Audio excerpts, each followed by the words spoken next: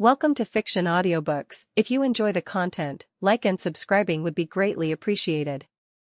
If you have any recommendations for novels, comment below. Please join my Patreon at https://www.patreon.com/fictionaudiobook. Chapter 404, Unlucky Day and Desire. Riezel and Nibbled didn't go far before settling down on an empty grassy area on the other side of the main road. Originally, this place wasn't meant for sitting, but as soon as Nibbled arrived, he tapped his staff lightly on the grass, and the ground immediately came to life, rising swiftly to form several stone seats and a small stone table.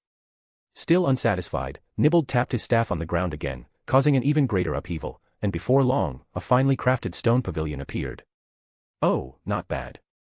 Riezel glanced at Nibbled with newfound respect, since he had never seen magic used so effortlessly before. What Nibbled used wasn't magic from the structure system but magic from the control system, manipulating the earth and the bedrock beneath it to create the stone pavilion. It looked simple, but in reality, it required a high level of skill.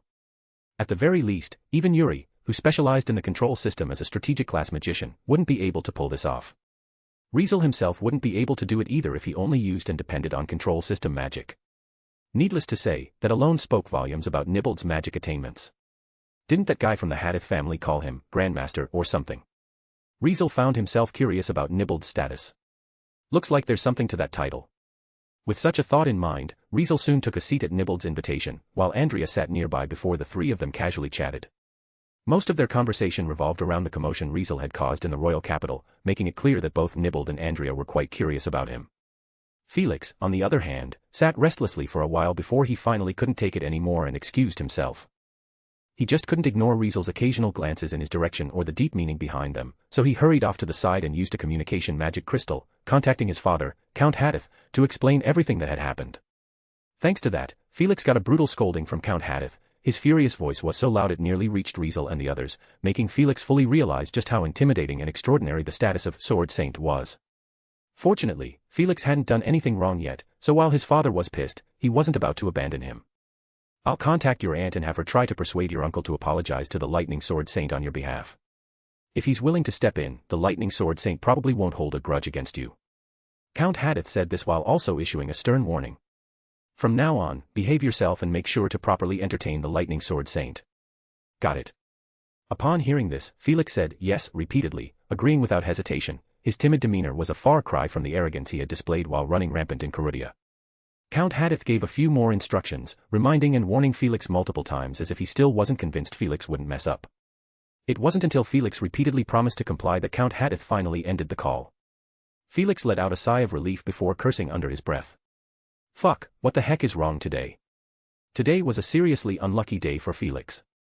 In front of Nibbled, he had to maintain his image and suck up to the great magician, speaking politely, acting all refined, and basically playing the role of an obedient servant. In front of Andrea, he had been scolded by her multiple times and humiliated over and over again, yet he couldn't lash out and could only swallow his frustration. And now? It was even worse. He hadn't even done anything, yet somehow, he had ended up catching the attention of the damn Lightning Sword Saint. Simply put, Felix was completely screwed today. Since when had he ever suffered this kind of humiliation? Back in Carudia, everything always went his way and no one dared to go against him. Because his father was a count and also the lord of Carudia, everyone in Carudia had to suck up to his father, and by extension, they had to suck up to him as well.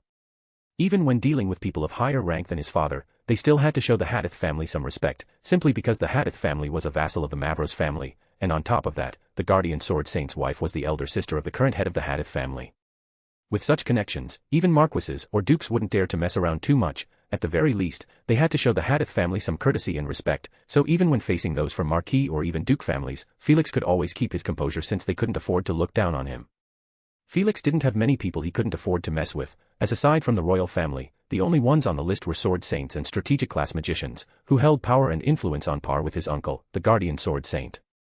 And yet, not only did this kind of existence show up today, but two of them appeared at the same time. Riezel Brynhart was a newly ascended sword saint, backed by a strategic class magician and the Frenzel family.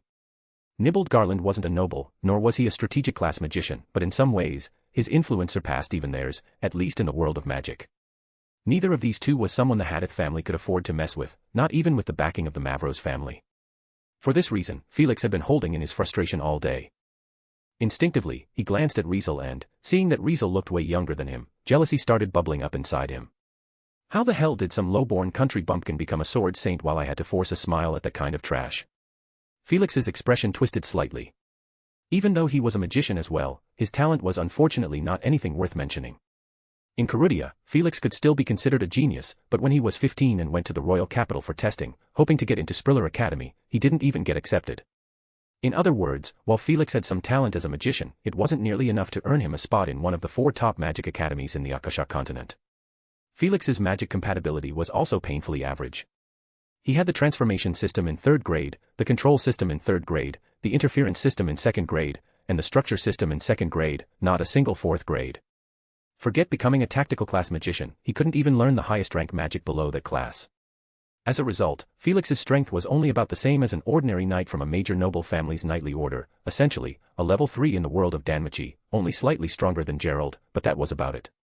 With Felix's abilities, the only real path left for him was inheriting his family's title and becoming the next Count Hadith, since there weren't many other ways he could rise up in this world. Count Hadith had tried to give Felix a chance by arranging for him to study under Nibbled, which was why he had been traveling with Nibbled and his granddaughter, since the whole point was to get close to Nibbled and learn something from him. Regrettably, Nibbled's attitude toward Felix had been distant, polite but cold, as Nibbled never gave him any real chance to ask for guidance. Felix even had a sudden urge to marry Nibbled's granddaughter, Andrea, wondering if marrying her would make him as popular as Nibbled, even more so than a strategic class magician. Unfortunately, Felix's intentions were too obvious, too deliberate and wicked, which made Andrea, who had vaguely sensed it, feel nothing but disgust toward him. Fuck them, they're all just commoners and lowlifes without a single noble title, so why the hell did I, the future count, have to care about their damn opinions?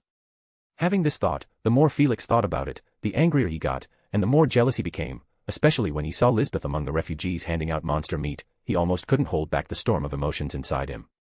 Damn it. All Felix could do was hide in the corner and curse, venting his frustration like this. Until... I'm back. A deep voice rang out as Jack suddenly appeared behind Felix. Felix hadn't noticed at all and was startled, but the moment he saw Jack's stiff, corpse-like face, he finally relaxed. Forget it. I made you go for nothing. Felix waved a hand dismissively. No need to investigate those people anymore. I already know who they are. At this, Jack simply nodded without saying a word. Felix seemed used to Jack being like this and didn't care. He's Riezel Brynhart, the lightning sword saint. He's not someone I can mess with. Jack's eyes flickered slightly upon hearing these words. Felix shot Jack a glance and suddenly lowered his voice. You good? You better not slip up in front of that damn sword saint. I won't. Jack paused for a moment, then continued expressionlessly. No one can see through us, even that so-called guardian sword saint couldn't either. I see. Felix finally felt relieved, but once he was at ease, his mind started working again. Wait, if no one can see through you guys, then... is there a way to kidnap someone without that lightning sword saint noticing? In the end, Felix just couldn't let go of his desire, the desire to possess the perfect prey right in front of him. He wanted that silver-haired girl so badly, really wanted her more than anything. If it weren't for Riezel and Nibbled being there, he would have just taken her on the spot. It couldn't be helped. She was the most beautiful girl he had ever seen, since any other girls he had met before weren't even fit to carry her shoes. If he couldn't have her, he felt like he would never be able to let go of it for the rest of his life. Because of this, he ultimately chose to ask Jack, hoping for a chance to have his desire fulfilled. Upon hearing Felix's question, Jack paused for a moment before answering. We can try, but there's a price. As soon as Felix heard this, he didn't even think before agreeing. I'll give you 300 people this time. Felix named his price without hesitation, making Jack's eyes flicker again. All right. As Jack agreed, a smile spread across Felix's face. Chapter 405, As Strong as a Sword Saint. One of the strongest magicians. At this moment, Lisbeth, Gerald, and Fanny had finally finished distributing the demon boar meat and returned to Riezel's side. She's my attendant, and these two over here are people I met on the road. For now, they're traveling with me. Riezel introduced Lisbeth, Gerald, and Fanny to Nibbled and Andrea. Lisbeth, Gerald, and Fanny quickly bowed to Nibbled and Andrea. I am Fanny Elisser. I'm a retainer of the Elisser family and young lady Fanny's bodyguard. Just call me Gerald. Fanny and Gerald lowered their heads and introduced themselves. I'm Lisbeth Rainnail, Master Riezel Brynhart's attendant. Please take care of me. Lisbeth hurriedly and nervously followed their example and introduced herself. Attendant. Andrea was both surprised and curious. Such a pretty little sister, and you're an attendant. Nibbled was also a bit surprised. He had assumed that someone with such beauty must be from a distinguished background, but she turned out to be an attendant. If she was an attendant, then that meant she was probably a swordsman, one that had even caught the eye of a sword saint. A sword saint's attendant had to be at least a sword master, right? Could this girl be a sword master? Such a thought involuntarily crossed Nibbled's mind. It was hard to believe that such a delicate and beautiful girl could be a sword master, but if a sword saint had chosen her, she couldn't just be an empty vase with nothing but looks. Of course, Nibbled couldn't be entirely sure she wasn't just a pretty face since Riezel himself was still young, after all. It was normal for a hot-blooded young man to want to keep a beautiful girl by his side. Besides, contract magic was usually something only magicians could use, while as a swordsman, a sword saint normally wouldn't have an attendant, so Nibbled couldn't really judge what kind of attendant someone like Riezel would want. Maybe Riezel didn't need a strong attendant at all but was looking for someone with other kinds of talents instead. With that in mind, Nibbled felt it was still too early to assume Lisbeth was a powerful sword master. Rain Nail. Have I heard that surname somewhere before? Nibbled muttered softly while furrowing his brows. As he was lost in thought, Fanny and Gerald suddenly gasped in shock. Why, you're Grandmaster Nibbled? No way. Seriously. After hearing Nibbled's name from Andrea, Fanny and Gerald widened their eyes and cried out in disbelief. Riezel raised an eyebrow. You two know Sir Garland? At this question, Fanny nodded repeatedly, while Gerald looked at Riezel with a surprised expression. Ingenious, who doesn't know Grandmaster Nibbled? Gerald said with an excited voice. He might not be a tactical class or a strategic class magician, but he's taken combat class magic to the absolute limit. People say he's as strong as a sword saint and known as one of the strongest magicians. As strong as a sword saint? One of the strongest magicians. Riezel thought inwardly, feeling astonished. He had a feeling that this so-called Grandmaster was not ordinary, but he didn't expect him to have such an extraordinary background. Ah, it's just the desperate struggle of someone with mediocre natural talent. Nibbled, sensing Riezel's astonishment, gave a bitter smile. I simply didn't have the talent to become a tactical class or a strategic class magician, so my only option was to put all my effort into mastering combat class magic. Hearing Nibbled's self-deprecating words, Riezel gradually set aside his surprise and fell silent.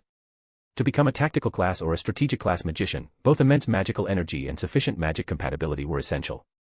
If one didn't have enough magical energy, they wouldn't be able to handle the massive consumption of large-scale, destructive tactical class or strategic class magic, and if one didn't have the right magic compatibility, they couldn't even learn those magic spells in the first place. Simply put, to successfully cast tactical class or strategic class magic, one first needed immense magical energy, while their magic compatibility had to meet the required grade. If one wanted to cast tactical class magic, the minimum requirement was 5th grade compatibility, and for strategic class magic, it was 7th grade compatibility. If someone didn't meet the compatibility threshold, no matter how much magical energy they had, they wouldn't be able to learn tactical class or strategic class magic. Because of this, only those who met both the magical energy and compatibility requirements could use tactical class or strategic class magic and earn the status of tactical class or strategic class magician. In other words, even if they met one requirement, it still wouldn't be enough. Nibbled was clearly one of such people. In Riezel's transparent world, Nibbled's magical energy wasn't any weaker than that of a regular strategic class magician and was way stronger than the original Riezel's, but since Nibbled wasn't a tactical class or a strategic class magician, that meant his magic compatibility wasn't up to par, meaning, he didn't even have a single compatibility that reached 5th grade. It was indeed the truth.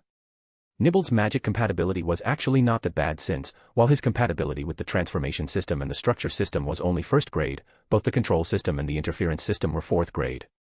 Having 4th grade magic compatibility meant he could learn any magic below the tactical class, but in the end, he didn't have a single magic compatibility that reached 5th grade, which was why he couldn't even become a tactical class magician, even though his magical energy was on par with a strategic class magician.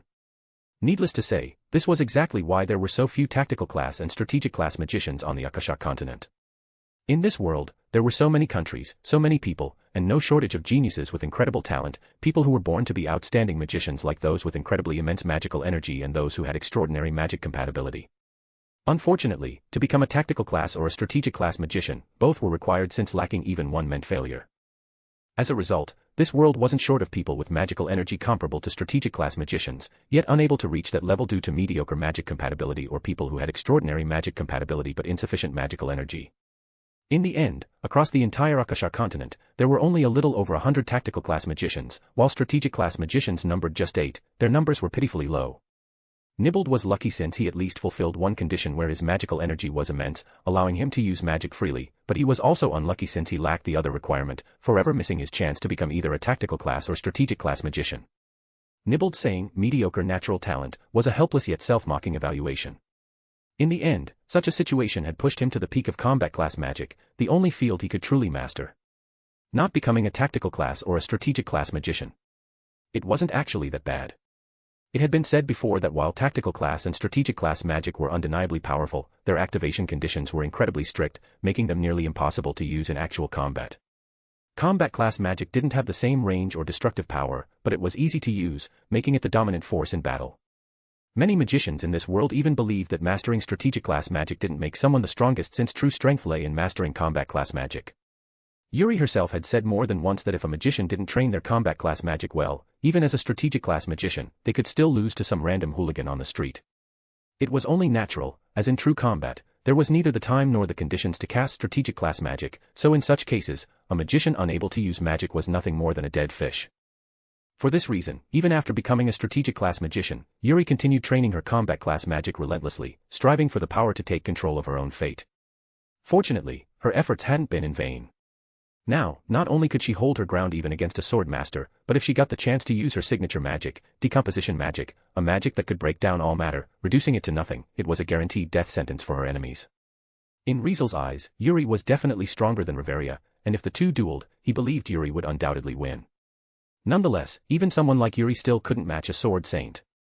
Against a sword saint, even with Marilyn, Ein, Ian, or other sword masters as Yuri's attendants covering her while she cast magic, it still wasn't enough. Nibbled, however, was different. Decades of relentless training in combat class magic had turned him, someone who had missed his chance at tactical class and strategic class magic, into someone who could stand on equal footing with a sword saint, just like what Gerald had said. Grandmaster Nibbled fought against the blazing sword saint of Ryberg 6 years ago, and the battle ended in a draw. Gerald told Nibbled's past feat to Riezel, proving that just that one battle was enough to prove the rumors about Nibbled being as strong as a sword saint were true. Because of that event, Nibbled was recognized as a great magician, which was why even though he wasn't a noble, count families like the Hadith family still had to treat him with the utmost respect and address him as Grandmaster. Eh? He's that strong? Lisbeth, who seemed to have never heard of Nibbled's name, looked at him with a surprised expression. Fanny and Gerald, on the other hand, were excited and filled with admiration, looking like they were about to start worshipping Nibbled. Nibbled was used to these kinds of reactions, so he just smiled peacefully. Ho ho, I'm just an old man, nothing worth admiring, especially in front of Sir Brynhart. This reputation I spent most of my life building isn't even worth mentioning. Shortly after saying this, Nibbled, with a curious expression, asked Riezel. Speaking of which, Sir Brynhart, someone like you, what brings you to Mavro's territory? It seemed like Nibbled had been wanting to ask this for a while. I'm heading to Siniel. Riezel answered bluntly, not hiding his destination at all. What about you, Sir Garland? I was invited. Nibbled answered honestly as if returning the favor. Recently, a mysterious incident happened in Mavro's territory. I'm here to investigate it. Chapter 406, Disappearance Incident. An incident. Upon hearing Nibbled's reason for coming to Mavro's territory, Riezel, Lisbeth, Gerald, and Fanny were surprised for a moment. Seeing their reactions, Andrea, who was standing nearby, cut in. It's a disappearance incident. I heard a lot of people in the army stationed at the Mavros family's main residence suddenly went missing for no reason, which is why Grandpa was invited over. As soon as she said this, Fanny trembled all over, her face turning deathly pale in an instant. People in the army have gone missing. Gerald's expression changed as well, clearly thinking the same thing as Fanny. No way. Lisbeth covered her mouth in shock. Riezel, on the other hand, narrowed his eyes and fell silent. Hey, what's with you guys? Andrea had just mentioned it in passing, but now, seeing Riezel's group react so strangely, she was somewhat bewildered. Sir Brynhart. Nibbled looked at Riezel in surprise, clearly wanting an explanation. It's nothing. Riezel didn't explain right away but glanced at Fanny, whose face was ashen, then turned to Nibbled. Can you tell us more about this disappearance incident, Sir Garland? At this, Nibbled looked at Riezel for a moment before nodding and started explaining. Apparently, this disappearance incident had been brewing for a long time. According to Nibbled, disappearances had been happening in Mavro's territory for years. At first, it was just a few commoners who frequently traveled outside, some of them were hunters and some were farmers working away from home. One day, as they went out to work, they would never return, vanishing without a trace. Eventually, it started happening to merchant caravans. In the middle of their journeys, the entire caravans that consisted of dozens of people would disappear without a single survivor, and no one could find them. At first, the local nobles didn't take it seriously, not even the Mavros family. It was inevitable since this was Mavros territory, the most chaotic territory in Genas where bandits ran rampant and monsters were everywhere, so it wasn't unusual for travelers to meet misfortune. However, things kept getting worse. Not only did the disappearances become more frequent, and the scale of them grew, but even large merchant caravans with hundreds of people or knightly orders escorting noble children through the territory started vanishing one after another. At that point, the nobles, led by the Mavros family, finally realized how serious things were and began investigating. Unfortunately, their investigations led nowhere. Let alone having any leads, they couldn't even contain the situation, which only made the disappearances get worse. Ultimately, the incident even started happening within the army managed by the Mavros family, and that was when things really blew up. Needless to say, the army was made up of valuable recruits gathered from all over Genas every 3 years, some of whom were even children from major noble families. As more and more of these people disappeared, these noble families started demanding answers from the Mavros family, making the pressure on them keep building up. Even though the Mavros family was a marquee family and their current family head was none other than the guardian sword saint, something this big wasn't something he could keep under wraps forever. As a result, with the investigation going nowhere and zero progress being made, the Mavros family had no choice but to seek outside help. They suspect that some unknown magical phenomenon got involved in this mysterious disappearance incident. Otherwise, even as lords, they wouldn't have failed to find a single clue. Nibbled explained with a complicated expression. And since I have a bit of a reputation in the world of magic and some ties with Marquis Mavros, he personally wrote me a letter a while back, inviting me over to help with the investigation. Evidently, that was the reason Nibbled had come to Mavros territory, preparing to visit the Mavros family. Finn. Hearing Nibbled's explanation, Fanny's body started to tremble and tears began to fall from her eyes. Young lady. Gerald was startled and quickly rushed to support Fanny. What's wrong with her? Andrea couldn't help but ask. At the question, the one who answered wasn't Fanny, Gerald, or even Riezel, but Lisbeth. Miss Fanny's younger brother was sent to the Mavros family for training, and he suddenly lost contact 3 months ago. Lisbeth explained softly, making Andrea fall silent. As I thought. Nibbled seemed to have already guessed it, so after hearing Lisbeth's explanation, he let out a sigh of pity. Miss Alyssa, don't be too upset. Yes, this disappearance incident is definitely strange, but so far, there haven't been any reports of the missing people getting hurt, so your younger brother might still be fine. Ah, really? Then where's Finn now? Fanny's voice trembled, her eyes filled with tears. Well. Nibbled gave a helpless smile, unable to answer. He hadn't even reached the Mavros family yet, let alone started the investigation, so how was he supposed to know? Fanny seemed to realize she had asked a foolish question, so she didn't say anything else. Even so, she couldn't stop her tears from falling. Did no one report this and request an investigation from the royal capital? Riezel asked with a frown. Of course they did. Nibbled nodded and then sighed. I heard that His Majesty sent several court magicians over to investigate, even dispatched a squad of royal knights to assist, but they still didn't find anything. Hearing this, Riezel fell into deep thought again. It was no wonder the guardian sword saint had turned to Nibbled for help. Sensing the tense atmosphere, Nibbled spoke up once more. Well, my granddaughter and I are heading to the Mavros family in Becerre to start investigating this incident, but we didn't expect to run into Sir Bernhard here. Hearing this, Riezel hadn't reacted yet when Fanny suddenly leaned forward and spoke up. Please let me go with you too. It was truly rare for the timid Fanny to raise her voice like this. Please don't be reckless, young lady. Gerald quickly held onto Fanny's shoulder. We just contacted your father, and he clearly told us to wait for him here in Carudia for someone he sent to pick us up. We haven't even entered the city yet, so how can we just ignore his instructions and run off to Becerre?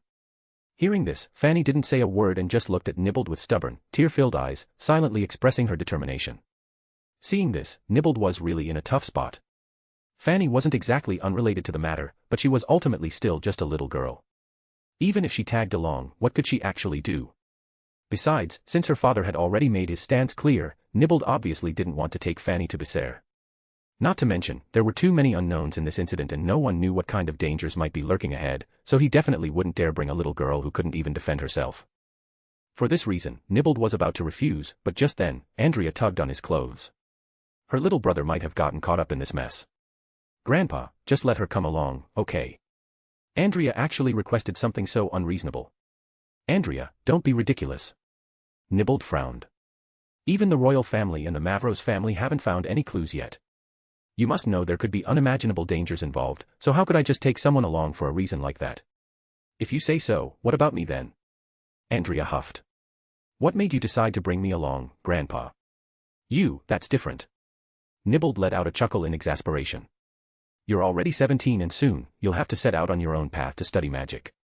I brought you here to broaden your horizons and teach you a few things, not just to let you tag along and watch. Hearing this, Andrea wanted to argue, but before she could, Riezel cut her off. Riezel truly had no choice.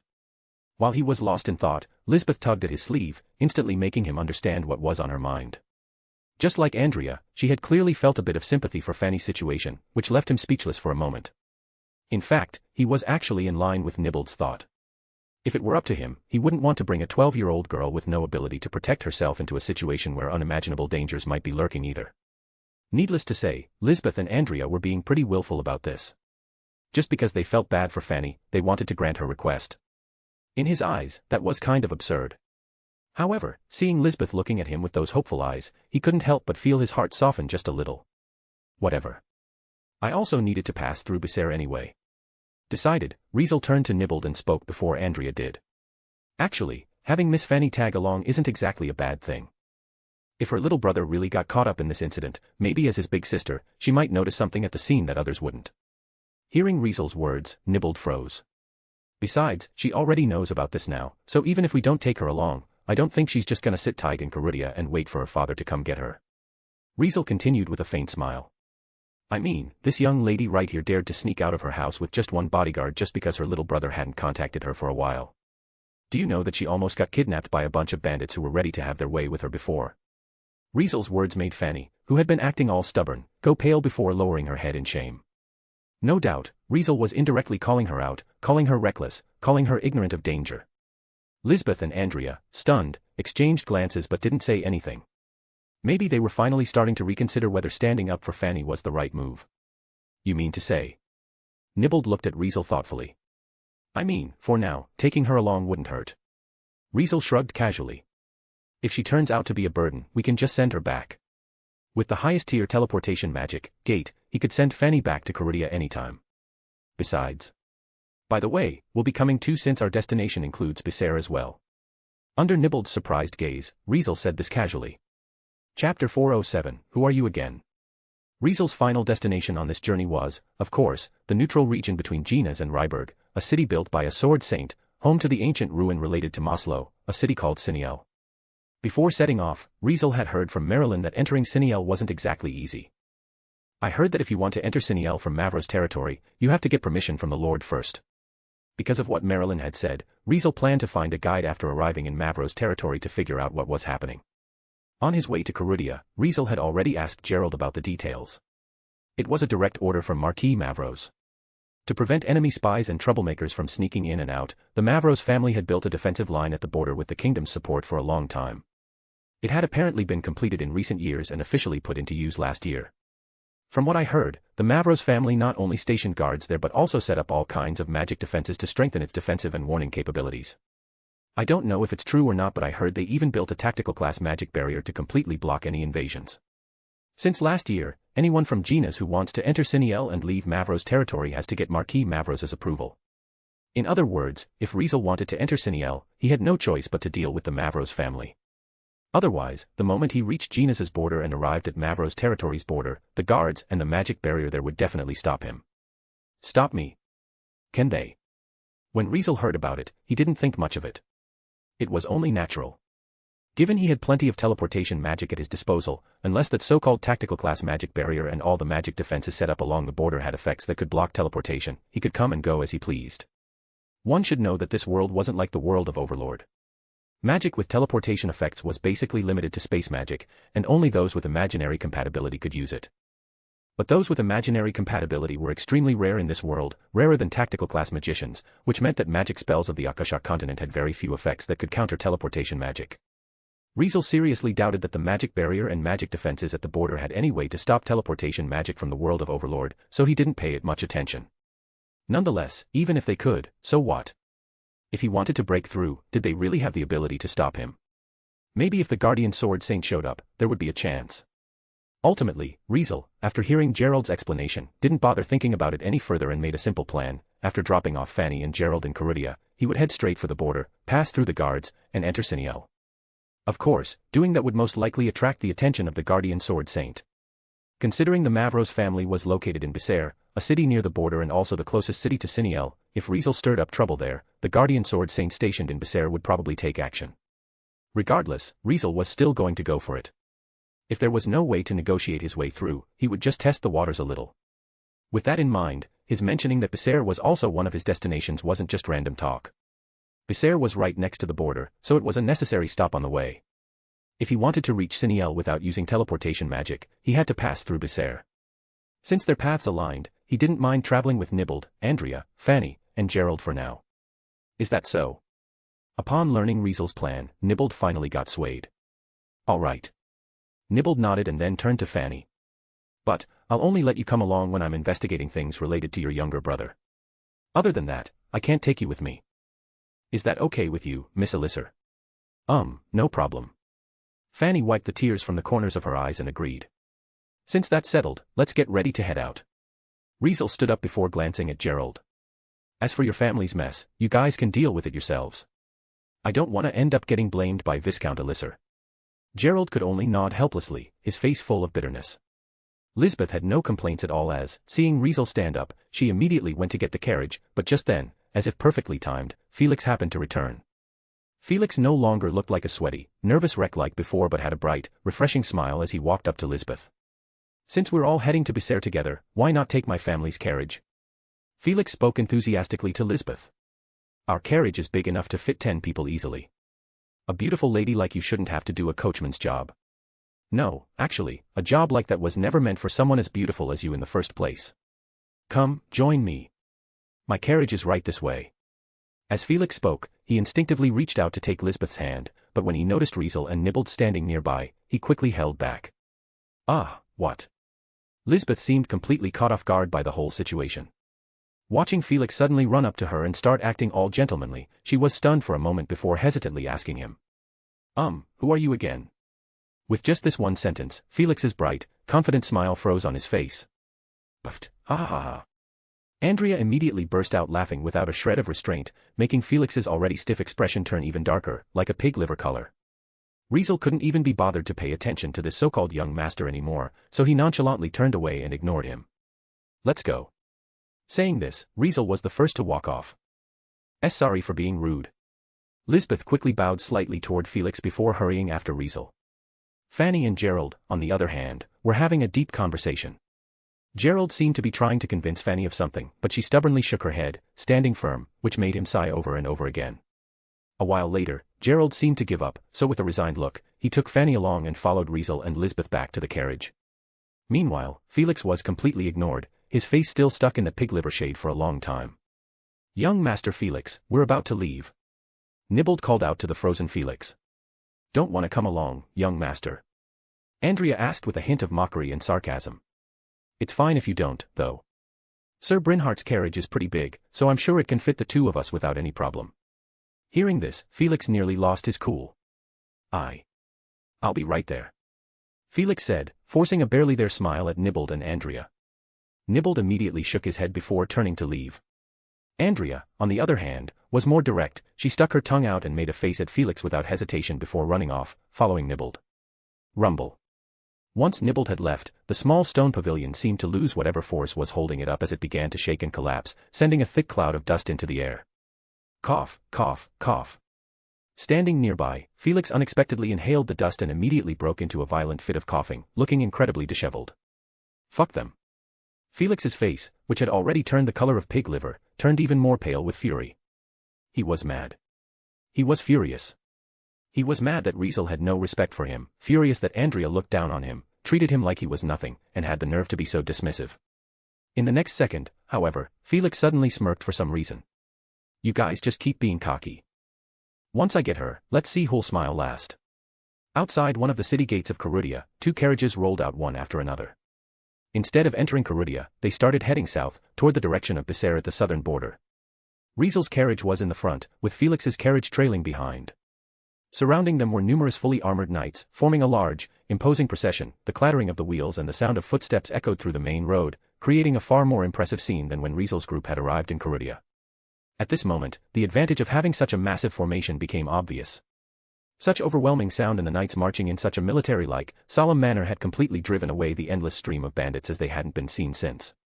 Of course, the refugees had disappeared as well, seemingly intimidated by the sheer presence of this formation, not daring to approach and obstruct their path. Even monsters didn't dare to provoke this clearly formidable formation, allowing Riezel and the others to finally enjoy an undisturbed, peaceful journey, something they hadn't experienced since entering Mavro's territory. By the way, the bandits Riezel had captured, along with their horses and equipment, were sent to Carudia by Felix's men, who wore forced smiles as they handled it all, resulting in a nice sum of money for him. Now that those bandits, horses, and equipment were gone, Riezel's carriage became noticeably lighter. Even when compared to Felix's carriage, its performance and speed weren't that far off. After about 6 or 7 hours of travel southward, the sky slowly darkened once again, making the two carriages on the main road finally come to a stop while the knights accompanying the carriages began to slow their pace as well. One had to admit that these knights were pretty impressive, as after chasing two carriages at such high speed for so long, they still looked unfazed, with not a trace of exhaustion on their faces. It was no wonder they were knights under a count's family. And so, as soon as the two carriages stopped, the knights went to the cargo racks, unloaded tents and other items, and searched for an open area to set them up. Under the glow of the partially obscured moon, everyone began to set up camp. Chapter 408, Ghosts in the Night. Compared to last night, the atmosphere on Riezel's side tonight was just as lively, but with a completely different vibe. At this moment, there were some refugees gathered nearby the camp, devouring the roasted monster meat Riezel had given in a rather crude manner. Even though the sight might have been a bit unseemly, at least there was a sense of life and warmth to it. On the other hand, the knights who gathered to set up camp seemed like they were on duty, all very serious, making the atmosphere feel rather tense and dull. In such an environment, Riezel didn't stay in the camp long, as after chatting with Nibbled for a bit, he returned to his tent. Yuri and Marilyn had prepared a lot for Riezel's trip, making sure to pack all the tools he would need, so his carriage also had a tent, which Lisbeth set up for him. Lisbeth had set up a tent for herself too, but unlike Riezel, she didn't settle in right away but found a quiet corner to practice love breathing. If an expert from the Demon Slayer Corps were here and saw Lisbeth's rhythmic breathing, they would be able to tell that she had taken her first steps in love breathing since she was already able to successfully strengthen her heart and lungs, speed up her blood circulation, and in turn, enhance her physical abilities. At this pace, Lisbeth would soon master love breathing and move on to practicing its sword forms. If Mitsuri, the creator of love breathing, saw Lisbeth's speed and efficiency, she would probably hide her face in shame. Just like that, time passed quickly. As the night grew deeper, Nibbled, Andrea, Fanny, Gerald, and Felix all returned to their own tents, leaving a group of knights outside standing guard, taking shifts to watch over the camp. At some point, a layer of dark clouds drifted across the sky, covering the moon and the stars, and plunging the earth into complete darkness. Only the campfire in the center of the camp still burned brightly, casting its warm glow. Swish, swish, swish. Suddenly, 3 figures appeared silently in the camp. Like ghosts, they had no aura, no presence at all, as when they landed, not even a single footstep could be heard. Even though they passed through the camp at high speed, no wind followed them. It was as though they had no physical form, vanishing every time they moved and reappearing in another spot without making a single sound, truly eerie and chilling to the extreme. Shadow Sword Saint Rome, while also a master of stealth, still followed human patterns, but these figures were different since they had no resemblance to humans whatsoever, giving off a distinct ghostly vibe. As a result, the knights completely missed these ghost-like figures, allowing them to slip into the camp and head in one direction. Soon, the figures stopped. Ahead of them, a young girl stood in a corner, her eyes closed, breathing slowly, sometimes inhaling large amounts of air, other times exhaling faintly. She was none other than Lisbeth. Target confirmed. She matches the description. Begin the capture. Instead of speaking normally, the figures vibrated the air around them and communicated through the air vibrations without speaking a word, causing Lisbeth to not notice their arrival as she continued breathing softly, practicing love breathing.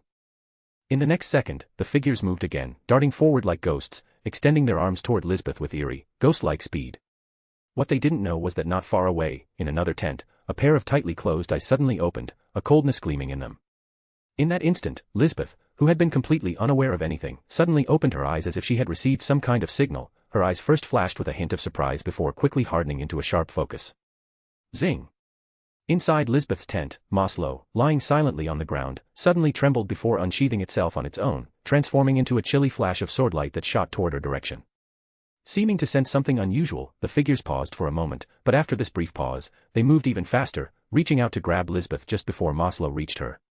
You. Feeling 3 hands grasping her shoulder, arm, and neck, Lisbeth exclaimed in shock.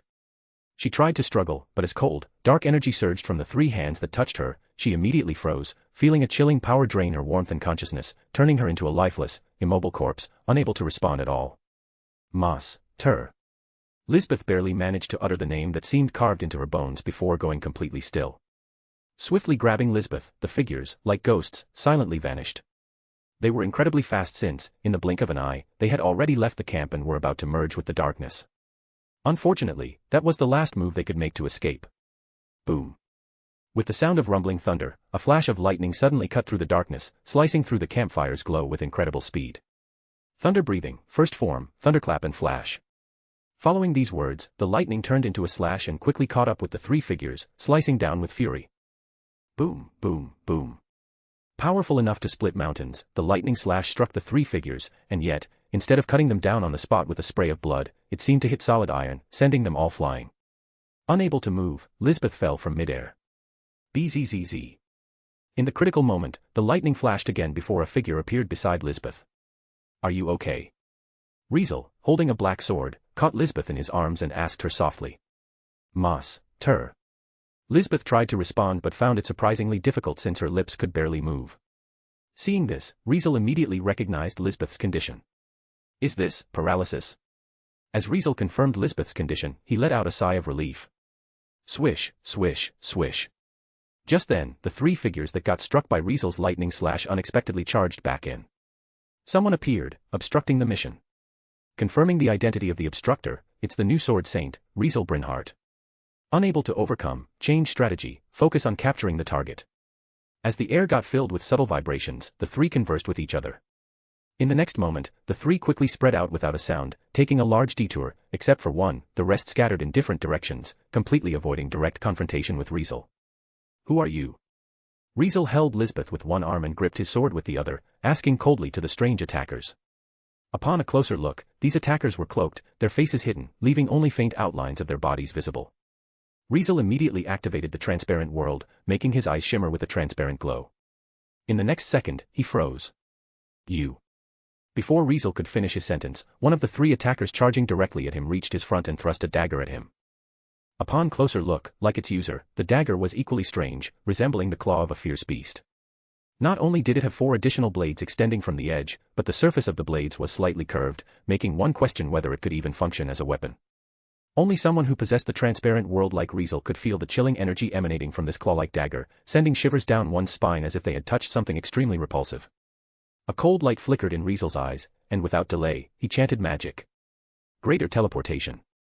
Riezel's figure vanished in an instant, reappearing behind the attacker. Boom. With a swing of his black sword, the attacker was sent flying like a piece of stubborn iron, surprisingly not sliced in 2. TCH. Riezel clicked his tongue in annoyance, a rare reaction from him. Swish. Swish. At the same time, the other 2 attackers suddenly appeared behind Riezel. It was almost as if they were counteracting Riezel's previous move, returning the favor, both raised their claw-like daggers and swung them down at him.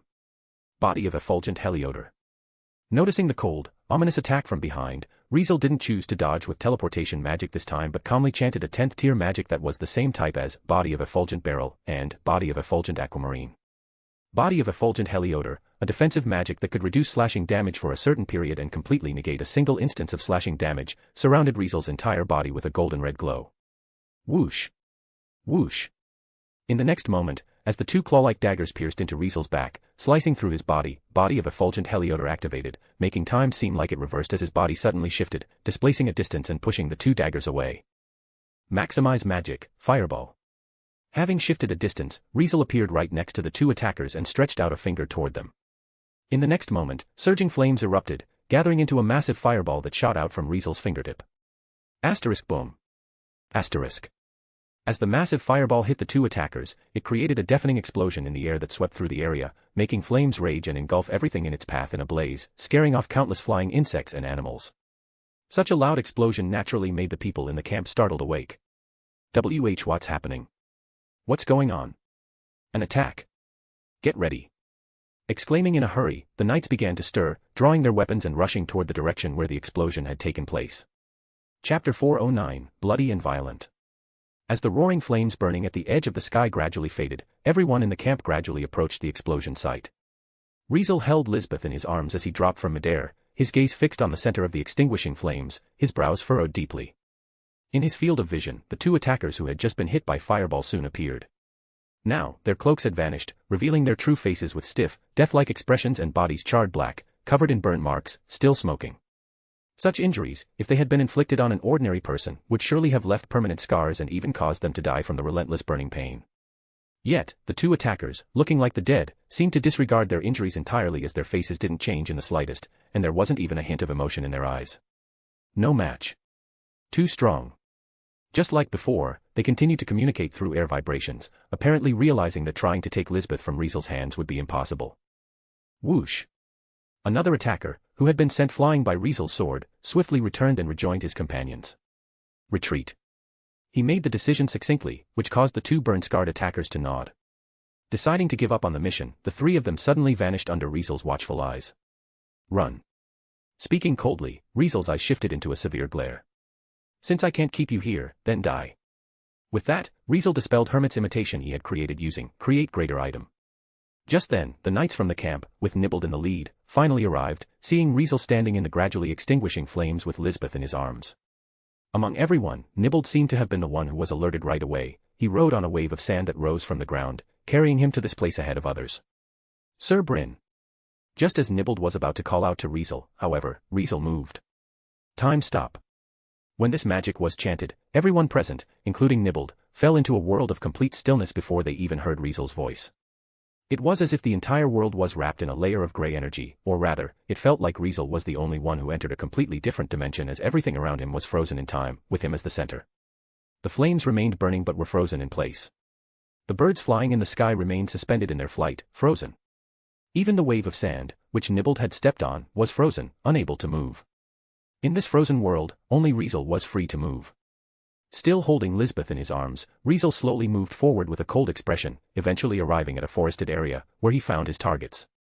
Now, the three attackers, like everything else in this world, remained frozen, suspended in midair. Riezel stared at them for a while before extending his hand.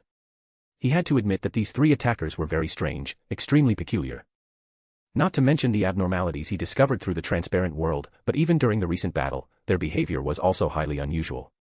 When his sword struck their bodies, it felt like it was hitting cowhide, unable to cut through them at all, only knocking them away. When his magic hit them, though not without effect, it didn't cause much harm, which made the results less than satisfactory.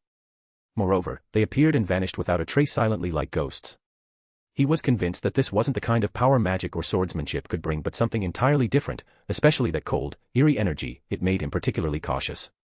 Nevertheless, he didn't have the luxury of worrying too much now. I'll see if you can still handle this move. Riezel said coldly before casting another magic. Triplet delay magic, reality slash. At this moment, Riezel used the same strategy Ains had once employed. In the absolute stillness of time, he launched a delayed magic, calculating the right moment to deliver the final blow. Silently counting the time in his mind, Riezel then deactivated time stop a second before the delayed magic was about to take effect. Time suddenly resumed, bringing the frozen world back to life. Unaware of what had just happened, the three attackers were about to continue moving forward and leave the battlefield, but unfortunately for them, they were no longer able to do so. Swish. Right in front of them, space suddenly shook before three slashes powerful enough to cut through space ripped through the world and the forest. Before they could react, the three slashes landed on them. Poochie, poochie, poochie. Accompanied by the sound of flesh being severed, the three slashes, which could easily cut through space, effortlessly sliced the three attackers in half as their bodies, which even Riezel's thunderclap and flash could only send flying without cutting, were now divided in two. Didn't even realize what had happened, the three attackers, by the time they fell to the ground, unable to even gather the strength to get up, finally saw Riezel standing beside them. Why you? One of the attackers, who was still wearing a cloak, seemed to want to say something but stopped midway. In response, Riezel simply raised his hand again. Implosion. What Riezel cast was a magic spell that could be considered vicious even among 10th tier magic. Why? Simple. It was simply because its effects were too bloody and violent. Just how bloody and violent? What happened to the three attackers in the next moment said it all. As soon as Riezel finished chanting, their bodies, which had already been split into 6 pieces, began to inflate rapidly like balloons. Realizing what happened to them, the three attackers stared wide-eyed, unable to even scream, watching helplessly as their bodies continued to inflate. a moment later. Boom. Soon enough, the sound of an explosion rang out as the three attackers' bodies burst open like pop balloons, shattering into pieces. And with that, the battle was finally over. Heart. At the same time, Nibbled, who had rushed to the explosion site, finally shouted out the second half of his call. However, Nibbled, with a stunned expression, discovered that Riezel had disappeared without him realizing when. Where did he go? Nibbled had just started thinking this when, from the direction of the distant forest, he heard the sound of something expanding and blasting out. Is he over there? Glancing ahead, Nibbled felt the fluctuation of magical energy. Even though he was surprised at how Riezel had vanished and out of nowhere moved over there, he decided to move first and ask questions later. Swish. Just as Nibbled wanted to go, however, Riezel's figure suddenly appeared before him. Riezel was holding Lisbeth in a princess carry, as if he had been there from the start, walking toward Nibbled step by step after appearing. What was that just now? Nibbled, staring at the suddenly appearing Riezel, had his expression slightly change. Teleportation. Sir Brynhart could use teleportation magic. Could he be an imaginary? Nibbled's heart stirred with waves of shock. Whoosh. Suddenly, a golden sword shot from the direction of the camp, reaching Riezel and Lisbeth before Nibbled could act. What else but Maslow? In the next moment, as soon as Maslow landed in Lisbeth's hand, whose body was soft and limp, drained of all strength and unable to move, with her face flushing with a suspicious red hue, a hazy golden light surged out from it and flowed into her body. As Riezel noticed this, his curiosity was piqued. Master. Lisbeth, feeling her strength gradually return and able to move again, instinctively called out to Riezel without thinking. Yes, I'm here. Are you okay? Riezel's attention shifted from Maslow to Lisbeth in an instant. I am fine. Lisbeth shook her head, looking confused, clearly struggling to keep up with the developments. Grandpa. Sir Riezel. Sir Riezel. Grandmaster Nibbled. Andrea, Fanny, and Gerald finally arrived, rushing over with a flustered look on their faces. What the? Felix, following at the back, watched Riezel holding Lisbeth and then looked at the battlefield, now covered by the gradually extinguishing flames, unsure if he felt shocked or confused, so he slowed his pace. As everyone joined Riezel, the knights gathered and then spread out to stand guard around the area. Nibbled stepped down from the wave of sand and landed right in front of Riezel and Lisbeth. What happened? Were you fighting here? Did someone attack you? Nibbled asked urgently. Yeah. Riezel replied while gently setting Lisbeth down, who was regaining her strength. Lisbeth, they were targeting you, didn't they? I think so. Lisbeth, hugging Maslow, replied while blushing slightly, but as she thought about what had just happened, her face turned pale. I am sorry. I don't really know what happened. She was truly clueless. She originally just wanted to practice love breathing for a bit before falling asleep, so how could she have expected some people to suddenly appear in front of her and capture her? As a result, Lisbeth was now both shocked and flustered, completely unsure of how to react. Targeting Miss Lisbeth. Upon hearing Riezel's words, the others looked at Lisbeth, all showing surprised expressions. Clearly, they hadn't expected Lisbeth to be the one targeted, not Riezel. What about those attackers? Andrea quickly asked. I took care of them. Riezel answered calmly. Not a single one left alive.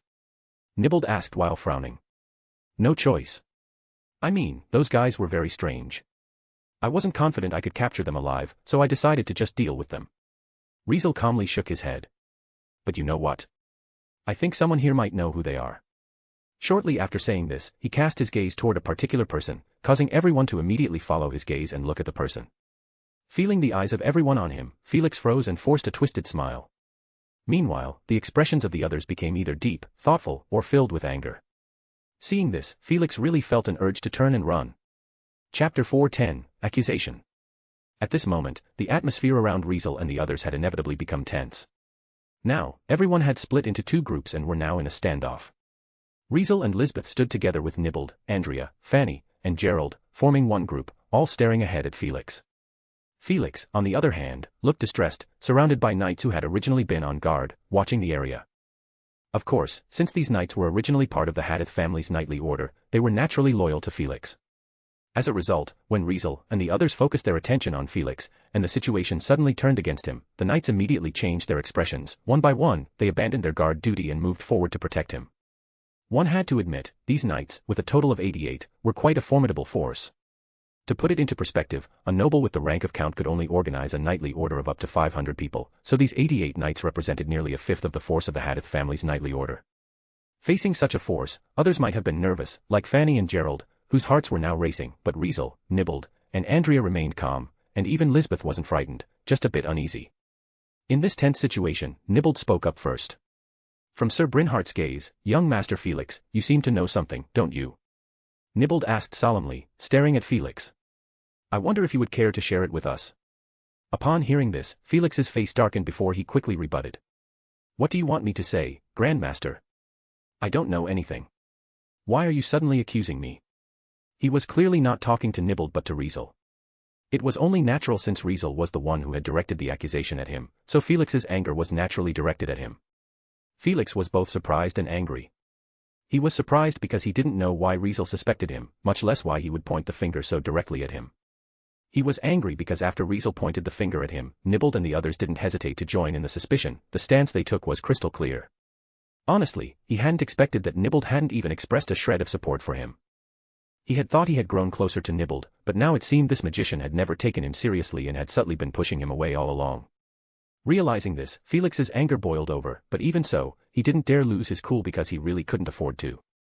He had no choice since the people he faced weren't just anyone, but a sword saint and a great magician on par with a sword saint, a terrifying lineup that made anyone sane dare not act recklessly.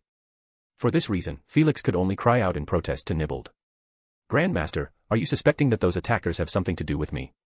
Just because of one sentence from the lightning sword saint. Felix spoke with an expression that showed injustice. All of this doesn't make any sense. Sir Brynhardt, Grandmaster, even if you two are people of great status, you can't just accuse someone like this out of nowhere. I'm still the heir of the Hadith family, a count's son. Don't think my father and the lord of this territory will allow you to slander me like this. I've respected you all and treated you as great people. I've been polite and considerate all along, and this is how you repay me. Did I offend you somehow? Felix spoke in an aggrieved tone, but his words were sharp and forceful. If you continue like this, I will definitely report to the lord of this territory, my uncle, and I'm sure he'll be willing to bring justice for me. As soon as Felix said this, Nibbled and Andrea, who had been on Riesel's side, immediately furrowed their brows. Truthfully, they didn't care much about Felix himself, nor about the Hadith family, but the guardian sword saint behind the Hadith family was something they couldn't ignore. As a result, after hearing Felix mention the guardian sword saint, Nibbled's attitude relaxed slightly. He was, after all, old friends with the guardian sword saint, so when Felix brought up that man, he didn't feel it was right to unconditionally support Riezel just based on personal feelings. Because of this, Nibbled turned toward Riezel, seemingly wanting to speak something, but before he could say anything, Riezel spoke first. I say, young master. What about the other guy in your carriage today? Why isn't he coming out? Riezel asked calmly. Such a sudden question made both Nibbled and Andrea freeze for a moment, while Felix had his pupils shrink before he subtly seemed a bit flustered. Who are you talking about? Felix forced himself to calm down. I don't know what you're talking about. Riezel ignored Felix's words and turned to Nibbled. Sir Garland, in the carriage you took, besides you, Miss Andrea, and him, there should have been another person, right? Before Nibbled could respond, Andrea jumped in. You mean that swordsman who looked so stiff? Andrea asked, thoughtfully rubbing her chin. He disappeared after we got out of the carriage. Do you think something's wrong with him? I don't know if there's something wrong with him, but... Riezel said lightly, glancing at Felix. I can say for sure, that guy is connected to those attackers. When Felix heard this, it seemed to trigger something in him, so he quickly spoke up. Why would you say that? Felix asked loudly. Because, just like those attackers, that guy doesn't have a heart inside him. Riezel responded calmly. As soon as these words were spoken, everyone was taken aback. No heart. Doesn't have a heart. It can't be, right? How could a person not have a heart? Andrea, Lisbeth, Fanny, and Gerald all spoke one after another in surprise. What did you say? Surprisingly, even Felix looked stunned, his face showing that he seemed to have no idea about this. Seeing Felix's clueless reaction, Riezel was quite surprised. Sir Brynhardt, could you explain what's going on? Nibbled immediately pressed on. Riezel hid his surprise and explained. It's simple.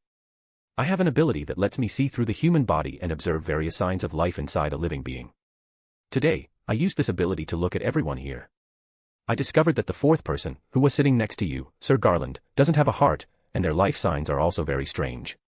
Coincidentally, the exact same condition was also present in the attackers from earlier. Indeed, those strange attackers were just like the swordsman Riezel had observed in Felix's carriage, they had no hearts. Given this, it was clear that the attackers were connected to the swordsman, who was clearly Felix's man. Knowing this, how could Riezel not suspect Felix? You're talking nonsense. Felix jumped up, immediately countering. Jack is my attendant. How could he be some monster without a heart? You're slandering him. I'm going to tell my father and uncle. They'll make things right for me. In the next moment, he took out a communication magic crystal, which made Riezel's eyes narrow. Greater teleportation. Without any warning, Riezel suddenly disappeared and reappeared right in front of Felix. Ah. Felix, startled, couldn't stop himself from crying out before falling on his butt. Nibbled and the others, meanwhile, gasped in surprise. It really is teleportation magic. Nibbled was completely sure of this now, making his gaze toward Riezel change. Young master. Watch out. What do you think you're doing? At the same time, the knights who had been protecting Felix were shocked by the sight, but despite their shock, they didn't forget to ready their weapons and charge toward Riezel. Mass hold species. Riezel calmly chanted magic, sending an invisible wave of magical energy spreading out. In the next second, all the knights rushing toward Riezel seemed to be caught by some invisible force, their bodies freezing in place. Realizing what happened to them, the knights widened their eyes, panic clearly showed on their faces, it was evident that the situation had shocked them. Amazing. Andrea, who was witnessing Riezel's ability for the first time, couldn't help but stare in awe. Nearly 100 fully armored knights charged toward Riezel, only to be frozen in place by a single magic. The sight was definitely shocking, especially since he didn't even bother turning his head, still standing in front of Felix, focusing on him. Seeing such a posture made Andrea, a young magician, almost starry-eyed with admiration as if looking at her idol. What do you want to do? Felix, seeing the situation was getting bad, quickly stood up and took several fearful steps back. Nothing. Riezel replied indifferently before smiling slightly. I just want to make you tell me everything you know, in the simplest way possible. You must be aware of that method, right? Mind control. Upon hearing this, Felix's face changed drastically, and without a second thought, he quickly turned to flee. Charm species. As if he hadn't seen Felix running away, Riezel casually cast another magic. It was mental magic designed to make the target subconsciously believe the caster was a trusted, close friend, causing them to let their guard down and become confused. Riezel used this magic on Felix, making him tremble in his steps as he slowed down little by little until he finally stopped and stood still, unable to move. Turn around. Riezel calmly ordered Felix. Felix slowly turned around to face Riezel, and when one looked into his eyes, they were vacant, as if he had lost his soul. Needless to say, Riezel's mind control had worked. Chapter 411, They can come at me anytime.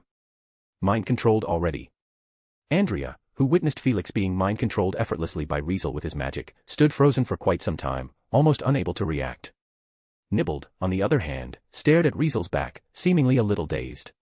Mind control wasn't exactly a rare thing since in the Akasha continent, there were similar magic spells. Nibbled himself had mastered several mind control magic, so Riezel using it wasn't all that surprising. However, first of all, mental magic that could control the mind or read memories was usually in the hands of court magicians, making it difficult for regular magicians to find a way to learn them. Secondly, mental magic worked fine when used on ordinary people, but the effects were usually not as expected when it was aimed at nobles or powerful figures. Why? It was because influential people like them had many secrets and confidential matters that couldn't be exposed, so they often considered the possibility of themselves or their people being controlled by mind control and similar methods, resulting in them taking preventive measures. For example, the royal family of Genas practiced the War King sword style, which could trigger spiritual power and enhance mental resistance, making them not easily affected by mental magic. Some nobles also had corresponding methods to protect themselves, like magic items that could resist mental magic that could control the mind or read memories, taking potions from childhood that enhanced their mental resistance, and even those who set up traps on themselves specifically to counter mental magic. More radical ones would even apply vicious techniques or magic that, if they were to be interfered with by mental magic, would immediately trigger and destroy their brains to prevent leaks of their secrets. Simply put, the more important one's status, the more likely they were to have countermeasures or resistance to mental magic. Felix, as the eldest son and heir of the Hadith family, a descendant of a count family, certainly had methods to resist mental magic. Facing someone like Felix, Nibbled wouldn't dare say he could successfully use mind control on him. Even the kingdom's court magicians, who specialized in interrogating serious criminals, would need preparation and the use of ritual items to strengthen their magic before they could even hope to accomplish such a thing. Yet, Riezel succeeded in an instant, leaving Nibbled, a magician with immense achievements in the magic of the interference system, feeling utterly amazed. What Nibbled didn't know was that Riezel had enhanced the effectiveness of his mind control magic before using it. Among metamagic enhancements, there was one called Penetrate Magic. As the name suggested, it enhanced the resistance penetration of one's own magic, allowing it to break through an opponent's magic resistance. When it was used, if the opponent didn't have greater magical prowess than the caster, even if they had some resistance to magic, it would be ineffective. For example, if someone had resistance to fire attribute attacks and could reduce the damage from them, but their magical prowess was weaker than Riezel's, Riezel could use penetrate magic, fireball, to deal massive damage, overcoming their resistance. Needless to say, this was the reason Riezel could mind control Felix so quickly. When Riezel used charm species, which had been enhanced with penetrate magic, ordinary resistance methods wouldn't work. And so, as Felix was affected by charm species, Riezel walked up to him and began questioning him. Say, were those attackers just now related to you? As soon as Riezel's question dropped, the answer came almost instantly. Yes. Felix's expression was blank, but his tone was surprisingly relaxed, like he was chatting with a close friend. Nonetheless, his answer made everyone around him change their expressions, especially the knights bound by mass-hold species. Their eyes widened in disbelief. Riezel, on the other hand, wasn't surprised at all since he already expected it, so he calmly continued his questioning. Who are they? I don't know. You don't know any of them. I don't. They're just helping me with things. Who they are doesn't matter. So, you hired them but don't know anything about them? Yes. What about that attendant of yours, the one named Jack? He's not my attendant. He's someone those people sent to me. They said I could ask Jack for anything I need. As long as I can offer a payment that satisfies them, they'll send someone to handle what I've asked. Who are these people you're talking about? I don't know. A few years ago, they suddenly sent Jack to approach me, and he's been with me ever since. I've only heard Jack mention the people behind him.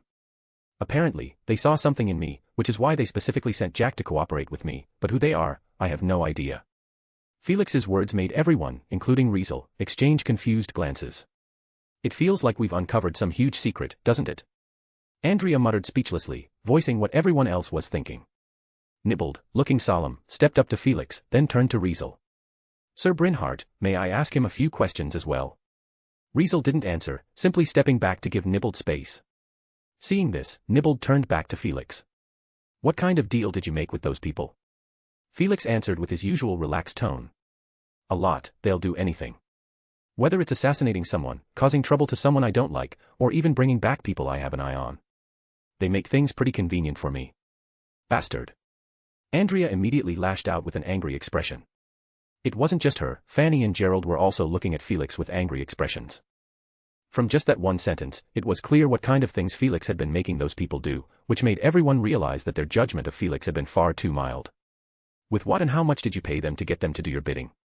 Nibbled's interrogation was met with an answer that moved everyone on the spot. People. Felix answered bluntly. They need people, lots and lots of people. As long as you give them people, they'll do anything. I see. Nibbled's face became cold. So, every time you ask them to do something, you give them the people they need. Yes. Felix smiled emptily, his eyes distant. They don't care. As long as they get people, that's good enough. Luckily, Mavro's territory is full of lowly, filthy refugees. No one would care if those refugees disappeared. No one would say anything, so isn't that a good thing? As long as I cooperate with them, I can get rid of those lowly scum and have them help me at the same time, so why not? Honestly, those scum dragging their lives along in this world just pollute people's eyes. They waste resources, they waste food, and they're disgusting. What right do they have to keep living? Better for me to make use of them, get something out of them. It's their honor, isn't it? Felix smiled proudly, acting as if he had done something good, causing everyone present to want to tear him apart. You damn scum. Andrea was furious, drawing out her staff, ready to teach Felix a lesson. Don't rush. Nibbled stopped his granddaughter, looking coldly at Felix. So, are you saying the mysterious disappearances in Mavro's territory are related to you? Is that because you offered people in the territory to those people? Does this also mean the missing people in the army are your doing? At this question, Felix shook his head. No, that has nothing to do with me. I don't know what's going on with the Mavros family. I was just using the refugees as payment. I wouldn't dare use people from the army. Hearing this, Nibbled furrowed his brows at once. Just then, Lisbeth couldn't hold back anymore and spoke up. Then, why did you have them go after me? Lisbeth was confused and bewildered by this. Of course, because I want you. Felix responded casually. He didn't care about Lisbeth's stunned expression, speaking as if it was the most natural thing in the world. A beautiful girl like you, I've never seen anyone as beautiful as you in my life. And your body is so perfect. If I could get you into my bed, it would surely be. Swish. Before Felix could finish his sentence, a cold flash of a sword interrupted him. It severed his neck, beheading him on the spot. Splurt. As Felix's head flew into the air, his severed neck sprayed a large amount of blood before his headless body slowly collapsed to the ground. Riezel, holding a black sword, looked coldly at Felix's headless body, the sword in his hand dripping with blood, staining the ground red. Kia! Andrea and Fanny immediately screamed, while Gerald, who didn't expect Riezel to suddenly kill Felix, was so startled he took several steps back. Young master! At the same time, the frozen knights shouted loudly, staring at Felix, who had turned into a headless corpse, with deathly pale faces. Master. Lisbeth looked helplessly at Riezel. It's fine. Riezel said indifferently, sheathing the black sword in his hand before gently patting Lisbeth's head, calming the shock in her heart. Trash like him isn't worth sparing. Hearing this, Lisbeth stared silently at Riezel, who said these words so calmly, making her shock and surprise slowly fade away. Meanwhile, Nibbled, whose brows were already furrowed, tightened them even more. You were too impulsive, Sir Brynhart. Nibbled said with concern. While this man certainly isn't worth keeping alive, he is, after all, Count Hadith's son and Marquis Mavros's nephew. Killing him directly like this will probably cause some serious trouble.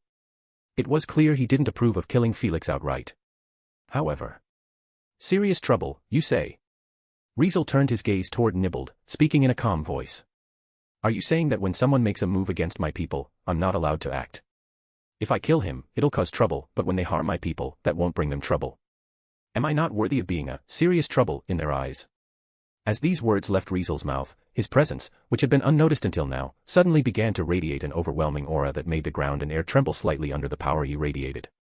Andrea, Fanny, Gerald, and the others all felt immense pressure from Riezel's overwhelming aura, their breath catching in their throats. Nibbled, on the other hand, narrowed his pupils, and his expression grew grave as he sensed Riezel's overwhelming aura. As for the surrounding knights, they looked as if they were staring at a volcano ready to erupt, their faces filled with fear. Soon, Riezel's voice slowly echoed. Count Hadith. Guardian Sword Saint. If they're unhappy about this and want to cause me trouble, they can come at me anytime. I'd be happy to experience their skills firsthand. With that, Riezel turned around and undid the restraints on the knights. You all saw what just happened, right? Riezel said coldly to the knights. Go back and tell your lord that I want an explanation. If he doesn't give me one, I'll go to Carudia and get it myself. Scram. Hearing Riezel's cold words, the knights turned pale and staggered backward, quickly turning around to flee in a panic, in complete disarray. As the knights fled, the scene was immediately cleared, which made the area, once filled with noise and activity, suddenly quiet, without a single knight in sight. Lisbeth, let's rest.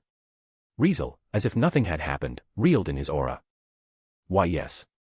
Lisbeth finally snapped out of it and hurriedly nodded in agreement. With that, Riezel and Lisbeth turned and left, returning to the camp. Nibbled and the others watched Riezel and Lisbeth leave, some with complicated expressions, others with fear on their faces. They couldn't react in any way other than this for a long time. Ha! Nibbled, with his brows tightly furrowed and his face set in a deep frown, let out a long sigh as he gazed at Felix's decapitated corpse lying in a pool of blood. Looks like Mavros' territory is about to face some great chaos. Chapter 412, Raven Mavros. Mavros' territory, Carudia. In the center of this wealthy city known as the Iron City, there was an extravagant estate covering a vast area, with numerous artificial hills, gardens, and even streams inside, looking like a small resort. Meanwhile, at the deepest part of this resort-like luxurious estate stood a grand manor, only slightly smaller than a castle. Such an extravagant estate and manor in Carudia was clearly none other than the residence of the Hadith family, the ruler of Carudia. In the eyes of Carudia's citizens, this was the ruler's territory, the home of a major noble with deep ties to the lord of Mavros' territory, which made anyone who saw it only secretly think not to mess with them. However, this untouchable family received terrible news today. What did you just say? In a spacious room inside the manor, a middle-aged man sitting at the head of the room suddenly stood up, shouting in shock. He looked dignified and well-dressed, his hair neatly combed to the point that every single strand seemed perfectly in place. He was Leighton Hadith, the current head of the Hadith family, the current Count Hadith. At this moment, however, this ruler of Carudia, whose status was far above that of an average count, looked both furious and shocked. He truly couldn't help it. You're saying my son is dead? Felix is dead. You're spouting nonsense. Leighton glared at the messenger kneeling in the room and shouted in disbelief, making the messenger tremble in fear. My lord, this is the news we just received from the knights who were guarding the young master. WEVE confirmed it multiple times and even tried to contact the young master using a communication magic crystal, but we never received a response. No. It can't be. Impossible. Leiden muttered in disbelief as he felt shocked and furious, looking like he had lost his mind. Wasn't he traveling with Grandmaster Nibbled? How could he possibly be dead? Right. Wasn't the lightning sword saint with him too? He was accompanied by the strongest swordsman and the strongest magician, so how could he just die like that? Speak. What the hell happened? Leiden roared furiously toward the messenger. Actually. Sweating under Leiden's crazed, bloodshot stare, the messenger forced himself to explain everything he had just heard from the knights. When Leiden learned that Felix had actually been killed by Riezel, and even beheaded in front of so many people as a public display, he started trembling all over. Bang. In the next second, Leiden slammed the table in front of him, shattering it into pieces. It was clear that this count wasn't just some greedy noble who only knew how to enjoy luxury but was also a powerful swordsman, proven by the sword that hung at his waist, faintly emitting magical energy. Suddenly, a fiery aura of magical energy surged from Leiden's body. Riezel Brynhard. Leiden shouted in rage, his eyes bloodshot. How dare he? How dare he? Leiden never would have thought that sending his son to get closer to Grandmaster Nibbled would lead to his son's death. Just this morning, his son was here, greeting him, and now he was suddenly gone. What made it ridiculous was the reason for his son's death was simply because of a female attendant. Riezel Brynhard actually killed his son over an attendant. Just because of that, he killed his son, his own flesh and blood. He's out of his mind. Leiden panted heavily, his anger and grief nearly overwhelming him like a storm, threatening to crush him. My lord, the knights also said that the lightning sword saint left a message for you. Seeing Leiden shaking with fury, the messenger continued with a trembling voice, making Leiden's bloodshot eyes turn to him. What did he say? Leiden's voice was deep, like a wounded beast. Seeing his lord like this, the messenger swallowed nervously and, after a long pause, he finally managed to speak. He said you owe him an explanation.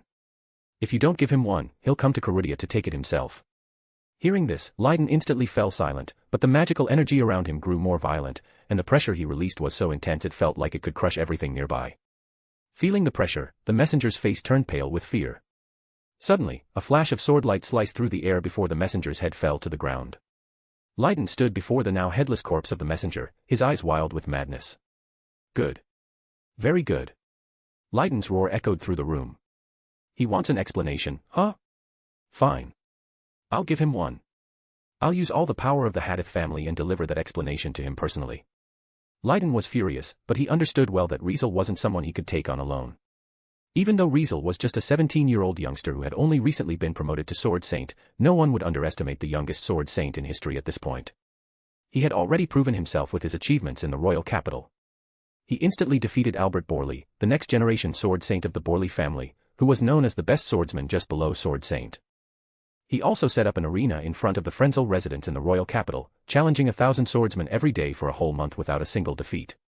Among those who lost to him, there were many sword masters, even expert sword masters like Leiden appeared from time to time, but they all lost. Needless to say, they had all proven that as a new sword saint, Riezel's strength was the real deal, without a shred of falsehood. A flash of lightning meant defeat. This reputation had already spread so far and wide that even in Mavro's territory, located at the border of Genas, his name was known by everyone. Leiden didn't consider himself weak, and even compared to Albert, he didn't think he was that far behind. But if even Albert was defeated in an instant, then challenging Riezel himself would probably end just as badly. Knowing this, I have no choice but to ask my brother-in-law for help. Leiden pulled out his communication magic crystal. In the past, whenever Leiden needed his brother-in-law's help, he always went through roundabout ways to make his request. He had no choice. Even though his brother-in-law was powerful, his personality was extremely overbearing, which made him feel uneasy around his brother-in-law, making him not dare to anger him. Because of this, whenever something came up, Leiden would usually first contact his elder sister and have her sweet-talk her husband into helping him. However, Leiden couldn't wait this time. Buzz. As the communication magic crystal in Leiden's hand vibrated and emitted a bright light, a subtle wave of magical energy quickly traveled across space to a distant location. Leiden waited quietly until a voice came from the magic crystal. You actually contacted me yourself. Saying this was a deep, steady, and incredibly domineering voice. It was none other than the voice of the current head of the Mavros family, the Lord of Mavros territory, and one of the current era's sword saints of Genas, the guardian sword saint, Raven Mavros. Brother-in-law. Leiden exclaimed, his eyes turned red. Call me Marquis Mavros. Raven replied coldly. How many times do I have to tell you? Whether in public or in private, that's how you should address me. It sounded harsh, but that was the principle Raven lived by. In Raven's mind, he was first Marquis Mavros, the Lord of Mavros territory, the guardian sword saint who guarded the kingdom's border, and only after all that was he Leiden's brother-in-law. Since the Hadith family was a vassal of the Mavros family, it meant Leiden was technically Raven's subordinate. Raven didn't want to give the impression that he would show favoritism to his relatives, so he always insisted that Leiden treat him as someone to whom he owed his loyalty, no matter the situation. Leiden usually respected that because he knew Raven didn't like it any other way, but this time he didn't have the luxury to care. Brother-in-law. Felix is dead. Leiden choked up with red-rimmed eyes. Upon hearing this, Raven fell silent, and after a long pause, he finally spoke again. What happened? Explain it clearly. Under Raven's questioning, which didn't carry even the slightest hint of emotion, Leiden began to recount the whole incident. He didn't embellish anything or exaggerate the details and just told Raven the plain facts. In his opinion, the fact that Riezel killed his son over an attendant was already so absurd that there was no need to exaggerate it. And so, Leiden told Raven the whole story with tears streaming down his face, even mentioning that Riezel was planning to come to Carudia to confront him. Raven didn't interrupt and just listened quietly. No matter how tragic Leiden's voice sounded or how loudly he sobbed, he remained calm and only listened. Once Leiden finished explaining everything, Raven finally spoke in a flat tone. Lightning Sword Saint, killed my nephew over an attendant. Looks like he really thinks he's so great and unbeatable now. Even though Raven showed no emotion, Leiden, who knew him well, was certain that his brother-in-law was angry. While Raven was known for being domineering and strong-willed, he wasn't an unreasonable man and wasn't like other nobles who were constantly worried about all kinds of consequences. Now that someone had killed his nephew over an attendant, even if his nephew was the one at fault first, if Raven did nothing about it, it would damage his reputation as a sword saint. Understanding this, Leiden took this chance to stir things up even more. He's so arrogant. Just because he became a sword saint at such a young age, he thinks he can do anything without consequences. He knew Felix was your nephew, but he still killed him without mercy. He clearly doesn't respect you at all. Leiden's provocative words, however, didn't seem to provoke any reaction from Raven. You said he's heading to Besair with Nibbled, right? Raven just asked this one question, which made Leiden quickly reply. Yes. Felix mentioned before that he was planning to go to Besair. In that case, I'll go and meet the Lightning Sword Saint myself. Raven said coldly. As soon as Raven finished saying this, he ended the communication, causing the communication magic crystal in Leiden's hand to dim. Perfect. Leiden gripped the communication magic crystal tightly, his face full of joy and anger. You're dead for sure now, Riezel Brynhart. Just as Leiden shouted in rage, however, a voice suddenly echoed through the room. Not necessarily. Such a sudden voice snapped Leiden out of his emotional outburst, startling him on the spot. Who's there? Leiden grabbed his sword and quickly turned his head toward the source of the voice. It's me.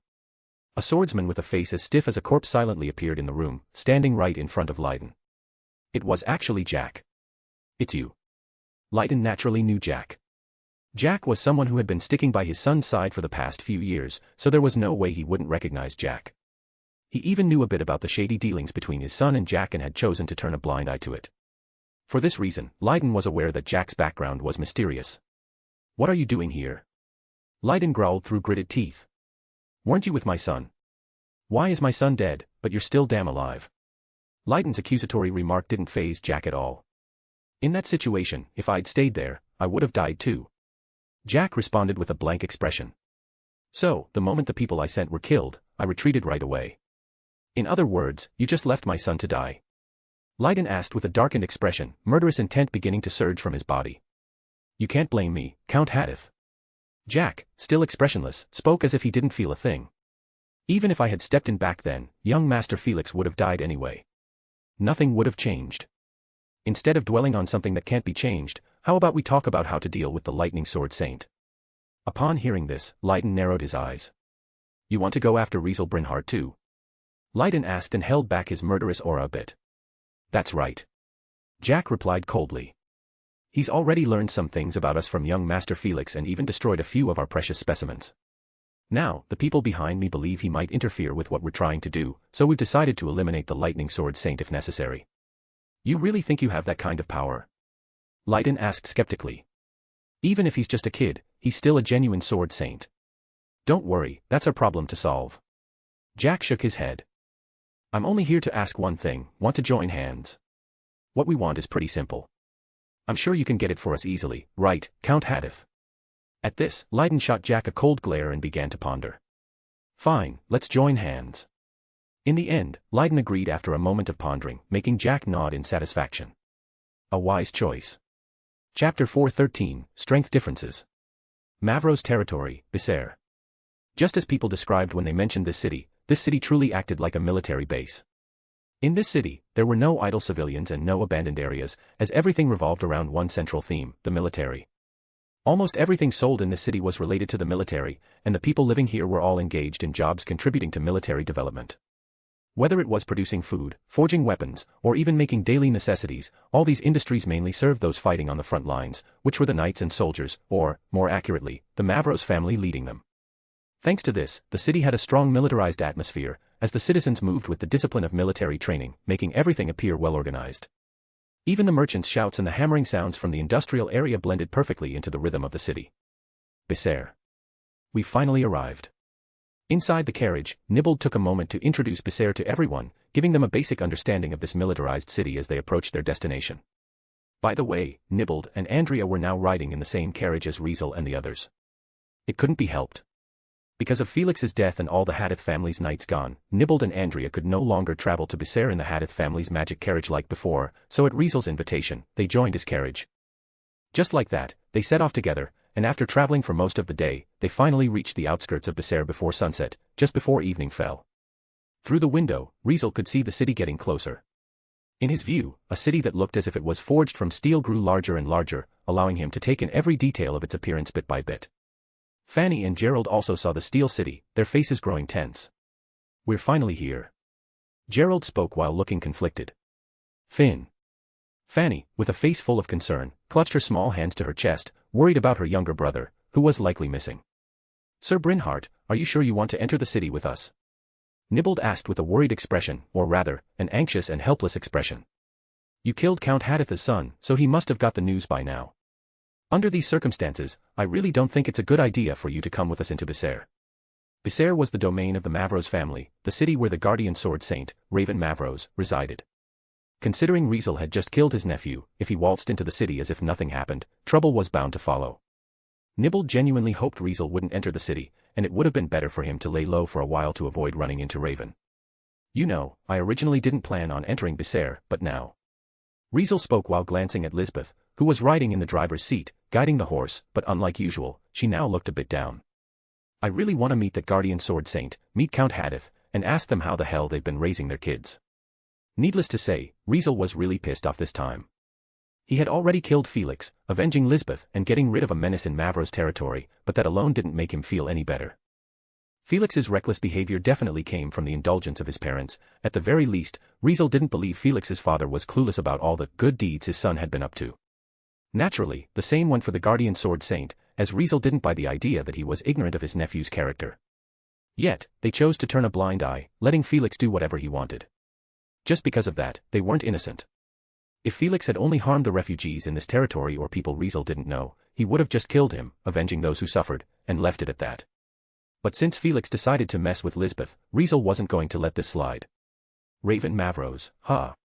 Riezel muttered the name of the guardian sword saint he had learned from Nibbled on the way, before turning to Nibbled and asking casually. Sir Garland, judging by your expression, you seem to think that if I run into him, things are gonna get pretty messy. Hearing this, Nibbled gave a bitter smile. Isn't that obvious? I mean, if two sword saints clash, wouldn't that be a huge problem? Nibbled sighed helplessly. You two are two of the strongest swordsmen in Genas, and neither of you is your average sword saint. Sir Raven isn't just the current sword saint but also a marquis who guards the border and leads the kingdom's army. Sir Brynhart isn't just a sword saint either but also a tactical class magician with power that could affect an entire army. If you two really went at it, that'd be a disaster, no. Anything else aside, just talking about Raven, if something happened to him in his conflict with Riezel, the border would lose its guardian, and trouble would break out in no time. Meanwhile, if Riezel really got serious and unleashed tactical class magic without holding back, that would be just as devastating for Bisair. What made it even worse was that there were plenty of people who would love to see that happen. For example, those in Ryberg. For example, those in the other neighboring countries. If those scheming foreigners heard about a clash between Riezel and Raven, they would be thrilled, probably wishing for the fight to tear Genas apart. When the time came, who knew if someone would secretly scheme to escalate the conflict on purpose? For this reason, Nibbled truly wanted to avoid any situation where Riezel and Raven would meet. Unfortunately for Nibbled, Riezel didn't care about any of that. If he really had any concerns, then he should have known what to do. Riezel said casually, but if he didn't care about any of that and still wanted to go against me just for that piece of trash, then I'd be happy to play along. Honestly, he couldn't care less about Gina's. He didn't truly belong to this kingdom or even this world in the first place. In this world, the only thing he genuinely cared about was the Riezel family, where Yuri was, while everything else had nothing to do with him. With that in mind, he was determined to visit Becerre. But Nibbled wanted to persuade Riezel further, but Riezel raised his hand, stopping him. More importantly, I'm curious about the Guardian Sword Saint's strength. Riezel said with a faint smile. I know he's a Sword Saint, but besides me, isn't there a total of 6 Sword Saints in this kingdom? Where does he rank among them? In fact, there were strength differences even among Sword Saints. It was only natural. Even among strategic class magicians, there were differences in strength, so what could a vague title like Sword Saint really prove? For example, 400 years ago, Dragon Sword Saint Efastin Tassanlo, who practiced the Holy Dragon Sword style and was once known as the strongest Sword Saint on the Akashar continent, was attacked by multiple Sword Saints, yet he managed to hold his ground for a while before eventually being worn down and defeated, which led to the decline of the once powerful Holy Dragon Sword style. Riezel had only ever encountered one Sword Saint, which was Shadow Sword Saint Rome, and had even fought against him before, giving him a rough idea of Rome's strength as a Sword Saint. As strong as Rome was, however, he was definitely not the strongest Sword Saint in Gina's. Riezel recalled the moment when he was invited by Hendrik to choose a treasure from the royal treasury and remembered that next to the royal treasury, there was an unremarkable wooden hut. At that time, before entering the royal treasury, Riezel saw Hendrik bow toward the hut, so he became curious and decided to use the transparent world to gaze at the hut. As soon as Riezel saw who was inside, at that exact moment, he knew that he had encountered someone far stronger than Rome. Even though the person didn't even show themselves and didn't even release any aura, just seeing them through the transparent world already gave Riezel an intense sense of danger, making his whole body tense up. It was at that moment that Riezel realized he might have seen the strongest swordsman in this kingdom, the strongest Sword Saint. Even though the encounter was brief and he couldn't determine exactly how strong that person was, Riezel was certain that his past self was no match for them. Riezel couldn't help but feel that the more he thought about it, the more terrifying it seemed. Back then, after Riezel returned from the world of Demon Slayer, he had already reached level 6, and although he had just leveled up, with the accumulated proficiency from his previous levels and various combat-type development abilities, his base power was already at the peak of level 6. If Riezel used sun breathing and entered strong attack mode, he would have easily gained the strength to surpass an entire level and could have matched the limit of level 7. And with the addition of magic from the world of Danmachi and the Akashar continent, at his full power, he was definitely invincible at level 7. Yet, Riezel in that condition didn't even feel confident against the mysterious person in that wooden hut. Just how powerful was that person? Level 8. Clearly, that was a level even the current Orario in the world of Danmachi didn't have. Riezel had some guesses about that person's identity, so if there were no surprises, it should be the famous old Sword Saint who, according to rumors, had always stayed in the royal palace of Gina's, someone who once served the third-generation king. It was clear that the old Sword Saint wasn't on the same level as Rome, which proved that there were differences in strength even among Sword Saints. If among Sword Masters, there were some whose strength was equivalent to level 6, a level above the usual level 5 Sword Masters, then it was certain that within the rank of Sword Saints, some individuals could also surpass level 7. Needless to say, the old Sword Saint guarding Genius's royal treasury was one such existence. Understanding this, Riezel wondered whether the Guardian Sword Saint, Raven Mavros, had reached that level. However, Nibbled's answer wasn't that clear. No one would dare rank Sword Saints, Sir Brynhart. Nibbled explained while sighing. But if it's just about estimating their general strength, it's possible to make some guesses. Oh. Riezel's interest was instantly piqued. Not just him, but Andrea, Fanny, and Gerald were also drawn to the topic. It was only natural since this was a topic about the strongest combatant of a nation, the strongest swordsman on the continent, such a topic was fascinating to anyone. Even Lisbeth, who had been feeling a bit down, seemed to be drawn in, perking up her ears to listen to the conversation in the carriage. In this situation, Nibbled began to explain. The easiest way to gauge a Sword Saint's strength is by looking at their experiences and age. For example, Sir Brynhart, even though you're the youngest Sword Saint in history, since you've only been a Sword Saint for less than a year, a lot of people actually see you as the weakest. On the other hand, the old Sword Saint who served the third-generation king has been a Sword Saint for about 60 years. If he hasn't declined over these 60 years but kept improving, just how strong do you think he is now?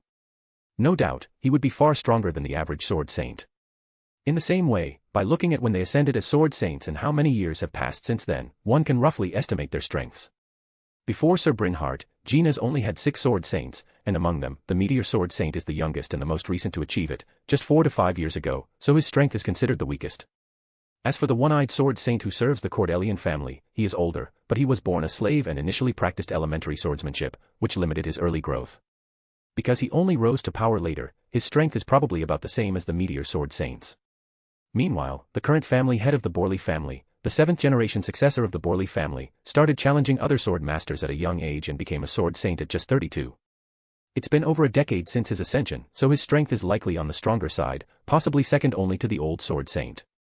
Sir Raven, on the other hand, became a sword saint 10 years ago, earlier than the shadow sword saint, the one-eyed sword saint, and the meteor sword saint, but just a bit later than the old sword saint and the Borley family sword saint. Nibbled's point was clear. Well, the fact that the king entrusted Sir Raven with guarding the border is enough to prove his capability, so even among sword saints, he's one of the best. Nibbled spoke with utmost seriousness. If you were to clash with Sir Raven, to be honest, more people would bet on Sir Raven than on you, Sir Brynhart. Chapter 4:14, Banquet Invitation. At this moment, the carriage carrying Riezel and the others had arrived at Becerre's city gate, ready to enter the city.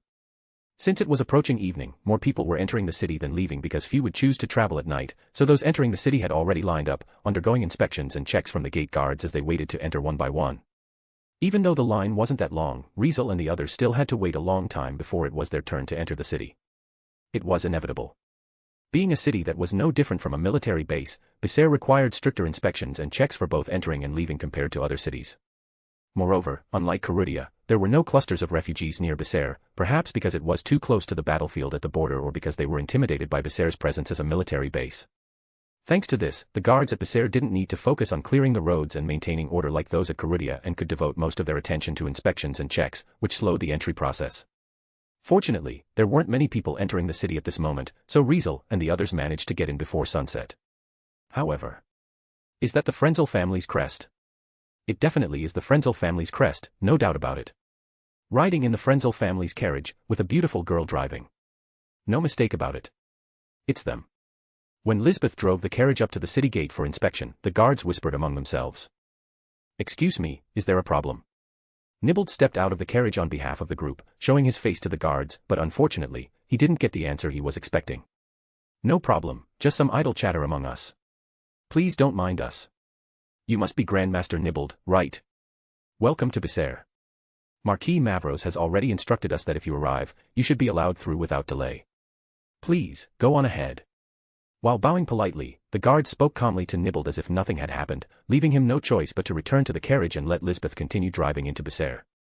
Riezel leaned against the carriage window, his eyes gleaming as he watched the city gate. Over there, as the guards continued inspecting travelers' luggage and verifying their identities, everything seemed normal, with nothing out of the ordinary, but Riezel noticed one of the guards leaving the gate and entering a nearby building. It was unclear what he was up to.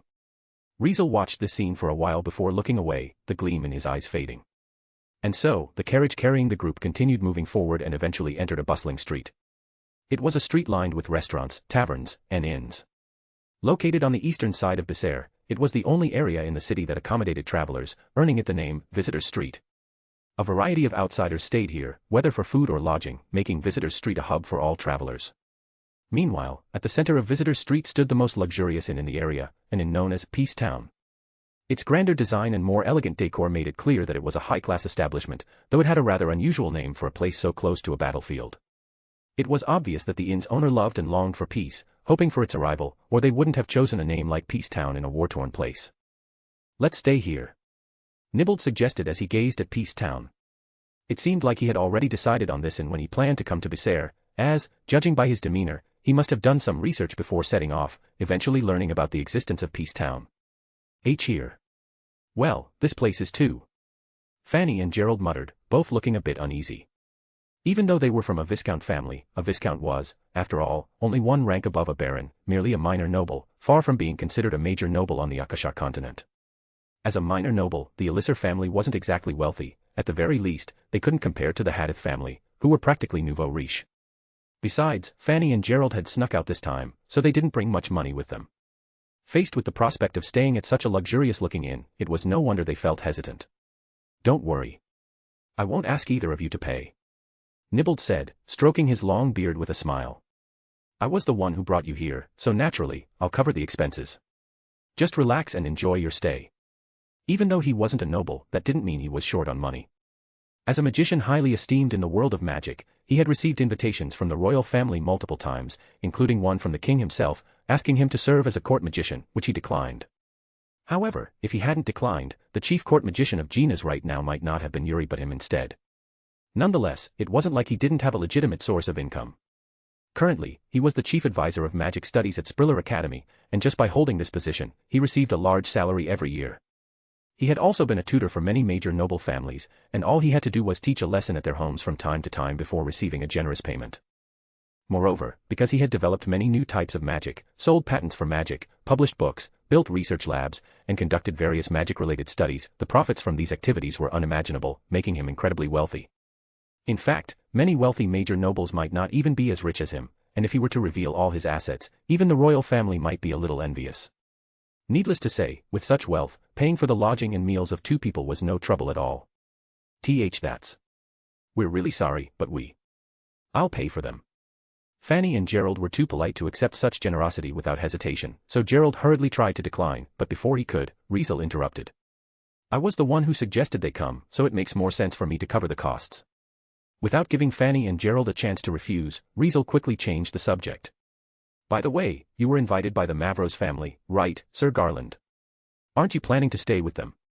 Ho, I think I'll pass. Nibbled responded with a slight chuckle. You know, the Mavros family is responsible for guarding the border, southwest their place is surely full of military secrets. Someone as free-spirited as me would be better off staying elsewhere. Hearing this, Riezel nodded in understanding. With that, Riezel and the others got off the carriage and entered Peace Town. However, just as they finished checking in and were about to head to their respective rooms with their luggage, an elderly man dressed as a butler walked in.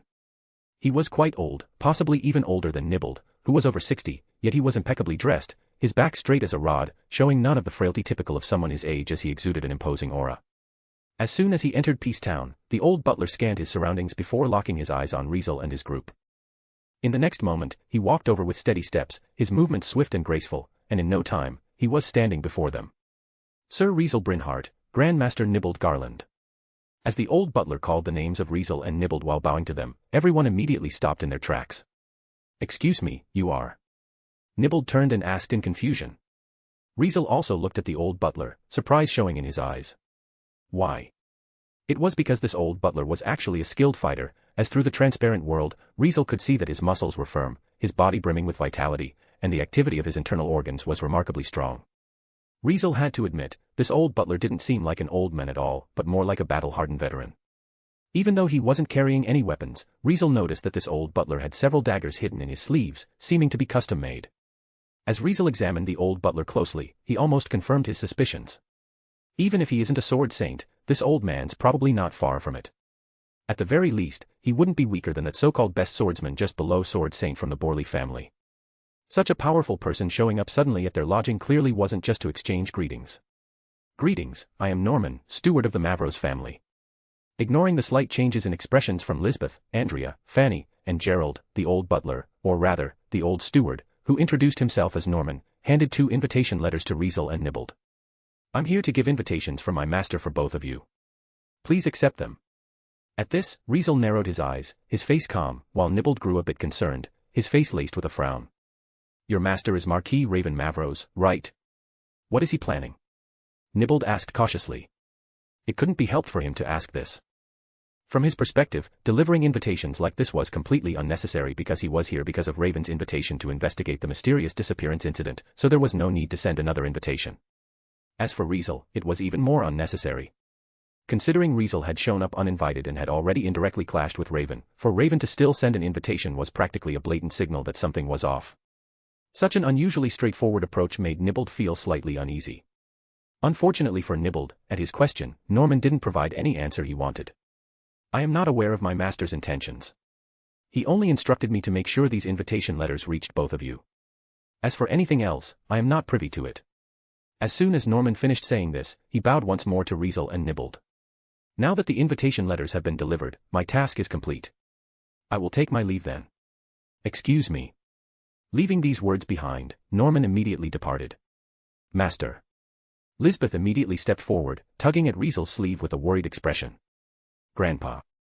Andrea also looked a bit uneasy as she tugged at Nibbled's robe and tilted her little head, seemingly trying to catch a glimpse of the invitation letter in his hand. Fanny and Gerald, looking a bit lost, stayed where they were, feeling like something big was about to happen. Nibbled, on the other hand, stared at the invitation letter in his hand, his expression shifting unpredictably. Only Riezel, right in front of everyone present, tore open the invitation letter without hesitation and began to read its contents. Surprisingly, the message inside was simple and straightforward. It informed Riezel that the Mavros family would be hosting a family banquet tonight, where all the important members of the family would be present, and they hoped Riezel would do them the honor of attending. A family banquet? Bullshit. Riezel curled his lips into a smile, clearly not buying it. Nibbled, who had the same thought, furrowed his brow deeply.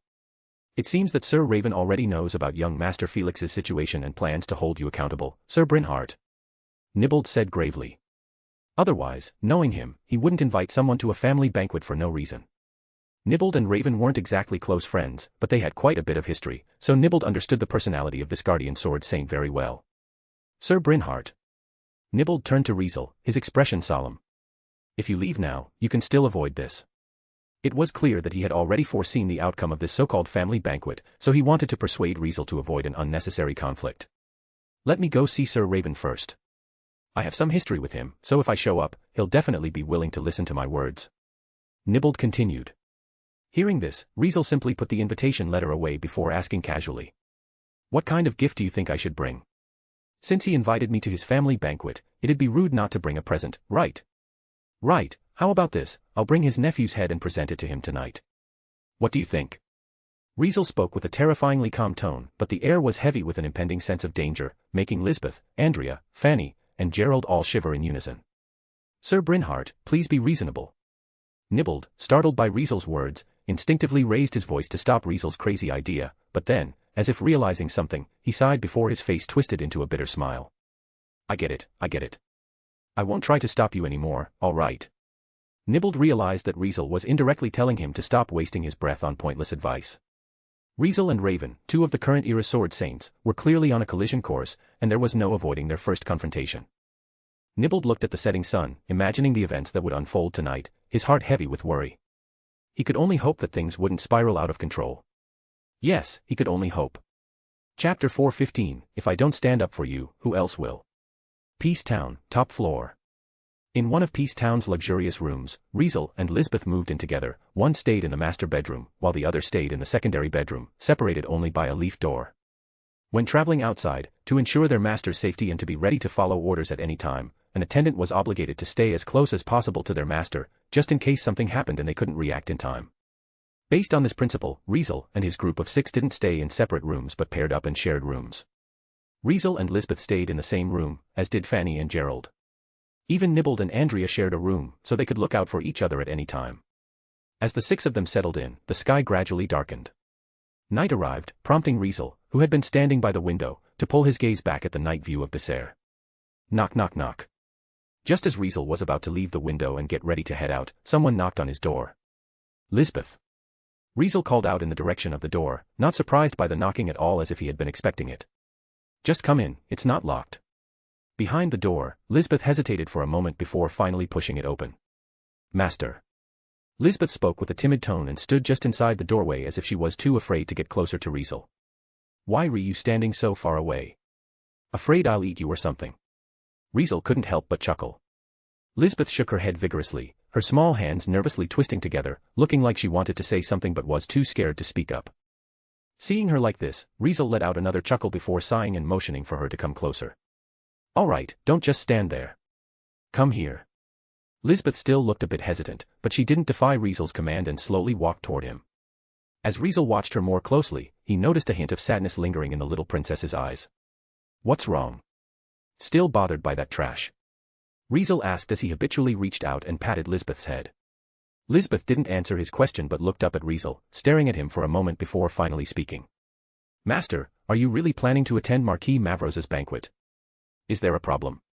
Riezel smiled faintly and asked back. Don't tell me you're like Sir Garland, thinking I'm no match for that guardian sword saint. Or are you worried that my conflict with him will affect Genus's national defense or something? If that were the case, he could understand. Lisbeth was, after all, Genus's princess, a member of the royal family. Having lived on this land for so many years, it was only natural for her to be concerned about her kingdom's safety. However, when faced with Riezel's question, Lisbeth shook her head. I just don't want Master to provoke such a powerful enemy because of me. Lisbeth finally confessed her true feelings, her voice tinged with a bit of gloom. In truth, she felt guilty about what had happened the night before. Felix's filthy words didn't affect her too much, but the fact that his actions were aimed at her made her feel uneasy. An attendant's duty was to protect their master and solve their master's problems, yet last night, when faced with a sudden attack, she hadn't been able to protect herself and had even needed her master to step in and save her, which shook her confidence. Moreover, her master ended up killing the son of Count Hadith because of her, offending a local power, and even provoking the guardian sword saint, setting up a confrontation with him. Needless to say, the way things had escalated left Lisbeth feeling completely lost. Because her pure and innocent heart couldn't handle all these complicated matters, she simply thought that everything had happened because of her. If it weren't for her, Felix wouldn't have angered Riezel, and Riezel wouldn't have killed Felix on the spot, which, in return, wouldn't have brewed conflict with the guardian sword saint, with the potential for a clash at any moment. Lisbeth saw all of this as her fault, which left her feeling down the entire way, feeling that her presence didn't make things easier for Riezel but instead caused him so much trouble. What if Master really fights Marquis Mavros? What if Master gets hurt because of it? What if a fight between two sword saints causes problems to the border and the kingdom? All of these worries kept swirling in Lisbeth's mind all day, making her feel both anxious and depressed. Earlier, when Nibbled talked about how serious things were between Riezel and Raven, Lisbeth felt extremely uneasy. Over time, her uneasiness and guilt grew stronger, and as evening came and the Mavros family's banquet was about to begin, she couldn't hold back anymore and went to see Riezel. "See, can we just not go, Master?" Lisbeth pleaded with teary eyes, looking so pitiful that Riezel pressed his lips together in silence. Just by looking at Lisbeth, Riezel could tell that this little princess truly didn't care about Felix's attempt to violate her because she was only worried about him, clearly ignoring herself. She'd been a princess for so many years, yet she hadn't developed a single bit of a princess's temper. Riezel thought to himself while continuing to gently pat Lisbeth's head. Funnily, in less than a month, she'd completely taken on the role of an attendant so naturally. "Lisbeth, you sure have an attendant spirit." It was precisely because Lisbeth was such a person that Riezel felt he couldn't just let Felix's matter go. "Seriously, if I don't stand up for you, who else will?" Riezel asked helplessly. "I don't care, Master." Lisbeth quickly responded. "I know you don't care, but too bad, I can't just not care." "You get that, right?" Riezel said with a faint smile.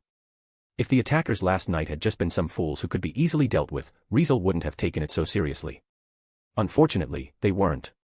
He understood well that those strange attackers had peculiar abilities. Not only did they have the power to subdue Lisbeth, a sword master, in an instant, but like ghosts, they could also move through the camp as if no one was there, completely unnoticed by all the knights who were on guard. One should know that the Hadith family was a count family, a genuine major noble family. Such a noble family, the knights under their command were definitely skilled and wouldn't be as powerless as someone like Gerald. Even at a conservative estimate, they should have had at least level 3 individuals among them, yet 88 of them, all heavily guarded, failed to notice any trace of the attackers, which alone proved how bizarre those attackers were. Naturally, the scariest part was that Lisbeth herself didn't notice anything. One should remember that this little princess had mastered the War King sword style, a swordsman who had awakened spiritual power. Someone like her, who could use spiritual power, should have senses far sharper than others, including a heightened sixth sense. Yet, who would have thought that even Lisbeth didn't notice the attackers getting close to her? If Riezel hadn't possessed the transparent world, he probably wouldn't have noticed the attackers either and would have been just as clueless as Lisbeth. As a result, when Riezel noticed the attackers out of nowhere already beside Lisbeth, he was both shocked and caught off guard, so in his haste, he could only warn her through their attendant contract connection, urging her to defend herself. Sadly, it was useless. Even with Riezel's prior warning, Lisbeth still couldn't react in time as those strange attackers used some mysterious power to completely neutralize all her resistance before taking her away. If Riezel hadn't arrived in time, Lisbeth would have been truly kidnapped. He didn't even want to imagine what might have happened to her then. Because of that, Riezel felt so shaken afterward, his heart lingering in fear before it surged into uncontrollable anger. It was precisely because of this lingering fear and the possibility that Lisbeth could have been taken away that Riezel became truly enraged, causing him to kill Felix on the spot and plan to go after the Hadith family for allowing Felix's actions. As for the Mavros family and the Guardian Sword Saint, if they wanted to stop him, they were welcome to try. Even if Riezel hadn't reached level 7 yet, he wouldn't have been afraid of a Guardian Sword Saint or the Mavros family, and now that he had leveled up, there was even less to fear. Master. Maybe it was because Lisbeth felt Riezel's intentions or perhaps sensed his thoughts that she was both touched and guilty. Lisbeth was truly worried that, because of her, something might happen to Riezel. Even though she admired him and believed he was an extraordinary person, Nibbled's analysis of Sword Saint's strength in Gina's still made her anxious. Just as Nibbled had said, it had been less than a year since Riezel became a sword saint. In fact, it had only been around 2 months since he became one. Meanwhile, the guardian sword saint, Raven Mavros, had been a sword saint for 10 years. After 10 years of honing his skills, Lisbeth didn't believe, not even for a bit, that the men who had been guarding the border and fighting on the battlefield for so many years would have remained stagnant. She didn't believe the guardian sword saint was just an ordinary sword saint. At the very least, he was likely stronger than the shadow sword saint, the one-eyed sword saint, and the meteor sword saint. Moreover, the main residence of the Mavros family was the domain of the guardian sword saint. Not only did it have numerous knights of the Mavros family, but it also housed the kingdom's army they trained, with even someone like Norman, who had strength second only to a sword saint, present, so it was easy to imagine the overwhelming power that awaited anyone who dared to enter that place. If, by any chance, foreign countries tried to escalate the conflict from behind the scenes, it would surely lead to a terrifying situation. No matter how powerful her master was, facing such a perilous place and dealing with such turbulent undercurrents would make it almost impossible for him to get out unscathed. Lisbeth couldn't help but worry because of this. Seeing the lingering concern in Lisbeth's eyes, Riezel suddenly smiled and spoke calmly. "Don't worry about it. I'm not the same as I was before." Indeed, with all the world-defying magic he obtained from the world of Overlord, he couldn't imagine facing a situation in this world that he couldn't handle. Besides, he was level 7 now, putting his power on a completely different level compared to before. In truth, he actually wished to fight the Guardian Sword Saint. You know, I'm actually kinda looking forward to seeing how that Guardian Sword Saint performs. I hope he can give me a bit of a surprise, or it'd be boring. As Riezel said this with a calm, indifferent, and serene smile, all of Lisbeth's negative emotions in her heart quickly eased. Lisbeth stared blankly at Riezel, and after a moment of silence, an unusual emotion gradually appeared in her eyes. It was an emotion even she hadn't noticed. Besair, Mavros family's main residence. As the residence of the Lord of Mavros territory, the Mavros family's main residence, much like the impression Besair gave, was filled with grandeur and solemnity. Unlike the residences of other nobles, it was neither a manor nor a mansion but a fortress resembling a castle with white walls stretched out like ramparts, encircling an area spanning several kilometers. Iron towers, shaped like blades, spears, and halberds, stood tall within the walls, resembling watchtowers yet also looking like weapons wielded by giants, rising and falling in an uneven formation. Heavily armed knights, standing like soldiers at their posts, filled every corner. They stood in perfect formation, their unwavering gazes alone exerting immense pressure on anyone who looked their way. Such an imposing place was the main residence of the Mavros family, a militarized family, a noble family rooted in warfare. Pata, pata, pata, pata. At a certain moment, a carriage slowly approached, the sound of horse hooves and wheels echoing clearly, reaching the ears of the knights stationed at the massive gate of the white walls. Halt!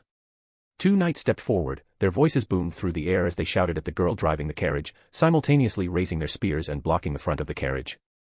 Seeing them and hearing their shouts, the girl looked startled and wanted to stop the carriage, but just as she was about to pull on the reins, a voice suddenly echoed in her ear. "Ignore them. Keep going." Upon hearing this, a voice from inside the carriage spoke up before the girl could react. "Sir Brynhart, you." An old man's shocked voice resounded, but before his words were finished, the girl tightened her grip on the reins, her eyes flashing with resolve, and without a second thought, she followed her master's command and drove the carriage forward. "Halt. Stop." Seeing the carriage force its way through, the knights, apparently not expecting it, had their pupils shrink in surprise. "Archers. Ready." In the next moment, however, as if used to such a situation, they shouted in unison, making the other knights stationed in the distance and those with longbows on the iron towers either rush over or aim their arrows at the carriage. However, just as the knights were about to take action and forcibly stop the carriage, an astonishing scene unfolded. Greater teleportation. As soon as this faint chant resounded, the carriage speeding toward the gate of the white walls suddenly vanished without a trace. What? Gone. What's going on? Seeing such a bizarre scene, the knights halted in their tracks, stunned. Only those on the iron towers, after a brief moment of shock, noticed something unbelievable. That carriage appeared inside. Someone on one of the iron towers shouted to his fellow knights. At this moment, the carriage that had just vanished suddenly reappeared within the white walls, continuing to move forward as neither the gate nor the walls could stop it, effortlessly passing right through them. Fire! Shoot! Shocked by the scene, the knights guarding inside the walls quickly surrounded the carriage, trying to stop it. Whoosh, whoosh, whoosh, whoosh. Whoosh, whoosh, whoosh, whoosh. At the same time, the knights on the iron towers began firing arrows, creating a barrage that sliced through the air and rained down on the carriage. Greater teleportation. At the same time, from inside the carriage, faint chanting was heard once more before the carriage vanished once again, causing the knights' encirclement to fail as the rain of arrows fell harmlessly to the ground, embedding into the paved tiles. Swish. In the next second, the carriage reappeared in another direction, and ahead of it, the castle's main gate was within reach. Bang. In the next moment, the gate was shattered. Chapter 416, Confrontation. In fact, the Mavros family's main residence had not always been free from intrusions, or rather, there had never been a shortage of people trying to infiltrate it, and it wouldn't be an exaggeration to say that they came in an endless stream. It was obviously not without reason. If the Mavros family fell, the kingdom's border garrisons would practically be finished, and if Raven, the one guarding the border, were to be assassinated, Ryberg would surely launch a grand offensive as if celebrating a major festival, seizing Genus's territory. Such ever-present temptation constantly drove Genus's enemies to scheme, racking their brains for ways to invade the residence and wreak havoc within, which made the Mavros family face numerous invasion attempts. Sometimes, some intruders would sneak in, and other times, large-scale destructive magic would be launched from afar. There were even occasions when groups of assassins attacked the residence in surprise raids. If not for Becerre's stringent inspections, the disturbances to the Mavros family would have been 100 times worse. For these reasons, the Mavros family maintained strict security year-round, setting up an intricate and meticulous magic defense to fend off external threats. Yet, despite all these precautions, the residence was still frequently invaded, and in some cases, intruders even managed to get close to Raven, attempting to poison or assassinate him. Considering these circumstances, it wasn't unusual for someone to try to break into the Mavros family's main residence, which would make one think the people here would probably be used to it by now. However, in the entire history of the Mavros family, through countless invasion incidents, none had been as absurd as today's. What did you just say? In an opulent room within the Mavros family's castle, a young man about 24 or 25 years old spoke with a voice filled with shock. He was handsome, with slightly tanned skin, as if he were often exposed to the sun, looking like an athlete and exuding the vigor of a robust young man. He was Axel Mavros, the second child of Raven Mavros. As the second child in the Mavros family, he was the very definition of nobility. At his waist hung a sword, and unlike other noble children who wore extravagant attire, his clothing was simple and practical, likely chosen for ease of movement, which reflected the Mavros family's military background that set them apart from other nobles. He was no ordinary young man because, as the son of a sword saint, his father had thrown him into the army for training from a young age. Not only had he been to the battlefield many times and fought against Ryberg's army, but he had also completed numerous covert missions. At 17, he received a Sword Master medal, becoming an honored sword master, and afterward, Raven appointed him as the captain of one of the Mavros family's knightly order divisions, giving him significant influence at the border. He was used to facing all kinds of challenges, but even so, he was still dumbfounded by what his subordinate knight reported right now. You're telling me a carriage just broke through the guards, the walls, the magic defense, and then barged into the castle? Axel asked with a startled expression. Yes. Kneeling on one knee before Axel, the knight replied with a face showing the same disbelief. As unbelievable as it sounds, the knights on guard have already reported the incident as quickly as possible. It shouldn't be false. Are you serious? A carriage really broke in. Axel still couldn't quite believe it. Could it be some new magic item developed by Ryberg? Or maybe an ancient mystical treasure? No, it's just an ordinary carriage. I mean, this place has a defense system to detect unregistered magic items, but there was no reaction at all. The knight said with a bitter smile. Could it be someone used summoning magic to bring the carriage inside? Axel wondered, but then quickly shook his head. No, that can't be. Since the residence is surrounded by a magic barrier that blocks summoning magic, there's no way anyone could summon something from outside. He was truly shocked and confused. If it wasn't summoning magic, and it wasn't some special magic item or ancient mystical treasure, then how did an ordinary carriage get through all the guards and defenses and break into this residence? Axel couldn't figure it out no matter how hard he thought, but he knew now wasn't the time to be confused. Gather all the knights for me, whether they're on patrol or sleeping, gather them all. Yes. Axel left the knight who had just received his order and ran alone toward the hall on the first floor of the castle. Elder brother Axel. Just as Axel was about to rush downstairs, someone dashed toward him at a speed that matched his own, stopping right in front of him. It was a young man who resembled Axel by about 70 to 80%, looking only slightly younger than him, with bronze skin. Diego. Axel stopped in his tracks. Diego Mavros, the third child of Raven Mavros, was 1 year younger than Axel, but his abilities and achievements were in no way inferior to his elder brothers. I heard everything. Diego, looking astonished, hurriedly approached Axel. Is it true that a carriage broke through the walls and crashed here? Just an ordinary carriage. I can't believe it either. Axel shook his head. But since we both received the same news and it's so noisy outside, it seems that it really did happen. At the same time, they looked out the window in the corridor, where they saw fully armed knights rushing toward the castle. They gathered and formed a formation before charging, looking like they were preparing for a battle. Such a scene told the two brothers that something truly extraordinary was happening. Let's go check it out. Yeah. With that, the two brothers hurried down the stairs, rushing all the way until they reached the hall on the first floor of the castle. In the vast hall, a large number of knights had already arrived in groups, forming a circle to surround the carriage. It really is a carriage. Diego's eyes widened as he looked at the carriage the knights had surrounded. Axel also shot a sharp glance at the carriage but found no sign of any magic item or ancient mystical treasure on it. It seemed the knights had already tried to attack the carriage, as countless arrows were scattered around it, but the carriage was completely unharmed, not a single arrow had pierced it.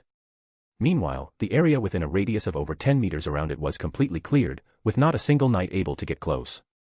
How?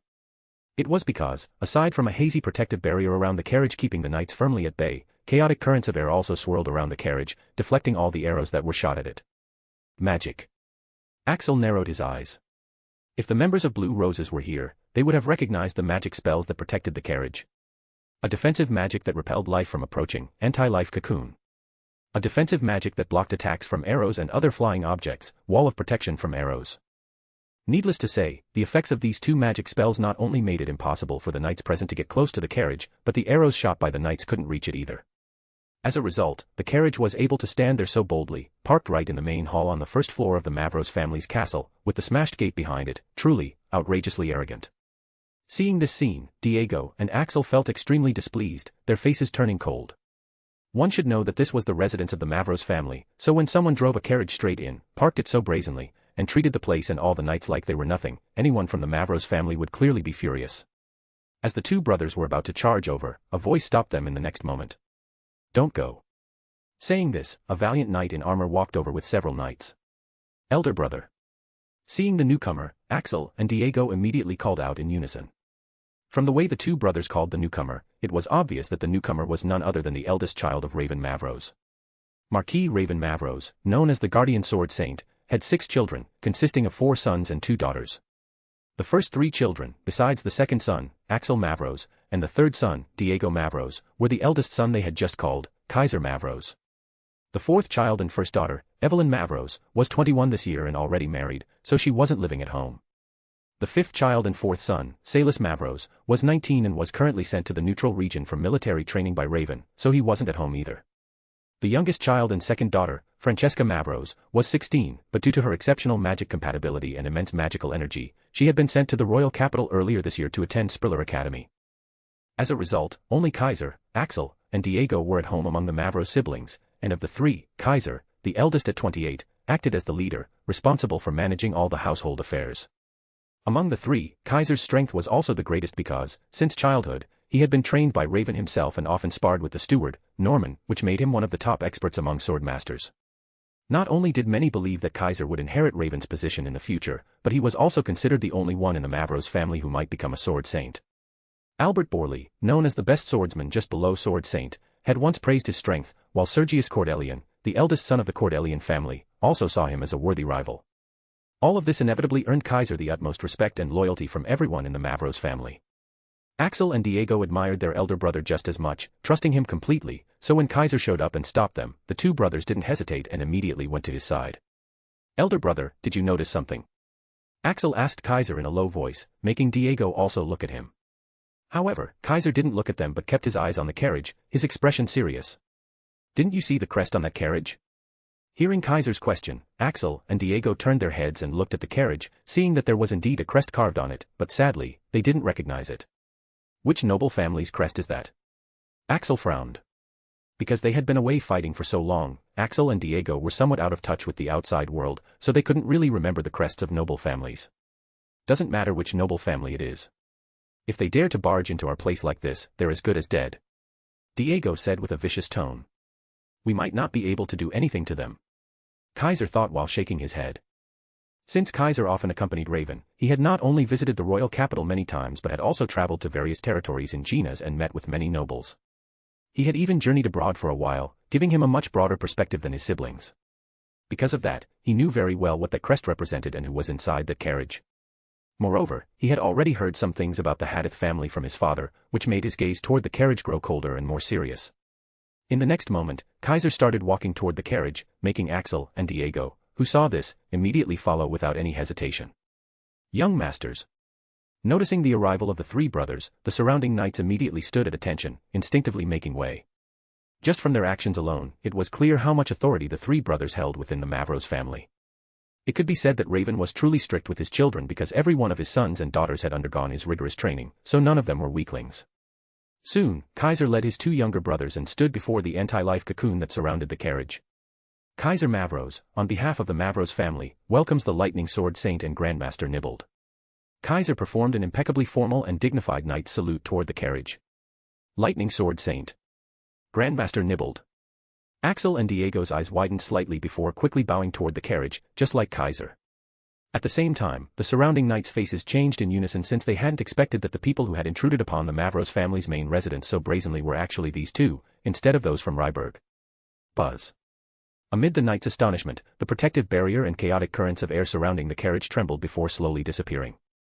At this moment, the girl who was previously in the driver's seat of the carriage was nowhere to be seen because, after the carriage had crashed through the castle gate and barged in, she had been called into the carriage by her master, so no one present had seen even a glimpse of anyone from this carriage. Only the horses pulling the carriage were there, nervously pawing at the ground, clearly restless.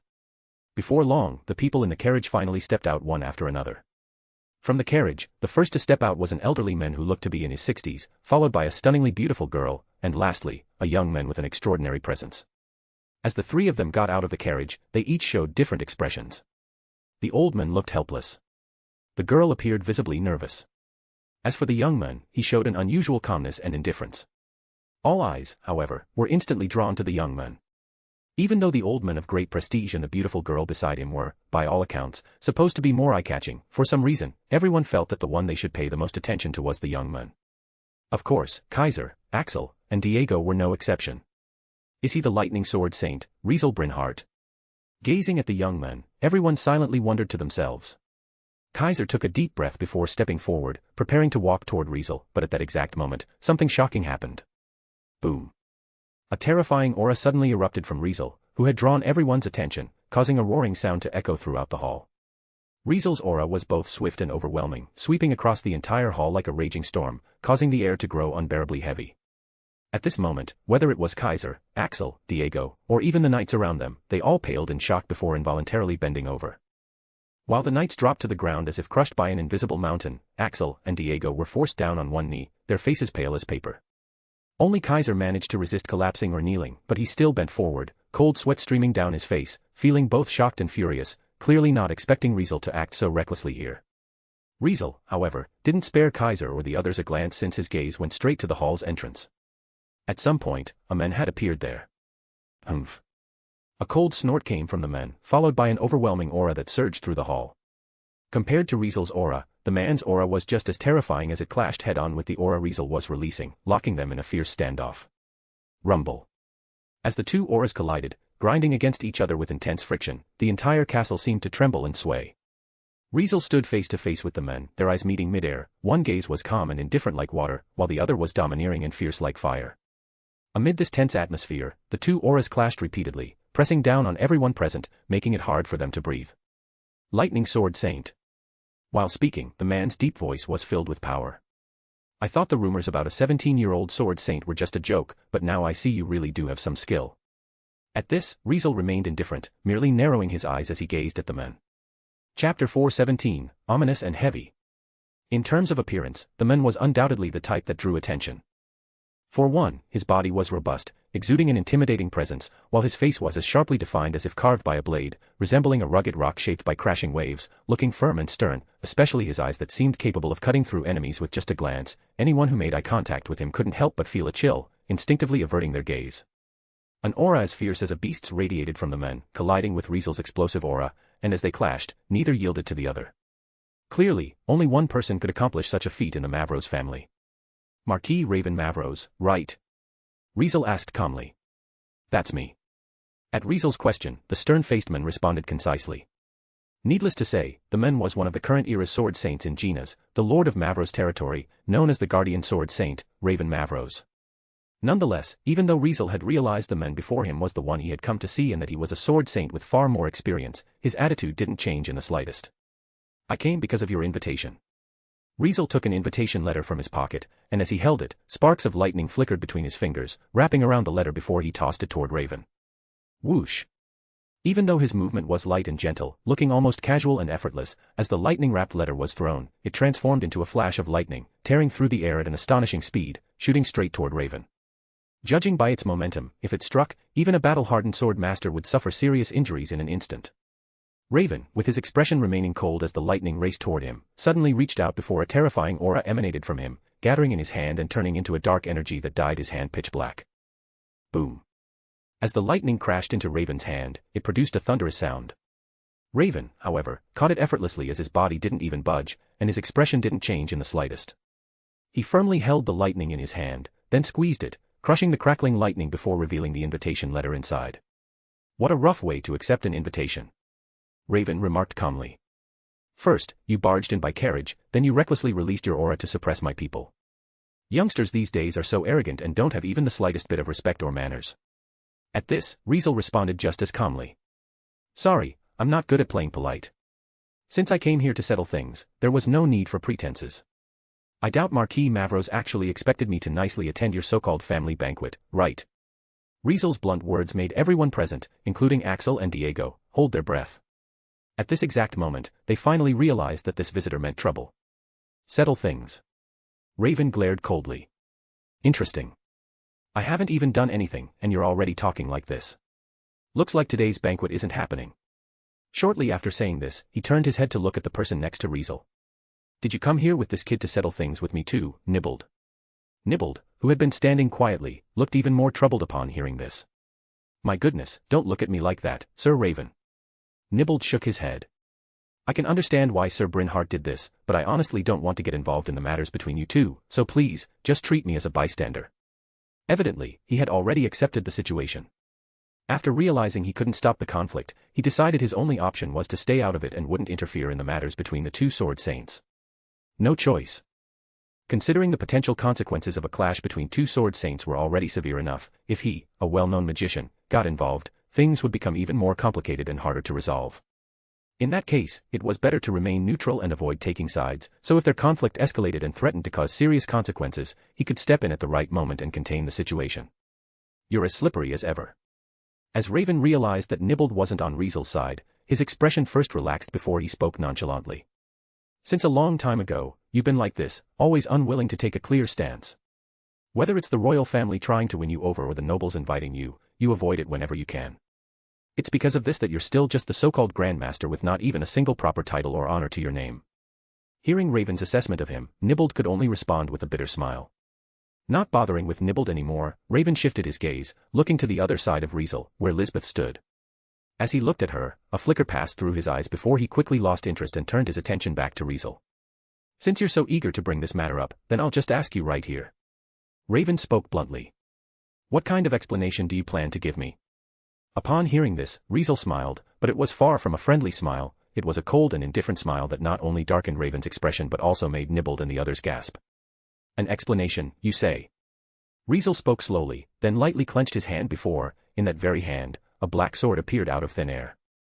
Everyone present immediately had their attention drawn to the sword. It couldn't be helped. Riezel's sword, with its blade covered in a crack-like texture, a crimson pattern that looked divine near its crossguard, and intense heat radiating from it, practically screamed that it was no ordinary sword. Indeed, it was none other than Riezel's Nicaran sword, Hermit. Riezel had actually drawn his main weapon, which meant this could only mean one thing. I don't think I need to give you any explanation, and besides, by the look on your face, you clearly don't feel the need to explain anything to me either, right, Marquis Mavros?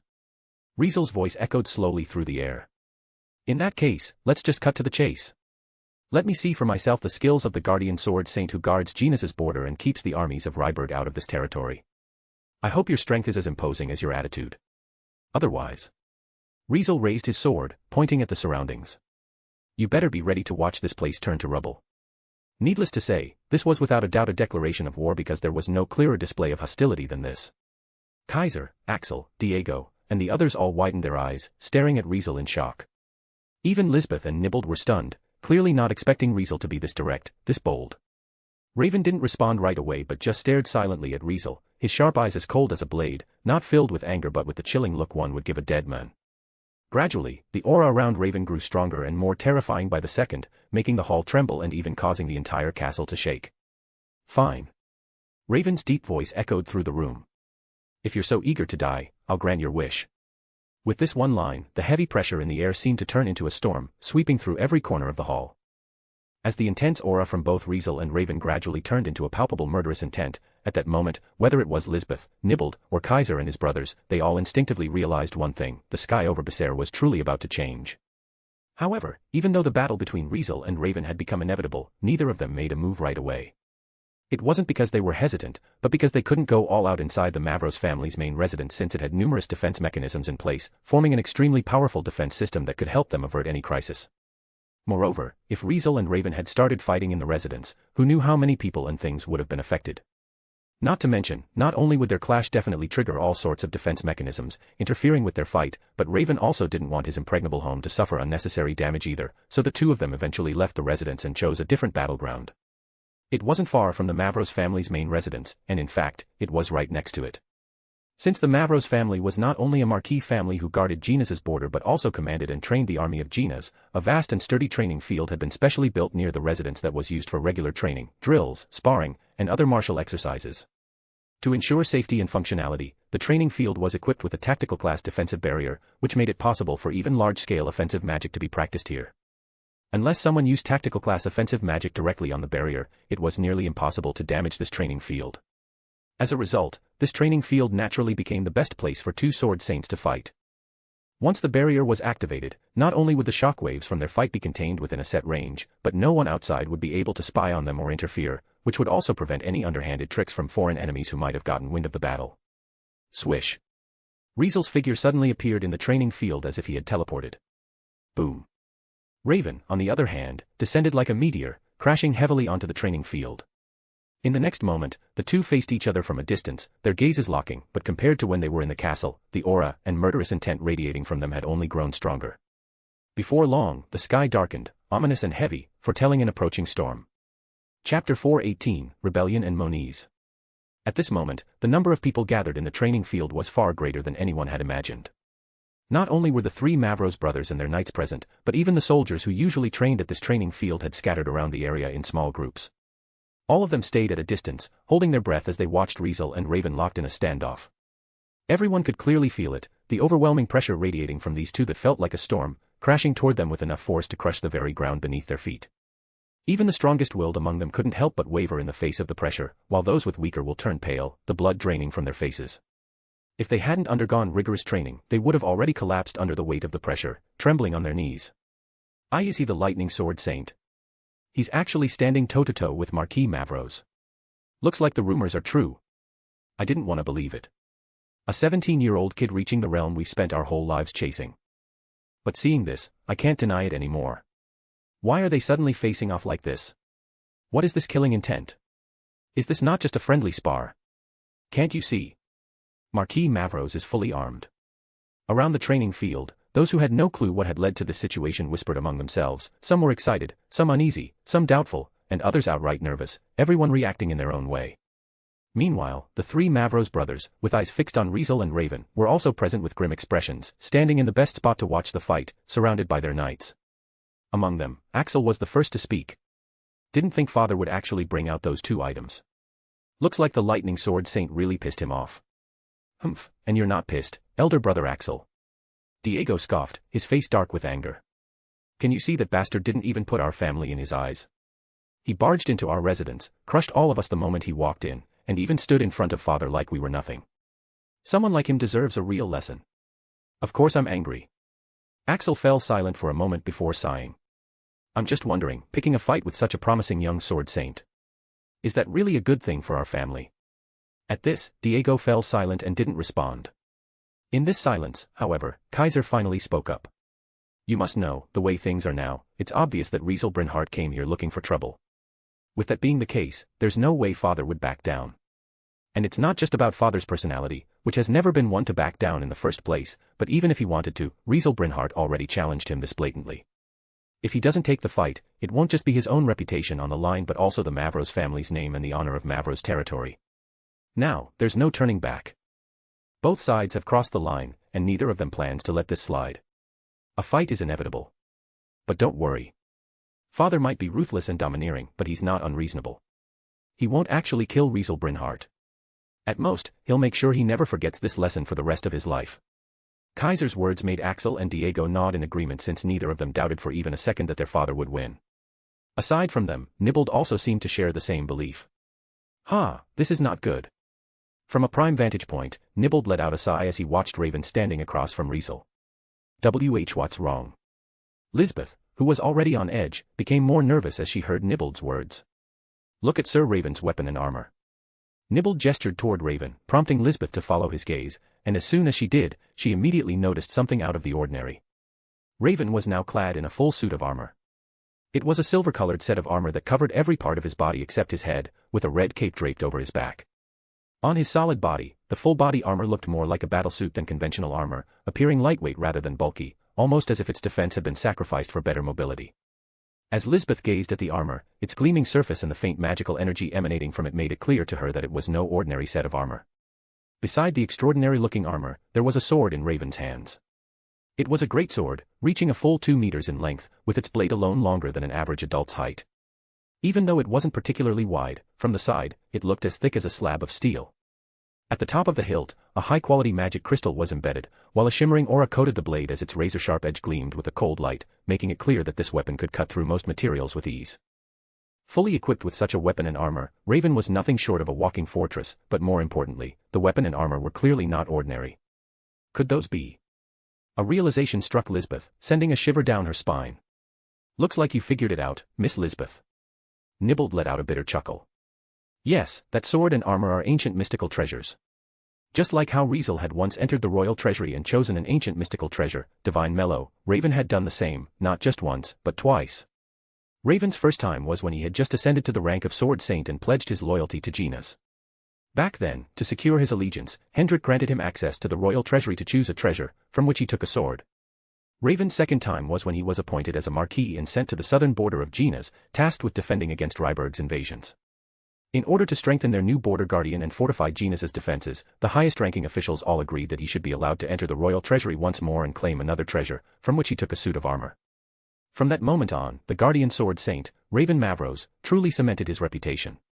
He became a war hero, repeatedly turning back Ryberg's massive armies and earning a fearsome reputation across battlefields to the point that his unmatched prowess even shocked neighboring countries. As a result, the two treasures he wielded became famous, even among ordinary people. What you see now are the two legendary ancient mystical treasures Sir Raven possessed, known as Rebellion and Moniz, their treasures of immense power. Nibbled explained while standing beside Lisbeth. Rebellion is a sword that possesses an incredibly sharp edge, capable of cutting through iron like mud. It also has various effects, such as breaking magic, defenses, and curses, making it the strongest weapon in Gina's in terms of attack. Moniz is an armor that boasts incredibly high physical and magical defense. Not only can it resist an offensive special ability from special swordsmanship, but it also has resistance against magic and can even block abnormal status effects. Even if it gets damaged, it will automatically repair itself, making it the strongest armor in Gina's in terms of defense. Possessing those two legendary treasures, Sir Raven basically wields the strongest spear and the strongest shield. Even against a sword saint of the same strength, he can completely overpower them. You know, when Sir Raven charged into Ryberg's armies, not only could none of Ryberg's soldiers leave a single scratch on him, but their formation was instantly torn apart as he broke through. For ordinary people who don't know about the existence of the old sword saint in the royal palace, Sir Raven has always been regarded as the strongest sword saint in Gina's. Many high-ranking nobles in the royal capital even believe that when he's fully armed with those two legendary treasures, even if he were to face the old sword saint, he wouldn't easily lose. At this point, Nibbled sighed. And now that Sir Raven has brought both of those treasures, Sir Brynhardt's situation is looking really bad. Upon hearing this, Lisbeth tightened her grip on Maslow. In Nibbled and the others' assessment, Riezel, a newly ascended sword saint, was already at a disadvantage compared to Raven, who had 10 years of experience and had fought countless battles on the front lines, accumulating an immense amount of combat experience. Now, as Raven brought out the two treasures he got from the royal treasury, equipping himself with both the so-called strongest spear and the strongest shield, it only widened the gap between them further. Of course, it was clear to many that Riezel was using a powerful sword. However, no one really knew how strong Riezel's sword was, whereas everyone was well aware of the terrifying power of the great sword and armor Raven equipped. As a result, no one believed Riezel's equipment could rival Raven's, which made Kaiser and the others, including Nibbled, believe that Raven wouldn't lose. Master. Lisbeth murmured with a worried expression. Don't worry. Nibbled reassured. Remember, Sir Brynhardt isn't just a swordsman but also a magician. If he uses magic, even if he can't injure Sir Raven because of Moniza's defense, he could at least boost his own strength. It's not like he has no chance at all. Unfortunately for Nibbled, as he tried to comfort Lisbeth, he had no idea that Riezel had already decided he wasn't going to use magic in this fight.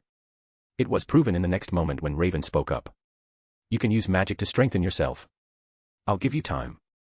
At Raven's cold words, Riezel simply replied with an indifferent expression and tone. I don't need magic to deal with you. Chapter 419, Lightning Sword Saint vs Guardian Sword Saint, I don't need magic to deal with you.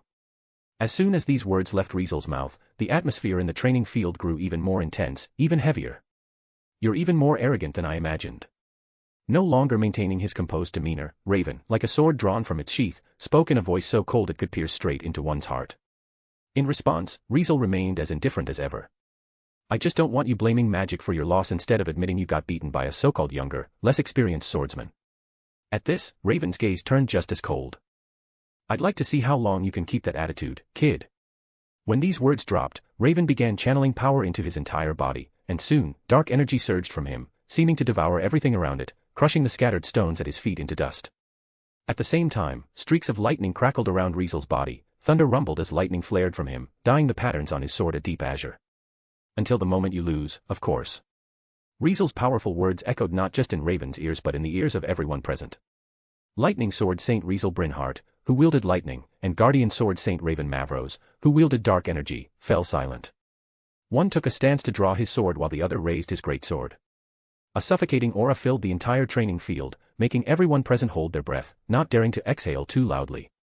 Riezel and Raven locked eyes, neither moving an inch, the mysterious phenomena surrounding them only growing stronger. Whoosh. At some point, a gust of wind swept through the training field, lifting a cloud of dust into the air, but in that very instant, two of the strongest swordsmen in the kingdom finally moved. Boom, boom.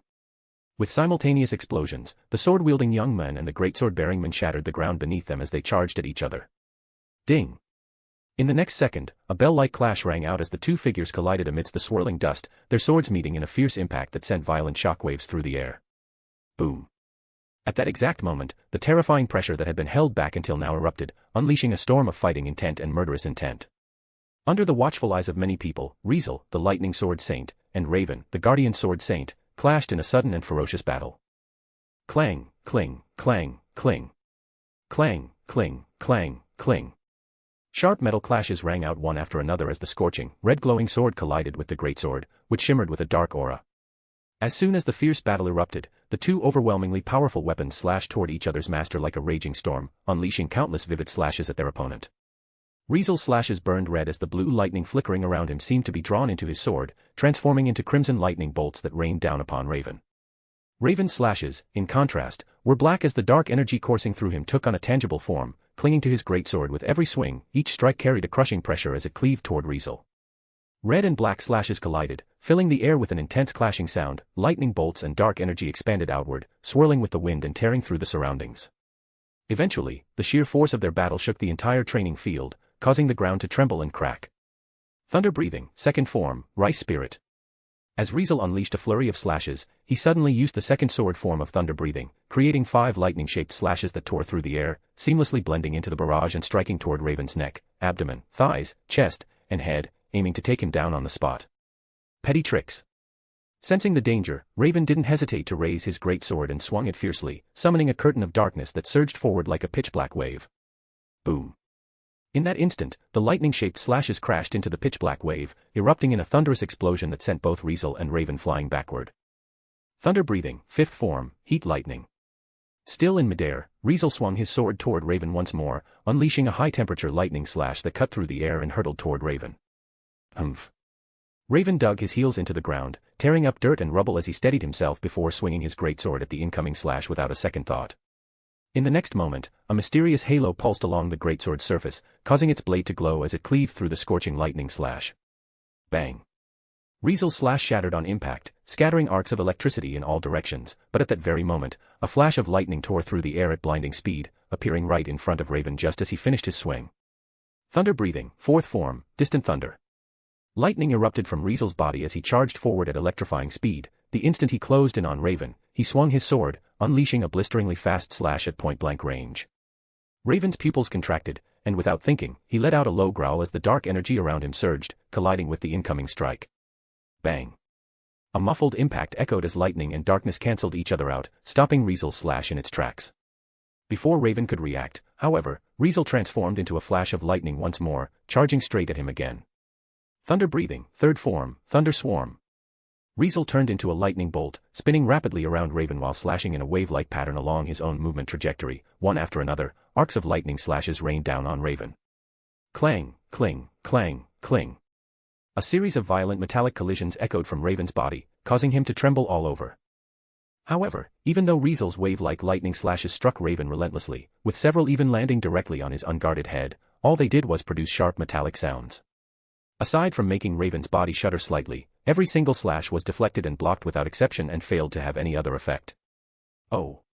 Realizing his attack had failed, Riezel shifted his gaze, eyeing the armor Raven was wearing.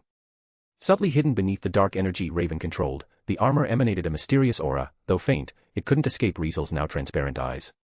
Not bad armor. Pretty tough. Riezel's calm voice carried a hint of mockery. Humph. Raven's expression darkened slightly before he snorted coldly. Ignoring Riezel's taunts, Raven lunged forward and swung his greatsword at Riezel, one slash after another. Each strike carried immense force, so powerful that the sheer wind pressure from his greatsword hit Riezel before it even reached him, making his clothes flutter violently. Clang, cling, clang, cling. Clang, cling, clang, cling. Riezel met Raven's attacks head-on with an unwavering expression, his sword crackling with lightning as he struck back and blocked Raven's mighty blows, causing the sound of their clashing weapons to ring out endlessly. At the same time, Riezel's glowing, transparent eyes remained locked onto the men before him, scanning his entire body for any weaknesses.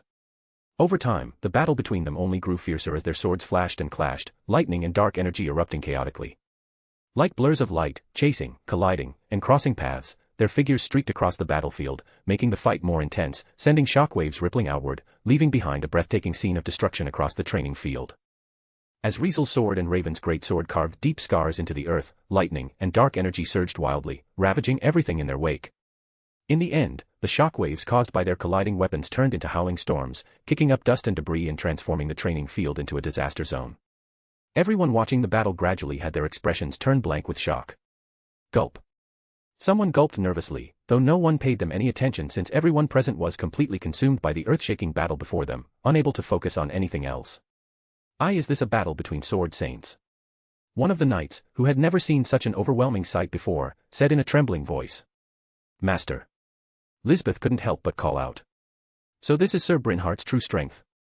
Nibbled, seeing Riezel holding his own against Raven, had his eyes light up, while the helplessness that had always lingered on his face faded without him even realizing it. As for the Mavros brothers, their initial composure and confidence in their father gradually turned into tension. You kidding? He can actually go toe-to-toe with father. Diego said, his expression shocked. Evenly matched. No way. Axel was just as shocked, his mind thrown into chaos. In their expectations, Raven, who had already equipped two of his renowned treasures, should have been able to completely overpower the newly ascended sword saint like Riezel and teach him that there was always someone stronger out there. Yet, the battle between Riezel and Raven was completely deadlocked now, leaving Axel and Diego in disbelief. Kaiser, however, observed more carefully than his younger brothers, making him realize that while Riezel couldn't seem to do much against Raven, who wore monies, Raven also couldn't do anything to Riezel either. Raven's attacks, in both strength and intensity, far surpassed Riezel's, but Riezel's speed, explosiveness, and reflexes were on a whole different level, making it so Raven's attacks never landed. Riezel's attacks, on the other hand, struck Raven again and again. If not for Monize's defense, Raven might have already been cut apart by Riezel's lightning-fast, terrifying strikes long ago. Could it be? Father is actually weaker than Riezel Brynhardt. As Kaiser thought this, a shiver ran down his spine. Chapter 420, Lightning Sword Saint vs Guardian Sword Saint, 2. Ding. As a loud clash of metal resounded, Riezel's lightning slash struck Raven's body once again, though his armor managed to block the blow, the impact still sent him flying. Boom. Raven's figure shot backward like a cannonball, crashing hard against the ground, shattering the earth beneath him. Fortunately for him, at the last second before hitting the ground, he barely managed to adjust his posture, landing on his feet, or he might have ended up slamming into the ground headfirst, getting himself stuck. TCH. Realizing he was falling behind, Raven couldn't help but click his tongue before his expression grew serious, the dominance and arrogance from before nowhere to be seen. As he fixed his gaze on the figure hovering in midair, watching as Riezel, crackling with electricity, slowly descended before him, his expression turned uncertain. He's actually this strong.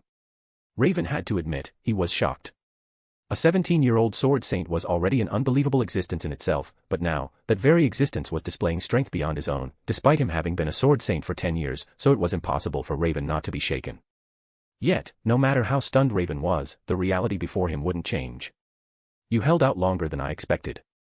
Guess it makes sense, considering you've been guarding the border for years as a sword saint. Riezel remarked with a faint smile. At the very least, compared to the Shadow Sword Saint, your strength is a lot more impressive. As Riezel said this, he revealed something to Raven. You fought the Shadow Sword Saint? Raven asked in a low voice. Something like that. Riezel replied nonchalantly, his faint smile fading. Just like you, he thought he had me in the palm of his hand just because I'm a new sword saint, a mere 17-year-old boy. Compared to veterans like you, I should be nothing more than a greenhorn in his eyes.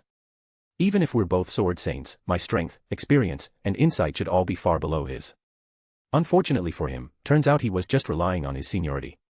If he wanna act like a big shot in front of me, he's got another thing coming. Riezel met Raven's gaze, his eyes briefly sweeping over the great sword in Raven's hand and the armor he wore before finally settling on his face. Looking at it now, it seems you're a bit more qualified to throw your weight around than the Shadow Sword Saint, though only thanks to that armor. Upon hearing this, Raven's expression darkened since he had no way to refute it. In terms of raw strength, Raven was indeed stronger than the Shadow Sword Saint, Rome. If Rome was roughly at upper level 7, then Raven was around the limit of level 7. If translated into the status system of the world of Danmachi, Raven wasn't quite at Otter's level, who had trained all his basic abilities except MAG to S rank, but at least one or two of his basic abilities had reached S rank, while the rest were all A rank, making him incredibly close to the limit of level 7. Regardless, Riezel's strength was still beyond Raven's. Riezel had already surpassed Ace, who stood at the limit of level 5 when he had just reached level 5 himself, and then, when he had advanced to level 6, he had defeated Albert, who was at the absolute limit of level 6, making him an undefeated existence among those of the same level. For others, the limit within a level was reaching an S rank in all basic abilities, but for Riezel, his limit was reaching an SSS rank in all basic abilities. Furthermore, since with each level up, this status accumulated in latent form, turning into his strength, naturally, the higher his level became, the more profound his accumulated strength grew, far beyond what ordinary people could ever compare to. Moreover, Riezel had always acquired a development ability with every level up, and almost all of them were combat-related, which was further enhanced by endless, meaning that even when he had just acquired them, they already had considerable effect, granting significant boosts. As a result, even right after leveling up, Riezel could immediately rise to the top of that level, sometimes even standing at its very peak.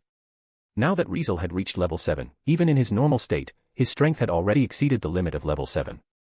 Given this, if he used a breathing style to enhance himself, even without breaking past level 7, he would still be invincible within it. In other words, even if someone at level 7 broke through their limit and reached the rank of SSS in all basic abilities, they still wouldn't stand a chance against him. In such a situation, Raven naturally wasn't Riezel's opponent.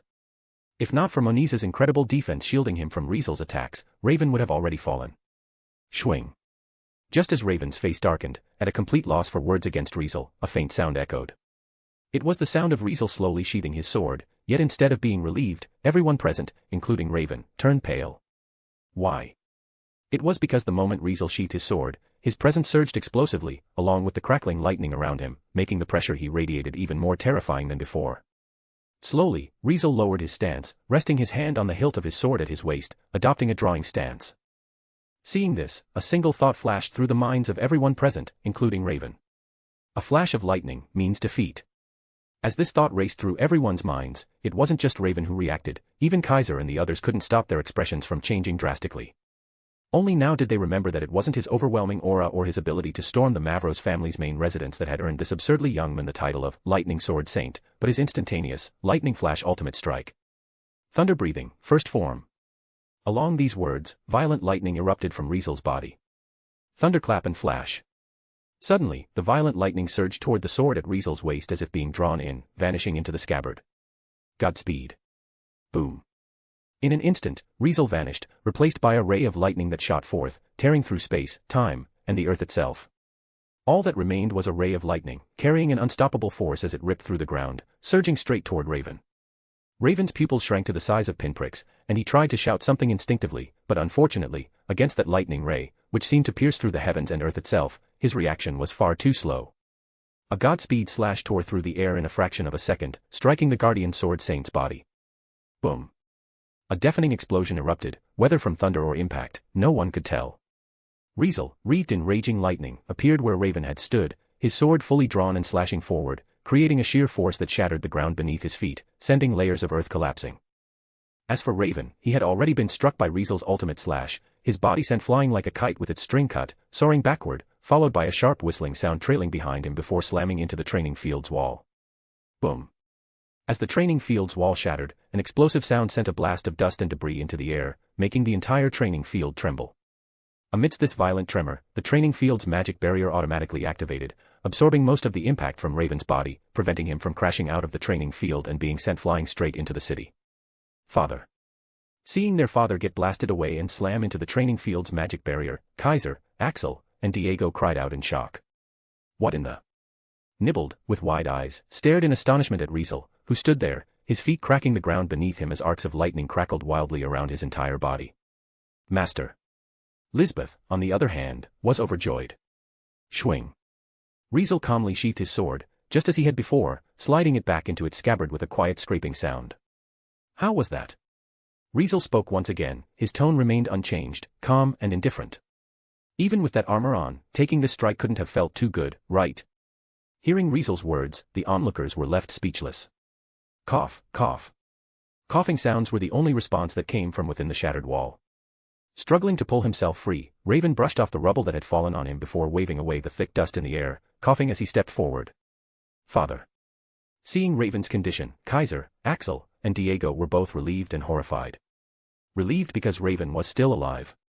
Horrified because Raven clearly wasn't unscathed. Blood trickled from the corner of Raven's mouth, and thin streaks ran from his eyes and nose, making him look as if he were bleeding from all 7 orifices, truly a terrifying sight.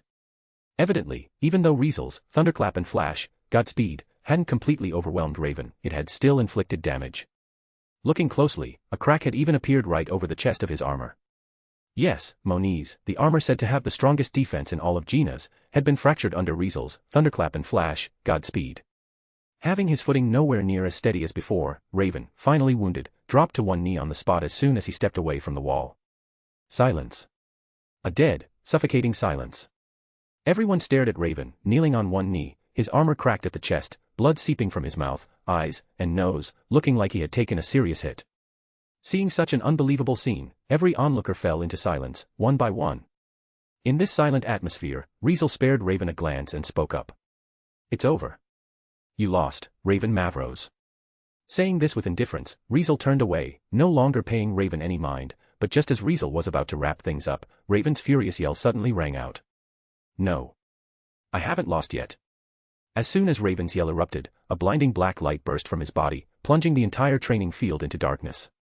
Chapter 421, Dark Abyss Sword Style. No. I haven't lost yet. As soon as Raven's yell erupted, a blinding black light burst from his body, plunging the entire training field into darkness. What happened? Such a sudden darkness threw the entire training field into chaos, causing the onlookers to panic, restless, and uneasy.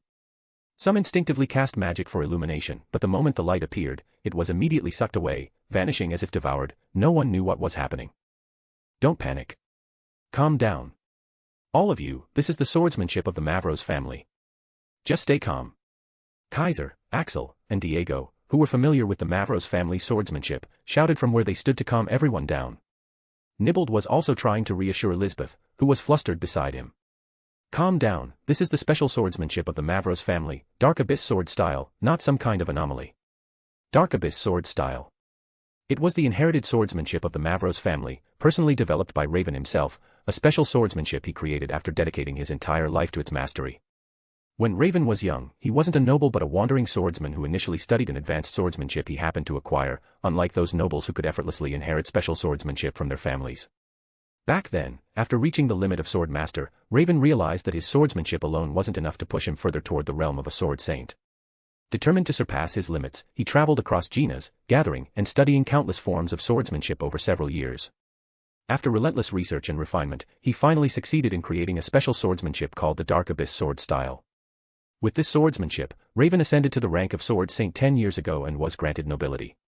Later, after continuously making achievements on the battlefield, he finally became a marquis. From then on, the Dark Abyss sword style became the Mavros family's inherited swordsmanship, allowing Kaiser, Axel, Diego, and the other direct descendants of Raven to learn the special swordsmanship personally created by him. What made Raven's swordsmanship unique was that it could absorb external powers and transform them into power for its users. For example, when Riezel infused his invitation letter with the power of thunder breathing and hurled it at Raven, Raven activated the Dark Abyss sword style, absorbing the aura emanating from himself and converting it into power, neutralizing the power of thunder breathing within Riezel's invitation letter. Similarly, before their fight began, Raven had also used the Dark Abyss sword style, causing waves of dark energy to rise from his body as if devouring everything around him. Needless to say, that dark energy was the power of the Dark Abyss sword style. Raven could use this swordsmanship to absorb his own aura, magical energy, and even elements like air, light, and poisons, converting them into the dark energy he controlled. Moreover, this dark energy could be used both offensively and defensively, increasing Raven's striking power when used for attacks and heightening his resistance when used for defense. If wielded skillfully, it could even cancel out Riezel's attacks, just as Raven had done earlier when he had rendered Riezel's lightning slash completely ineffective. In terms of versatility and practicality, the Dark Abyss sword style undoubtedly ranked among the top 3 special swordsmanships in all of Gina's, if not competing for first or second place. Its most remarkable trait was that the more external powers it absorbed, the stronger it became. Right now, Raven had clearly pushed the Dark Abyss sword style to its limit, absorbing all the light from the training field and plunging it into complete darkness. Ha! Raven's roar echoed across the training field, making even Riezel, who had lost his vision, clearly sense a terrifying power taking shape. Riezel activated the transparent world without hesitation, making his eyes take on a transparent glow as he focused in Raven's direction. Over there, Raven had already risen to his feet, roaring as a dense and astonishing surge of dark energy wildly swirled around him. Like a raging darkness, it formed a pitch-black storm around his body, continuously expanding. Gathering the overwhelming dark energy into the greatsword in his hand, Raven merged the mysterious glow on its blade with the dense darkness, unleashing an incredibly terrifying power. Seeing this scene, Riezel didn't rely on thought since he understood instinctively that Raven's next strike was going to be extraordinary. Realizing this, Riezel's eyes flickered before his mouth curled into a smile. Not bad. Riezel's voice was no longer calm since it carried a hint of his natural excitement as it spread through the air. In that case, guess I'll get a little serious and show you a sword form no one's ever seen before. As soon as these words left Riezel's mouth, he slowly closed his eyes. By this point, Riezel had already come to a realization. Seems like the usual breathing styles won't do much for me anymore. It was inevitable. Breathing styles, which were unique swordsmanship from the world of Demon Slayer, were without a doubt profound swordsmanship, capable of fully drawing out the human body's potential, transforming an ordinary person into an extraordinary warrior able to stand against demons. Riezel had to admit, breathing styles were a miracle. However, when it came down to it, the world of Demon Slayer wasn't a world with a particularly high power level. In fact, its limits were relatively low. In that world, even swordsmen who mastered a breathing style and reached the rank of Hashira were only roughly equivalent to level 4. Kokuzubu, who practiced moon breathing, reached level 5 only after becoming a demon, while level 6 was reached by only 2 individuals, Tsujikuni Yoriichi and Kabutsuji Muzan, the strongest beings in that world. Putting aside Muzan, who originally wasn't human, the only human who had truly transcended through a breathing style, reaching a level comparable to a sword master on the Akasha continent or a first-class adventurer in the world of Danmachi, was only Yoriichi. However, the reason Yoriichi reached such a realm likely had more to do with his unique traits rather than his breathing style. One should know that he was revered as a being akin to a god because of his astonishing potential. He was born with the Demon Slayer mark, instinctively understood the principles of breathing styles, and awakened the transparent world and the selfless state entirely on his own, things no ordinary person could ever achieve. Simply put, sun breathing was only a part of Yoriichi's power, which undoubtedly contributed to his strength, but it wasn't the sole reason he was powerful. In the original work, Tanjiro eventually learned sun breathing as well, but even after mastering it, the strongest he ever got was on par with the Hashira. Moreover, the reason he managed to ultimately defeat Muzan wasn't because of sun breathing alone but thanks to the support of countless members of the Demon Slayer Corps, the sacrifice of numerous Hashira, and even the life-risking assistance of a demon like Tamayo, which was what led to the final victory. Compared to Yoriichi, who could defeat Muzan alone, Tanjiro didn't even come close. Even if Tanjiro dedicated his entire life to studying sun breathing, he would never reach Yoriichi's level. Not to mention, in the original work, Tanjiro also awakened the Demon Slayer mark, meaning he wouldn't even live past 25. Meanwhile, Yoriichi, the creator of the breathing style who was born with a Demon Slayer mark, had lived well into his 80s and had even almost managed to cut down Kokuzubu, who had already turned into a demon by then. All of this showed that Yoriichi's ability to reach the strength equivalent of level 6 was largely due to his own unique traits. And yet, even Yoriichi hadn't managed to reach level 7 while he was alive. It wasn't until after his death, when he gained insight from Riezel's training, that he evolved his sun breathing and successfully stepped into level 7. Under these circumstances, the upper limit of regular breathing styles was naturally low because raising an ordinary person to level 4 was already close to their limit. If someone had other fortuitous encounters, they might still be able to use it at level 5 or level 6, but once they reached level 7, the effectiveness and power of breathing styles would significantly weaken. At level 7, the human body had already reached an almost unimaginable level of strength, so how could a body like that still be enhanced just by absorbing a large amount of air? It just wasn't possible. Because of this, after Riezel reached level 7 and his body had been elevated to an extremely high degree, regular breathing styles could no longer bring him any noticeable improvements. Back at level 6, when he had just leveled up, Riezel could already surpass the limit of level 6 in his normal state, while when using thunder breathing and other breathing styles, he could even go beyond level 6 and compete against beings equivalent to level 7. However, now, after reaching level 7, while his normal state still surpassed the limit of level 7, using thunder breathing and other breathing styles no longer allowed him to challenge higher levels. Of course, this wasn't just because it became harder to surpass levels the higher one went but also because regular breathing styles like thunder breathing no longer provided him with a significant strength improvement. At this point, only 2 breathing styles still had a noticeable effect on him.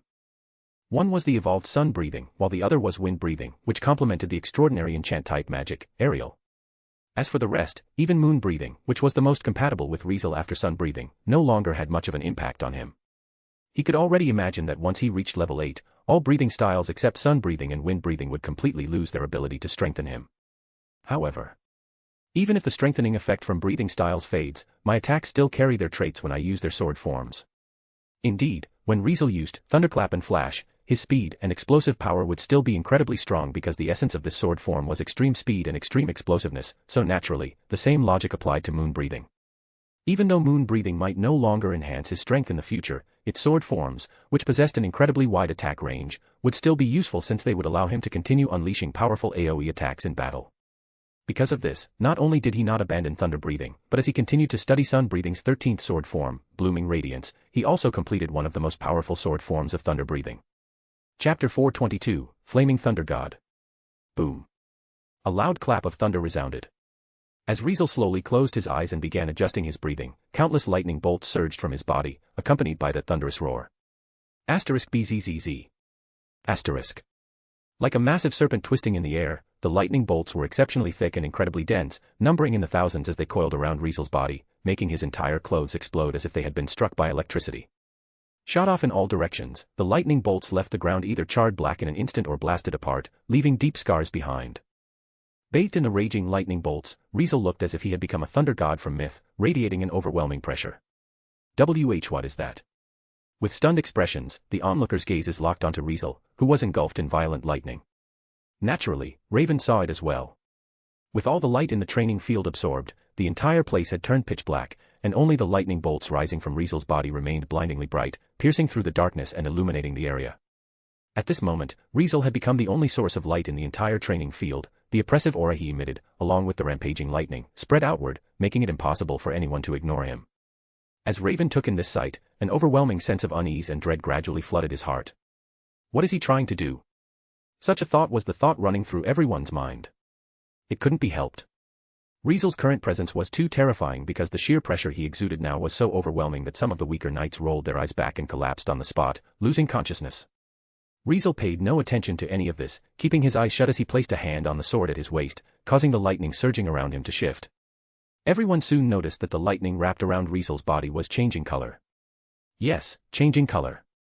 Eventually, the previously blinding lightning bolts became even more dazzling, and soon, the once pale blue electricity was slowly turning golden. At this moment, the lightning entwining Riezel's body transformed into a radiant gold, filling the entire training field with its brilliance and searing itself into everyone's vision. He's just putting on a show. Raven's sense of unease and dread only grew stronger, making him shout. So what if his lightning changed color? No one can withstand my next strike. Raven had already pushed himself to his limit, so he refused to lose to Riezel, to the junior he had always looked down on. Even if it meant harming his own body, he was determined to unleash his ultimate attack. Because the Dark Abyss sword style had no limit to the amount of external powers it could absorb, as long as the user didn't stop, it could keep taking in powers, refining them, and making the dark energy the user wielded stronger and stronger. Even so, swordsmen weren't invincible. If the power converted by the Dark Abyss sword style exceeded the user's control, it would become a double-edged sword, one that harmed not just their enemy but also themselves. Raven had clearly already reached this reckless state since the powers he had absorbed and converted had grown too much, causing considerable strain on his body. Regardless, he had no choice since he had to win this fight no matter what. You're saying I lost? I, Raven Mavrose, would lose. What a joke. Raven let out a loud shout, his face filled with determination. I am Marquis Mavrose. If I lose, if I fall, our kingdom's enemy will invade the lands behind me, bringing harm to those I swore to protect. I won't lose. I can't lose. Victory or death is the path I, Raven Mavrose, walk. You really think some half-baked sword saint like you can break my resolve? As Raven shouted, the dark energy surging from his body grew even larger, making the surrounding air thin and oppressive. Apparently, with Dark Abyss sword style, Raven absorbed the air around him to transform the dark energy into an even greater power. Seeing this scene, the first to react wasn't anyone else but Nibbled, the one closest in strength to both Riezel and Raven. This is bad. Feeling the two rapidly swelling forces in the training field, Nibbled's complexion changed again and again before he finally couldn't sit still any longer and shouted urgently at Lisbeth and everyone else around. All of you. Get out of here. Now. At Nibbled's warning, no one took it lightly since the danger was obvious to the naked eye. Among the many knights present, some were especially sharp and highly skilled, able to clearly sense just how terrifying the two growing forces were. A deep, ominous premonition, like the shadow of death, had already taken root in their hearts, leaving their faces pale as paper. Now that Nibbled had sounded the alarm, every onlooker finally snapped out of it, scrambling to flee and get as far away from the area as possible. Hurry! Get beyond the barrier. Kaiser, realizing how dire the situation was, had his face turned slightly pale as he barked out orders, signaling for Axel and Diego to take the lead in clearing a path for the others. Before long, everyone scattered like frightened birds, leaving only Lisbeth still standing in place, unwilling to retreat. Master. Lisbeth's entire heart was clearly only on Riezel and didn't bother with anything else. Seeing the golden lightning raging around Riezel while Raven's aura grew more terrifying by the second, her delicate face, as flawless as jade, filled with anxiety and worry. Get back, Miss Lisbeth. The next clash is beyond anything we can interfere with. Nibbled, with an urgent voice, quickly grabbed Lisbeth's shoulder and secretly pressed his hand against a jewel-like magic crystal behind his back. It was a magic item he had personally crafted, a one-time use item. Once activated, it would suppress magical energy within a certain radius, preventing magicians from casting magic and swordsmen from using the special abilities tied to their swordsmanship. It was one of Nibbled's trump cards. Unfortunately, he only had the single piece, so even if he wanted to craft another, finding a high-quality magic crystal suitable for refinement would be near impossible, which was why he had always treated it like a treasure. However, if an unavoidable and disastrous clash broke out between Riezel and Raven, then for their safety, he had no choice but to use it, no matter how much it pained him. Sir Raven is the one who guards Genus's border from Ryberg, so the kingdom can't do without him. Sir Brynhart is a genius with limitless potential, destined for greatness in the future. If either of them were to suffer serious injuries or death, this fight would turn into a tragedy. Because of this thought, Nibbled had made up his mind, if the situation turned dire, he would stop them at all costs. Let's go. Nibbled gripped the magic item tightly as he urged Lisbeth, who gritted her teeth but ultimately chose to step back. Buzz. In the next second, the training field's magic barrier instantly rose, completely sealing off the battlefield between Riezel and Raven from the outside world. At the same moment, Riezel's voice rang out inside the magic barrier. So, you actually remember you have people to protect, huh? If that's the case, then why'd you let your nephew run wild, bringing misfortune to every single person you claim to protect? You call that damn protection? You got no right to even say those words. A surge of golden lightning tore through the darkness, shooting into the sky and illuminating Raven, whose entire body was shrouded in black light. If that's the path you've chosen, then today, I'm cutting it off. Saying this, Riezel opened his eyes, showing golden lightning crackling within them, completely obscuring his normally clear pupils, leaving only the whites of his eyes filled with violent, raging energy as he locked onto Raven, whose expression had drastically changed. Consider yourself lucky. You're the first to witness this move and the first to be defeated by it. Riezel's words made the veins on Raven's forehead bulge. Bring it on, Riezel Brynhart. Raven raised his greatsword high and charged toward Riezel, but in the next moment, Riezel vanished on the spot. No, rather than vanish, the golden lightning enveloping Riezel's entire body had completely consumed him, transforming him into a thunderous dragon that roared toward Raven. In that instant, the golden dragon erupted forward, moving at an incredible speed beyond the limits of the human eye, surging straight at Raven. Lightning raged across the training field, unleashing a deafening roar as it clashed with the black light ahead. Thunder breathing, 7th form. Riezel's voice spread out once again, turning into sound waves that echoed non-stop. Flaming Thunder God. Thunder breathing 7th sword form, which originally didn't exist, made its debut in this world for the first time as a roaring thunder dragon, carrying terrifying momentum, crashed heavily into Raven, who was swinging his greatsword down and roaring furiously. Asterisk boom. Asterisk. In an instant, an earth-shattering explosion erupted, turning the world inside the training field's magic barrier completely white. Asterisk rumble. Asterisk. Amid the tremor, the ground of the training field shattered, not just a single corner, not just one section, but the entire ground broke apart as it got swept into the collapse, crumbling as it sank underground. Fortunately, the world outside the training field's magic barrier remained unaffected, as, whether it was the shockwaves, the rampaging golden lightning, or the black light storm, everything was blocked by the training field's tactical class magic barrier. Nonetheless, the magic barrier still trembled violently, as if it could shatter at any moment, making those outside watch in fear. Ultimately, the ground beyond the magic barrier shook like crazy, though it didn't break apart. The tremors were so strong that they reached not just the nearby Mavros family's main residence but even the city itself. What's going on? An earthquake. Damn, what a strong tremor. Feeling the shaking, the citizens started to stir in confusion. Tonight, Becerre was no longer peaceful. Chapter 423, Where the hell is this? Flaming Thunder God.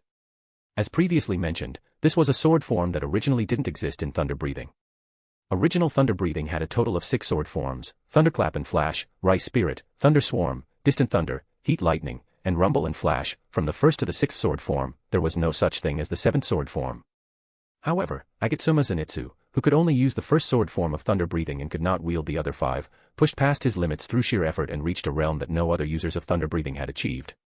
By focusing solely on perfecting the 1st sword form, he honed it to the absolute peak, developing extension techniques like Thunderclap and Flash, 6-fold, Thunderclap and Flash, 8-fold, and Thunderclap and Flash, Godspeed. Through this process, he combined elements of the other sword forms and created his very own unique sword form, which was the 7th sword form of thunder breathing, Flaming Thunder God.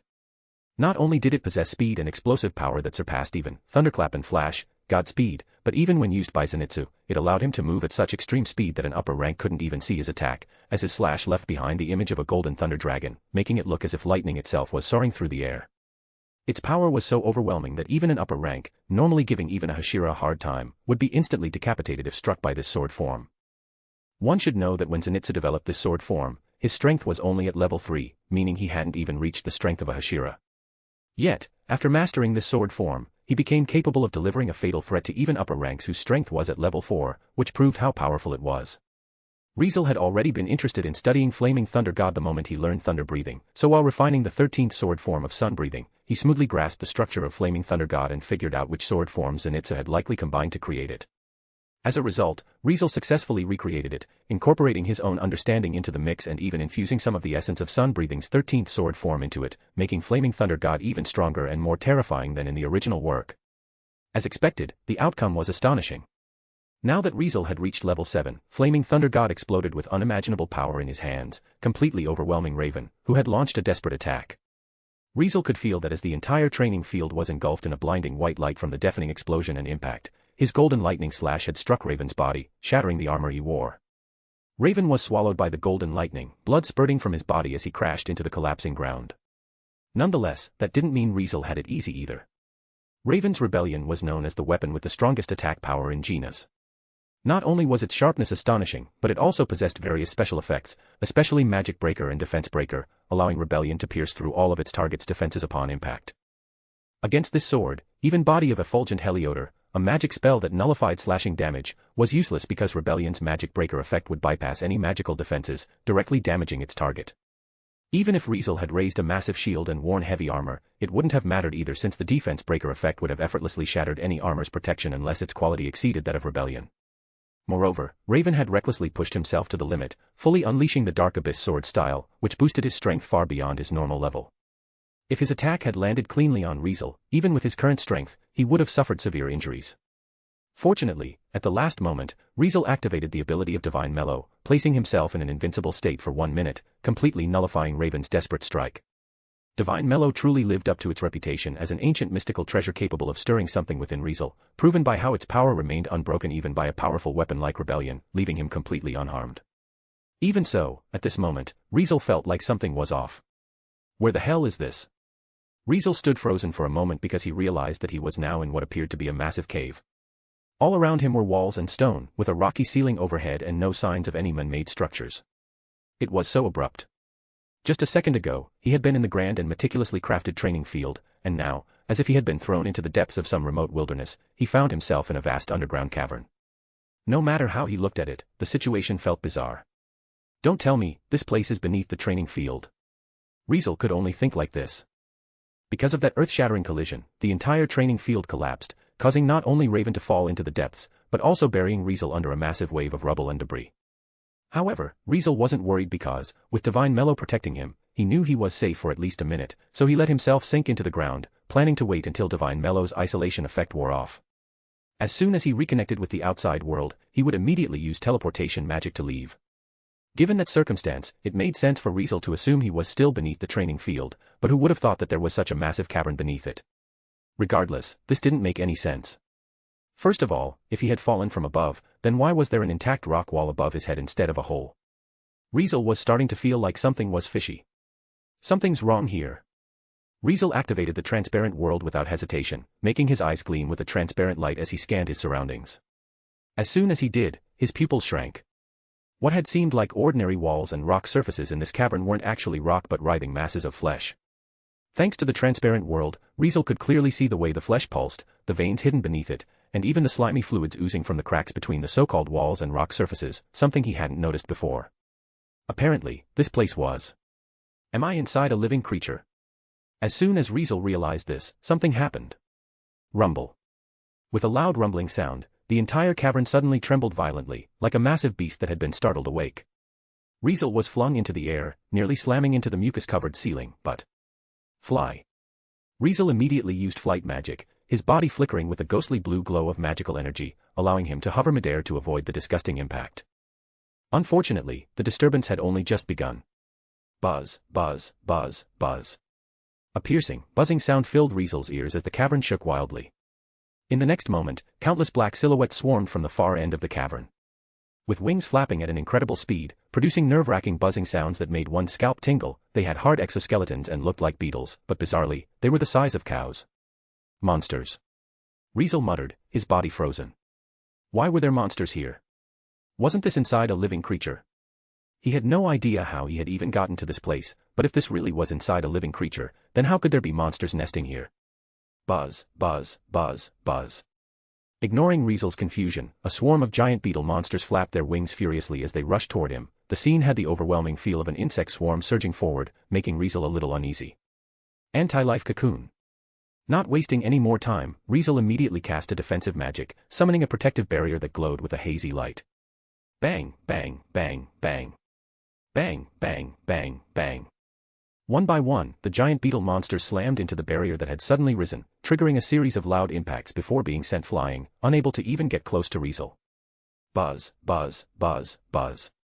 As their attacks failed, the beetle monsters became even more agitated, with some desperately ramming against the barrier while others simply clung to it, gradually covering its entire surface. Not gonna lie, this is so disgusting. Even Riezel couldn't help but feel repulsed by the sight. Negative burst. Riezel cast another magic without hesitation, this time, a ranged offensive magic. In an instant, a black wave surged outward from him, spreading like an explosion, devouring everything in its path, which made the beetle monsters clinging onto anti-life cocoon, along with the surrounding monsters, get engulfed in the black wave. In an instant, the beetle monsters surrounding Riezel vanished on the spot.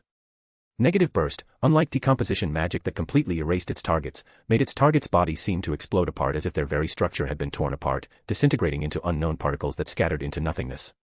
Now that the giant beetle swarm was gone, Riezel's field of vision finally cleared, and the sickening sight of beetles crawling all over had vanished. Sadly, the relief was short-lived because the beetle monsters were still pouring in from the other side of the cavern, their numbers seemingly endless. As they swarmed forward, their incessant buzzing drilled into Riezel's ears, making him feel increasingly irritated. TCH, this place isn't safe to stay for long. Riezel frowned, uncharacteristically hesitating. As powerful as Riezel was, even he had no desire to recklessly charge into a disgusting swarm of giant beetles for a fight, so he decided to use teleportation magic and leave the place immediately, until he saw several black-robed figures. Swish, swish, swish, swish.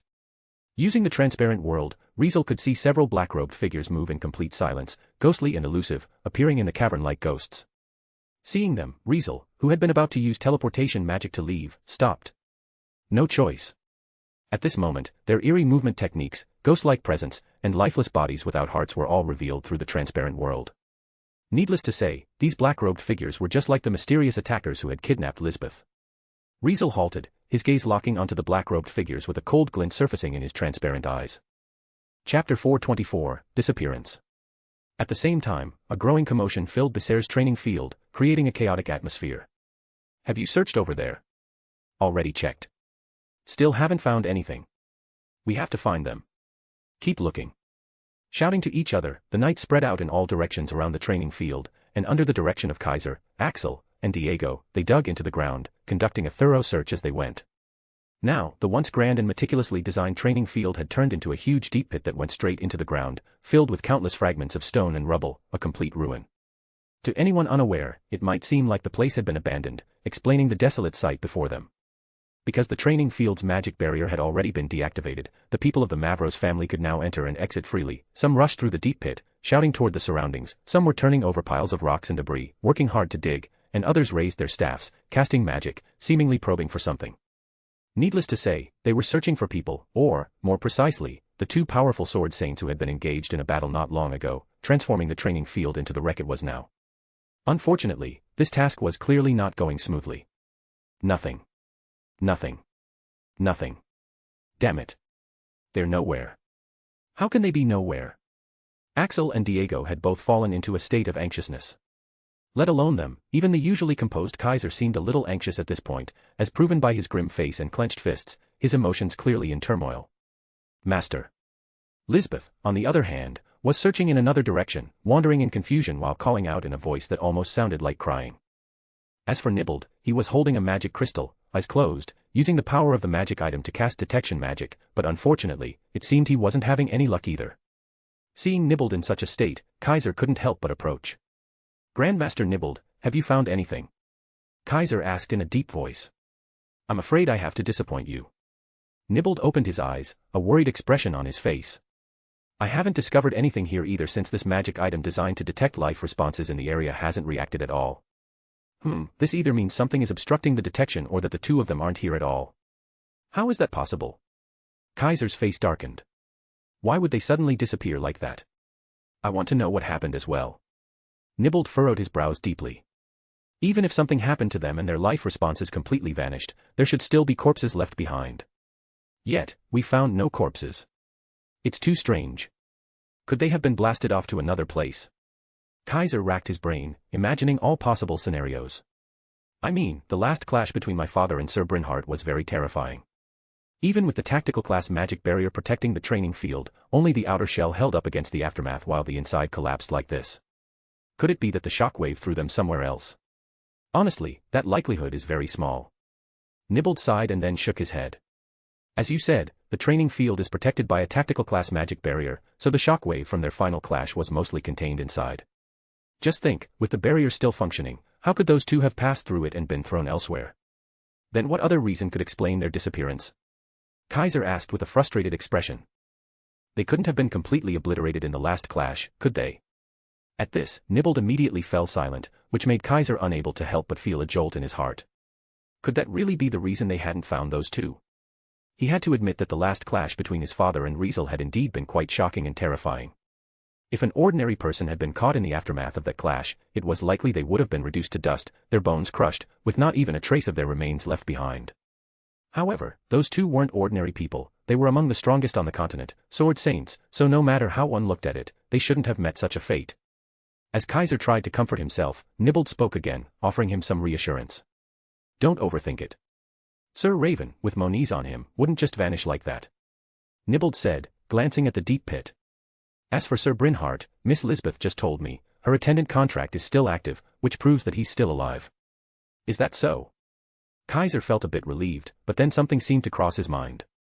By the way, since Miss Lisbeth is Sir Brynhard's attendant, and they have an attendant contract, can she use their connection to locate him? Sadly, his hopes were once again dashed by Nibbled. Why do you think Miss Lisbeth's still here, wandering around aimlessly? Nibbled chuckled bitterly. She's already tried sensing Sir Brynhardt's location, but for some reason, the connection between them has become so vague that she can't pinpoint Sir Brynhardt's exact position. Why is that? Kaiser asked in frustration. I remember the strength of an attendant contract should generally be stronger than a regular contract since the original contract magic was the attendant contract, and all other contracts are derived from it, right? Yes, you're right. Nibbled nodded and then explained. However, no matter the type of contract, its strength ultimately depends on the magician who casts it. If the magician's abilities are too weak, even an attendant contract can be weaker than a slavery contract or other forceful types of contract magic. But isn't that even stranger? Kaiser furrowed his brow. As far as I know, Sir Brynhart isn't just a sword saint, but he's also a tactical class magician. While that's hard to believe, if the rumors are true, then it means he's a magician with quite high abilities, so the strength of his attendant contract should be quite strong and shouldn't have gone wrong over something so minor, right? That only points to one thing then. Nibbled's voice dropped, almost as if he was talking to himself. He's not facing a minor problem right now. Hearing this, Kaiser's expression changed. Nibbled looked at Kaiser's tense face and continued. Even though this is just my guess, I think Sir Brynhart and Sir Raven most likely ended up in a very special place that has some very powerful interference. It means whether it's our magic trying to detect them or Miss Lisbeth trying to sense her master through the attendant contract, all of it has become unstable due to this interference. I have two hypotheses about this.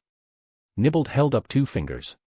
First, during their final clash, Sir Brynhart might have sensed something was wrong and used teleportation magic to try to escape the collapsing battlefield, but due to the residual energy from the battle or Sir Raven's Dark Abyss sword style over-absorbing outside world powers, the space itself became distorted. As a result, both of them were swept into an uncontrollable space transference and ended up somewhere unknown. Nibbled's words left Kaiser and everyone around stunned. You mean Sir Brynhart can use space magic? Kaiser asked instinctively. Isn't that a type of magic only magicians with imaginary compatibility can learn? In response to this question, Nibbled's answer was simple. Well, Sir Brynhart is exactly that kind of magician. Nibbled sighed helplessly. Otherwise, why do you think his carriage could barge in through all the heavy guards and magic defenses of your family so easily? Kaiser was speechless upon hearing this before feeling a mix of realization and a chill running down his spine. Such a realization came because he finally understood how Riezel managed to get a carriage into the Mavros family's main residence so effortlessly. As for the chill, it came from the fact that Riezel had such an ability but had never used it once during his battle with his father. Space magic was no doubt extremely powerful magic, and the fact that Riezel could push his fully equipped father to this point without even using such magic and nearly defeating him made him shudder. What if Riezel had used it? In other words, his father, whom he was so proud of, hadn't even forced his opponent to show his full strength. Such a realization hit Kaiser hard. Of course, now wasn't the time to focus on that. So, what about the second one? Kaiser adjusted his mind and asked again. What's the second hypothesis? Nibble didn't answer immediately but instead closed his eyes for a moment before slowly opening them and speaking softly. Earlier, Miss Lisbeth was attacked by unknown people in the forest.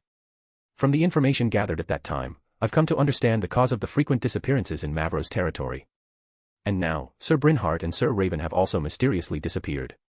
What I want to say is, this is likely related to those people.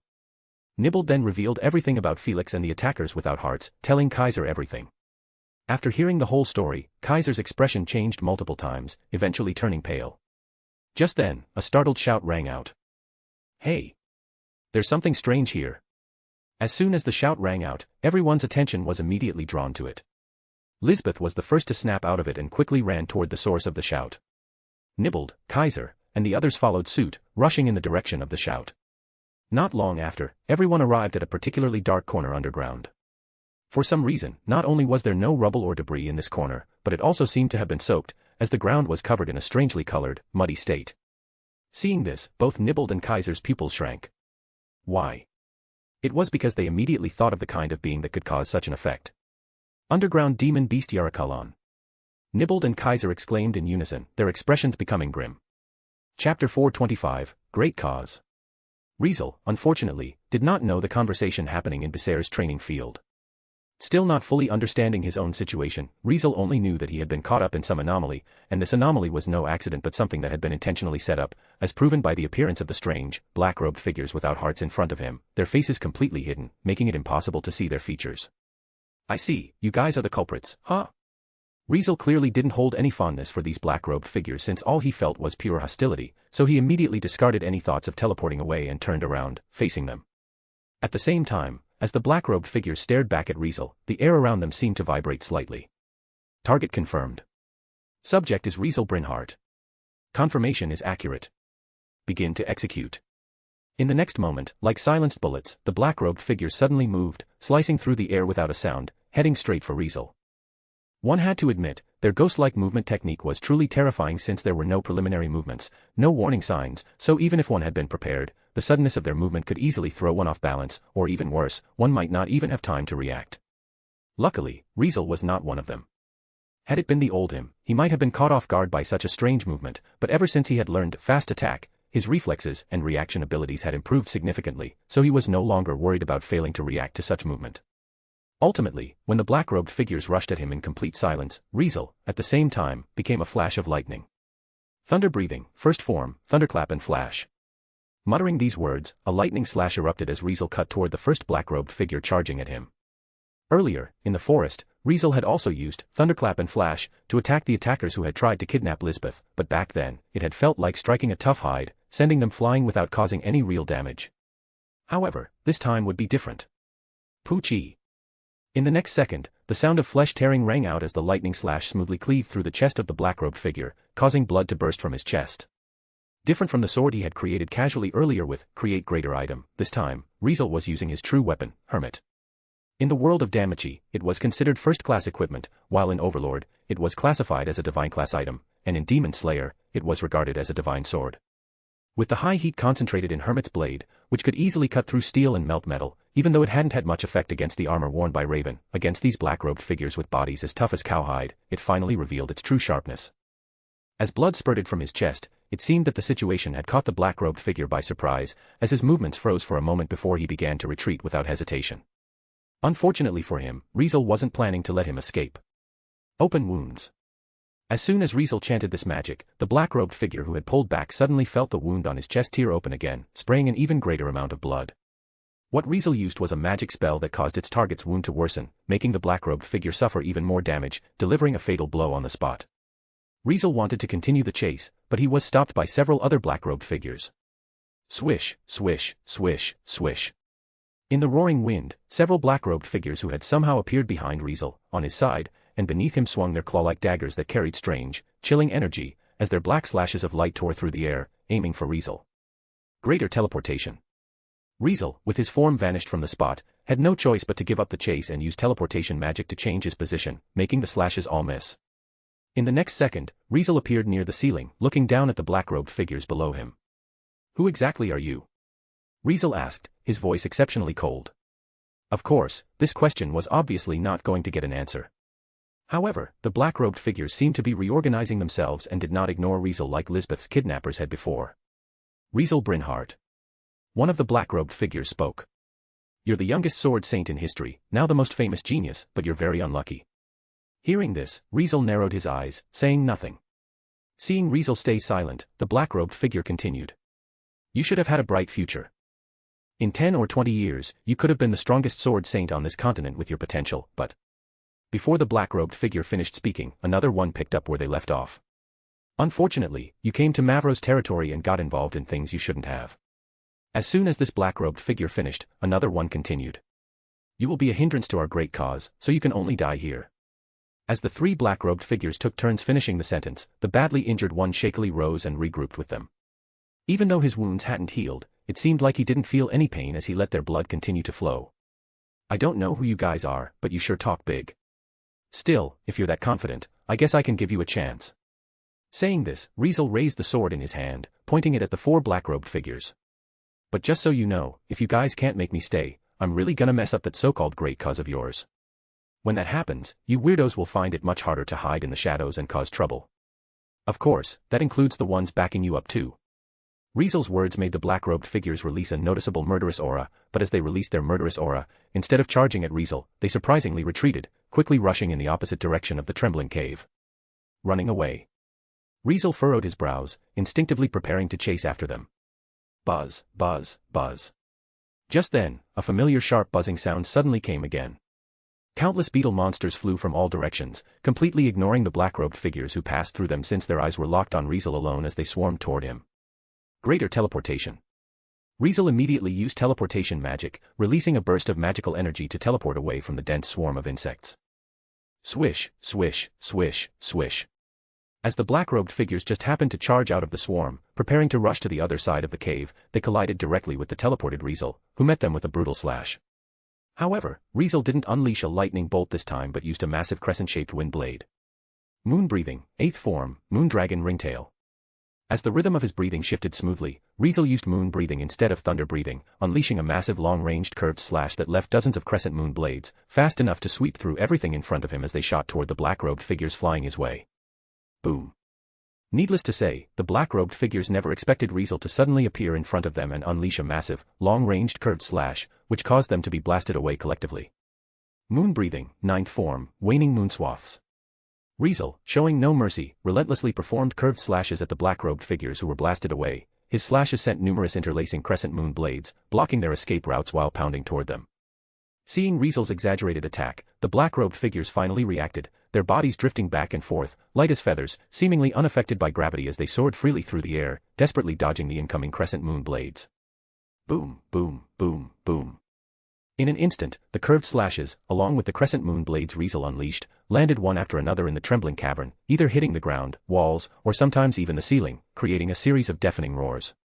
If it were any ordinary cavern, such an attack would have caused it to collapse and explode by now. However, this was clearly not just any cavern but was inside the body of a creature that resembled one. As a result, instead of shattering the ground, walls, or ceiling, Riezel's slashes left the areas struck by the slashes a bloody, mangled mess as if he were scraping off a layer of skin from a massive creature. Rumble. In the next moment, the cave started to tremble, making the black-robed figures react. Not good. Lord Holy Beast is injured. It's just a flesh wound, but if Lord Holy Beast gets angry, we might have to die to atone for it. We must quickly deal with the target or Lord Holy Beast might suffer more harm. As always, the black-robed figures vibrated the air as they communicated through a method only their kind could understand, quickly reaching a consensus and resuming their actions. In the next second, they soared into the air, retracting their claw-like daggers before pulling out chains. What are those chains? Riezel noticed the chains and immediately became cautious because he sensed a cold, ominous energy from them, making him instinctively wary. Ignoring Riezel's caution, the black-robed figures hurled the chains toward him, and immediately, as if alive, the chains began to move on their own, transforming into steel-like serpents that spiraled, trying to wrap around him. Moon breathing, 14th form, Catastrophe, Tenman Crescent Moon. Riezel retaliated on the spot, swinging his sword and releasing a multitude of curved slashes that expanded outward in every direction before incrementally growing in size, creating an omnidirectional vortex of crescent moon blades that surrounded him. Boom. In an instant, as Riezel's curved slashes, along with the crescent moon blades, hit the chains, they caused a loud roar, but unfortunately, they failed to stop the chains from advancing. One after another, the chains passed through the crescent moon blades and sped toward Riezel before finally wrapping around his body. Chapter 426, Suspicion. Boom. In an instant, as Riezel's curved slashes, along with the crescent moon blades, hit the chains, they caused a loud roar, but unfortunately, they failed to stop the chains from advancing. One after another, the chains passed through the crescent moon blades and sped toward Riezel before finally wrapping around his body. In that instant, however, the world suddenly froze. As soon as the chains, filled with cold energy, wrapped around Riezel's body, everything seemed to be forcibly halted, as if time and space itself had come to a standstill. At this moment, the black-robed figures continued to hold the position of throwing the chains, frozen midair, while the beetle monsters remained in their swarm formation, turning toward Riezel's direction. How could this happen? It was thanks to silent magic, time stop, that Riezel had cast, freezing time and the world around him without chanting. What's this? In the frozen world, Riezel swiftly moved, breaking free from the chains that hadn't fully wrapped around him yet, before looking at the chains that radiated cold energy with suspicion in his eyes. It wasn't for any other reason, just the fact that these chains could successfully catch him and wrap around him proved how extraordinary they were. Looks like this is their trump card. Riezel furrowed his brow, watching the flashing eyes of the black-robed figures. Who are these guys, really? It was the only question Riezel couldn't figure out. Nevertheless, after the recent skirmish and his intentional probing, Riezel had more or less figured out the strength and some of the nature of these black-robed figures. If we're talking about their strength, these guys are probably at level 6 Swordmaster, more specifically, around middle-upper level 6. They're not weak, but they're not too troublesome either. But the real problem is their strangeness. Seriously, their weird movement technique is something even those at level 7 might not be able to react to in time. And their skin is ridiculously tough. If I'm not using Hermit, it's almost impossible to break through. What's more, they don't seem to feel pain. No matter how badly they're injured, they just brush it off and keep fighting like nothing. If they fight with that cold energy, a regular level 7 might actually get killed right off the bat. Riezel couldn't shake the feeling that these black-robed figures were very similar to Yoriichi Type 1. Yoriichi Type 1 had a combat ability roughly equivalent to middle level 4, but its END was around level 5, similar to a dungeon's floor boss in the world of Danmachi, specialized in certain aspects. Meanwhile, the combat ability of these black-robed figures was already close to middle-upper level 6, and they seemed to be specialized in END, DEX, and AGI, which made them even tougher than floor bosses of the same level. What was even more frightening was that these black-robed figures didn't appear alone but in groups of 3 or 4. A single one of them could already give a level 7 a hard time and might even kill them, so the fact that these black-robed figures appeared in groups was like a nightmare. All of their strangeness and versatility made Riezel start to suspect something. What if they are some kind of dolls like Yoriichi Type 1? If that was the case, who had the ability to create such high-performance dolls, and why did they make so many at once? Were the mysterious disappearances in Mavro's territory somehow linked to the creation of these black-robed figures? And what exactly was that cold energy? Riezel had already instinctively felt cautious because of that cold energy more than once, which told him that the source of this cold energy was probably extraordinary, making these black-robed figures and the weapons they wielded seem unusually bizarre, especially those chains. Riezel shifted his gaze, looking at the chains that nearly wrapped around him before turning his attention back to the black-robed figures. Let's get things straight and figure out exactly what you all are this time. Riezel suddenly flashed and appeared in front of one of the black-robed figures, extending his hand and placing it on the black-robed figure's body. Delay maximize magic, energy drain. Energy drain was a necromancy contact magic. Contact magic referred to magic that required physical contact with the target to be activated. Due to the need for physical proximity, this type of magic was typically only mastered by those who had trained in both a magic-oriented job class and warrior-oriented job classes. Only those with close combat abilities could fully utilize this type of magic, making the conditions for activating it quite harsh. However, as was widely known, the harsher the conditions for activation, the more powerful the magic tended to be. Contact magic was one such example. Because it was inconvenient to use, it was often more powerful than other magic of the same tier, generally possessing an ability that exceeded the usual tier by at least one tier. Energy drain was one such magic where, while it was categorized as 8th tier magic, its effects were more powerful than those of most 9th tier magic. When this magic was successfully activated, the target's level was temporarily reduced, and the user of the magic received various benefits in proportion to the level reduction, which included recovering lost stamina and magical energy, boosting certain abilities, or even receiving unique buff effects. It was a powerful magic that temporarily weakened the opponent and strengthened the user once activated. Riezel now used this magic and pushed it to its limit, enhancing it with maximize magic while carefully calculating the timing to trigger delay magic. Next, Riezel appeared in front of the remaining 3 black-robed figures, using energy drain on each of them. By the time the timing was right, the time stop magic was finally lifted, making the frozen world resume moving again. In that instant, as the 4 black-robed figures saw Riezel suddenly appear before them, all of them were shocked.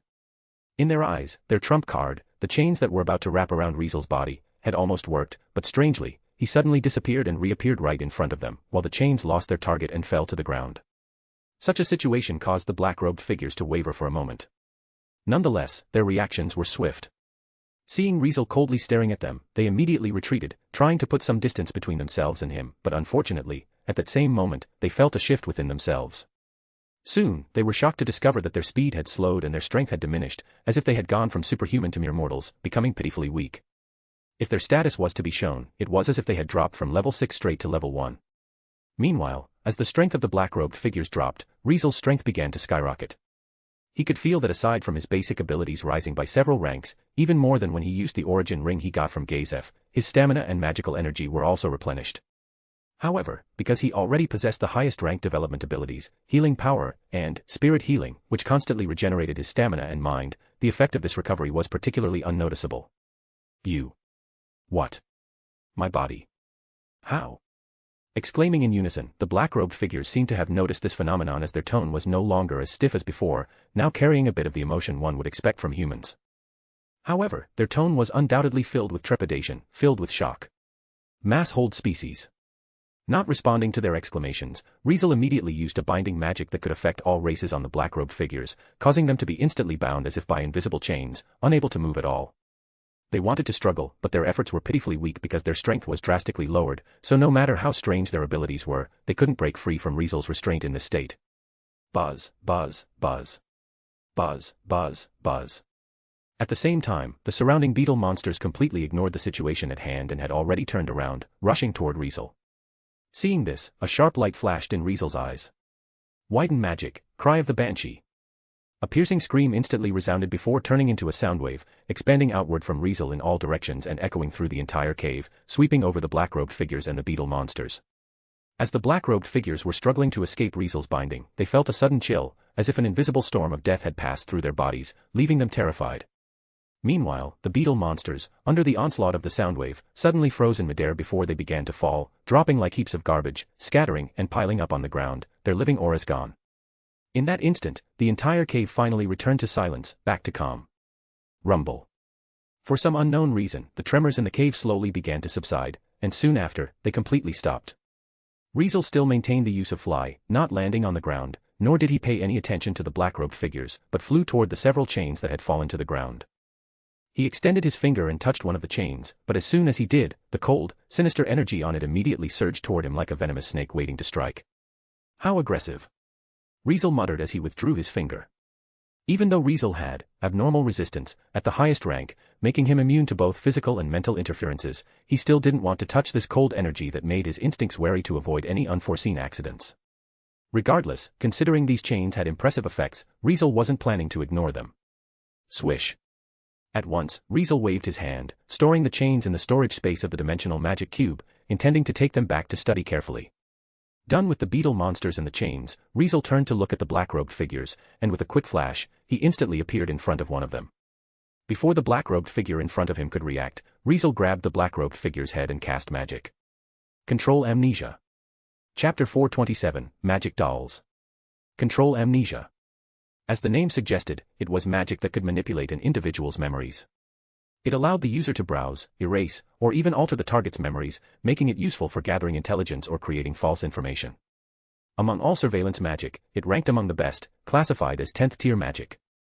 However, this magic had a major drawback: it consumed an enormous amount of magical energy. Another 10th tier magic, Reality Slash, was also known for its extreme magical energy consumption, but Control Amnesia consumed even more. In the world of Overlord, even a max-level player like Ains, who possessed an overwhelming amount of magical energy, would be drained within a short period after using this magic. As a result, even Ains rarely used it, as its cost-effectiveness was too low. If his goal was simply intelligence gathering, there were far more convenient surveillance magic options available. Even Riezel, who possessed spirit healing at the highest rank, which allowed him to regenerate his depleted mind rapidly, might find himself experiencing magical energy depletion and mind exhaustion for the first time if he used this magic, since the recovery speed simply couldn't keep up with the consumption rate. Nonetheless, compared to others, Riezel would definitely last longer, so to investigate the origins of these black-robed figures, he decided to use this magic to peer into their memories. Riezel's consciousness, along with the magic, eventually delved deep into the memories of one of the black-robed figures. Soon, however, Riezel was surprised to find that this black-robed figure's memories were surprisingly few, and in terms of quantity, they were equivalent to only a few years' worth. What? This guy only has memories from the past few years. Riezel frowned at this revelation but still began browsing through the memories, flipping through them all. If it were anyone else, Riezel wouldn't dare be so rough, since memory was, after all, a very fragile domain, and interfering with it carelessly could easily have an impact on the memory's owner, potentially causing damage to their cognitive functions. If he wasn't careful, he could end up damaging the person's brain domain, leading to errors in their memory or even their perception. However, since the target was someone who had tried to kill him and even attacked those close to him, Riezel didn't care what happened to the black-robed figure. For this reason, to save time and magical energy, he roughly forced open the black-robed figure's memories, not caring about the consequences at all. Thanks to this, Riezel successfully accessed the memories of the black-robed figure and learned that the first memory he accessed was the day this black-robed figure was born. At that time, the black-robed figure seemed to be lying in a pitch-black place, and before even opening his eyes, two voices rang in his ears. It looks like this time was a success. Yeah, after taking out so many people, we finally succeeded with one. Still, this efficiency isn't exactly high. Can't we think of a way to improve the success rate?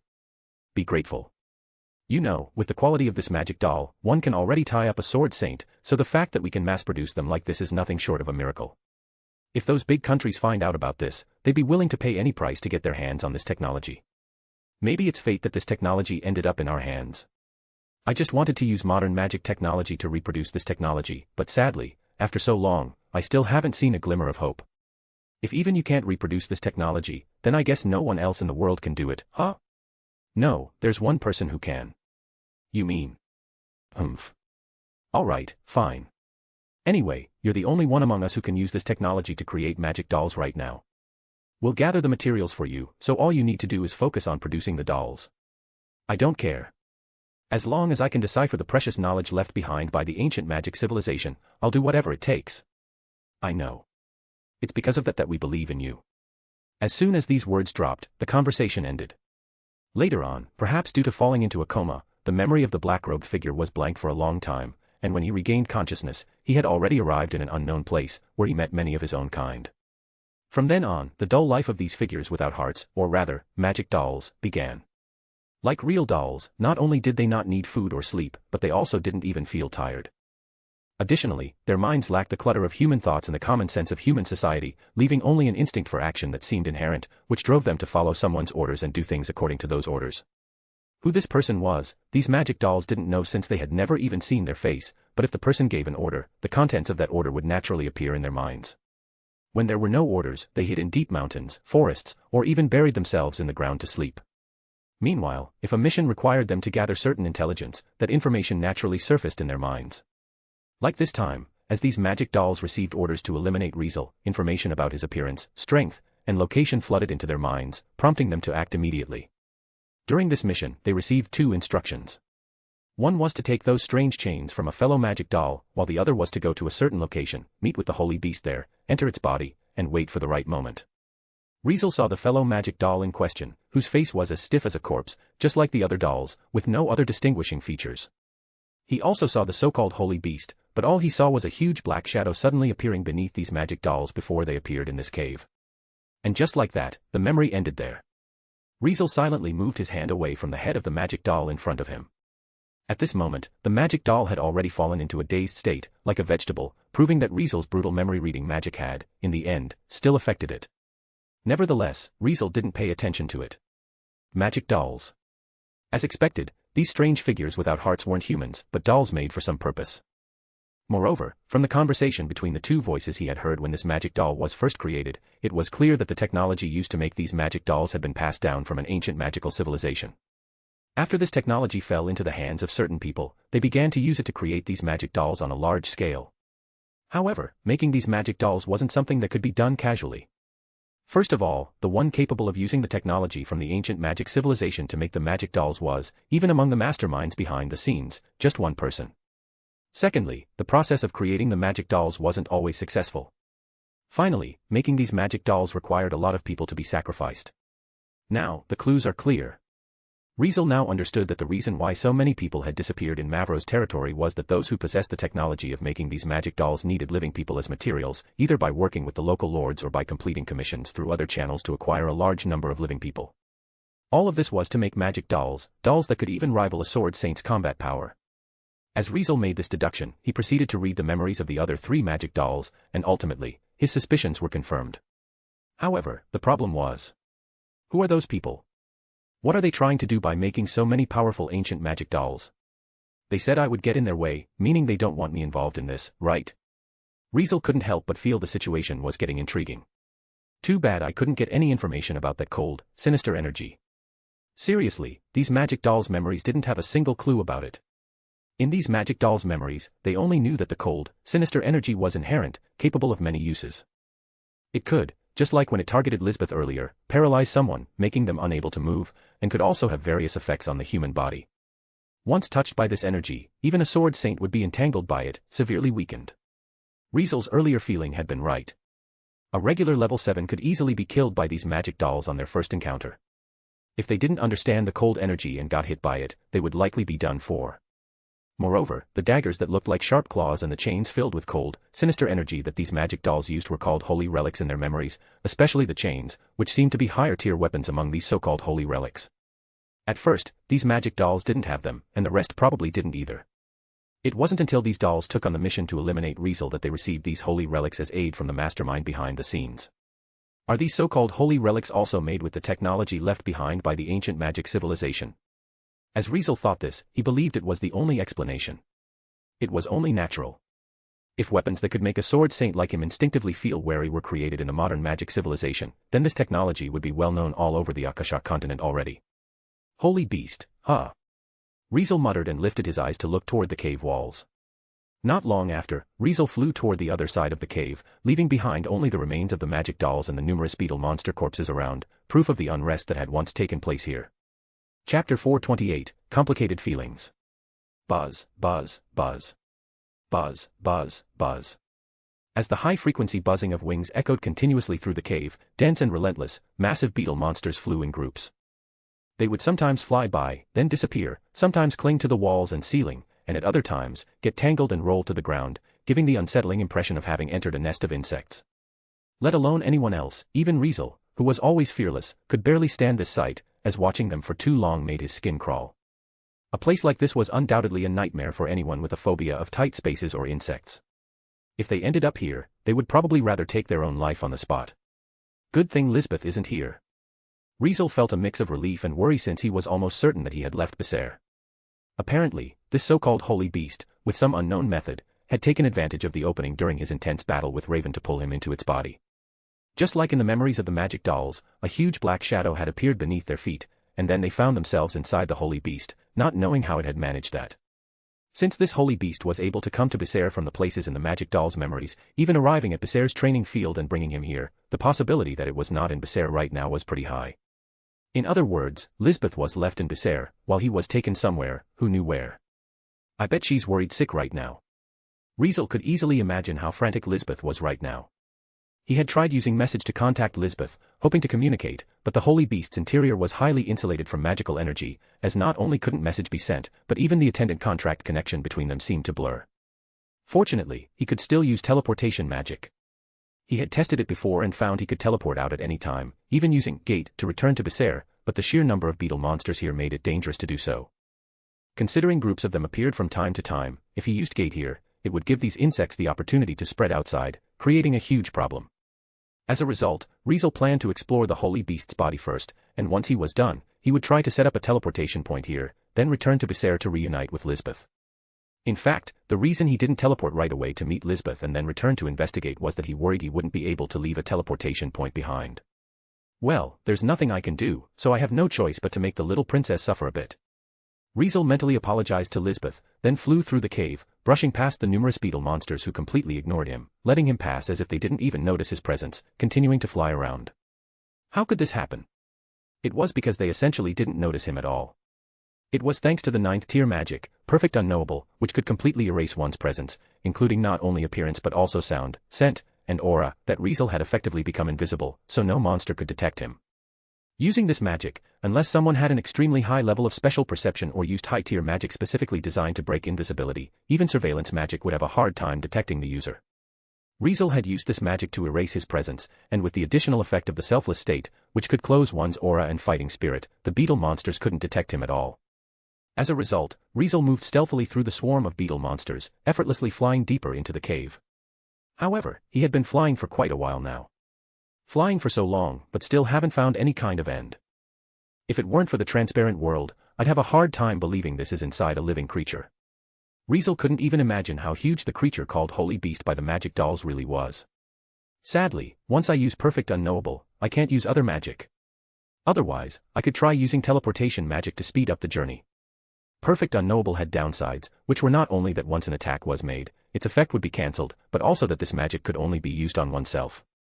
If he tried to use another magic while in the state of Perfect Unknowable, it wouldn't be an issue as long as it wasn't considered an attack, but if it was, the magic would immediately be deactivated.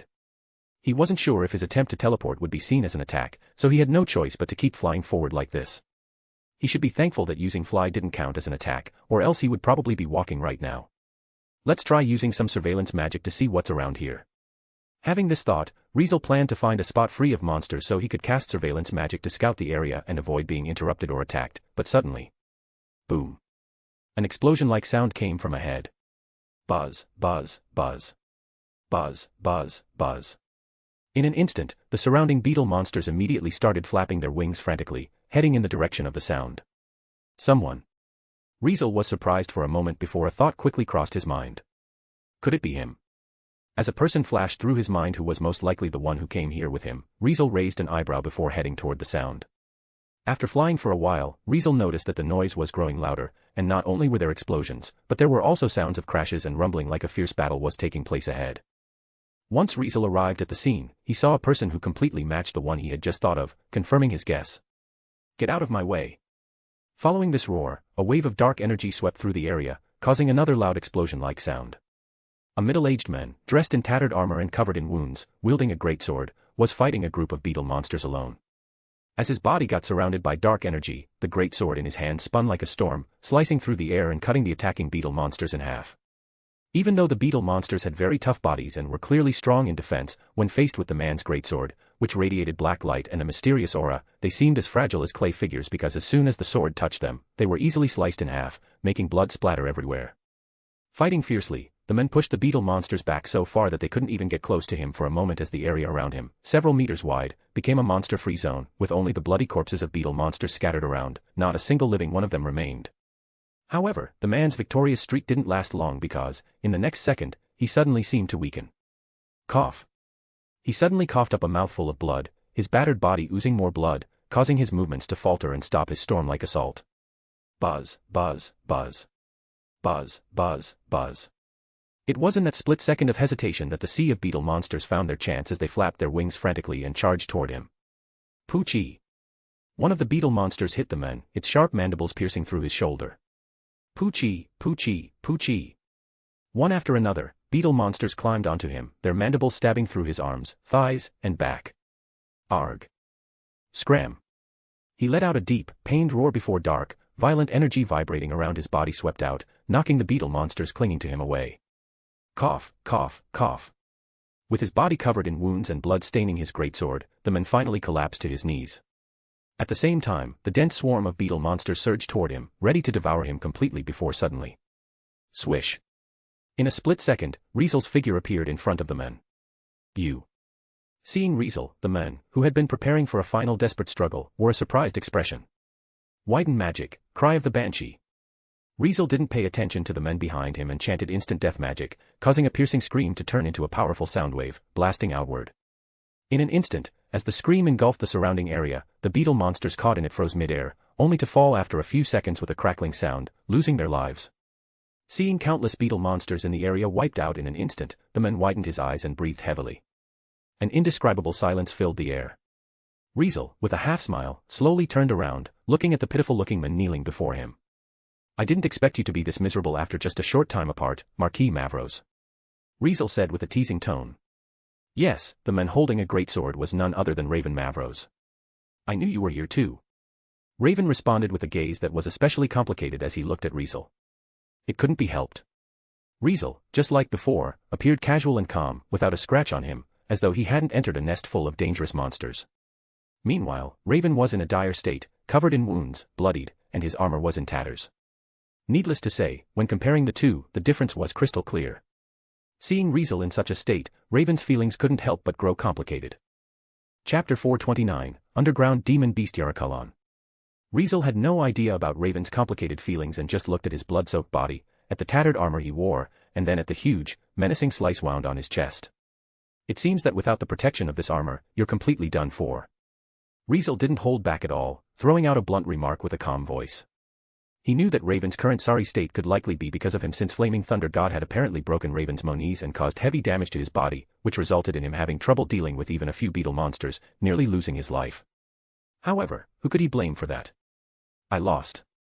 Raven spoke in a low voice, his face cold and stern. Strictly speaking, even though the battle between them at the training field hadn't reached a conclusive end since the two had been interrupted during their final clash and brought here, Raven knew the result of that last clash, even if it hadn't been fully played out. Just as Riezel clearly saw Raven swallowed by the golden lightning of the Flaming Thunder God, in the final moment, Raven also saw his final strike being completely nullified by Riezel. Understanding this, Raven glanced subtly at the green jewel pendant hanging from Riezel's neck and fell silent. Oh. You're straightforward. Riezel raised his eyebrows, feeling somewhat surprised at the once strong-headed sword saint. He had thought that considering how much Raven despised the idea of losing, the men would rise again and challenge him after this sharp, taunting situation, but who would have thought that this guardian sword saint would unexpectedly admit his loss so straightforwardly? I'm not so incapable of accepting reality that I can't see the truth. Raven continued coldly. I honestly can't accept it, but a loss is a loss. It's a fact that I'm not as powerful as you, so I'll just accept it. Raven then glanced at Riezel. Why did you save me? Do you think taking my head as a defeated enemy should be something you do yourself? If that's the case, you can go ahead and do it now. Even though Raven's tone was cold when he spoke, his face showed little bitterness. It couldn't be helped. As someone used to war, Raven was all too familiar with the law of the world where victors take all, so even after being defeated by Riezel, he didn't really feel any sense of resentment. Go ahead, you can cut off my head at any time. Raven continued with a blank expression, but what he got was a detached reply from Riezel. I'm here to teach you a lesson, not take your life. Your life isn't as valuable as you think it is, so you don't need to go provoking me like that. Riezel then stretched out a hand toward Raven. For the current Riezel, the healing magic at his disposal was different from before since he didn't just have vowed anymore. In the world of Overlord, there were many magic spells that could heal, but because they typically worked by restoring vitality, not many people in the Great Tomb of Nazarick could wield them. For undead beings like Ains, using healing magic that granted vitality would not only fail to heal them but would actually cause harm, so he had never bothered to learn healing magic. Naturally, the Great Tomb of Nazarick, filled with heteromorphic races, was the same, as very few NPCs there could wield healing magic, which meant they often had to rely on scrolls or magic items to heal rather than using magic themselves. As a result, Riezel hadn't learned much healing magic from the NPCs in the Great Tomb of Nazarick, but nonetheless, even if it was limited, he had still learned a few useful healing magic spells. First-tier magic, light healing, could restore small amounts of stamina and heal minor injuries. Second-tier magic, middle healing, could restore a moderate amount of stamina and heal injuries to a greater degree. Third-tier magic, heavy recover, could restore a larger amount of stamina and heal more severe injuries.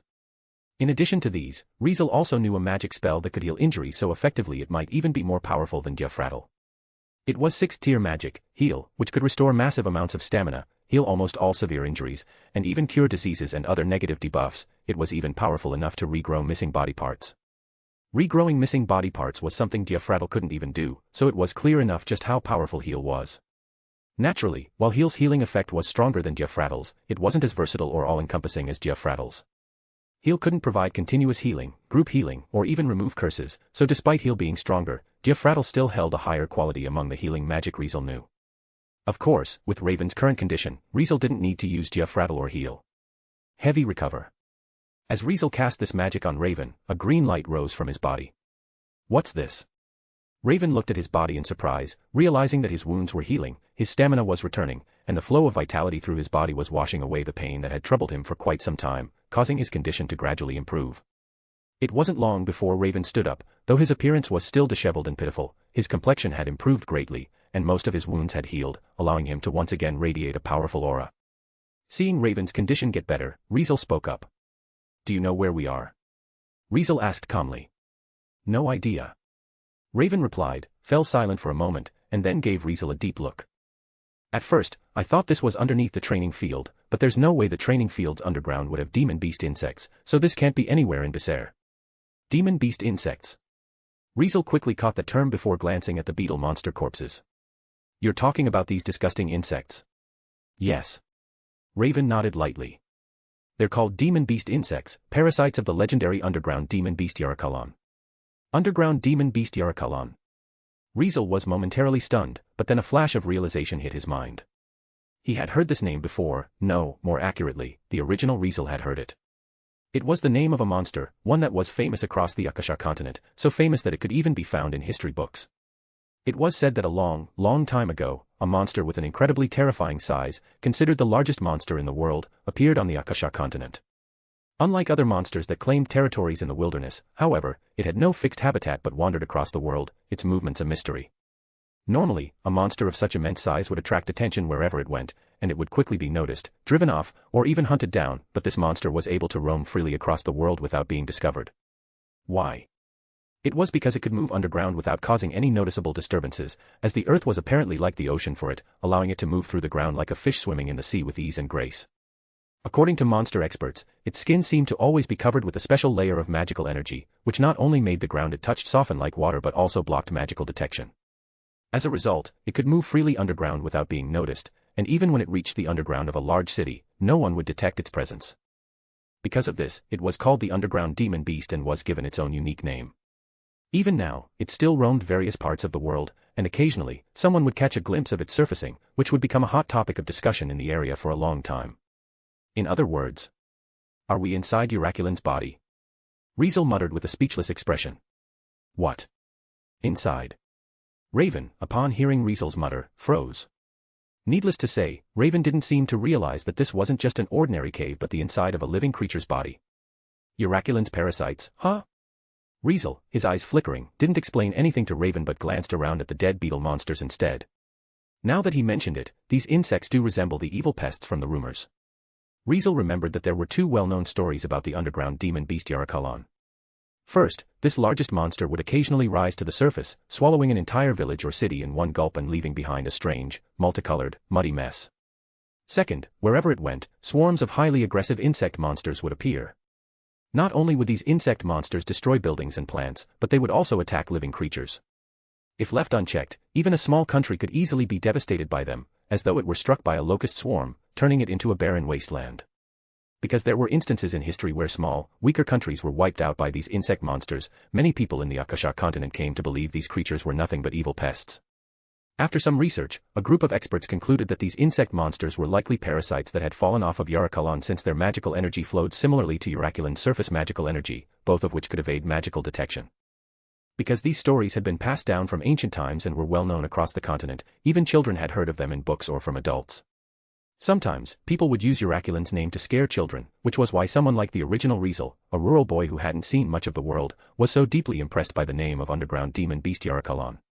If the beetle monsters in this place were indeed those evil pests from the rumors, also known as demon beast insects from Raven's mouth, then Riezel was certain that he was now inside Yarakulan's body. Of course, this also explained why this cave was so large, because this was, after all, the world's largest monster, capable of swallowing a whole village or even a city in one go. Needless to say, Riezel and Raven had been swallowed up by this so-called underground demon beast Yarakalan. During their battle, it had clearly come to the underground of Becer's training field and brought them both here. Chapter 430, A Giant. Why did those magic dolls call underground demon beast Yarakalan Lord Holy Beast? As soon as Riezel realized that the Lord Holy Beast the magic dolls spoke of was actually underground demon beast Yarakalan, this question immediately came to his mind. He didn't understand what kind of relationship Yarakalan and the magic dolls had that would make this underground demon beast assist them, but before he could figure it out, Raven spoke up, interrupting his thoughts.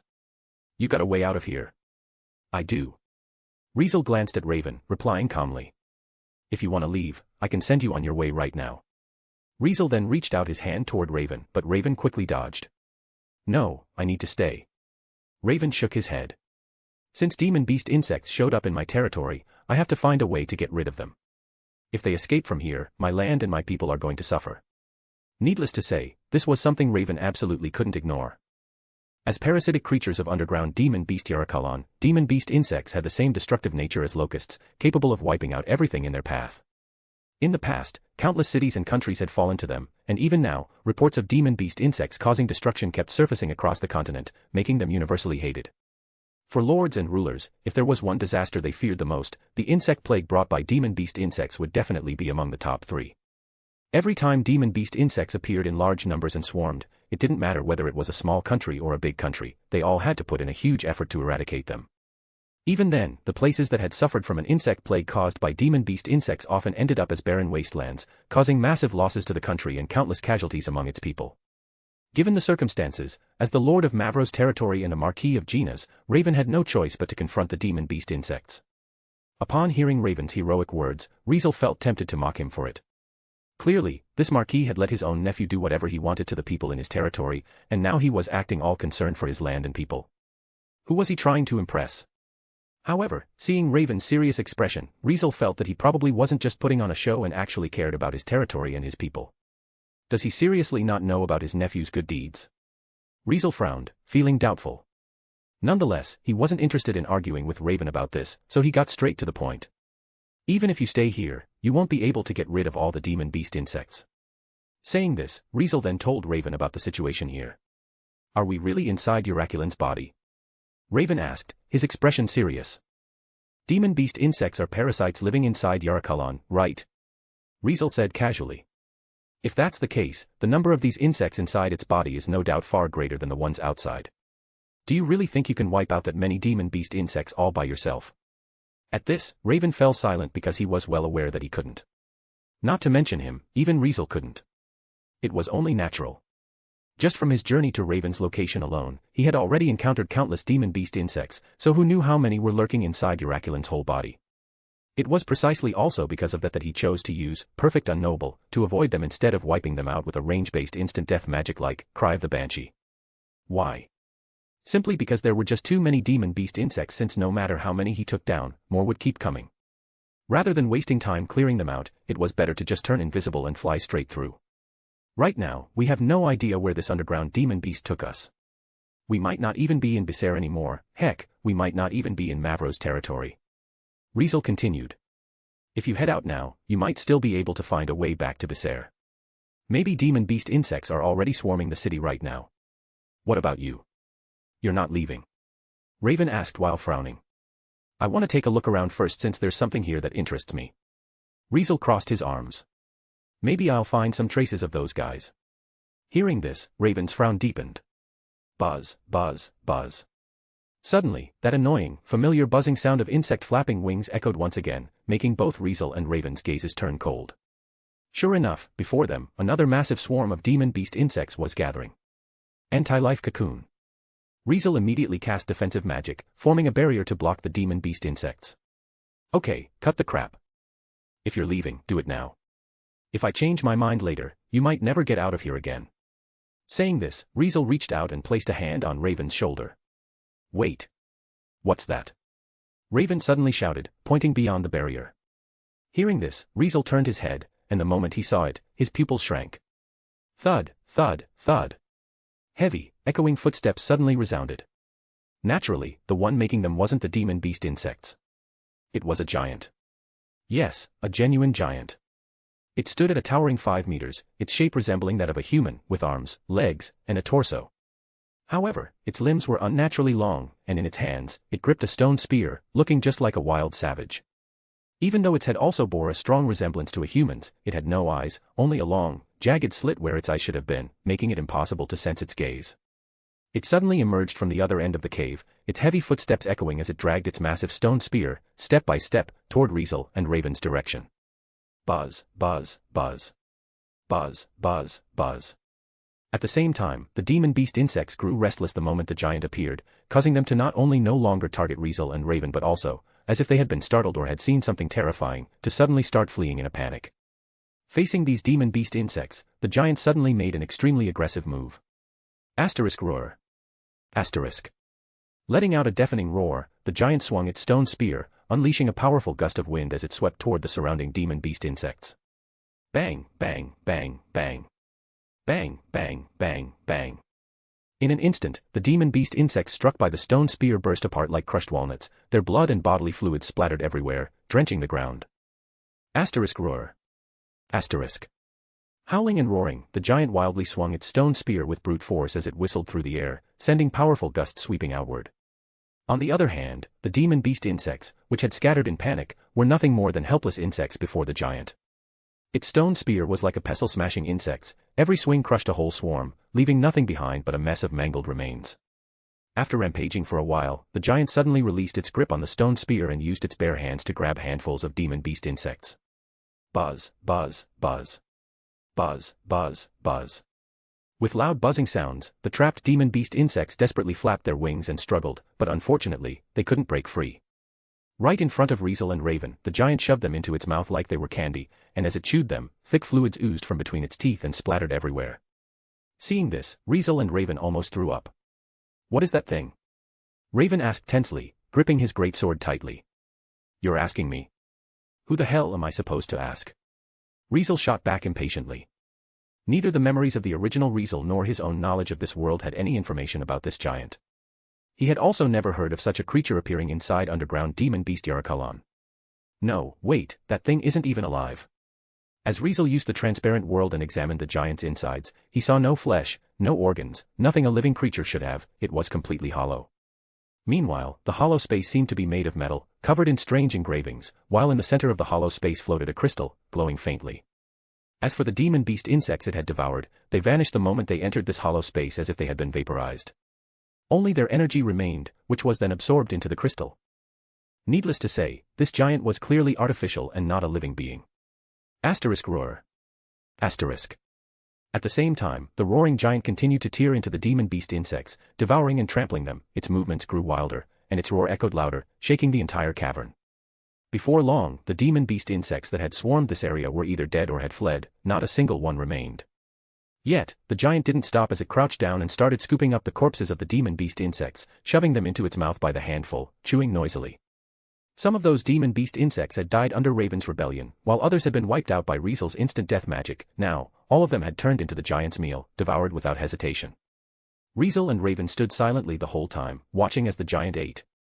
As more and more corpses of the demon beast insects disappeared, an uneasy feeling slowly crept into their hearts. Hey, when it finishes eating all that, do you think it'll just leave? Or do you think it'll start looking for other food around here? Raven asked in a low voice, his tone anything but joking. No idea. Riezel's eyes glowed faintly, his expression as calm as still water. I just know it's not full yet. How did he know that? Thanks to the transparent world, he could see that the crystal inside the giant's body grew brighter as it ate, and he knew that there was still plenty of room for it to shine even more. In other words, it wasn't full yet, since if it were, the crystal would be fully lit by now. Given this, wasn't it obvious what it was going to do next? Having devoured every corpse on the ground, the giant came to a halt before, a few seconds later, it slowly turned its head, the jagged slit that took the place of its eyes shifting toward Riezel and Raven's direction. Riezel and Raven didn't say anything anymore, they just glanced at each other, completely motionless for a long time. Until... roar. At Riezel and Raven, the giant let out a furious roar before grabbing the stone spear it had just released and charging straight at them with thundering footsteps. TCH. Damn it. Seeing this, one clicked his tongue while the other cursed. In the next second, Riezel and Raven leaped away without hesitation, splitting off in opposite directions. Boom.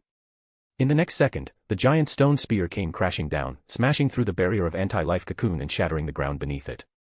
It was not unexpected. A defensive magic that repelled living creatures was completely useless against an enemy that wasn't alive to begin with. Roar. Roaring again, the giant swung its stone spear at Raven with one hand while punching Riezel with the other, attacking both sword saints at once as if trying to take them down in one go. Clang. Raven, who had jumped into the air with nowhere to dodge, hurriedly raised his greatsword to block the incoming stone spear, causing a loud metallic clash to echo through the air before the force of the impact sent him flying. Body of effulgent barrel. Riezel, on the other hand, cast a defensive magic, causing a vibrant green glow to shimmer around his body. Boom. With a muffled explosion, the giant's massive fist sent Riezel flying like a cannonball, shooting straight toward the ceiling. Roar. Seemed to realize that not only had Raven blocked its attack, but its punch had also done nothing to Riezel, the giant roared in fury. Even though Riezel had been launched toward the ceiling, he suddenly stopped midair before crashing into it, completely unharmed. Raven was the same because, although he had been sent flying and his greatsword was still trembling from the impact, he managed to stabilize himself before slamming into the wall. Realizing this, the giant, more infuriated than before, clutched its stone spear before charging at them with heavy, thundering footsteps once again. Riezel and Raven exchanged a glance before turning their eyes toward the charging giant, their expressions calm and composed. What's the plan? Raven asked in a deep voice. Riezel didn't answer with words but with action. Maximize magic, fireball. In that instant, flames surged, gathering at Riezel's outstretched fingertip and forming a massive fireball even larger than a person before blasting forward. Boom. With a thunderous sound, the enormous fireball struck the giant, sending it crashing to the ground and causing the flames to erupt, lighting up the entire cavern. Seeing this, Raven, with dark energy surging around him, didn't hesitate as he leaped high into the air, landing heavily above the giant. In his hands, Rebellion's blade shimmered with a faint glow as he thrust it downward, piercing straight into the giant's chest. Roar. As Rebellion pierced its chest, the giant let out a pained roar. Triplet maximize magic, fireball. 3 massive fireballs immediately followed, crashing into the giant one after another and engulfing it in a sea of flames. Chapter 431, Autonomous Guardian Core. Riezel's current level and the massive amount of MAG proficiency he had accumulated over time made the power of his fire attribute magic absolutely astonishing. With Pioneer of the Sun doubling the effectiveness of fire attribute magic, along with the enhancement from development abilities like Mage and Magic Chant, plus the effect of Maximize Magic, even the third-tier magic, Fireball, could easily bring down a 10-story building, let alone a 5-meter-tall giant. As a result, when 3 massive fireballs slammed into the fallen giant one after another, the deafening explosions instantly drowned out its furious roars as flames surged like waves, engulfing everything within a radius of dozens of meters. As the raging fire turned into a sea of flames, it spread uncontrollably with terrifying destructive power. You bastard. Raven, leaping out from the fire with his body still trailing flames, yelled at Riezel with an angry expression. Despite his irritation, however, Raven was deeply shocked by the power of Riezel's magic. Back when Riezel had used Cry of the Banshee to wipe out a swarm of demon beast insects in an instant, Raven had already acknowledged his amazing magical prowess. But now, seeing Riezel unleash a different magic that caused so much destruction so casually, he truly understood just how strong his magical prowess really was, and realized that he was still underestimating it. If he had used magic when he fought me, Such a thought weighed heavily on Raven's mind, making him feel an unusual sense of pressure. Riezel, on the other hand, ignored Raven, his gaze fixed on the blazing fire ahead as he perceived the giant's current condition using the transparent world. Still not dead. As if responding to Riezel's muttered words, the giant suddenly charged out from the flames. Roar. Even though the giant's entire body was scorched black, it still charged at Riezel with unyielding rage, its furious roar sending a shockwave that blew away the surrounding flames. Body of effulgent barrel. Instead of dodging right away, Riezel first activated the defensive magic that nullified one blunt attribute attack, and only then did he push off the ground, casting Fly before soaring backward. Triplet maximize magic, Fireball. While retreating through the air, Riezel continued casting Fireball, his outstretched fingertips gathering 3 massive fireballs one after another before launching them toward the incoming giant. Boom, boom, boom. A relentless barrage of fireballs exploded against the charging giant, forcing agonized howls from its throat. However, instead of slowing down, it only grew more enraged, recklessly pushing through the flames in a furious pursuit of Riezel. Nevertheless, even as the giant rampaged, Riezel remained perfectly calm and continued to fly backward, maintaining distance while bombarding the giant with fireball after fireball. Any gamers watching the scene would instantly recognize a well-known tactic, kiting. As the roaring giant relentlessly chased after Riezel, it couldn't close the distance no matter how hard it tried. Riezel simply kept flying, steadily retreating while attacking it with more fire attribute magic from afar. With each explosion, the charred areas on the giant's body spread, making it even angrier as its roars grew increasingly savage, echoing through the area. Fall down. Suddenly, Raven rushed forward. As the dark energy around him solidified into a tangible force, he raised Rebellion high, coating its blade with the dark energy, which caused its hazy glow to flare up. Empowered by the Dark Abyss sword style, which enhanced its attack power, Rebellion erupted with power as Raven swung it down hard onto the giant's foot. Poochie!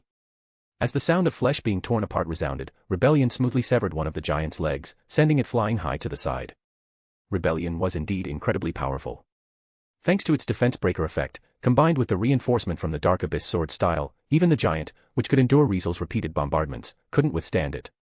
Just like that, one of the giant's legs was chopped off. Roar. In that instant, the giant's agonized wail echoed through the cavern, followed by a loud crash as it collapsed. Swish. Riezel instantly cast chantless teleportation magic, shifting to a position above the giant's head. Looking down at the fallen giant, he extended a hand, a spinning red magic circle forming in his palm.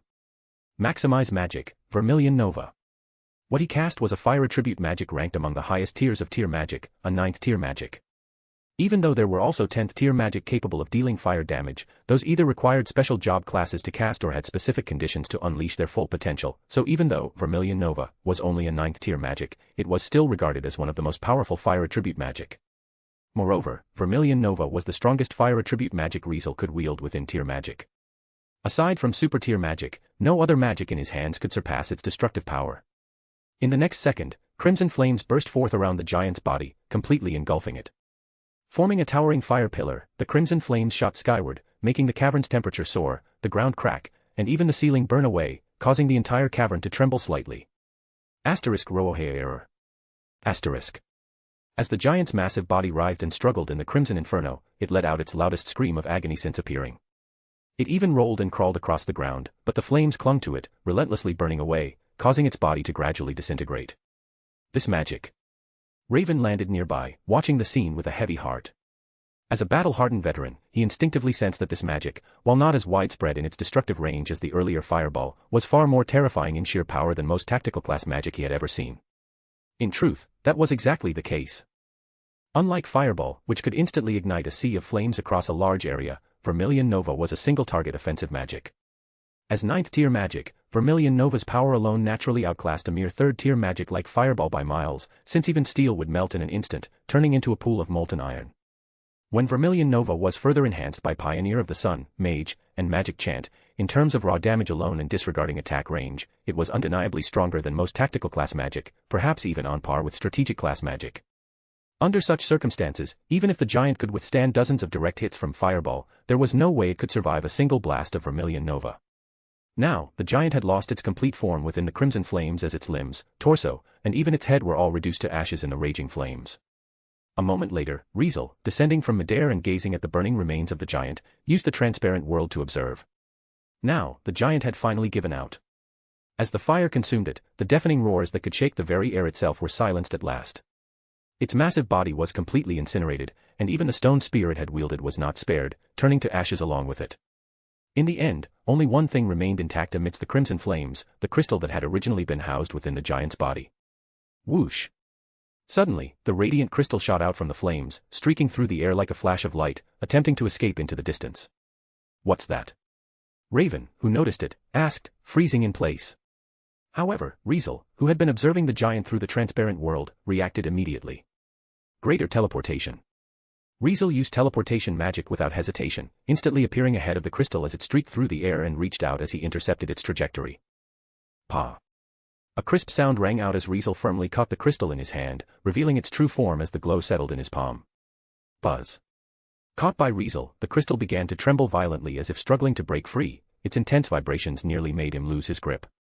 Seriously, this crystal got that much power? Riezel raised an eyebrow and thought for a moment before a crimson wave flared up from the hand gripping the crystal. In an instant, the crystal, seeming to sense danger and realizing that further resistance wouldn't end well for it, stopped shaking and became completely still. Riezel, watching the crystal's behavior, had his right eyebrow twitch. At this moment, the crystal reminded him of the magic item he had encountered in the world of Overlord, the sentient item he had destroyed, the Orb of Death. Could this crystal be, just like the Orb of Death, a sentient magic item with self-awareness? Riezel fell into deep thought before casting magic to appraise the item. All appraisal magic item. In the next second, a stream of information flooded into Riezel's mind. What's wrong? Raven stepped in front of Riezel, looking at the crystal in his hand. What's this?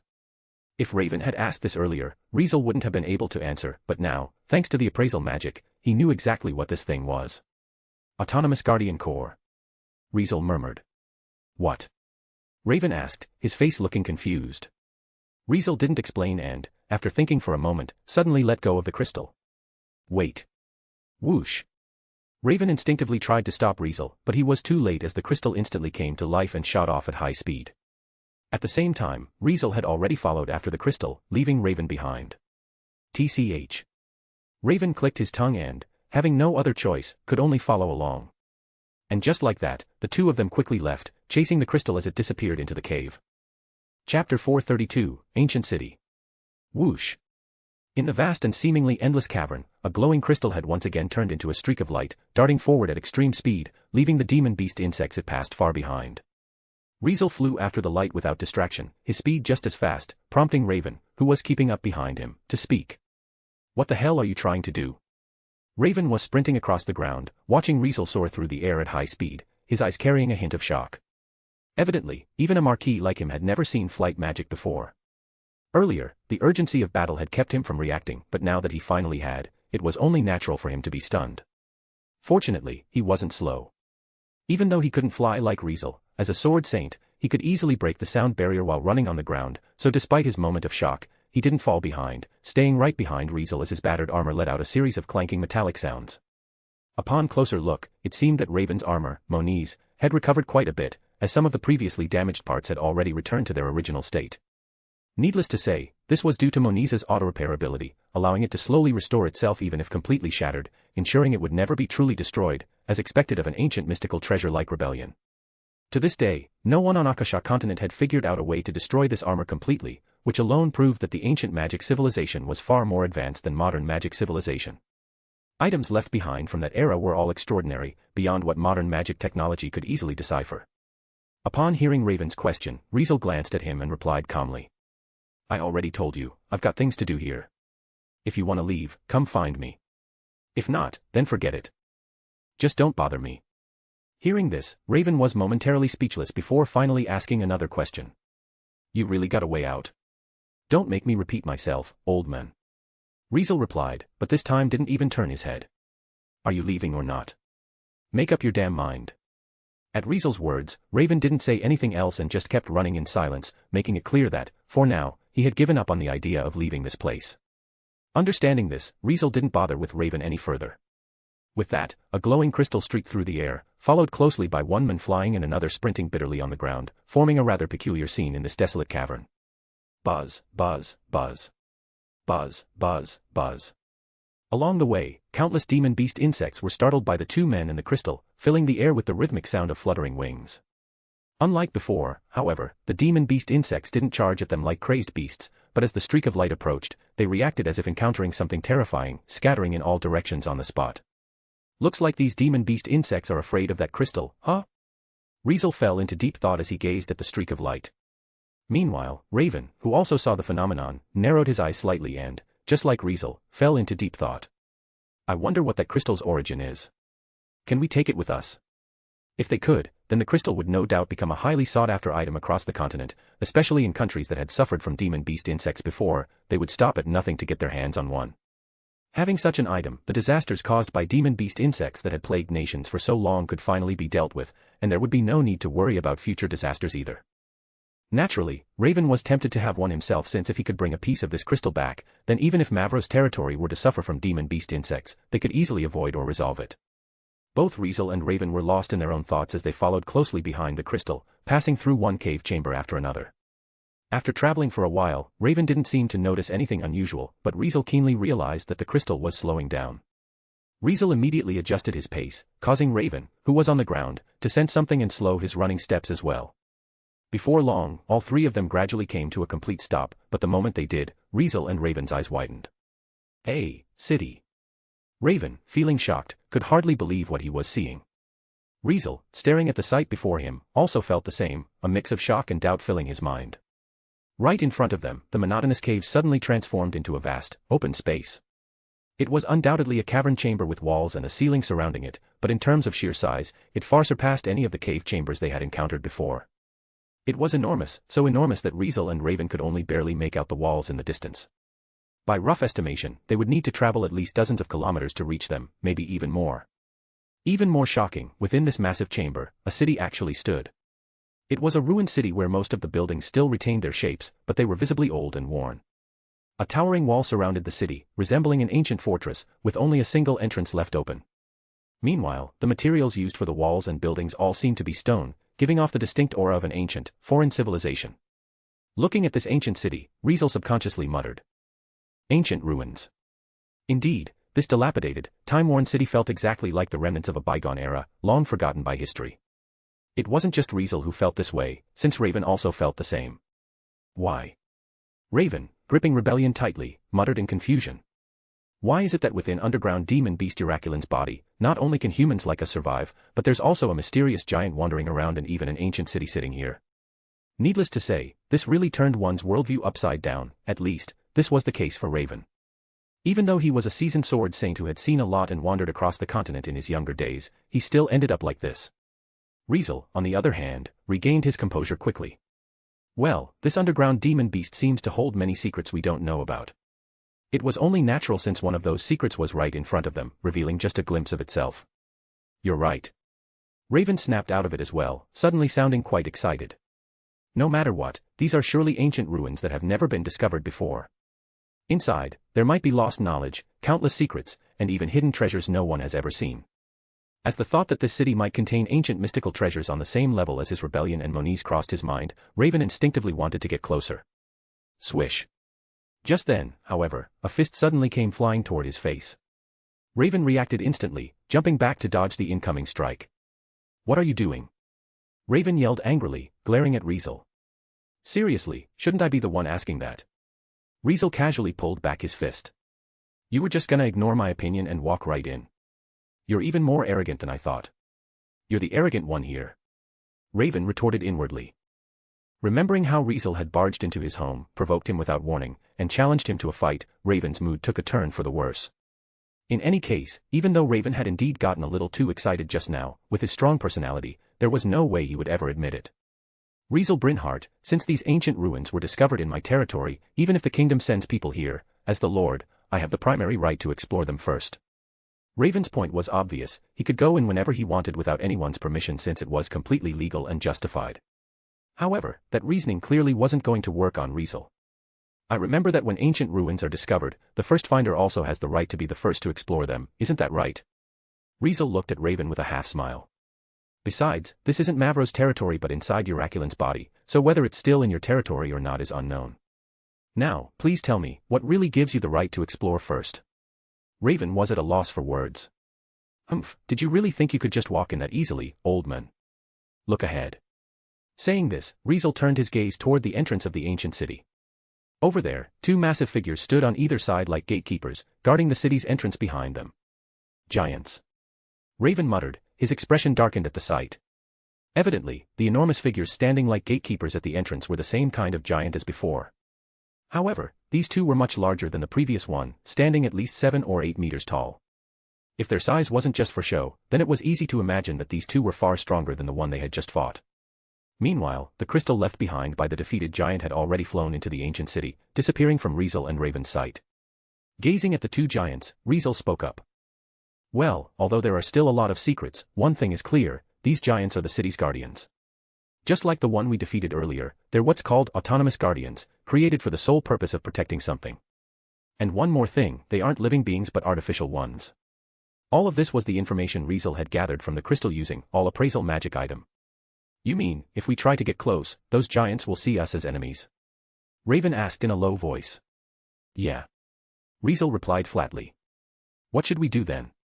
Just stand here and watch. Raven asked again while frowning. Of course not. Riezel responded casually, shooting Raven a casual glance. I mean, since we've made it this far, we're obviously going in. Chapter 433, Gate. Even though Riezel said he wanted to explore the ancient city, he didn't act immediately. He glanced around and found that while the cave chamber was indeed large, there was surprisingly not a single demon beast insect in sight. One should know that these creatures could be seen everywhere outside this cave chamber, appearing at any time in swarms large enough to form a sea of insects, but here, not even one was present. Needless to say, this was obviously because this place had these so-called autonomous guardians, who seemed to be the natural enemies of demon beast insects. Because of this, since this cave chamber housed these guardians, the insects didn't dare to approach it. In that case, we should head back to Besair first. Riezel finally made his decision. Back to Besair? Raven hadn't expected Riezel to say this at all and was caught completely off guard. Riezel didn't bother explaining, ignoring Raven's confusion as he cast the highest tier teleportation magic right in front of him. Gate. As soon as Riezel finished chanting the magic, a small black spot appeared in the air before him, quickly expanding as if staining the space around it and growing into a swirling void of dark magical energy before forming a circular, purple-black portal. What is this? Raven muttered, his body frozen in place. It couldn't be helped that he reacted like this. Because, on the other side of the portal, a faint yet familiar sound could be heard. Meanwhile, at that very moment, as soon as Riezel felt the attendant contract connection between him and Lisbeth return to normal, a figure suddenly burst through the portal. Wah! Raven reacted instantly, raising rebellion in alarm. Let alone Raven, even Riezel was caught off guard. He was so stunned that, for a brief moment, he almost failed to react. By the time Riezel snapped out of it, the figure had already reached him, but the familiar aura and the sensation of the attendant contract made him instinctively lower his guard, so without thinking, he raised his hands to welcome the figure. In that instant, the figure dove straight into his arms. Master. A young and familiar voice rang out from Riezel's embrace, trembling with overwhelming joy and relief. Evidently, the one who had come was none other than Lisbeth. Time rewound to before Riezel cast Gate. As Riezel and Raven chased after the crystal, nearing the cave chamber where the ancient city lay, a heated discussion unfolded within the training field. Everyone had gathered together, standing in the deep pit of the training field, their expressions grim. Nibbled was the first to speak, voicing what was on his mind. It's pretty much confirmed that the legendary underground demon beast, Yarakalan, was here. Otherwise, the ground wouldn't be in this strange, muddy state. As far as I know, this kind of terrain change only happens when that demon beast moves underground. So what? Diego didn't seem to grasp the severity of the situation. What does that have to do with my father and the lightning sword saint going missing? At this question, it wasn't Nibbled who answered but Kaiser. Haven't you heard of Yarakulan's legend? Kaiser's voice carried barely restrained emotion. It could swallow an entire village or city whole when it surfaces. Axel understood Kaiser's implications before Diego did. Elder brother. Are you saying they got eaten by Yarakalan? Axel blurted out in shock. As soon as he said this, everyone's faces changed drastically, and amid this, the one to refute the claim wasn't anyone else but Lisbeth. No. Impossible. Lisbeth said, her voice trembling. I mean, my attendant contract hasn't been broken yet, so my master must still be alive.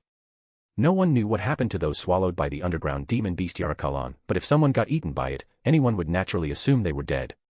Even though Lisbeth desperately denied it, her expression made it clear that she was terrified that what Kaiser and Axel had said might actually be true. Regardless, Lisbeth still had a point.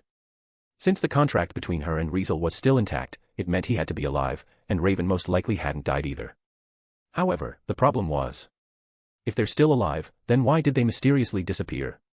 Kaiser asked, frustrated. Could Grandmaster Nibbled be right? Were they actually caught up in some kind of abnormal space shift and disappeared because of that? I think that's very likely. Diego responded immediately. We can't just assume they were eaten by Yarakalan just because it passed through here. You're right. Axel nodded in agreement.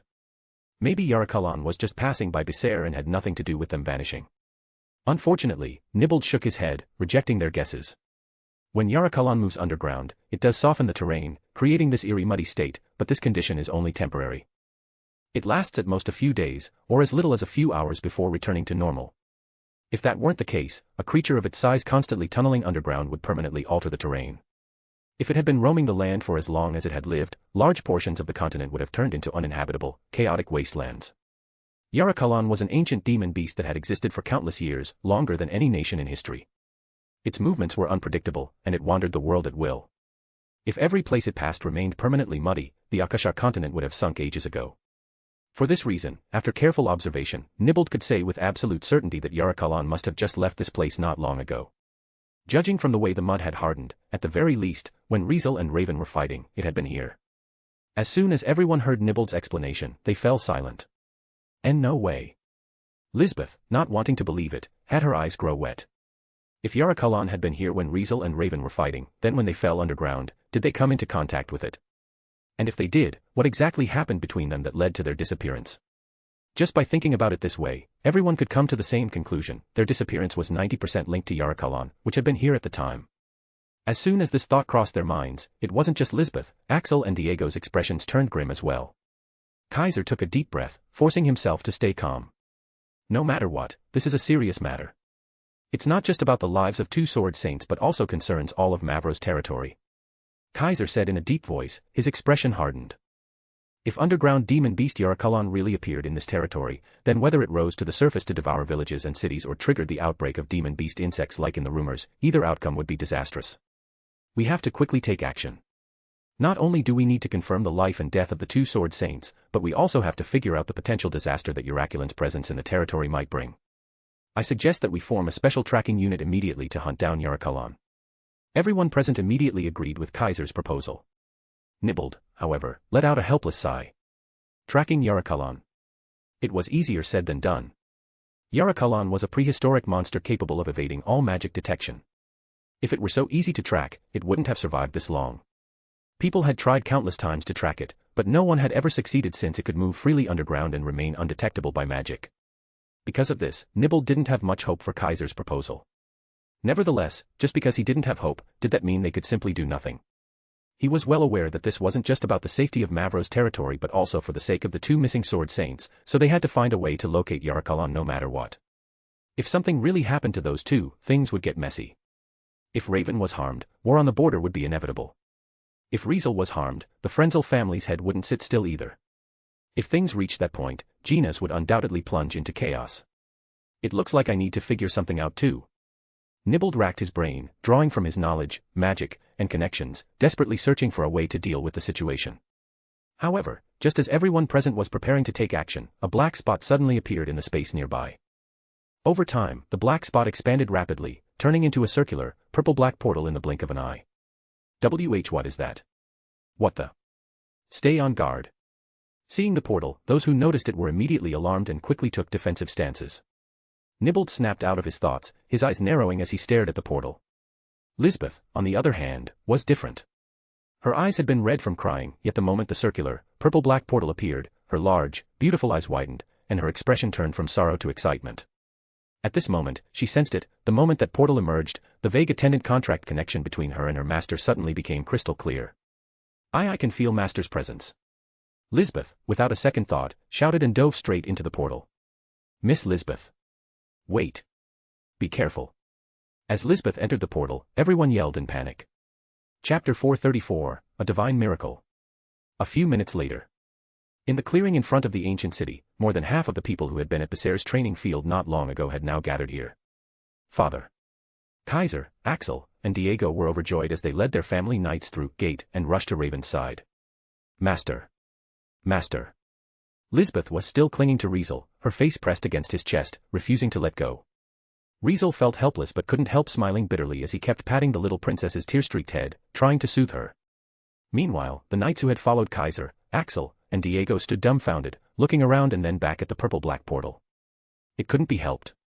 They still couldn't believe they had been transported from Becerre's training field to a completely different place just like that. Even Nibbled, a renowned grandmaster magician in the world of magic, was no exception, as after stepping through gate, he remained in a daze for a long time. It actually ignored distance and transported so many people all at once. Nibbled mumbled dazedly.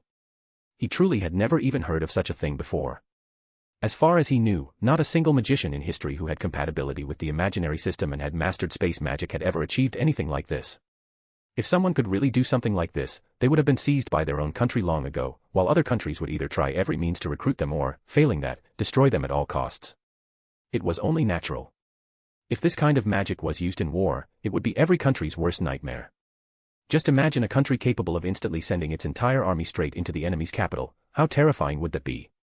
No known space magic in this world had such an overwhelming effect, or else space magicians would have already become the most coveted assets of every country, and the continent's rulers would have poured all their resources into nurturing them. In Nibbled's understanding, teleportation magic could, at most, transport a few people at a time, and even then, the distance was severely limited, nothing at all like gate, which ignored distance, ignored the number of people, had almost zero failure rate, and allowed for continuous travel between two locations as long as it remained active. In Nibbled's eyes, this magic was already something akin to a divine miracle. Sir Brynhart, just what are you? Nibbled's gaze toward Riezel had already changed countless times. Needless to say, ever since he met Riezel, his understanding of the young man had been overturned again and again, and even now, he kept making new, shocking discoveries.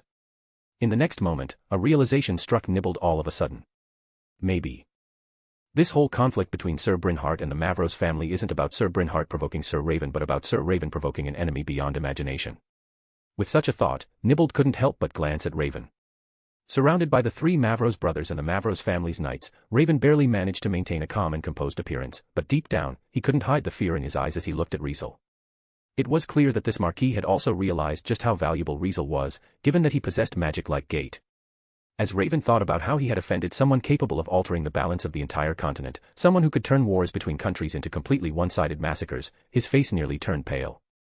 Yet, in the midst of all this, Riezel acted as if he was completely unaware of the gravity of what he had just done and simply continued comforting Lisbeth as if nothing had happened. "All right, stop crying. See? I'm fine, aren't I?" Riezel had no choice but to hold Lisbeth, forcing himself to ignore the overwhelming softness of the little princess pressing against him as he wiped away her tears, trying to comfort her. Unfortunately, it seemed like Lisbeth's tear ducts had completely given out as she paid no attention to Riezel's reassurance and just clung to him even tighter. Funnily, the way she kept squeezing him made him wonder if this little princess was trying to merge with him or something. Of course, Riezel knew why Lisbeth was reacting so strongly. It was just like Lisbeth had said earlier, this whole conflict between him and Raven had happened because of her, right? Lisbeth had already been deeply worried that Riezel might get hurt for standing up for her, and now that the worst had almost happened, where he had nearly not come back, it was only natural for her to be consumed with guilt. If I'd known, I would have just gone back to Becerre first to let her know I was safe. Riezel regretted his earlier decision a little, so, with no other option, he let Lisbeth hold onto him and gently patted her small, delicate back, helping her calm down. As time passed, while Lisbeth finally started to settle down, the others gradually learned from Raven what had happened, where they were, and the current situation. Inside Euraculan's body, huh? So this is what the inside of the world's largest monster looks like. No, shouldn't we be more shocked that we're inside a monster and still able to survive like this? Everyone was buzzing with disbelief and excitement, chattering among themselves. Nibbled had already pulled out his recording magic crystal, capturing footage while his eyes gleamed as he gazed at the ancient city in the distance. Kaiser, Axel, and Diego, with their hearts pounding, were also staring at the ancient city ahead. Ancient ruins inside the underground demon beast Euraculan. Such ruins couldn't have been explored by anyone before, right? Which means, whatever's inside is probably still in perfect condition. Just thinking about it sent a wave of excitement through the three Mavros brothers. Ancient ruins that had never been explored before. As nobles, they understood better than anyone the value of items left behind by the ancient magic civilization in the modern era. Maybe inside, there was knowledge that could change not just this country but the entire world. Maybe inside, there was magic technology that could make Genas the undisputed leader of the continent.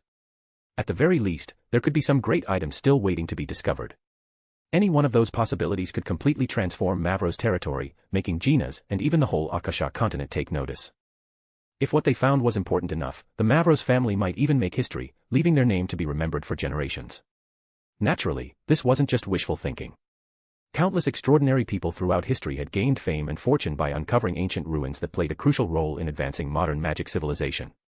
If the Mavros family could experience the same fate, they might finally be able to stop Ryberg's invasion, fix the struggling state of Mavros territory, and even secure an unshakable position for their family, reaping unimaginable benefits. Because of all these possibilities, even before Gate had opened, Raven, the guardian sword saint himself, had nearly lost control, itching to rush into the ancient city. As for why there was an ancient city slumbering inside Uraculan's body, that was something most people had already stopped thinking about since, if they could move around freely in here, then why couldn't there be a city too? Maybe this was a city that got swallowed by Uraculan a long time ago and just stayed here until now when we finally found it. A lot of people present, more or less, thought like this. Before long, Raven and the others started walking in Riezel's direction. Thank you. Raven was the first to express his gratitude to Riezel. Gratitude for what? Of course, for Gate. Thanks to Riezel's Gate, the Mavros family's main forces were able to arrive at this place and begin a large-scale excavation of the ancient city.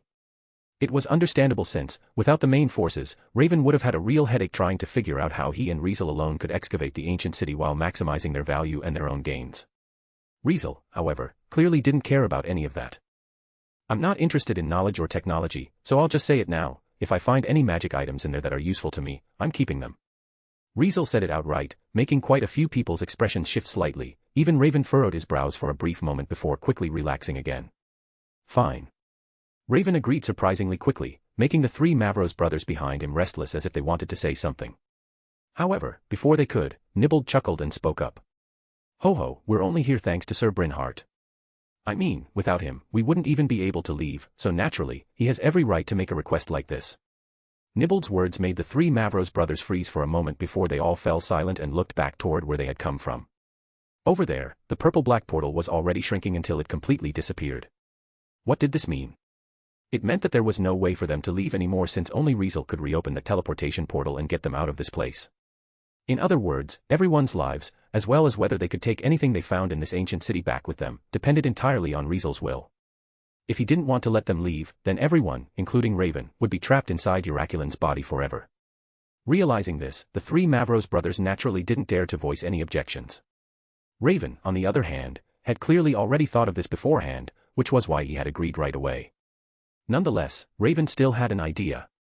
If there are magic items that you don't need, I hope you can sell them to us at a reasonable price. How about it? Raven put forward this proposal to Riezel. Sure. Riezel nodded casually like it was no big deal, making Raven crack a rare smile. And with that, everyone began their strategy meeting. Chapter 435, Strategy Meeting. Any ancient ruins left behind by the ancient magic civilization usually contain things that even modern experts would find incredibly troublesome.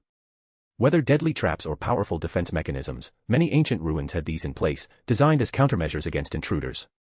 Because of this, discovering ancient ruins required careful planning before exploration since no matter how many valuable things were inside, if they couldn't be brought out, it would all be meaningless. For this reason, holding a strategy meeting before an exploration was absolutely necessary. In all honesty, it was the same principle as dungeon exploration in the world of Danmachi. Before every expedition, Loki Familia would discuss countermeasures and action plans over and over again, which became even more crucial once they reached the 50th floor. As the Familia captain, Finn was eager to drill every possible scenario into the Familia members' heads and prepare multiple strategies. Finn's justification for this was simple: you can never be too careful in a dungeon. As a result, when Raven, Nibbled, and Kaiser started discussing their strategy on the spot, Riezel, who had been listening absent-mindedly, unexpectedly found himself feeling a bit nostalgic. Seriously, why do I keep thinking about the Familia lately? By the time Riezel realized it, he was already smiling wryly to himself. Looks like I need to head back sometime soon. If I keep reminiscing like this, it's gonna be a problem. Having this thought, Riezel then continued listening to the discussion of Raven and the others. Naturally, the first thing they talked about was the autonomous guardians. Nibbled and the others had seen the two autonomous guardians standing at the city gate, but they had assumed they were just incredibly lifelike statues. It wasn't until Raven brought it up that they realized those things could move. Artificial giants guarding an ancient city. Are they alchemical dolls? Or just large golems? Nibbled asked, his interest was piqued. No idea, but they're definitely not living creatures. Raven shook his head. While the one I ran into with the lightning sword saint was smaller than the two at the gate, they're probably the same kind of thing, so they might attack us. No, since they're guardians, if we want to get inside, we're absolutely going to have to deal with them first, right? Riezel agreed with this assessment. He had already tested it earlier that even if he used flight magic to bypass the city entrance and fly straight in, the two autonomous guardians would immediately react. Even though they couldn't fly, the stone spears in their hands could be thrown, and they could even hurl boulders, so thinking they wouldn't attack just because he didn't use the gate would be way too naive. Moreover, their sensory system was also different from living creatures, as whether Riezel used perfect unknowable to stealth past them or greater teleportation to teleport inside the city directly, the two autonomous guardians would instantly charge at him. In other words, there was no getting around it. If they wanted to enter the ancient city safely, they would have to take down the two autonomous guardians. Understanding this, the group began asking questions. So, the strength of those two, how strong are they? Nibbled asked the crucial part. Not sure. Raven shook his head again. But the one we ran into was really strong. Even with both me and the lightning sword saint attacking together, it still took us some time to take it down. It took both of you some time even together. Axel muttered in surprise. Yeah, that's definitely strong. At the same time, the others' expressions turned serious. Raven's claim that the autonomous guardians were powerful was something Riezel agreed with. If nothing else, just looking at the one he and Raven encountered, when it came to its STR and END, it probably surpassed Riezel as he was now. In other words, its STR and END were at level 7, and even among level 7 individuals, it was on the higher end. On the other hand, its DEX and AGI were pretty low, forget about level 6, even level 5 seemed a bit of a stretch. It was precisely because of this that Riezel had been able to kite the autonomous guardian so easily because it was just too slow and clunky. Against an enemy that's sluggish, as long as one didn't let it get close or land a hit, even a level 6 could slowly chip away at it until it went down. Nevertheless, if one wanted to use a kiting strategy, a level 6 still needed to prepare enough medicine, which was essential, not just high potions but also magic potions depending on the situation, and possibly even elixirs if things went badly, as that was the only way to wear down the giant after battling for more than half a day. On top of that, they would need to at least use first-class special equipment, or they wouldn't even be able to scratch it. Before Riezel knew it, he found himself thinking about dungeon strategies from the world of Danmachi, but of course, his thoughts were based on the autonomous guardian he and Raven had fought, not the two at the entrance of the ancient city. Just looking at those two, they were obviously stronger than the one he and Raven fought, proven by how their nearly 10-meter-tall bodies were seriously intimidating. If their size wasn't just for show, then there was no way a mere level 6 could handle them. Not to mention, those two autonomous guardians weren't the only ones in this ancient city. Father, the knights sent to scout just returned, Diego said from the side. According to their report, after using magic to scan the city, it seems there are even more of them inside. Moreover, some areas are giving off faint magical energy fluctuations, indicating there might be magical traps active throughout the city. Numbers? How many of them are there? Raven asked calmly. At least 60 from what we can detect, Diego replied while frowning. Unfortunately, there are places in the city that magic can't penetrate, especially the temple in the central area that not only repels all surveillance magic but also has a ridiculously high-class magic barrier around it. A temple? Axel was surprised. You mean the city center has a temple instead of some administrative building? That's right, Diego confirmed. The knights who scouted didn't see anything resembling a government building or noble estate. In the city, the only unique structure is the temple, everything else is just regular houses. I see. Nibbled looked thoughtful. Well, that makes it seem like this city might have belonged to a nation with an extremely deep-rooted religious faith. A city left behind by a country where divine authority overshadowed royal authority. Raven nodded. I've heard that some ancient ruins fall into that category. If that's the case, then the temple is probably the most valuable place to explore. Kaiser finally spoke. If the rest of the city is just houses, there's probably nothing worth searching for. Alright, let's make the temple in the city center our primary target. Raven agreed. But with at least 60 guardians roaming around, that's a difficult thing to deal with. As a marquis family responsible for guarding Genus's southern border, the Mavros family naturally did not lack military power. Not to mention the kingdom's forces stationed in the territory under Raven's command, including the Royal Knightly Order and military, just the Mavros family's own Knightly Order alone was already quite sizable. According to kingdom regulations, a marquis was allowed to form a private knightly order of 700 members to maintain the security of their territory. However, because the Mavros family bore the heavy responsibility of guarding the border, they were granted a special exception. Similar to the Riezel family, which had a strategic-class magician stationed with them, this exception allowed the Mavros family to recruit an additional 100 knights, bringing their total knightly order to 800 members. Naturally, these extra 100 knights were not ordinary swordsmen but magicians. Given the immense impact magic could have on the battlefield, magicians were considered a crucial military asset, so no country allowed nobles to recruit large numbers of magicians into their personal forces. Magicians were not permitted to work in the private sector and were typically only recruited in large numbers by the country, where they could serve in the royal palace as court magicians, be assigned to magician regiments, or work in key national institutions, such as research institutes for magic, military divisions focused on developing magic items, or magic schools like Spriller Academy. Because of this, no noble, whether a high-ranking duke or a lowly baron, had magicians in their knightly orders. Naturally, this restriction only applied to large-scale recruitment. If a noble simply hired 2 or 3 magicians as retainers, or if a merchant company recruited a few structure system magicians to help produce magic items for sale, it was generally overlooked, but attempting to amass a private force of magicians, as one would with a knightly order, was strictly forbidden, and the kingdom would never allow it. Simply put, only noble families with special circumstances, like the Mavros family, which was tasked with guarding the border and frequently engaged in warfare, were granted special permission to recruit a limited number of magicians. As a result, among the Mavros family's 800-strong knights, 100 of them were magicians.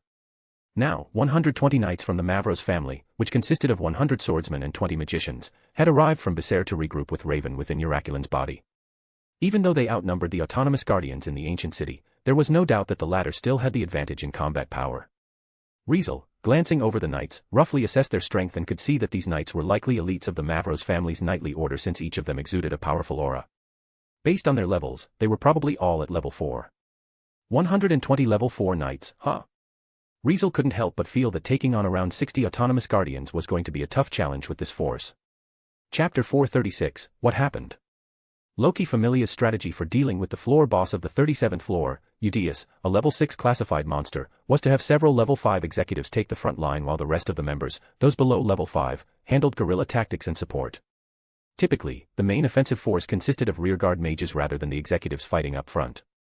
By forming groups of dozens and engaging in a large-scale battle against the floor boss of the 37th floor, they could secure victory, but even so, it was impossible to come out of the fight unscathed or without any energy loss. Unless the 3 level 6 top executives of the Familia stepped in, Eudeus would remain a formidable opponent for Loki Familia, or else Ace wouldn't have been beaten so badly when she dueled Eudeus back then, nearly losing her life. On the other hand, the knights of the Mavros family had greater collective strength than Loki Familia. Even though Loki Familia had around 100 members, which seemed comparable to the number of knights present, not all the Familia members were level 4, as many were still level 3 or even level 2, creating a wide power disparity. In contrast, the knights of the Mavros family that had arrived were equivalent to level 4 adventurers, giving them an overall combat power advantage over Loki Familia. Naturally, considering Loki Familia still had 3 level 6 top executives and 4 level 5 executives, their strength would surpass that of the knights. However, the Mavros family also had Kaiser, who was equivalent to a level 6 adventurer, along with Axel and Diego, who were comparable to level 5 adventurers. If adding these 3, the gap between the two sides was significantly reduced. Simply put, without the 3 level 6 top executives, Loki Familia's combat power was likely still inferior to that of the knights of the Mavros family. Given this, if Loki Familia needed considerable effort to take down a level 6 floor boss like Eudeus without their top executives stepping in, then even with the combined strength of the 3 Mavros brothers, the knights would also struggle to handle a single autonomous guardian. Compared to Eudeus, autonomous guardians were at least just as powerful, if not stronger, especially the ones guarding the city entrance, which might not even be easy for Raven, a sword saint, to take down. Now that they were facing a total of around 60 such enemies, even with Raven and Nibbled in the equation, there was no way they could handle them all. Let alone them, just imagining himself going up against 60 autonomous guardians, each with higher STR and END than himself, made Riezel feel troubled. No. If it were Riezel, he should have been excited instead of feeling troubled, right? In any case, given that circumstance, it was no wonder Raven had called this situation a difficult thing to deal with. Should we call for reinforcements from Becer then? Kaiser asked hesitantly. No, that won't work. They have to stay behind to defend Becer while we're gone. Raven rejected the idea without much thought. Right now, not only was Raven, the lord of Mavros territory, absent from Becer, but so were his 3 sons, Kaiser, Axel, and Diego. If anything were to happen to Becer at this moment, what then? Becer was the frontmost city in all of Genas, the closest one to the battlefield against Ryberg that needed to be properly fortified with enough personnel in case of an emergency. Because of this, Raven didn't want to deploy too many knights here. We need to find a way to take this ancient city with the forces we have now. Raven stated seriously. In that case, our strongest fighters will have to lead from the front and take down the guardians one by one, right? Nibbled summed up the situation. Yes. Raven nodded slightly. Only if the three of us are at the front can we clear out those guardians quickly while keeping our losses to a minimum. Needless to say, Raven had already counted Riezel and Nibbled in. Riezel had no objections to this plan. Even though he honestly just wanted to rush in alone, the moment he thought about the possibility of more magic dolls hiding in the shadows and the mastermind controlling them, he figured it was best not to be forced into going all out since he didn't want to give the enemy a chance to figure out his full strength. He hadn't forgotten that they were also inside the underground demon beast Uraculan's body, and this demon beast was, in some way, connected to the mastermind behind all this, seemingly cooperating with them. Such a fact made Riezel wonder if this ancient city had some kind of trap specifically set up for him, or maybe something else entirely. If that were the case, then he definitely didn't want to be the lone fool charging in and giving the enemy a free shot at him. Before uncovering all the mysteries that were still unsolved, it was better to hold back a little and keep some trump cards in reserve. In that case, moving together with the Mavros family might not be a bad way to throw off the enemy's expectations. It couldn't be helped. Riezel was now aware that whoever was hiding in the shadows, creating and controlling those magic dolls, had set all this up just to eliminate him, so he had no choice but to be extra careful. Of course, this did not mean he was going to start acting timid. I can take one of them down myself. Riezel chimed in calmly, looking at Raven. You and Sir Garland should be able to take care of the other one fast enough, right? As soon as these words dropped, everyone turned to look at Riezel. By yourself. Nibbled said while frowning. Isn't that pushing it a little too much, Sir Brynhart? Riezel didn't respond and simply continued looking at Raven. Seeing Riezel waiting for his answer, Raven thought for a moment before answering Riezel's question with another question. You want us to take out the two guarding the entrance before the guardians inside the city come out? Yeah. Riezel nodded calmly. I used magic to take a quick look inside the city. If I'm not wrong, the guardians inside aren't as strong as the two at the entrance. Riezel wasn't just making things up since, before conducting this strategy meeting, he had actually used magic to observe the ancient city. Specifically, he had used a 9th-tier surveillance magic known as God's Eye. As had been mentioned before, this magic created an invisible, intangible magic eye that could fly far away and conduct surveillance. Not only could this magic eye share its vision with the caster, allowing it to pass through walls, but it also had an invisibility function, making it the perfect tool for sneaking around and gathering intel. Unfortunately, it had its drawbacks. If it got attacked, the damage would backlash directly onto the caster as true damage. It was also easily countered by anti-surveillance magic, which could trace it back to the caster or be blocked by offensive magic barriers. For this reason, God's Eye wasn't the kind of magic that could be used carelessly. Luckily, the Akasha continent wasn't like the world of Overlord, where tons of countermeasures against surveillance magic existed, so Riezel didn't hesitate much and directly went ahead to use God's Eye, sending the magic eye flying into the city to scout the area. At first, Riezel thought the magic eye's invisibility might get seen through by the autonomous guardians, causing them to attack it, but fortunately, they didn't. As a result, the eye smoothly flew into the city, scouted around, and gave him a clear view of what was going on inside, including the guardians. It was precisely because of this that Riezel said the ones inside the city weren't as strong as the two guarding the entrance, since he found that most of the autonomous guardians inside were just like the one he and Raven had first encountered, about 5 meters tall. Compared to the two guarding the city entrance, their size was nothing. In other words, as long as we take out the two guarding the entrance first, the rest won't be too hard to deal with, even if all of them rush out from the city. Riezel explained his plan to everyone. But if those inside come out before we finish off the two guarding the entrance, they'll team up, and getting into the city will be way harder, so the best case scenario is to quickly take down the two and then get ready for those inside to charge out. Since those guardians are just autonomous ancient weapons, they don't have much intelligence. As soon as they hear fighting outside, they'll most likely rush out without thinking. If they come out one by one instead of all at once, because of different distances from the city entrance or whatever, then we can take them down one at a time, right?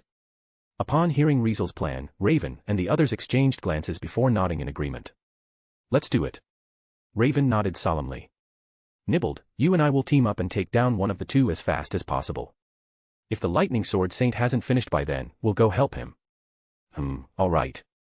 Nibbled thought for a moment but ultimately had no objections. Meanwhile, Kaiser, Axel, and Diego exchanged strange looks at Riezel and Raven. They couldn't help but feel that the hostility between these two sword saints had cooled down a bit. Riezel, who had been so aggressive before, wasn't targeting their father anymore, while their father, who was usually so dominant and hard-headed, had softened his tone. Somehow, these two sword saints had naturally come to cooperate. What happened? Such a question filled the minds of the three Mavros brothers, who were both puzzled and curious. They had no way of knowing that Riezel had two reasons for this shift. First, he wanted to use the Mavros family as a shield, and second, he had started to suspect that Raven might not actually know what Felix had been up to. Logically speaking, As the Lord of Mavro's territory, Raven shouldn't be the clueless about his own nephew and should know exactly what kind of person he was. However, people weren't always what they seemed, so given how Raven was acting, Riezel had reason to suspect that this lord had been kept in the dark. Having such a belief caused Riezel to hold back his temper a little. As for Raven, he had simply acknowledged Riezel's strength and knew Riezel wasn't someone to underestimate, especially after the shock from Gate. His usual overbearing nature had softened without him even realizing it. Because of that, they had naturally reached an agreement and even cooperated, or else, with their personalities, they probably would have just gone at it alone. Now that everything was settled, everyone moved into action. Spread out. Kaiser ordered the knights to spread out, forming a perimeter to block off the road leading to the city entrance. Swordsmen took the front, magicians positioned themselves at the back, while the three Mavros brothers stood in the middle, forming a basic battle formation. Meanwhile, Riezel, Lisbeth, Raven, and Nibbled stepped forward, splitting into two groups. Riezel and Lisbeth headed toward the autonomous guardian on the left while Raven and Nibbled moved toward the one on the right. As soon as the four of them got close enough, the autonomous guardians moved. Rohair. A deep, powerful roar echoed, shaking the air. Chapter 437, Lisbeth's determination and everyone's shock. If it had to be described, it would be a storm. When two autonomous guardians, each nearly 10 meters tall, roared at the humans closing in on them, the sheer force of their roars alone became a raging storm, crashing toward the knights. Facing the overwhelming roars that crushed against them like a violent storm, the knights froze in place as if they had been turned to stone, their bones and flesh creaking under pressure. At this moment, the knights of the Mavros family, who had been hardened by countless battles and wouldn't normally fear mere giants, showed expressions of terror. TCH. Kaiser and the others struggled to hold their ground against the roaring storm, their eyes filled with shock at the sheer force of the autonomous guardians' roars. Even Raven and Nibbled had grown tense, gripping their weapons tightly, one holding a great sword, while the other held a staff. Among everyone present, Riezel was probably the only one who remained completely calm, almost indifferent. However, the same couldn't be said for the girl at his side. Ugh. Clutching Maslow, Lisbeth let out a soft whimper as the storm of fury swallowed her. It was trembling. It was fear.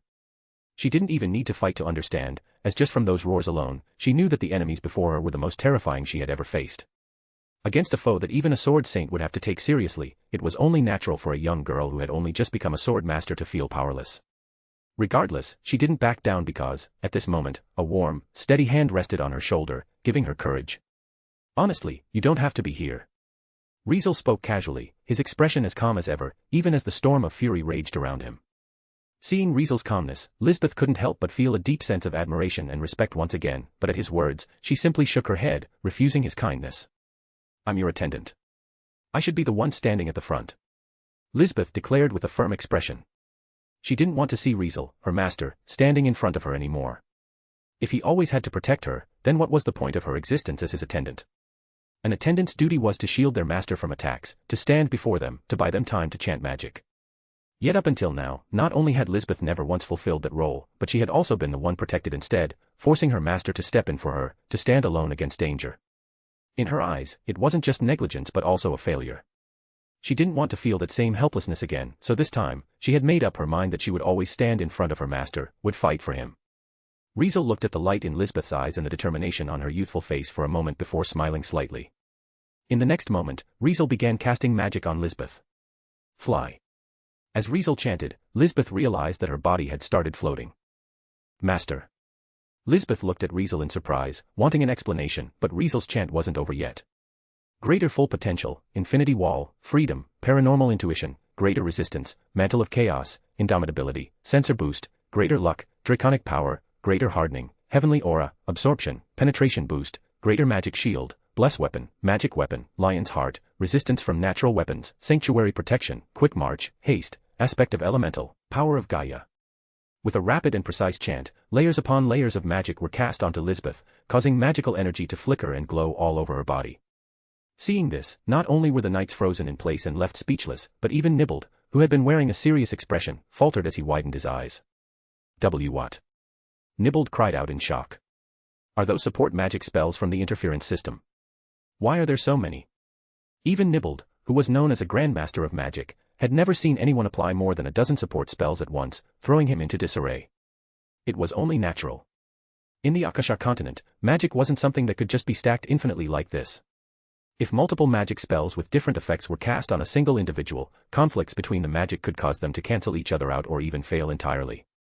At least, that was how Nibbled understood it, especially for interference system magic, which directly affected the caster or another person. Unexpected interactions between magic spells could occur when cast simultaneously.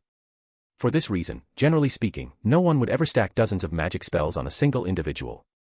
Amazingly, the magic spells actually seemed to be working, proven by Lisbeth, who was surrounded by flickering magical energy, and the aura around her was steadily rising. Such a sight shattered Nibbled's understanding of the world once again. Unaware of all this, Lisbeth unconsciously closed her eyes, feeling the sudden surge of strength within her, and soon, a ridiculous thought popped into her mind: she was invincible. Of course, even though that was just an illusion, it proved that her strength had indeed increased, and not just by a little. Coincidentally, the moment of enhancement came to an end as the two autonomous guardians took heavy steps forward, charging toward them. Go. Remember your breathing. Riezel's voice finally reached Lisbeth's ears, making her instinctively adjust her breath. It wasn't the way she normally breathed, it was the breathing technique she had learned from her master after arriving in Mavro's territory. As Lisbeth's breathing rhythm changed, a surge of air flooded her lungs, and in that instant, her heart and lungs pulsed, her blood circulation accelerated, and yet another surge of strength rose within her. Feeling this strength, experiencing just how powerful she had become, Lisbeth lifted her gaze and locked eyes with one of the roaring autonomous guardians. Boom. In the next second, Lisbeth disappeared. Hovering in midair, Lisbeth suddenly stomped on the air, causing it to explode as her figure transformed into a flash of light, zipping through the air while drawing the sword she had held close to her chest. Rohair. Seeing Lisbeth, the autonomous guardian roared in fury, shaking the air, but Lisbeth moved like a nimble cat, dodging and weaving as she swung Maslow. Love breathing, third form, cat love shower. Golden slashes appeared, massive in range. Mirroring Lisbeth's movements, the slashes spun like an agile cat as they cut across the autonomous guardian's entire body, completely engulfing it. Poochie. In that instant, the golden slashes tore through its flesh, slicing across its entire body, down to its limbs and bones, leaving it instantly covered in deep wounds. Rohair. For a brief moment, the autonomous guardian didn't seem to realize what had happened, and it wasn't until a second later that it let out an agonized roar. Lisbeth had landed the first strike, injuring the autonomous guardian, once considered an overwhelming foe, faster than anyone else. What? Among them were Raven, Nibbled, and the three Mavros brothers, Kaiser, Axel, and Diego. Rohair. Howling in pain, the autonomous guardian flew into a rage and, ignoring the shock of those around it, hurled a meteor-like punch toward Lisbeth midair. Boom. With an explosive sound, the autonomous guardian's massive fist crashed into a nearby stone pillar, shattering it on the spot. Boulder-sized fragments rained down from above, but they failed to stop Lisbeth, who dodged at high speed, slipping past the autonomous guardian's attack with ease. Love breathing, second form, love pangs. Lisbeth moved with an oddly swift and unpredictable motion while swinging Maslow, unleashing a series of slashes that were as flexible and erratic as a whip. Poochie, Poochie, Poochie. One by one, the slashes landed on the autonomous guardian's body as if invisible wind blades were slicing across its form, leaving fresh wounds all over. Rohair. Howling in pain again, the autonomous guardian roared in fury as it chased after Lisbeth, who kept leaping back and forth like a cat. Boom, boom, boom, boom. Leaving consecutive explosive sounds, the autonomous guardian's punches and swings of its stone spear struck the spots where Lisbeth had been just a second before, shattering the ground, walls, and nearby stone pillars. Even the debris falling from the ceiling was blasted apart one after another, sending dust clouds billowing through the air. Lisbeth continued her fierce clash with the autonomous guardian, leaving those who had never seen her fight completely stunned.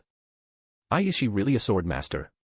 Nibbled, who had once speculated about Lisbeth's strength, felt his scalp tingle. Naturally, if even Nibbled reacted this way, the others were even more shaken. To those unfamiliar with Lisbeth, she was nothing short of breathtaking, a beauty so stunning that calling her a goddess capable of toppling kingdoms wouldn't be an exaggeration. They had never known that such a beauty could be this powerful. They had never imagined that this goddess-like girl possessed such overwhelming strength. As a result, when Lisbeth displayed strength that surpassed every knight present, perhaps even surpassing Kaiser, who was second only to a sword saint, everyone was left in shock. At the same time, Riezel, seeing Lisbeth's fight, suddenly smiled and began chanting magic. Harbinger of the end, the white snow. Blow with the wind before the twilight. For the first time in a long while, Riezel chanted a long magic incantation, letting his mind transform into surging magical energy. Closing light, the freezing land. Blizzard, the 3 severe winters, my name is Alf. What Riezel chanted was one of the magic spells personally taught by Arario's strongest mage. Windfimblevetter. Chapter 438, Windfimblevetter and Love Breathing's Compatibility. Riezel had learned 5 magic spells from Riveriel Joe's Alf, Orario's strongest mage known as 9 Hell, which included 3 defensive spells and 2 offensive ones. For the 3 defensive magic spells, they were Live Illugio, a support defensive magic that enhanced both physical and magical resistance, protected the target of the magic, and could even heal minor injuries. Veil Breath, a defensive magic that shielded the target of the magic from all enemy attacks. Via Shilheim, a defensive magic that created a barrier that completely blocked physical and magical attacks. When Riezel learned magic from Riveria, these 3 defensive magic spells were the ones she taught him first. Maybe she wanted to tell him that, before attacking the enemy, protecting himself and his allies was the most important thing. Only after that did Riezel learn 2 offensive magic spells from Riveria. One of them was the Fire Attribute Wide Area Annihilation magic, Ray Levitine, which he had used back at the Frenzel residence in the royal capital, Yalovia, leading to his recognition as a tactical class magician. As for the other, it was the magic he was using right now, called Winfimblevetter, an ice attribute area-based offensive magic that created 3 blasts of an extremely cold blizzard, freezing everything within range. As Riezel cast Winfimblevetter, an ice-blue magic circle expanded beneath his feet before a frigid wind swept across the battlefield, forming a blizzard. Kacha, kacha, kacha. In that instant, the sound of ice slowly creeping across the ground filled the air as the cold wind spread, and eventually, the bone-chilling noise echoed through the cave chamber, the city, and the battlefield, sweeping over everything and turning the entire area into a frozen wasteland. Fall back. Get back, now. Don't stay here. Kaiser, Axel, and Diego, the first to spot the incoming blizzard, had their faces turned pale as they shouted desperately, urging the knights to retreat. Is it his doing? Isn't this tactical class magic? Raven and Nibbled, who hadn't expected Riezel to unleash such high-class magic here, were just as shocked and immediately moved away in a panic. Rohaer.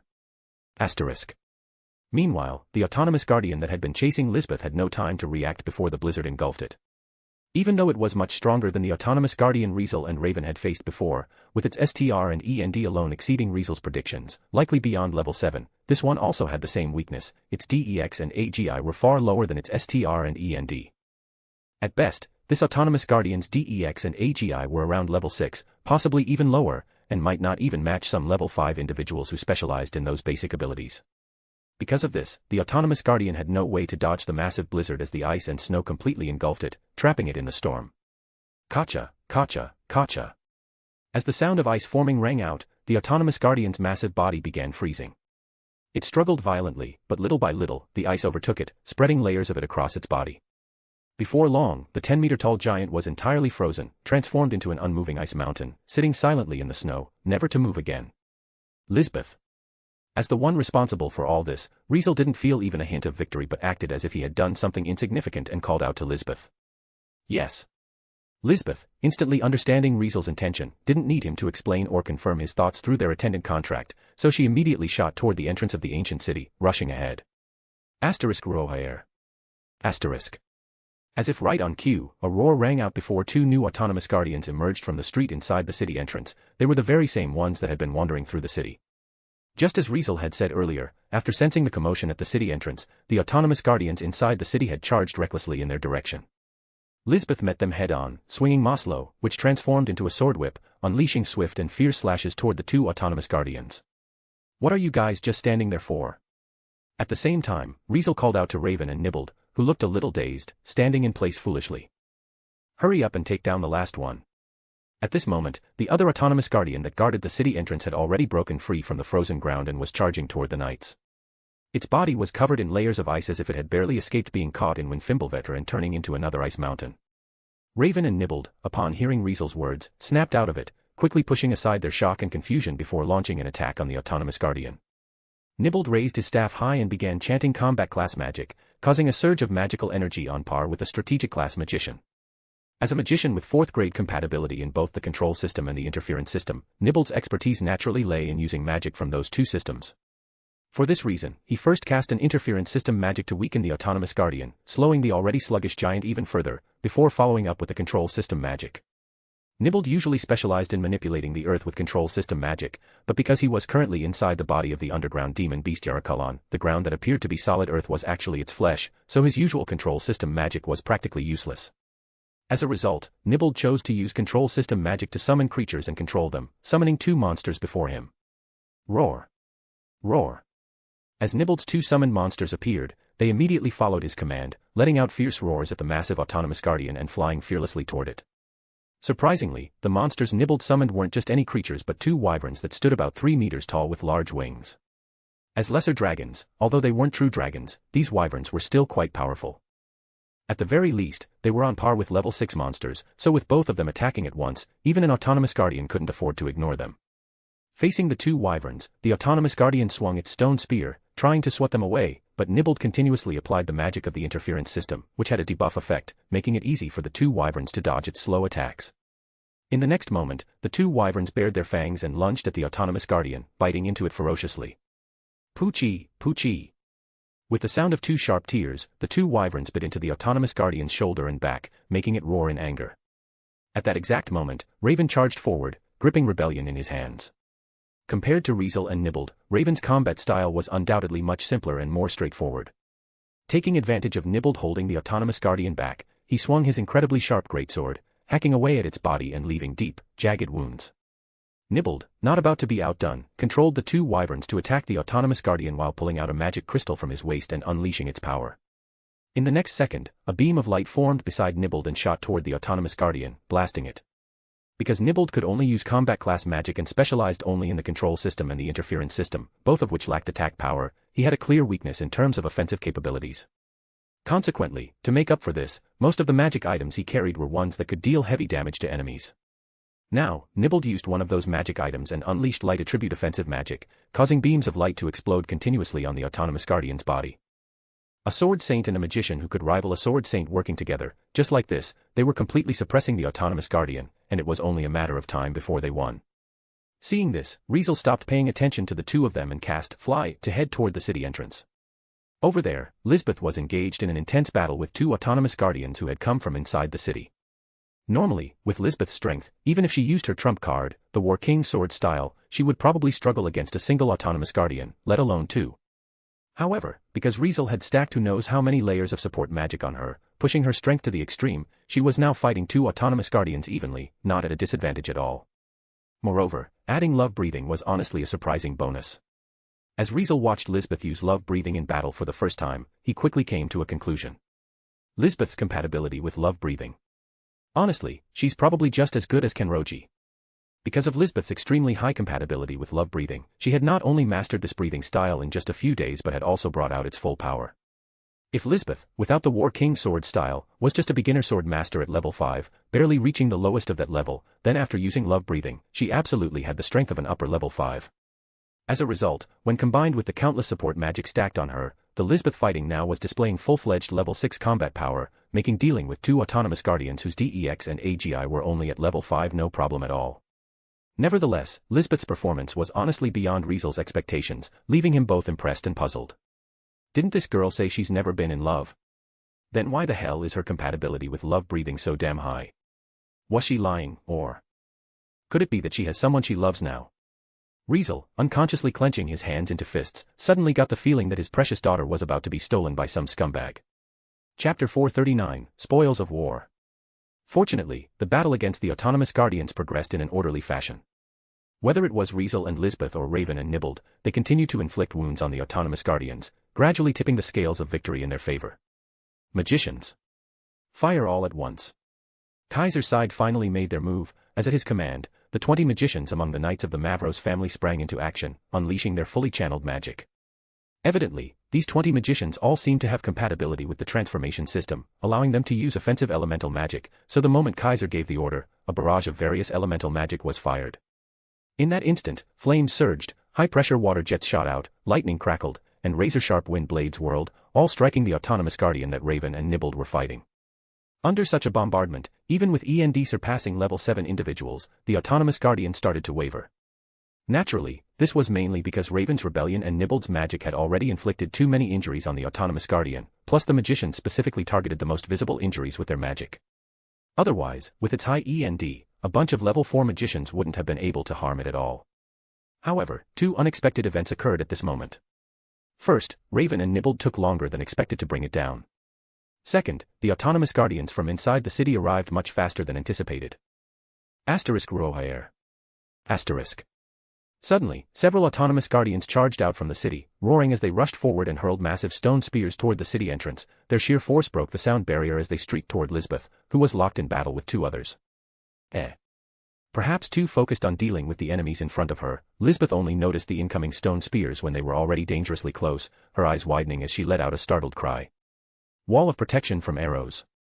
At the crucial moment, Riezel made his move as he cast a magic spell that disrupted flying projectiles, altering the air currents around them. Consequently, the stone spears wobbled in the turbulence, ultimately missing Lisbeth and instead crashing into the city entrance's walls, blasting massive holes into them. Rohair. However, as if provoked by some unknown force, the autonomous guardians charging from the city paid no heed to anything else as they stormed forward and threw a devastating punch toward Riezel and Lisbeth, powerful enough to shatter the very ground beneath them. Master. Lisbeth instinctively called out. Greater teleportation. Riezel teleported directly in front of Lisbeth, grabbed her by the shoulder, and cast another teleportation magic, moving her to a safer location. However, because of this, he was left alone, completely surrounded by multiple autonomous guardians, subjected to a barrage of punches from all directions. Considering their immense fists and high STR, even among the top of level 7, Riezel didn't want to take a hit head-on, so he decided to explode, not metaphorically, but literally. Maximize magic, nuclear blast. A blinding light erupted from Riezel's body, expanding like a detonated nuclear bomb in an instant. Boom. With an earth-shattering explosion, the flash swallowed everything in its wake, causing the city entrance, the walls, and the autonomous guardians to be blown apart, their massive bodies disintegrating within the blast. Another tactical class magic. Feeling the tremors in the ground and air, those outside the city gate groaned in distress. It was understandable for them to feel this way. Nuclear blast was, after all, a 9th-tier magic. However, although it was an offensive magic, its raw power wasn't particularly strong simply because it was a composite attribute magic, half fire attribute and half blunt attribute, making its damage relatively weak even among 9th-tier magic. Regardless, this magic still had 3 advantages. 1. It posed an exceptionally high threat to skeletal undead since they were most vulnerable to fire attribute attacks and blunt attribute attacks. 2. Its area of effect was massive, ranking among the largest across all magic and tier magic. Using terms from the world of Danmachi, it would be classified as a wide-area annihilation magic. 3. Anyone caught within its range, whether enemy or ally, would suffer from multiple abnormal status effects like poison, blindness, deafness, confusion, panic, and more.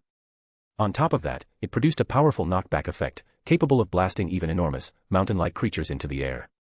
It was exactly for this reason that Riezel used this magic, to blow away the autonomous guardians surrounding him. Unfortunately, Riezel himself was also within the blast radius.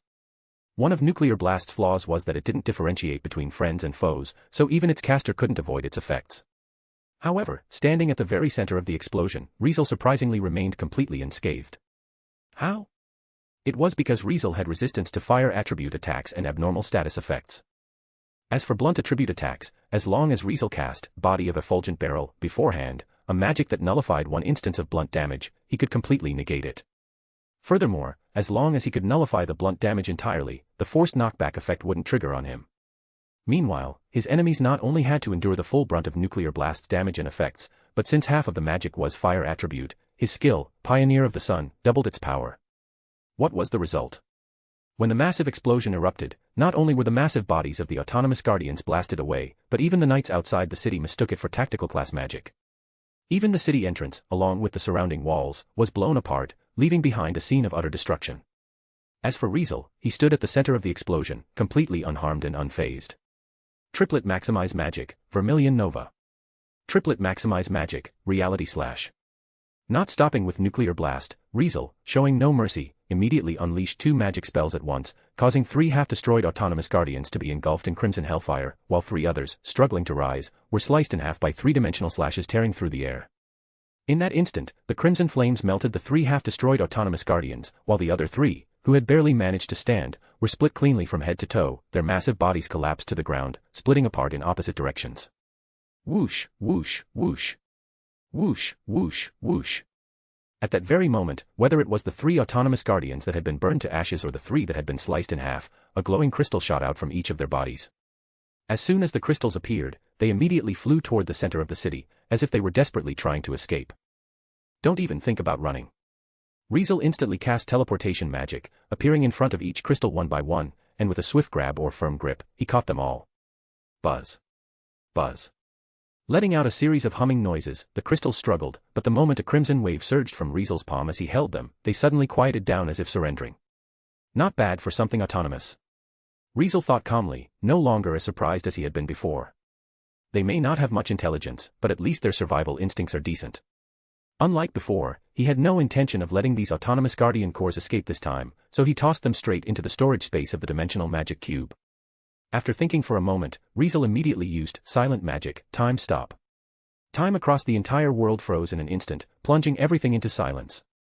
Riezel moved through the frozen world, stepping past the half-destroyed city entrance before seeing Raven and Nibbled still locked in battle with the autonomous guardian guarding the city entrance, while above their heads, a barrage of magic fired by the Mavros family's magicians filled the sky. Riezel briefly glanced in their direction before shifting his focus back to the autonomous guardian that he had frozen into an ice mountain. Delay magic, reality slash. Riezel timed the activation of delay magic before his figure flickered and reappeared above the autonomous guardian's head. Before long, the time magic wore off, and the world sprang back to life. Swish. At that exact moment, a space-cutting slash shot forward, slicing through the ice mountain and the frozen autonomous guardian within, cleaving it cleanly in half. Whoosh. Like the others, a crystal instantly shot out from the autonomous guardian's chest, but it was not only larger than any crystal Riezel had encountered so far, but it also moved at an astonishing speed, quickly soaring high above the city in an attempt to escape. Time stop. Riezel activated time magic again without hesitation, freezing the world once more before flying to the crystal, reaching out his hand and firmly grasping it in his palm. A moment later, the time magic lifted. Buzz. As soon as time resumed, the large crystal in Riezel's hand suddenly struggled with surprising force. Stay still. As usual, Riezel used decomposition magic to intimidate it, and once the large crystal was scared into submission, he stored it in the storage space of the dimensional magic cube. Of course, all of this happened without anyone noticing. Master. Lisbeth, who had been teleported away, flew back using the flight magic Riezel had cast on her. Sir Raven. Nibbled, unaware of anything unusual, called out to Raven as he restrained the autonomous guardian he and Raven were fighting with his magic. Got it. Raven raised Rebellion, unleashing the Dark Abyss sword style before a fusion of dark light and a mysterious aura surged, empowering the great sword in his hands as he slashed toward the autonomous guardian's head. Poochie. In that instant, the autonomous guardian's head was sliced off, soaring into the air before crashing to the ground, motionless. Whoosh. From the severed neck of the autonomous guardian, a large crystal appeared once again, shooting toward the city at high speed. Little did it know, Riezel was already waiting. Greater teleportation. Riezel used teleportation magic this time, instantly moving in front of the large crystal and grabbing it. Now that both autonomous guardians guarding the city entrance, along with several ordinary autonomous guardians from inside the city, were taken care of, their cores all fell into Riezel's hands, becoming his spoils of war. Chapter 440, Strategic Class Magician. As the two stronger autonomous guardians guarding the city entrance were taken down, the oppressive atmosphere in the air instantly lightened, making everyone subconsciously breathe a sigh of relief. Before long, even though more autonomous guardians rushed out of the city one after another, compared to the two at the entrance, these ones were undoubtedly much weaker. However, this time, it wasn't just Riezel, Lisbeth, Raven, and Nibbled taking action. Kaiser and the others also stepped onto the front lines, engaging the autonomous guardians in battle together. Ordinary autonomous guardians had STR and END equivalent to level 7, but their DEX and AGI were only at level 5, so even Axel and Diego, who were only at level 5, could fight against them and were fully capable of holding their ground on their own as long as they avoided the stone spears and fists of the guardians. Meanwhile, the knights of the Mavros family, who were around level 4, were in quite a similar situation where they definitely couldn't win in a one-on-one fight, but in group combat, things were different. Against the autonomous guardians, the swordsmen took the front lines as vanguards, engaging in guerrilla attacks to draw the attention of the guardians and disrupt their attacks, while the magicians in the back focused on support, either supporting the vanguards with magic or bombarding the guardians with offensive magic and debuffs. With this kind of coordination, even 100 swordsmen could hold off around 10 autonomous guardians, stopping their charge and leaving them helpless. As for Raven, Nibbled, Lisbeth, and Kaiser, their roles were even more straightforward, acting as damage dealers. It couldn't be helped. Considering the autonomous guardians had END that ranked among the highest in level 7, even if Axel, Diego, and the knights could restrain them, it was difficult to deal any real damage. Only a few people, including Lisbeth, had the ability to hurt the guardians. Lisbeth, of course, needed no explanation. Maslow, the sword she wielded, was an extraordinary ancient mystical treasure, which, in Riezel's eyes, was even stronger than first-class special equipment in the world of Danmachi. Moreover, Riezel had also enhanced it with magic like Bless Weapon and Magic Weapon, so given the little princess had already succeeded in breaking through the defenses of the two stronger autonomous guardians guarding the city entrance earlier, these weaker ones were nothing in comparison. Raven was the same. Rebellion, known as the strongest offensive weapon in Genas, was also an ancient mystical treasure, so when adding the Dark Abyss sword style that provided additional enhancements, it was easy to break through any defenses. Nibbled, on the other hand, relied on the power of a magic item he carried, continuously bombarding the autonomous guardians with high-powered elemental magic from the transformation system. At the very least, he could peel off a layer of their tough skin. As for Kaiser, normally, as a level 6 sword master, he shouldn't have been able to break through the defenses of the autonomous guardians, but as Raven's eldest son and the one regarded by many as the next guardian sword saint, he also carried a mystical treasure. However, it wasn't a mystical treasure from the ancient magic civilization but a modern one born from the technological advancements of the modern magic civilization. Even though the modern magic civilization wasn't as powerful as the ancient magic civilization, over thousands of years of development on the Akasha continent, there were still exceptional individuals who dedicated their entire lives to crafting powerful items. Yes, these modern mystical treasures might not be as powerful and versatile as the ancient ones, but they were undoubtedly far superior to ordinary magic weapons, magic armor, or magic items. For example, Albert Borley, the heir of the Borley family, once considered the best swordsman just below the sword saint, who had fought Riezel in the royal palace where Riezel secured his position as a sword saint, had drawn his sword in front of Riezel, which had a glorious history within the Borley family. It was said that even the past Borley family sword saints had once wielded that sword, acknowledged as a magic weapon with immense power. In terms of sheer sharpness, it might not have been much weaker than Raven's Rebellion, but unlike Rebellion, which had special abilities like breaking defenses, magic, and curses, Albert's sword lacked such abilities. Nevertheless, it had its own special ability, which was nearly indestructible, having never shown any signs of wear to this day. It was believed that even a weapon like Rebellion, an ancient mystical treasure that could break any defenses, might not be able to chip it. Such was the nature of modern mystical treasures, masterpieces of modern magic civilization, forged by legendary craftsmen over centuries. Kaiser, as the eldest son in the Mavros family, wielded a weapon that ranked among modern mystical treasures, a masterpiece forged from the rarest metal in Genas by a master blacksmith, working alongside 3 structure system magicians proficient in alchemy magic. Emitting faint particles of light, while the sharpness of the sword in Kaiser's hand might not match Rebellion, it possessed a special ability that only Rebellion had, Defense Breaker. As a result, working together with Raven and Nibbled, Kaiser also could harm the autonomous guardians, inflicting wounds on their massive bodies. Thanks to the injuries they created, Axel, Diego, and the knights were able to deal damage to the autonomous guardians as they targeted those injuries, tearing apart the guardians' flesh as much as possible. Lastly, there was Riezel. What did he do? He was soloing. He seemed to be getting addicted to the feeling of everything around him being blown away in an instant when using nuclear blast, so whenever autonomous guardians charged out from inside the city, he would cast greater teleportation to appear right in the middle of their densest formation before unleashing maximize magic, nuclear blast, on the spot. With its massive blast radius, Riezel really felt like he was bringing about world peace through nuclear explosions, as with just one nuclear blast, everything instantly went silent. In a situation like this, even if the autonomous guardians had extremely high END, far beyond level 7, they still ended up crumbling into dust within the explosion. Normally, nuclear blast wouldn't be this powerful, but since half of its attribute was fire, the magic, which had fast casting speed, a huge area of effect, and inflicted all kinds of abnormal status effects, had its one major flaw, which was lack of damage, completely compensated for. As for its other flaw, which was hitting both friend and foe, Riezel just had to make sure he avoided his allies before casting and setting up Body of Effulgent Barrel as a shield. In that way, its flaw basically didn't exist as flaws anymore. Ultimately, the more Riezel used Nuclear Blast, the more he got hooked. In fact, Riezel got hooked on Nuclear Blast mainly because it felt even more satisfying to use than a ranged instant death magic like Cry of the Banshee. It was only natural. Witchmen didn't like explosions. If it weren't for the fact that there were still people of the Mavros family nearby, along with Nibbled and even Lisbeth, he wouldn't just be using Maximize Magic, Nuclear Blast, but Widen Magic, Nuclear Blast, instead. No choice. If Riezel enhanced Nuclear Blast with Widen Magic, its attack range would absolutely be big enough to send not just the autonomous guardians but also Lisbeth, Nibbled, and the Mavros family's people flying. Nonetheless, this situation involuntarily gave Riezel an increasingly strong feeling. Maybe I'm already touching the edge of becoming a strategic class magician.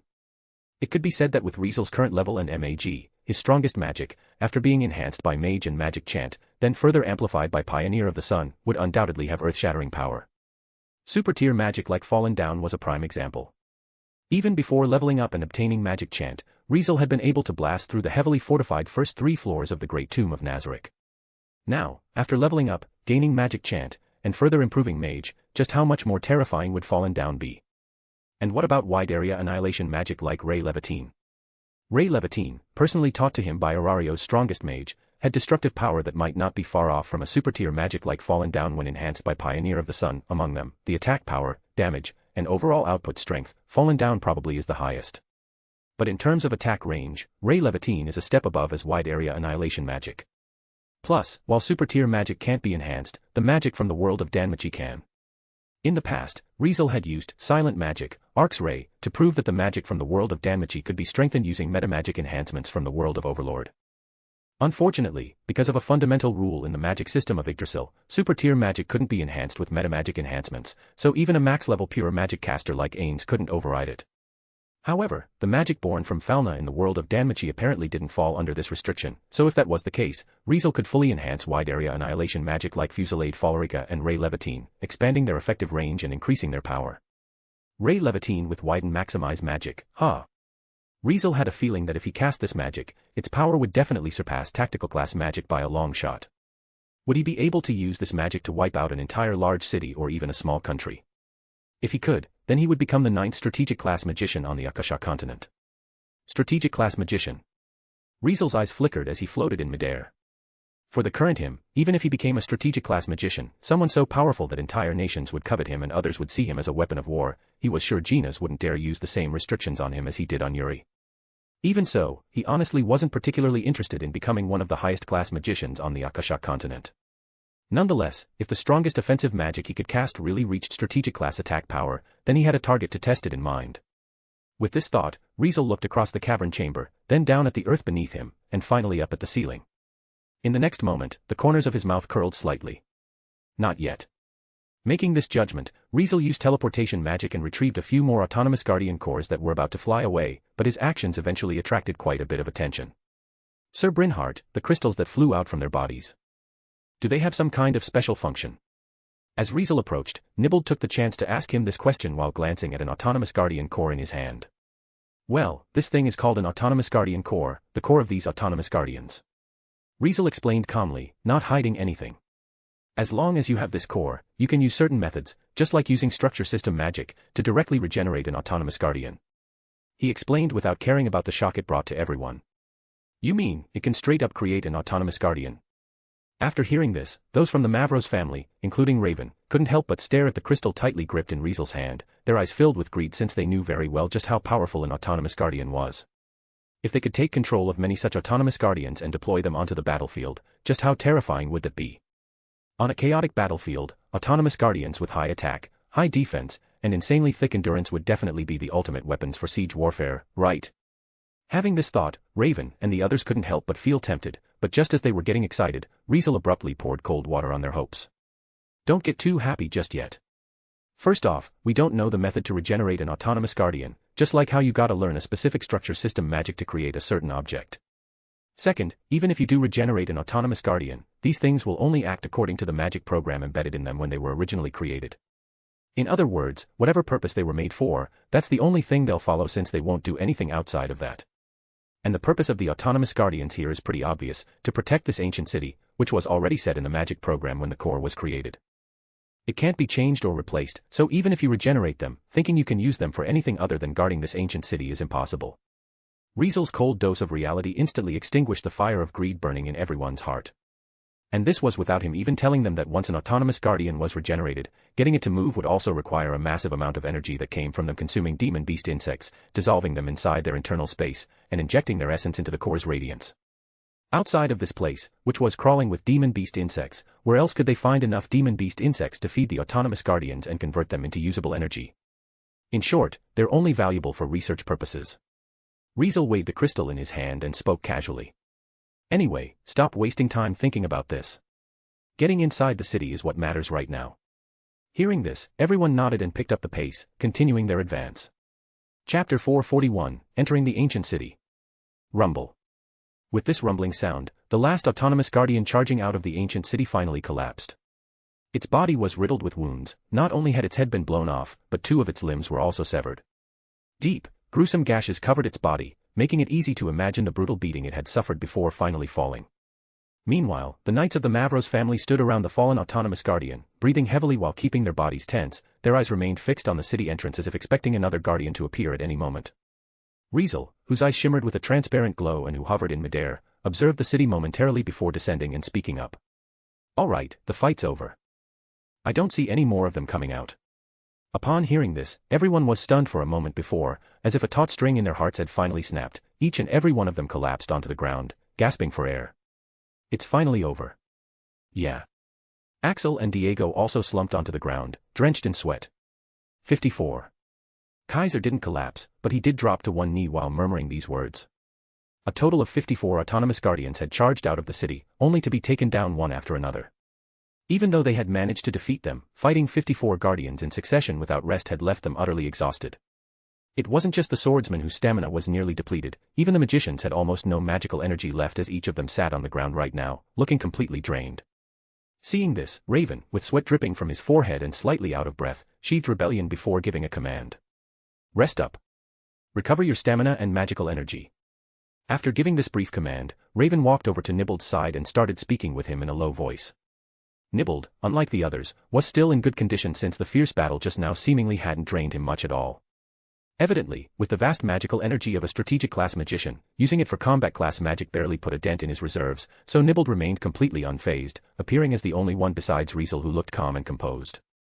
He hadn't even dispelled his summoned wyverns, letting them continue circling in the air above his head. As for Riezel, he was sitting nearby, supporting the little princess, Lisbeth. You okay? Asking this, Riezel chuckled softly as he looked at Lisbeth, who sat on the ground in a duck-like sitting position instead of collapsing roughly like the knights. I am okay. Lisbeth, seeming a little embarrassed, tried to stand up, but Riezel stopped her. Your stamina's pretty drained, so rest for a bit first. Focus your awareness more and refine your breathing.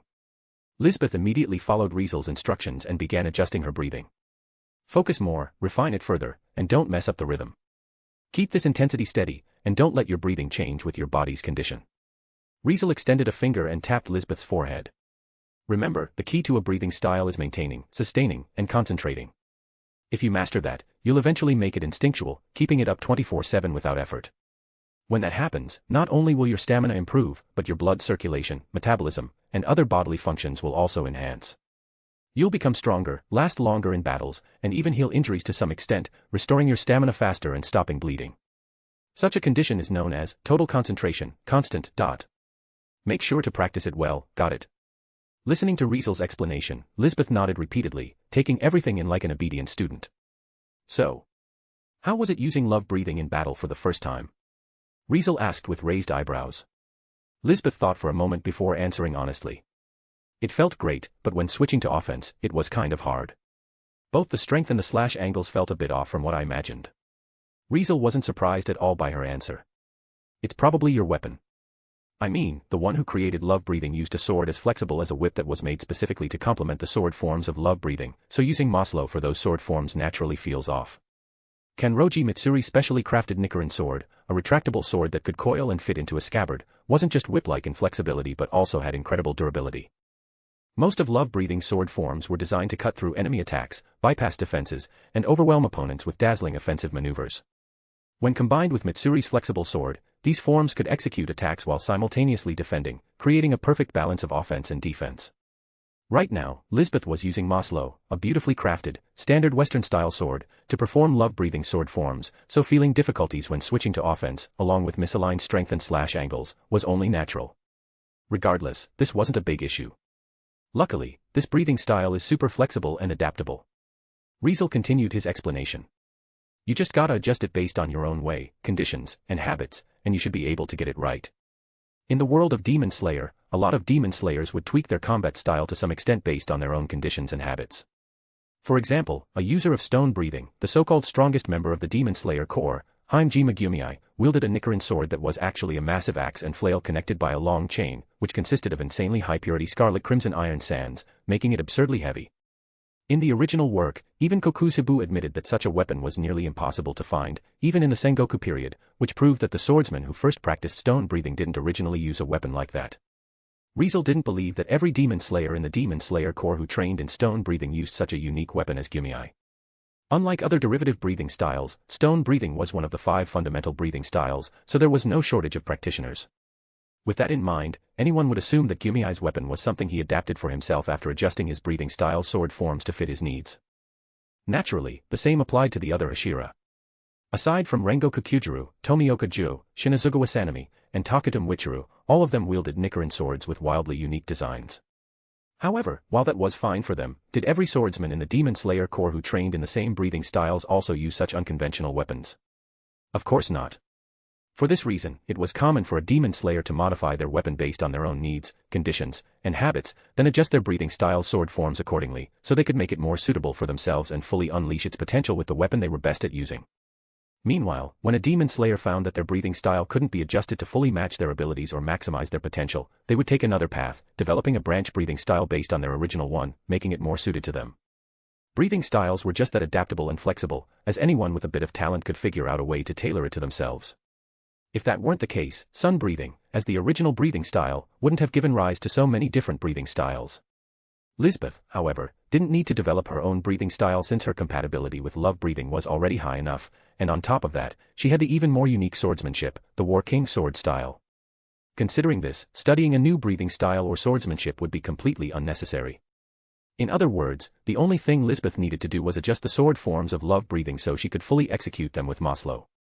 Riezel knew that wasn't hard, at least, not for Lisbeth, who had already become a level 5 sword master at just 15. In the end, after giving Lisbeth a few tips on what to watch out for, Riezel stopped his explanation. "How's your stamina? Recovered yet?" Hearing Riezel's question, Lisbeth suddenly realized that her stamina had actually recovered. Needless to say, the reason her recovery speed was way faster than before was undoubtedly because of the effect of love breathing. Thank you, master. I'm all good now." Lisbeth immediately stood up, hugging Maslow while flashing a silly smile at Riezel. Of course, given the little princess's natural charm, even a silly smile looked stunning on her, proven by the way the nearby knights, who had been sneaking glances at her, suddenly turned red in the face. Right at that moment, Raven arrived in front of Riezel, bringing Nibbled along with him. "Once the break is over, we'll head in," Raven said just as directly as always. "But before that, can you give me a few of those autonomous guardian cores?" It was clear that Raven still planned to study the autonomous guardian. In the next moment, Nibbled also spoke up. "Sir Raven has already commissioned me to analyze and research those cores. If we can use modern magic technology to figure out their composition, we might be able to replicate them," Nibbled said with a smile. "Personally, I'm also interested in this, so, Sir Brynhart, could you spare a few for me?" "Don't worry, I'll pay for them," Raven added seriously. "Since there are plenty of crystals, you wouldn't mind selling us a few, right?" Since it had been agreed beforehand that if Riezel had any magic items he didn't need, the Mavros family could buy them, Raven was being this straightforward. Riezel glanced at Raven and Nibbled before retrieving a few autonomous guardian cores from the storage space of the dimensional magic cube and tossing them to the two. "Be careful, these things have self-regulating abilities, if you don't hold on tight, they'll escape." As Riezel spoke, Raven and Nibbled each caught a crystal, one immediately tightened his grip, while the other quickly pulled out a strangely shaped cloth pouch and secured the crystal inside, preventing it from slipping away. "Much appreciated." Raven left behind only these words before heading off to deal with the crystal. Nibbled, on the other hand, started chatting with Riezel, naturally centering the conversation around Riezel's magical expertise and Lisbeth's strength. As a magician, Nibbled was undoubtedly intrigued by how Riezel had instantly cast dozens of support magic spells on Lisbeth. His curiosity was at its peak as he bombarded Riezel with all sorts of questions, occasionally slipping in some praise for Lisbeth's performance, which made the little princess flustered. Unfortunately, Riezel didn't give Nibbled a direct answer and simply brushed it off with, "It's a special technique that only those with imaginary compatibility can use," leaving Nibbled feeling a bit disappointed. Meanwhile, the knights were either resting, tending to their injuries, or hastily eating emergency rations to regain their strength as quickly as possible. 10 minutes later, everyone finally stood up, preparing to continue advancing. "Let's go. We're heading in," Raven declared flatly. It was just a short command, yet it was enough to ignite everyone's fighting spirit. It couldn't be helped. One should know that this ancient city was not only ancient ruins that had never been explored before, but the entrance to the city was also wide open right before them. Raven took the lead without hesitation, stepping into the ancient city with the three Mavros brothers following close behind. Behind them, the knights followed suit, entering in an orderly manner. Riezel, Lisbeth, and Nibbled, on the other hand, walked side by side, bringing up the rear. Riezel suddenly stopped in his tracks. "What's wrong, Sir Brynhart?" Nibbled asked in confusion. "Master." Lisbeth looked at Riezel with a confused expression. "No, it's nothing." Riezel shook his head, his expression returning to normal. Only then did the three of them step into the ancient city, disappearing from sight. No one noticed that after they had all entered the city, a shadowy figure suddenly appeared in the ruined area, staring at the group for a moment before vanishing without a trace, as if they had never been there. Inside the ancient city, urban district. As everyone arrived at this area, the place was even more ruined than they expected. Buildings lay in shambles, resembling a wasteland, while the streets were covered in dust, uneven and full of potholes, truly a miserable sight. Scattered along the roadside were all kinds of broken porcelain and some rusted iron tools. Aside from the lack of overgrown weeds, this place was no different from an abandoned, dead city. Riezel and the others walked along a crumbling road, keeping their movements as quiet as possible, with the only sounds echoing through the empty streets being the scraping of armor and the occasional footsteps. No choice. Considering this ancient city still had autonomous guardians roaming within it, since not all of them had rushed out when they heard the commotion at the city entrance, some of them, especially those farther from the entrance, remained wandering within the city if they hadn't noticed any disturbances. Consequently, to avoid provoking those troublesome autonomous guardians and triggering another battle, everyone did their best to suppress any noise. Until... Look, the temple's up ahead. Diego was the first to point forward, making everyone lift their heads. Over there, in their sight, stood a grand and majestic structure. Chapter 442, Composite Multi-Layered Barrier. Look, the temple's up ahead. Diego was the first to point forward, making everyone lift their heads. Over there, in their sight, stood a grand and majestic structure. In short, it was a pyramid, or rather, it was a structure shaped like a pyramid, narrow at the top and wide at the bottom, built with sharp, well-defined edges. It had 4 sides, where the one facing the city entrance was broader, while the one on the opposite side was relatively narrower, looking like an enormous throne. A staircase ran straight up the front, leading to a grand door at the very top that stood out so much that anyone would instinctively lift their head to gaze at it, just like looking up at a god. So that's why they call it a temple, huh? Standing before the massive pyramid-like structure, Riezel muttered to himself. At the same time, the others were also staring at the towering door at the top, talking among themselves. Looks like that's the entrance to the temple. Axel remarked. Why did they put the entrance all the way up there, though? Diego asked, sounding confused. None of the other buildings in this city are built like that. If I had to guess, making the entrance so high up probably wasn't a common architectural style back when people were still living here. Kaiser mused thoughtfully. Not surprising. Raven said calmly. Back when divine authority stood above royal authority, putting the entrance at the highest point was certainly a way to emphasize the ruler's status, their prestige, and even their god supremacy. As Raven spoke, he stepped forward, seemingly ready to ascend the staircase to the top, but the moment he reached the stairs, he couldn't take another step forward. Why? Simple. Evidently, an invisible barrier had stopped him as he had run into some kind of wall. Forget stepping through it, he couldn't even push a single finger past it. A barrier, huh? Raven stepped back and looked at Diego. Yes, should be. Diego nodded. Our magicians confirmed there's a barrier surrounding the temple. We just couldn't see it until now. Raven nodded as well, then turned to Riezel and nibbled. What do you two think about this barrier? When it came to specialized fields, it was only natural to seek answers from experts, and of course, in the field of magic, the 2 people Raven just addressed were undoubtedly among the best. Nibbled needed no introduction. He was a well-known grandmaster in the world of magic, and although he wasn't even a tactical class magician, he had reached the pinnacle of combat class magic. If he couldn't figure out the nature of the temple's barrier, then there probably weren't many people in this world who could. As for why Raven included Riezel in his question, it was mainly because Riezel had already made it clear to everyone present that his expertise in magic was far beyond what anyone had imagined. Riezel's past feats alone were enough to leave an impression, not to mention the fact that he had used multiple magic at the scale of tactical class magic while dealing with the autonomous guardians. He possessed compatibility with the imaginary system, allowing him to effortlessly infiltrate the heavily guarded Mavros family's main residence with space magic. He could use large-scale teleportation magic to open a portal between the underground demon beast Yarakalan and Becer's training field, enabling free passage between them easily. He had also cast dozens of support magic on his unexpectedly powerful attendant, significantly boosting her strength. All of these feats undoubtedly left a lasting impression on Raven. Riezel, who was younger than most of his own children, had completely changed the way Raven saw him. At the very least, Nibbled, a renowned grandmaster in the world of magic, had personally admitted that he couldn't do any of those things. In fact, he couldn't even imagine attempting them, let alone claim to have witnessed such capabilities before. Because of that, Raven's perception of Riezel had undergone a complete transformation, causing the impression he had of Riezel when they first met to be nothing compared to what it was now.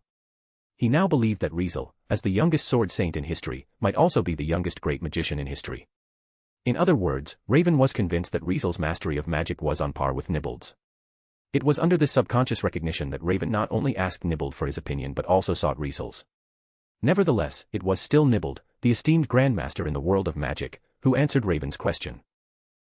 The way its magical energy fluctuates and its structural composition doesn't seem to match any tactical class magic barrier I know of. Holding a magic crystal like it was some kind of measuring device, Nibbled walked around the temple's perimeter before furrowing his brows. It hasn't been tested yet, so I can't say for sure, but judging by its composition alone, this barrier isn't just a simple barrier but a composite multi-layered barrier with multiple attributes and a variety of functions. A composite multi-layered barrier. It might not have been the highest tier of barrier magic, but it was certainly one of the most complex, versatile, and difficult to break. Barriers of this type were constructed through incredibly intricate and demanding methods. Unless specific conditions were met, opening, dispelling, or even damaging them was virtually impossible. Such barriers also tended to possess multiple effects. For example, the strategic class magic barrier, Light of Heaven, which enveloped the royal palace in the royal capital, Yelovia, was also a composite multi-layered barrier that not only had a prohibit magic effect but could also withstand external attacks. It was known that even if a strategic class magic were to strike it, it would still hold strong. Beyond that, Light of Heaven had other functions as well, but in any case, the important thing was that composite multi-layered barriers were undoubtedly an absolute pain to deal with. Moreover, the barrier enveloping the temple was not just any magic barrier but an ancient magic barrier passed down from a long-lost civilization. No one knew how many years it had persisted, yet it still remained intact, proving just how formidable it was. Riezel stepped forward, reaching out to press his hand against the invisible barrier, and the moment he made contact, he understood something. Seems like the barrier can suppress the effects of magic. Riezel blurted out, making everyone turn to look at him. Suppress the effects of magic? Nibbled asked before immediately arriving in front of Riezel.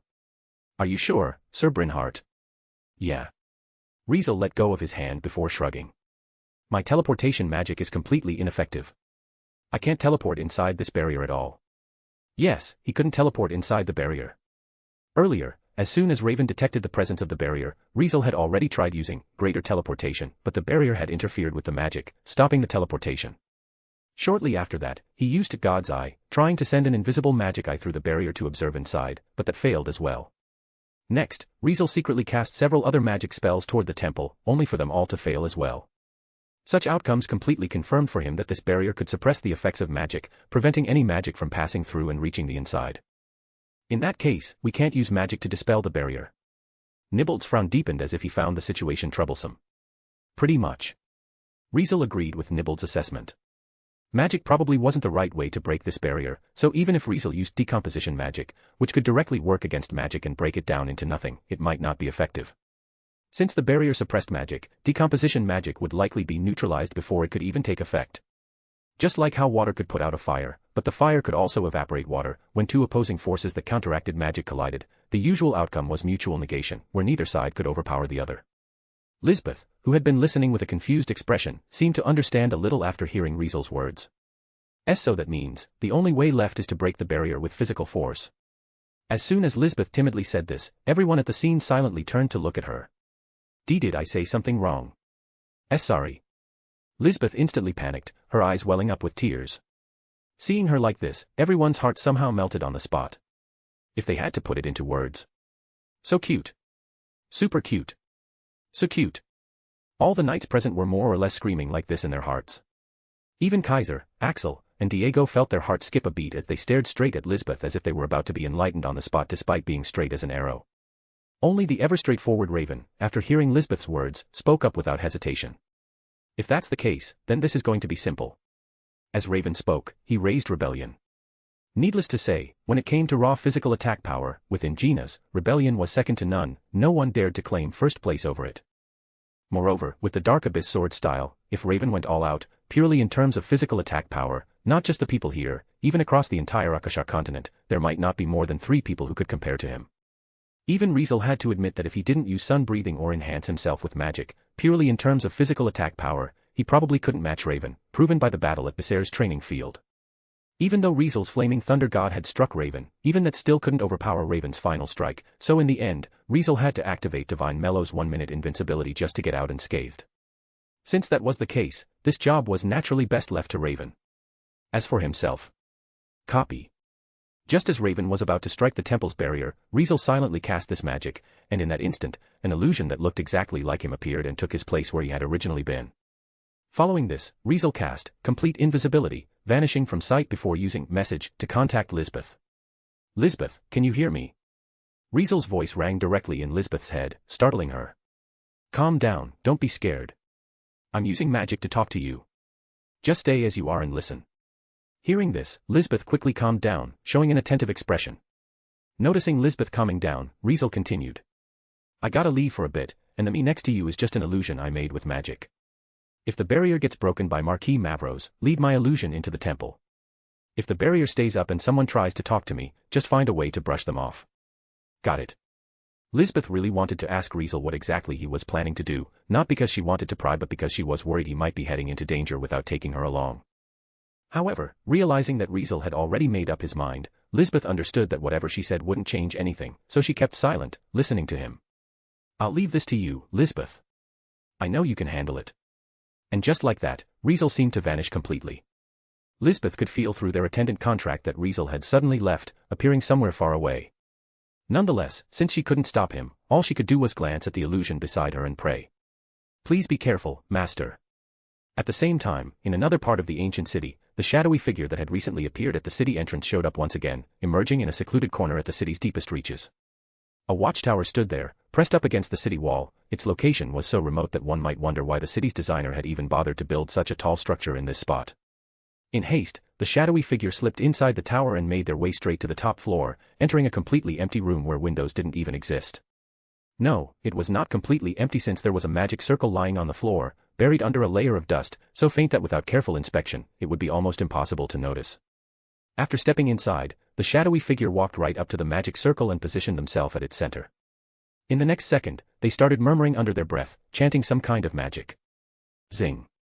As their chant echoed through the room, the magic circle on the ground slowly began to glow as if an invisible hand was tracing its patterns with light, making the intricate symbols gradually take shape and become more distinct. Oh, great God! Kneeling within the magic circle, the shadowy figure spoke in a neutral voice filled with deep reverence. It was unclear whether they were male or female. Punish those who dare to defile this sacred city again. Cleanse them of their sins. As the shadowy figure prayed, their prayer seemed to take effect as the glow of the magic circle intensified, growing brighter and brighter.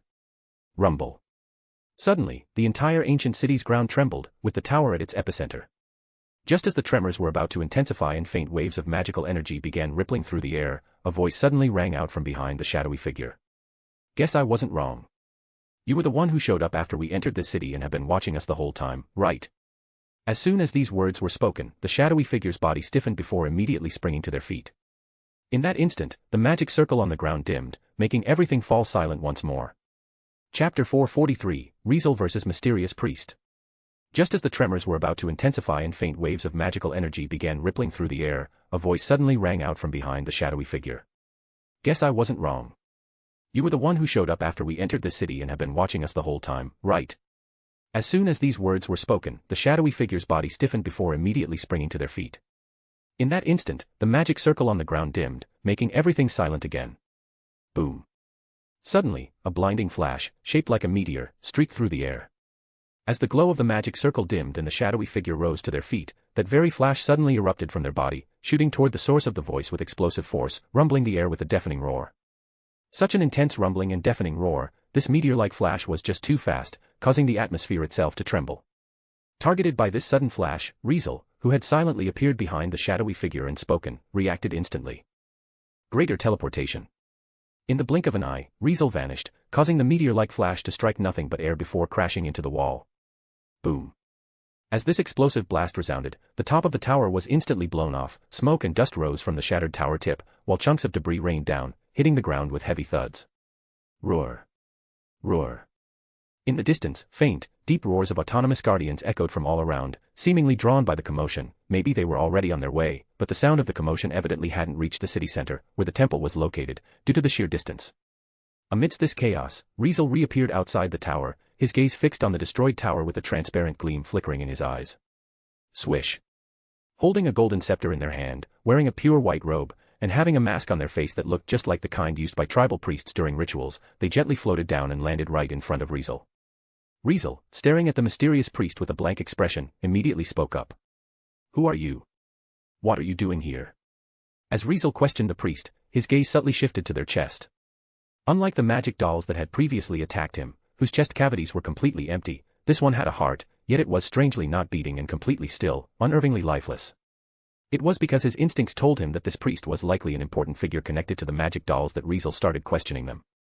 Unfortunately, the priest clearly had no intention of answering Riezel's question, as they simply raised their golden scepter toward him before golden radiance erupted from it, transforming into several meteor-like flashes, tearing through the air with a deafening roar as they shot toward him at incredible speed.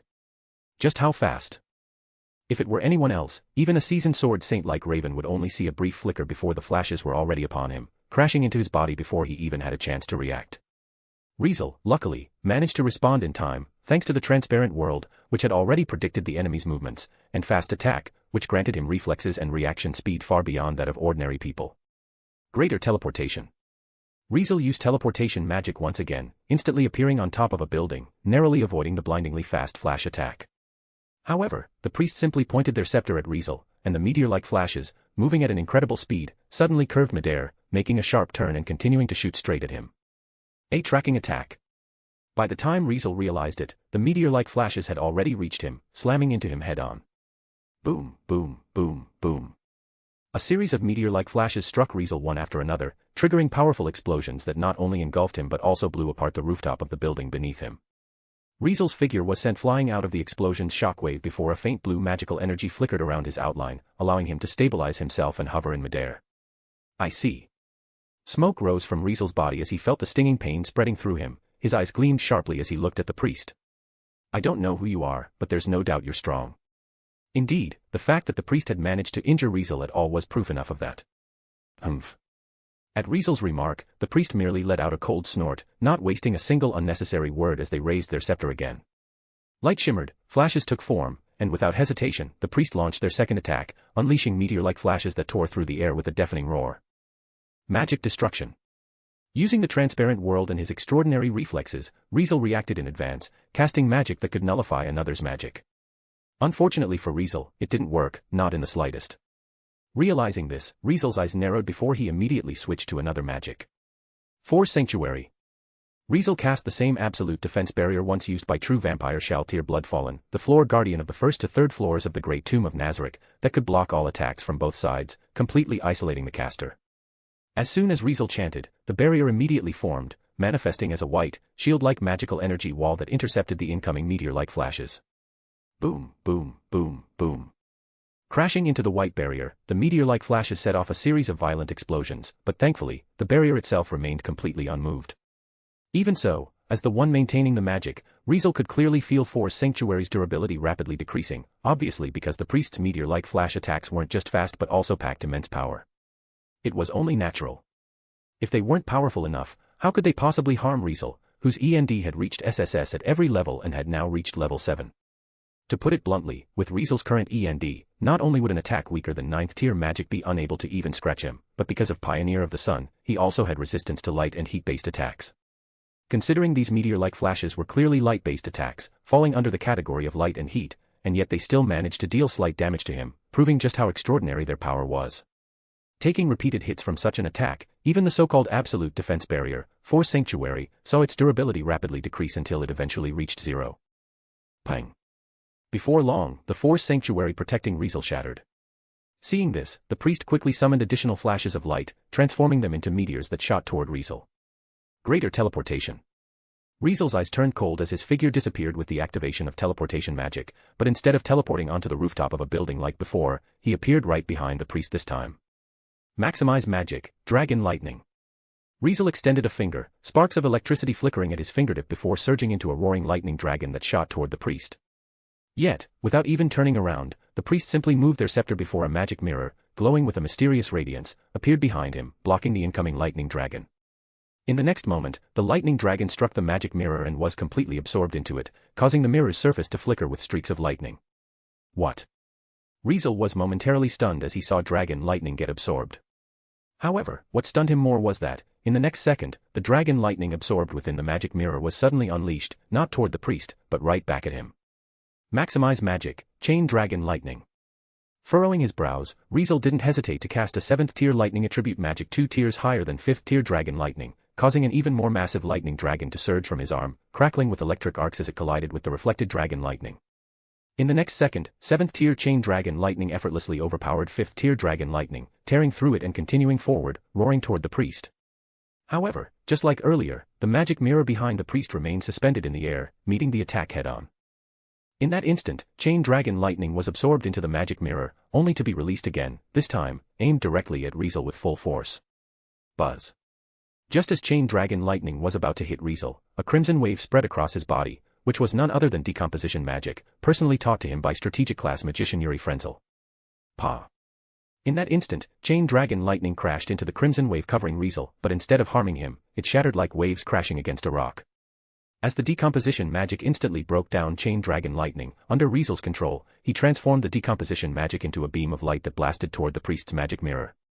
Pang. In that instant, the sound of shattering rang out for the second time, but it wasn't Riezel's defensive magic that broke this time but his opponent's. Yes, as soon as the magic mirror that had absorbed both Dragon Lightning and Chain Dragon Lightning was struck by decomposition magic, it shattered completely, following the same fate as Chain Dragon Lightning just moments ago. What? Now, it was the priest's turn to be shocked. Silent magic, Arc's Ray. Not giving his opponent any time to react, Riezel raised his hand and fired a beam of light that scraped against the ground as it shot forward, leaving a deep trench in its wake. TCH. Seeing the beam of light, the priest finally showed signs of panic, clicked their tongue in frustration, and quickly raised their scepter, conjuring another magic mirror in front of themselves. Ultimately, as Arc's Ray struck the magic mirror, it was reflected right back just like Chain Dragon Lightning. So, that mirror can reflect all offensive magic. Observing the magic mirror, this thought flashed through Riezel's mind, but instead of retreating, he surged forward, stepping in to meet the incoming beam of light and smacking it with his palm. Boom. With a dull explosion, the reflected beam of light was sent flying, disappearing into the distance. He smacked away the magic. Such a shocking sight left the priest utterly stunned. Greater magic shield. Magical energy surged around Riezel as he cast this magic, causing a glow of it to flicker around him as he continued charging toward the priest.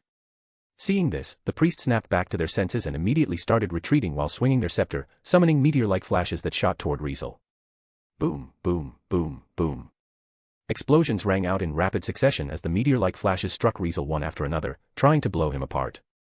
Unfortunately for the priest, all of them failed to do anything to Riezel. Thanks to greater magic shield, Riezel's body shimmered with magical energy, nullifying every attack that came his way.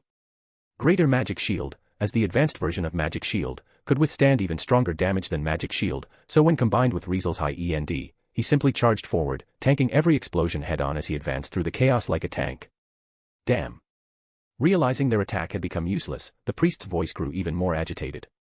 On the other hand, Riezel, after blocking all the meteor-like flashes, clenched his palm before a sword appeared in it. Thunder breathing, first form. Riezel's breathing rhythm shifted, and before long, a violent lightning bolt erupted from his body, making him look like a thunder god. Thunderclap and flash. A slash wrapped in lightning was quickly unleashed, instantly tearing through the air and slashing toward the priest with such an ultimate burst of speed and power that they didn't even have time to react before the lightning-infused slash struck them directly. However. Clang. Riezel's thunderclap and flash resulted in nothing but the metallic sound of impact. Riezel was truly shocked this time. He could clearly see that his lightning-covered blade had struck down hard on the priest's body, yet it failed to leave a single scratch.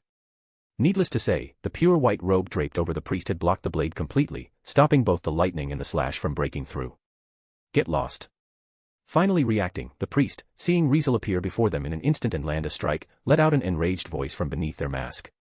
As if responding to their fury, a few meteor-like flashes suddenly burst from the priest's body before slamming into Riezel in an instant. Boom, boom, boom. As consecutive explosions rang out, both Riezel and the priest were sent flying by the shockwave, making the distance between them widen rapidly. Only after they had been blasted over a dozen meters away did they finally land, steadying themselves without retreating any further. A fierce exchange of attacks, changing in the blink of an eye, seemed to have finally reached a brief moment of pause. A suffocating silence filled the scene, shrouding the two as they faced each other from a distance, their gazes locked, both cold and unwavering. Needless to say, those were gazes filled with murderous intent, gazes that only appeared when one was dead set on crushing their opponent beneath their feet. Chapter 444, You're a Woman. Troublesome. In front of the half-destroyed watchtower, as Riezel and the mysterious priest exchanged cold stares, this identical thought surfaced in their minds. Needless to say, that last exchange of attacks had already made them realize how troublesome and powerful the other was. His last strike. It was clearly an exceptionally fast and powerful swordsmanship. He isn't just a magician with extraordinary mastery over magic combat but also a formidable swordsman. Staring coldly at Riezel, the priest's expression turned grave. What's more, he's used the teleportation magic more than once. Space magic. An imaginary system magician. What a pain. Having this thought, what the priest didn't know was that, in Riezel's mind, they were just as much of a pain. A magic mirror that can reflect magic attacks. A robe that can defend against physical attacks. So basically, neither swordsmanship nor magic works on this guy. Riezel's gaze swept over the pure white robe the priest was wearing, and as he recalled the multiple times they had unleashed those meteor-like flashes of light, his brows furrowed slightly. What the heck is that magic anyway? During their previous exchange, Riezel had tried to dispel the priest's flash magic using magic destruction, but it had failed. At first, he assumed it was because the priest's magic prowess surpassed his own. Yes, magic destruction could indeed erase the magic of the caster's target, but if the target's magical prowess was higher than the caster's, its effect would be weakened or even completely nullified. Because of this, when magic destruction failed, Riezel immediately grew cautious, instinctively considering the priest was a magician stronger than himself. However, from their battle just now, while the priest had indeed displayed extremely powerful magical prowess, it didn't feel like they were outright superior.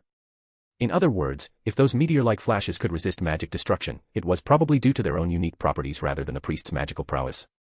Moreover, when combined with the remarkable power and speed of those meteor-like flashes, so fast that even a sword saint might struggle to react, the priest's balanced offense and defense made them a real headache to deal with. In the end, Riezel and the priest both felt that the other was a troublesome opponent. However, there was one difference. What was the difference? Riezel still had a trump card. Boom. As if sensing something, the priest suddenly launched another attack as they raised their golden scepter, unleashing streaks of flashing light that shot forward like meteors, cutting through the air. Greater teleportation. In an instant, Riezel vanished, reappearing behind the priest. You're not getting away. Realizing Riezel was behind them, the priest spun around sharply and pointed their scepter, making the meteor-like flashes immediately change course, surging toward Riezel once more. Unfortunately for the priest, Riezel had already activated his trump card. Penetrate magic, time stop.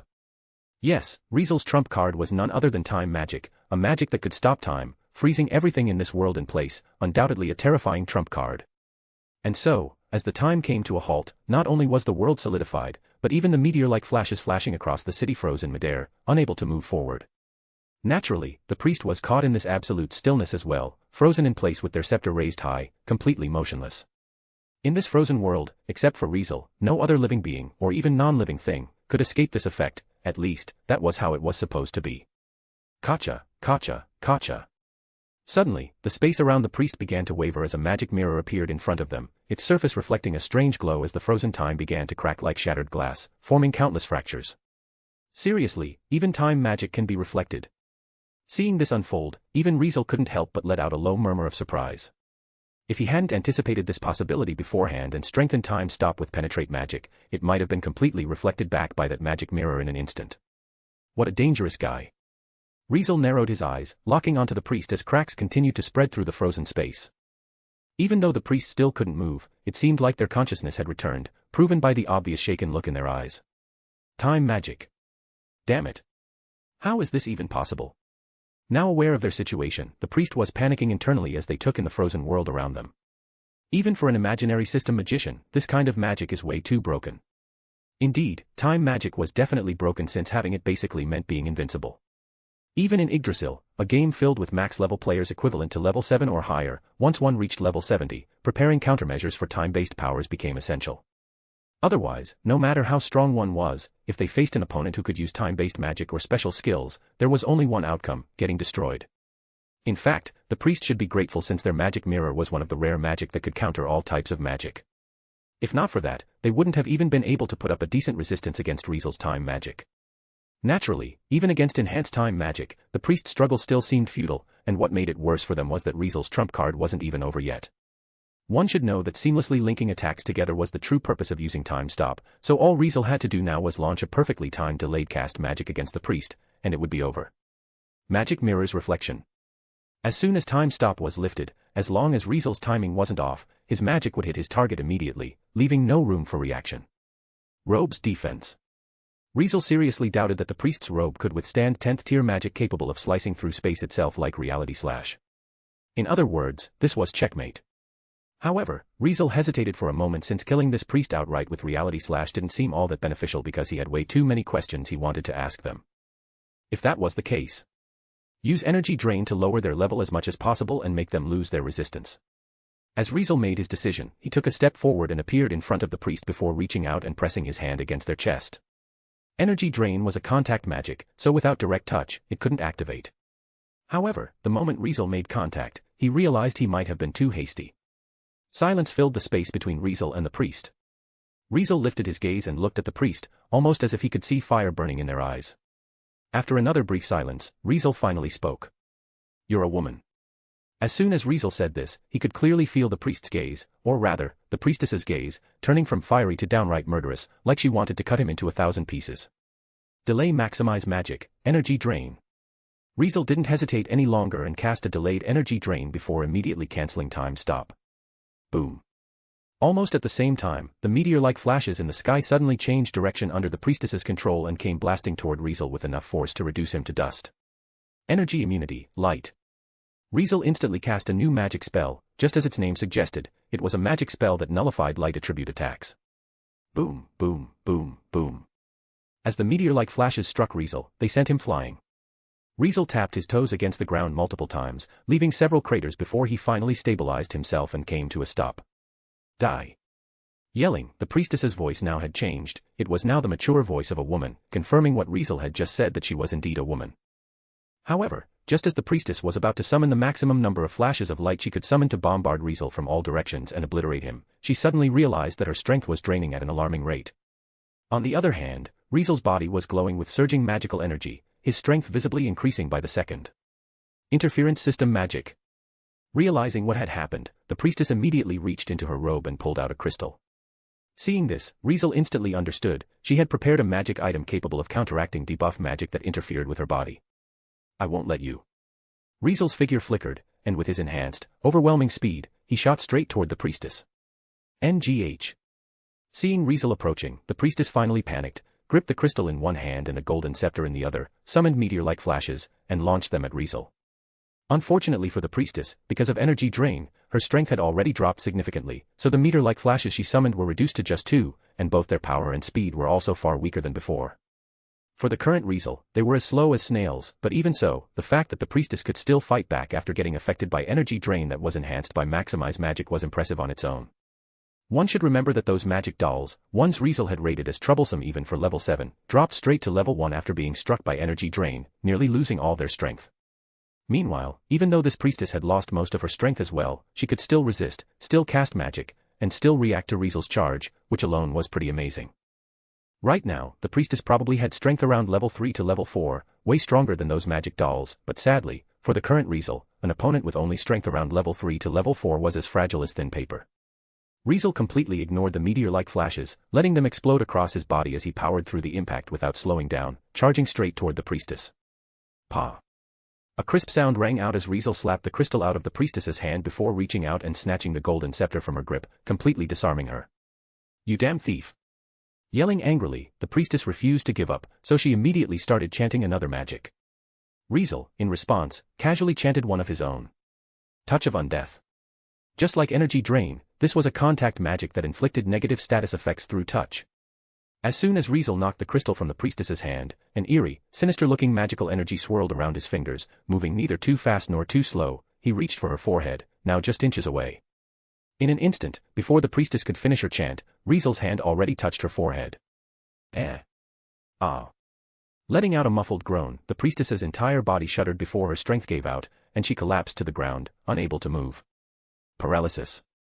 As an experienced magician, the priestess instantly realized what had happened to her as she felt the sensation of lightning surging through her body, making her muscles twitch and rendering her completely powerless. "Yeah, it's paralysis." Riezel responded calmly as he looked down at the priestess from above. Hearing this, the priestess glared at Riezel from beneath her mask. "Cheating. How is this cheating?" Riezel chuckled and shook his head. Inflicting paralysis on an enemy is a perfectly legitimate interference system magic. If that counts as cheating, then what about all those cheating magic spells of yours? Wouldn't those be even worse? Upon hearing this, the priestess let out a furious laugh before shooting back. "Me? Cheating? Take a damn look at yourself. Space magic, time magic, and all sorts of magic with bizarre effects, this man actually had the nerve to call her magic cheating magic. He was the one cheating. I curse you. In the name of the great God, I curse you. You damn magician, you're breaking the rules." Seeing Riezel's calm face, the angrier the priestess got, to the point where she blurted out such words. If you want to know what being cursed feels like, I don't mind granting your wish. Riezel responded nonchalantly, remaining completely unfazed. He had learned over 1,000 magic spells from the world of Overlord, and among them, there were definitely contained magic that was capable of giving curse. If you don't want to suffer, then just be honest. Riezel toyed with the priestess's scepter while casually activating all appraisal magic item on it. Who are you? And why are you here? Hearing Riezel's question, the priestess's body began to tremble before she spoke with rage. You seriously have the nerve to ask me that? You're the ones who barged into someone else's territory like thieves. I should be the one asking who you are and why you're here. Oh. Riezel raised his eyebrows, his eyes narrowing. So, you're saying this place is your territory? Hearing this question, the priestess snapped. Obviously. This city is under our great god's protection, and my mission is to guard it. All of you are intruders. As soon as Riezel heard this, an incredible thought sparked in his mind. Wait, are you from the ancient magic civilization? Blurting out this question, Riezel's eyes on the priestess instantly changed. Chapter 445, Interrogation. Wait. Are you from the ancient magic civilization? Blurting out this question, Riezel's eyes on the priestess instantly changed. Someone from the ancient magic civilization. At this moment, if a third party had been listening to what Riezel said, they would probably have been completely stunned. It was only natural. One should know that the ancient magic civilization had already been wiped out 11,000 years ago. If the priestess before him was from the ancient magic civilization, wouldn't that mean she had been alive for over 11,000 years? If that were true, it would be shocking. On the Akasha continent, even the dragons, known for their long lifespans, didn't have a single one that had lived for over 10,000 years. It was said that the longest living dragon today had been alive for about 4,400 years, which was nearly the entire time the modern magic civilization had existed and developed. At the very least, that was the history of modern magic. The history of modern humanity went back another 1,000 years or so. Given that, if this priestess had really survived from the ancient magic civilization to the present day, then there was no doubt she had lived far longer than any dragon, an utterly astonishing existence. Anyone else wouldn't even consider such a possibility, but Riezel dared to make such a bold guess and didn't think there was anything wrong with it. Eternal life, maybe it was something unimaginable to others in this world, but Riezel didn't see it that way. Not to mention, within tier magic, there were indeed some heaven-defying magic spells capable of granting eternal life. In the world of Overlord, there were even a few humans who had achieved eternal life through magic. For example, Rigrit, who was friendly with the Platinum Dragon Lord, had once fought alongside Evil Eye against the demon gods, had joined the 13 heroes, had even asked Blue Roses to investigate Riezel, had been alive for at least 200 years, and still hadn't passed away. Similarly, in the Baharuth Empire, there was a great magic caster who had performed an incomplete ritual, managing to survive for several centuries. He was also the only human who could use 6th-tier magic, an outlier like Rigrit who had surpassed the realm of heroes. Naturally, there were those with more questionable morals. Some used the darker branches of tier magic to extend their lives by stealing life force from others, while others outright transformed into undead to escape humanity's short 100-year lifespan. Among the over 1,000 magic spells Riezel had learned from the world of Overlord, there were many of this kind, so as long as he was willing, met the necessary conditions, or paid the required price, he could achieve eternal life. Nonetheless, the simplest and safest way was to use the very first super-tier magic Riezel had learned from Ains, wish upon a star. As long as he consumed enough Excelia and was willing to pay the price of losing levels, he could use this super-tier magic to wish for eternal life. With such means at his disposal, and considering he wasn't exactly a native of the Akasha continent, Riezel naturally dared to entertain the bold idea that the priestess had survived from the ancient magic civilization. However, just as Riezel was thinking this, the priestess, upon hearing his question, suddenly froze for a moment before speaking blankly. Ancient magic civilization. What's that? Huh? You don't know. Riezel was momentarily stunned. Aren't you the one who's been guarding this city all along? Or did you inherit this duty from someone else? At first, the priestess started to say something, but then, as if realizing something, she suddenly snapped out of it, glaring at Riezel. Why the hell should I tell you? Hearing this, Riezel frowned for a moment before his eyes suddenly flickered red as he stared at the priestess. Charm species. Riezel cast a mind control magic without hesitation, but unfortunately, not only was the priestess unaffected, but she even scoffed at him. Using mental magic on me? Useless. Evidently, the priestess wasn't affected at all. Riezel's frown deepened before suddenly reaching out and pressing his hand against the priestess's head. Control amnesia. Riezel switched to memory manipulation magic this time, intending to search through the priestess's memories, but as soon as the magic activated, he realized he couldn't enter her memory domain at all. It's useless. Looking at Riezel, the priestess sneered like she was watching a joke. Maybe before, but not anymore. Right now, any mental magic can't affect me. As the priestess spoke, her tone sounded less like she was mocking Riezel and more like she was mocking herself.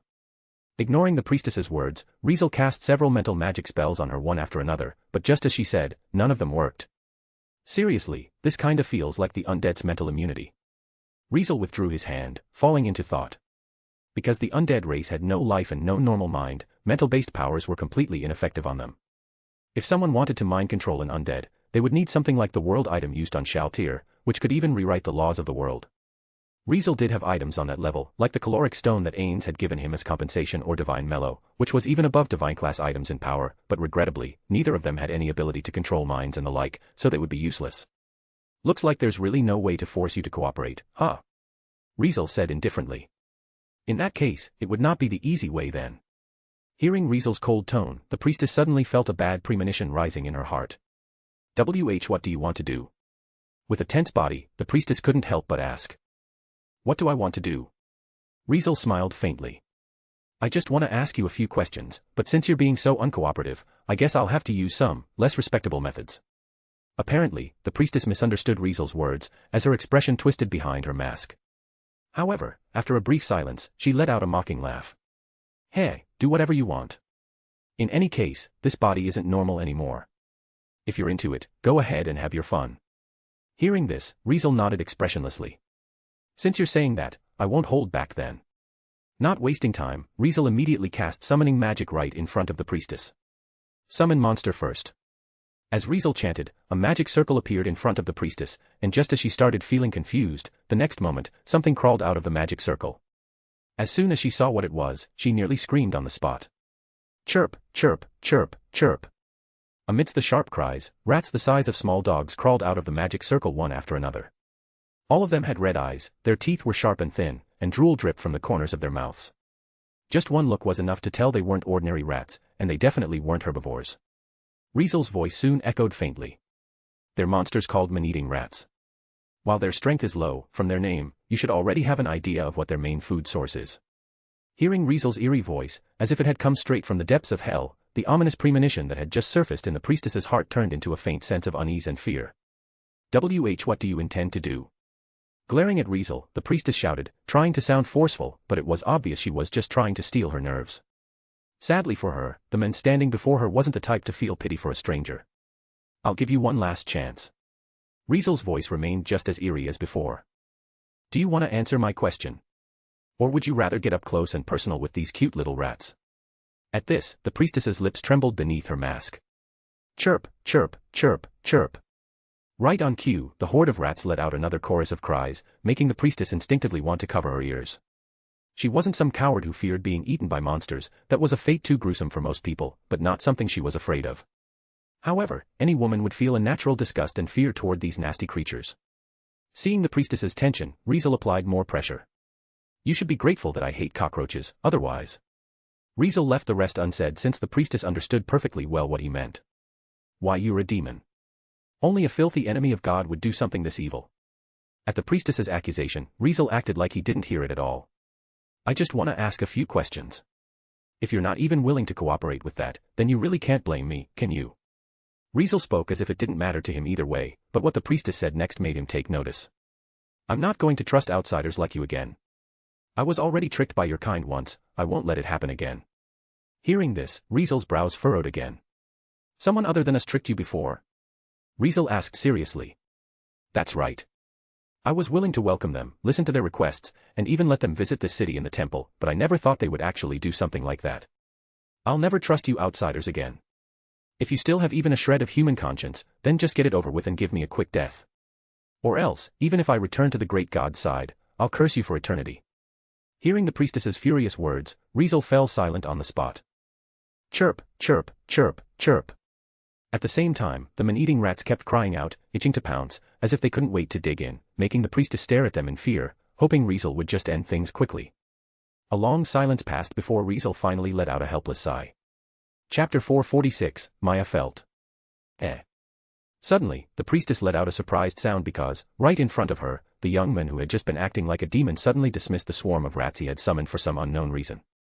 Just the fact that the man-eating rats vanished before her eyes was enough to make the priestess breathe a huge sigh of relief, but the young man's sudden retreat also took her by surprise. What shocked her even more was that he seemed to have also cancelled the magic that had put her in a paralyzed state, though he hadn't removed the magic that was draining her strength. At the very least, she could move now. Get up. Riezel spoke calmly, as if he had done something completely natural. Couldn't understand Riezel's attitude or thoughts, the priestess gave him a deep look before finally standing up. My name is Riezel Brynhart. What's yours? At Riezel's question, the priestess didn't answer immediately and remained silent for a moment before answering. Maya Felt. Miss Felt, is it? Riezel nodded calmly. I still don't fully understand the situation, but based on what you've told me so far, it seems like we might not be enemies. Not enemies? Maya raised her eyebrows. So, you're saying you're not here for this city, and you're not after the temple either. Well, that's not necessarily true. Riezel shrugged. I can't speak for the others, but personally, after discovering this city, I got the idea of exploring it and seeing if there's anything valuable here. In that case, we have nothing to talk about. Maya said coldly. My duty is to protect this city and the temple dedicated to the god I worship. If your goal is to take something from here, then there's no doubt we're enemies. That's fine. Riezel said indifferently. Different stances naturally lead to conflict, I get that, but I do have some unanswered questions. If you're willing to clear them up for me, I don't necessarily have to invade this city. I already told you, I don't trust outsiders like you anymore. Maya said, her hostility unwavering. Unless you leave right now, I won't tell you anything. Seriously, calm down. Don't be so quick to say that. Riezel's tone remained calm as he continued. Let's put aside the matter of the city and the temple for now. Why don't you tell me about those outsiders who tricked you? I mean, that has nothing to do with your duty, does it? If anything, since they tricked you, then they are your real enemies, so what's the harm in giving me information on them? Or, are you planning to keep their secrets? Riezel's words made Maya furrow her brows deeply. Seeing her remain silent, Riezel wasn't in a hurry and simply waited quietly as she sorted out her thoughts. After a long moment, Maya finally raised her head and looked at Riezel again. Why are you so interested in those scheming bastards? As Maya asked, her eyes beneath the mask stared intently at Riezel as if trying to see through his thoughts and figure out if he was lying. At Maya's question, Riezel didn't hesitate and simply threw out a direct response. Because they might be the ones who trapped me here and tried to kill me. Yes, Riezel suspected that the people Maya mentioned, the ones who deceived her, were actually the masterminds behind controlling the magic dolls and the underground demon beast Yarakalan. Why? Simple. First, those people clearly got their hands on ancient magic civilization technology, which allowed them to produce a large number of magic dolls and those eerie holy relics. Such a fact naturally raised a question. Where did they get the technology to create those magic dolls and eerie holy relics? Could it have come from this very city? Second, they had some unknown connection with the underground demon beast Yarakalan, which let them make it cooperate with their plans. They even managed to send their magic dolls inside this place to ambush Riezel. If that was the case, then those people must have been able to move freely within Yarakalan's body. Moreover, they seemed to know everything about Yarakalan, the monster they called Lord Holy Beast, so if they also knew about the existence of this ancient city, it wouldn't be surprising at all. Based on those 2 points, Riezel suspected that those masterminds had acquired ancient magic civilization technology from this ancient city and learned how to create magic dolls and those eerie holy relics. For some reason, they were able to move freely within Yarakalan's body and eventually discovered this ancient city. Ultimately, to take whatever valuable things lay within, they deceived Maya, this ancient city's guardian, into bringing them into the temple, and inside the temple, they uncovered the technology needed to craft magic dolls and holy relics. For this reason, Riezel naturally began to care about those outsiders who had deceived Maya. At the very least, he didn't believe that people who had entered Yarakalan's body, discovered this ancient city, and arrived here before him would simply leave empty-handed after tricking her. You ended up here because of those bastards? Maya, who had no idea about any of this, was stunned for a moment by Riezel's words before reacting in surprise. I thought you got swallowed by Yarakalan by accident. Nope, I was deliberately set up to fall into this place. Riezel calmly shook his head, then briefly explained his situation to Maya. Impossible. Maya, after hearing Riezel's explanation, didn't seem convinced. How could anyone control Yarakalan? Riezel really wanted to ask Maya why this ancient city was inside Yarakalan's body and why she called herself the city's guardian, but judging from her earlier hostile attitude, she probably wouldn't give him an honest answer, so he decided to focus on the topic of those outsiders instead. Believe it or not, that's the truth. Riezel shrugged casually. Anyway, I just want to know about those people. If you don't want to talk, then forget it. Needless to say, what he did was a classic case of pulling back to push forward. It couldn't be helped. Maya wouldn't respond to force or persuasion, and on top of that, she was immune to all mental and surveillance magic, so if she didn't want to talk, he had no way to make her. Of course, if it really came down to it, he figured he should start thinking about some less honorable methods to make her cooperate. Fortunately, after frowning and thinking for a while, Maya finally loosened up. "You're right, there's no reason for me to keep secrets for those bastards." Maya scoffed lightly. "Since you want to know about them, I'll tell you." With that, she began her story. It was actually a simple one, so simple that, at first, she had really believed it was just a coincidence. Maya spoke as she recounted the events. "I found them while they were fighting the two guardians at the city entrance. Even though there weren't many of them, only about 6 or 7, they were strong. Some could take on 2 guardians at once, and one of them gave off an aura even more dangerous than that. I figured I probably wasn't their match. When they saw me, they looked surprised, but they kept insisting they meant no harm. They said they were traveling when they were suddenly swallowed by Yarakulan that emerged from underground. They had been fighting off demon beast insects while searching for a way out and eventually ended up here without realizing it. I believed their words, so I invited them into the city and spent some time with them. It was clear that during this time, those outsiders had gained Maya's trust, and as she gradually came to trust them, she also lowered her guard. They told me they had nowhere to go since demon beast insects were everywhere outside, so they begged me to take them in, at least until they found a way out. I agreed to their request. Later on, they said they wanted to find a place to settle down and asked me to show them around the city. I then agreed. Later, they mentioned being curious about the temple and wanting to take a look inside. I hesitated over and over, but in the end, I still agreed. I thought no one had prayed in the temple for a long time, so maybe God was feeling lonely. Moreover, the fact that there were no more believers here also made me sad, so when they said they wanted to enter, I figured even if they only offered one prayer, it would still be a good thing. But who would have thought, the moment I let my guard down, they knocked me out, and when I woke up, I realized they had taken many of the temple's treasures. At this point, Maya's tone was filled with fury. I wanted to chase them down, tear them apart, and make them atone for desecrating the great god in this city, but because of my duty, I can't leave the city for too long, and I definitely can't go too far. Maya's voice trembled with rage. Those despicable bastards just vanished without a trace. It's infuriating. Unforgivable. I see. Riezel, not sharing her anger, nodded calmly before asking a question. So, when did that happen? However, the answer he got was completely unexpected. No idea. Maya's reply was quick and firm. What? Riezel froze. I'm saying, I don't know. Maya said firmly. I only wake up when the guardians activate, and they only activate when someone approaches the city, so other than that, I'm always asleep. I have no idea how much time has passed in between. Upon hearing this, Riezel finally understood why this priestess had looked so confused when he mentioned the term ancient magic civilization. Chapter 447, Heretic Assassin. I see. Riezel, not sharing her anger, nodded calmly before asking a question. So, when did that happen? However, the answer he got was completely unexpected. No idea. Maya's reply was quick and firm. What? Riezel froze. I'm saying, I don't know. Maya said firmly. I only wake up when the guardians activate, and they only activate when someone approaches the city, so other than that, I'm always asleep. I have no idea how much time has passed in between. Upon hearing this, Riezel finally understood why this priestess had looked so confused when he mentioned the term ancient magic civilization. If Maya had only woken up when someone approached the city and spent the rest of the time asleep, then there was no way she could have known about the ancient magic civilization. Because she didn't know that 11,000 years had passed in the outside world. Because she didn't know that the era she lived in was long gone. From her perspective, it might have just felt like she had taken a nap, only waking up twice in between, once when those outsiders who deceived her arrived and once now. She had no idea what time it was now, how many years had passed while she slept, or even how long ago she had been tricked, since the only thing she knew was that her mission was to protect the city. Riezel instantly thought of this. Of course, this was just his guess, as whether what Maya said was true or not still needed to be verified. What about the magic dolls? Riezel decided to ask Maya anyway.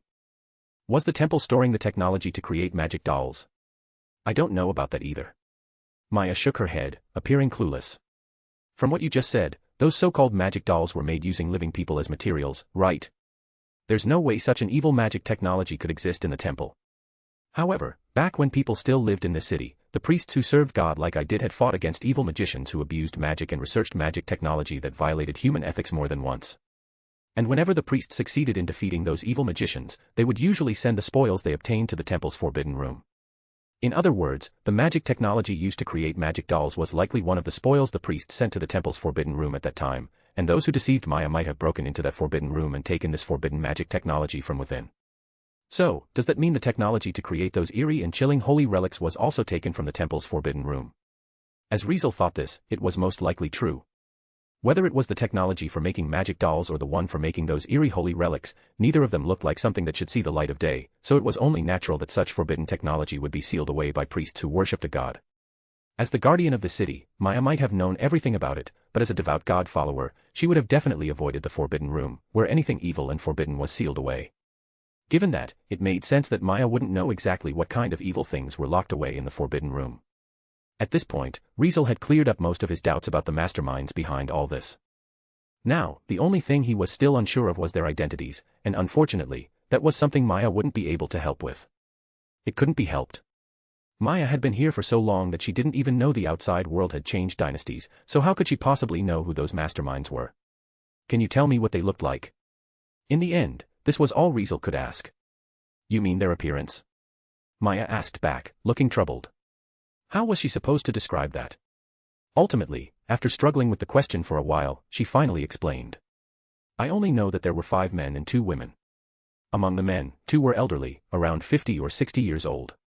2 were middle-aged, in their 30s or 40s. And the last one was a young man in his 20s. As for the women, one was a beautiful woman in her 30s, and the other was a pretty girl around 20 years old. What was strange was their names. I mean, they didn't seem like real names but more like strange code names. Hearing this, Riezel couldn't help but focus and urged Maya to continue. Taking a deep breath, Maya then told Riezel the names of the 7 people she knew. The one who talked to me the most was the beautiful woman in her 30s. She called herself Fire Princess. The pretty girl around 20 didn't talk much. She always had a cold, distant feel and always stuck close to Fire Princess. She went by Ice Maiden. The 2 elderly men were always curious about this city. One of them, in particular, who went by the name Giant Soldier, had a crazed look in his eyes whenever he looked around. As for the other old man, he was known as Heavenly Hunt. As for the 2 middle-aged men, they sometimes disappeared all of a sudden, but most of the time, they stuck close to the 2 old men. As for their names, I think one was called Tyrant, and the other was Bash. And lastly, the young man in his 20s was known as Giga. He was always grinning and seemed kind of frivolous and acted all playful. Maya also told Riezel that among these 7, the one called Heavenly Hunt seemed to be the leader. It was something she could vaguely tell since everyone always revolved around him, treating him with the utmost respect. Riezel silently memorized their information and code names. Heavenly Hunt, Giant Soldier, Tyrant, Bash, Giga, Fire Princess, and Ice Maiden. Were they behind everything that had been happening? A cold glint flashed in Riezel's eyes. Regardless, the grudge was already formed, so if he got the chance, he definitely wouldn't let them off. Oh, right. Just then, Maya suddenly seemed to recall something and clapped her hands. I remember they kept mentioning a name over and over. I think it was Heretic Assassin or something. Upon hearing this, Riezel froze on the spot. Heretic Assassin. Wasn't that the assassin organization that specialized in eliminating people with the potential to become tactical class or strategic class magicians Yuri had told him about? For a time, both Riezel and Yuri had suspected that it was this organization that had gravely injured the original Riezel, leaving him in a near-death state and forcing him to recover for a month in the Riezel family's care. However, later on, they found out that it had nothing to do with them since the true culprit was Gina's so-called Mad Dog Prince, Soren Gina's. Because of that, Riezel hadn't thought about this organization in a long time, almost forgetting it completely. And now, they were showing up again. Are you sure those people kept mentioning the name Heretic Assassin so often? Riezel asked with a frown. Yes. Maya answered without hesitation. Especially that woman, Fire Princess. Sometimes, while talking to me, she'd just blurt out the name. At this, Riezel closed his eyes. It seemed he had to start paying attention to this assassin organization again, one he had nearly forgotten. Well, I've told you everything I know. Maya brushed off the topic before narrowing her eyes. So, what are you planning now? Still set on targeting this city. Even though she was willing to share some information with Riezel, there was probably more to it. Maybe she wanted to test his attitude, to make him reconsider his interest in this city. Riezel pushed down the thoughts swirling in his mind and spread his hands at Maya. Even if I back off, the people who came with me won't. Riezel shrugged casually. Right now, they're trying to figure out how to break the temple's barrier. I don't think they'll just give up. At the very least, Raven and the Mavros family definitely wouldn't, that much was obvious.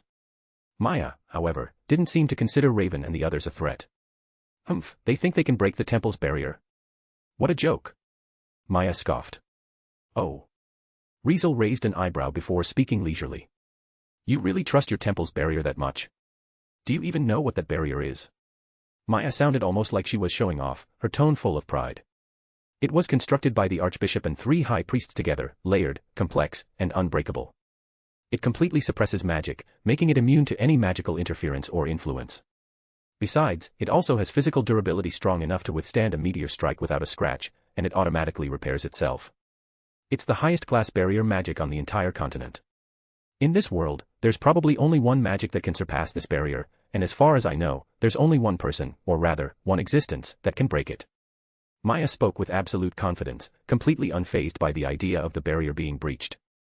When this city was still above ground, the temple's barrier was only broken once. Other than that, it has never been breached. And you people? There's no way you'll pull off what happened that one time. I can guarantee it. Hearing Maya's words, Riezel remained silent and didn't argue since, at least for now, the temple's barrier truly remained unbroken. Riezel shifted his gaze toward the massive temple standing tall at the city center. He noticed that the magical energy surrounding it had never wavered, and only faint rumbling sounds echoed from time to time. It seemed Raven was desperately attacking the barrier, but so far, he hadn't succeeded. As Riezel gazed at the temple, Maya spoke again. Listen, there's still time, so leave this city while you can. Maya said straightforwardly. Otherwise, once I activate the grand magic hidden beneath this city, even if you want to run, you won't be able to. Hearing this, Riezel turned his gaze toward the watchtower where the two had clashed earlier. At the top of that watchtower was a magic circle, which Maya had planned to activate from the start to deal with the outsiders invading the city. As Riezel recalled the magic circle, it was probably the activation switch for the grand magic hidden beneath the city that Maya had mentioned. Hey, getting scared? Maya spoke with a somewhat teasing tone, trying to tempt Riezel.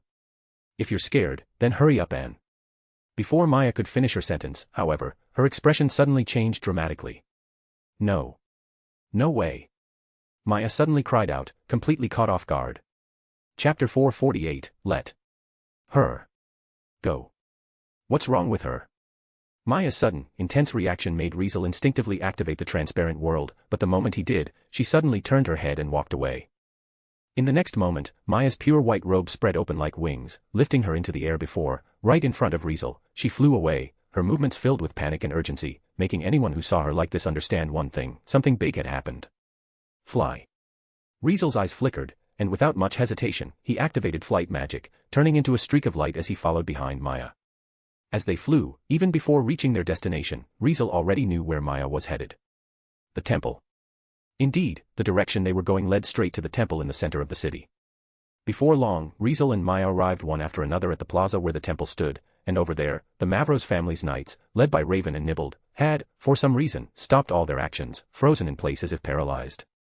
At this moment, Raven, raising rebellion in his hand, had his body shrouded in dark energy, clearly ready to strike the barrier protecting the temple, but for some reason, he had stopped mid-motion, just like everyone else, completely still. What the hell happened? At first, Riezel thought they had triggered some kind of counter-effect from the temple's barrier, a binding magic that had immobilized them, but apparently, that wasn't the case. Evidently, there was only one reason they had all stopped moving: someone had pierced through the temple's barrier and entered its interior. When Riezel looked at that person, he seemed just as bewildered because the moment he got a clear look, his eyes widened slightly. Maya, on the other hand, rushed ahead of him, flying straight toward that person. Who? Raven, Nibbled, and the 3 Mavros brothers finally snapped out of their daze as they noticed someone approaching at high speed, turning toward Maya without hesitation. However, Maya ignored everyone and, the moment she landed, ran straight for the temple, passing through the barrier as if it didn't exist before grabbing the hand of the person who had entered. Aya. Being suddenly grabbed, the person couldn't help but let out a small cry, their voice carrying a hint of childishness. Lisbeth. Riezel, upon seeing the scene, instinctively called out before landing. Master. Hearing Riezel's voice, the girl caught by Maya immediately turned to him, tears welling up in her eyes. Indeed, the one who had crossed the barrier of the temple was none other than Lisbeth. What the heck's going on? Why did Lisbeth suddenly pass through the temple's barrier and get inside? How did she even do that? All of these were the first questions that popped into Riezel's shocked mind, and clearly, the guardian of this city, Maya, also had the same questions. How did you get in? Who are you? What method did you use? Maya shouted with an angry expression. I. Lisbeth, stuttering, was so overwhelmed that she could barely speak, so she could only manage to get a single word out. Speak. Maya's eyes burned with fury as she glared at Lisbeth, like something precious had been desecrated, which caused her grip on Lisbeth's wrist to tighten even more. Seeing this, the others hesitated, but Riezel didn't. In a flash, he moved to the barrier. Maya felt, let her go. Riezel looked at Maya's hand gripping Lisbeth and spoke solemnly. Unfortunately, Maya acted as if she hadn't heard Riezel, for not only did she refuse to let go, but she squeezed even harder. Ah. It hurts. As Lisbeth cried out in pain, an overwhelming pressure suddenly filled the entire area. In that instant, not only Maya but also Raven, Nibbled, the three Mavros brothers, and even the knights of the Mavros family felt a terrifying chill surge through their hearts. Needless to say, the source of that chill was none other than Riezel. Now, his expression had turned ice cold, while waves of heat strong enough to distort the air rose around his body, and flames flickered dangerously in his eyes. It was clear that Riezel had activated sun breathing. Everyone present looked terrified as they stared at Riezel, even Raven and Nibbled were no exception. At this moment, the pressure radiating from Riezel's body was utterly terrifying, shaking the entire ancient city, truly incomparable to the pressure he radiated when facing Raven in the Mavros family's main residence. Under these circumstances, Riezel spoke with a deep voice, his words carrying the intensity of a blazing sun. I said, let her go. Riezel's words, spoken word by word with a deep voice, felt like they carried an overwhelming power, striking deep into Maya's heart. Upon hearing Riezel's words, Maya's face instantly turned pale, and without even realizing it, she loosened her grip on Lisbeth's wrist, allowing Lisbeth to regain her freedom. Master. Lisbeth quickly ran out from the barrier, just like Maya had earlier, passing right through it effortlessly and arriving in front of Riezel, calling out to him in a timid voice. Only then did the terrifying pressure from Riezel's body finally fade away. You okay? Riezel asked while glancing at Lisbeth's hand, which Maya had been gripping tightly. I am fine. Lisbeth quickly responded, instinctively hiding her reddened hand behind her back. Riezel didn't say anything and just gave a slight nod before turning back to Maya. Maya, standing inside the barrier with her face still pale, no longer had a gaze filled with hostility toward Riezel but now carried a trace of fear, as if she were staring at some monstrous force of nature. Because of the mask Maya wore, Riezel couldn't see her expression, but even if he could, he wouldn't care. What the hell are you doing? You scared my person, you know that. Riezel asked with a calm tone, yet to those around him, it actually felt far more terrifying than before. Maya instinctively realized that if she didn't give a proper answer, things would spiral completely out of control. If that happened, the city she had to protect might cease to exist. Such a thought sent a chill through her heart. Maya gritted her teeth, forcing down the fear rising inside her, and mustered the courage to glare at Riezel. Since she's your person, then you better ask her properly. How exactly did she get past the barrier? Maya shouted loudly. Hearing this, Riezel stared at Maya for a long moment, and it wasn't until she started feeling short of breath that he finally turned to Lisbeth. What happened? Why did you end up inside the temple's barrier? Hearing Riezel's question, Lisbeth looked completely confused. I don't know. Lisbeth, still a bit flustered, replied nervously, as if something had happened to her that even she couldn't understand. I was just following Master's instructions and watching your illusion here, but for some reason, when Marquis Mavros started attacking the barrier, Maslow suddenly got restless and started pulling me hard into the temple. I didn't even have time to react.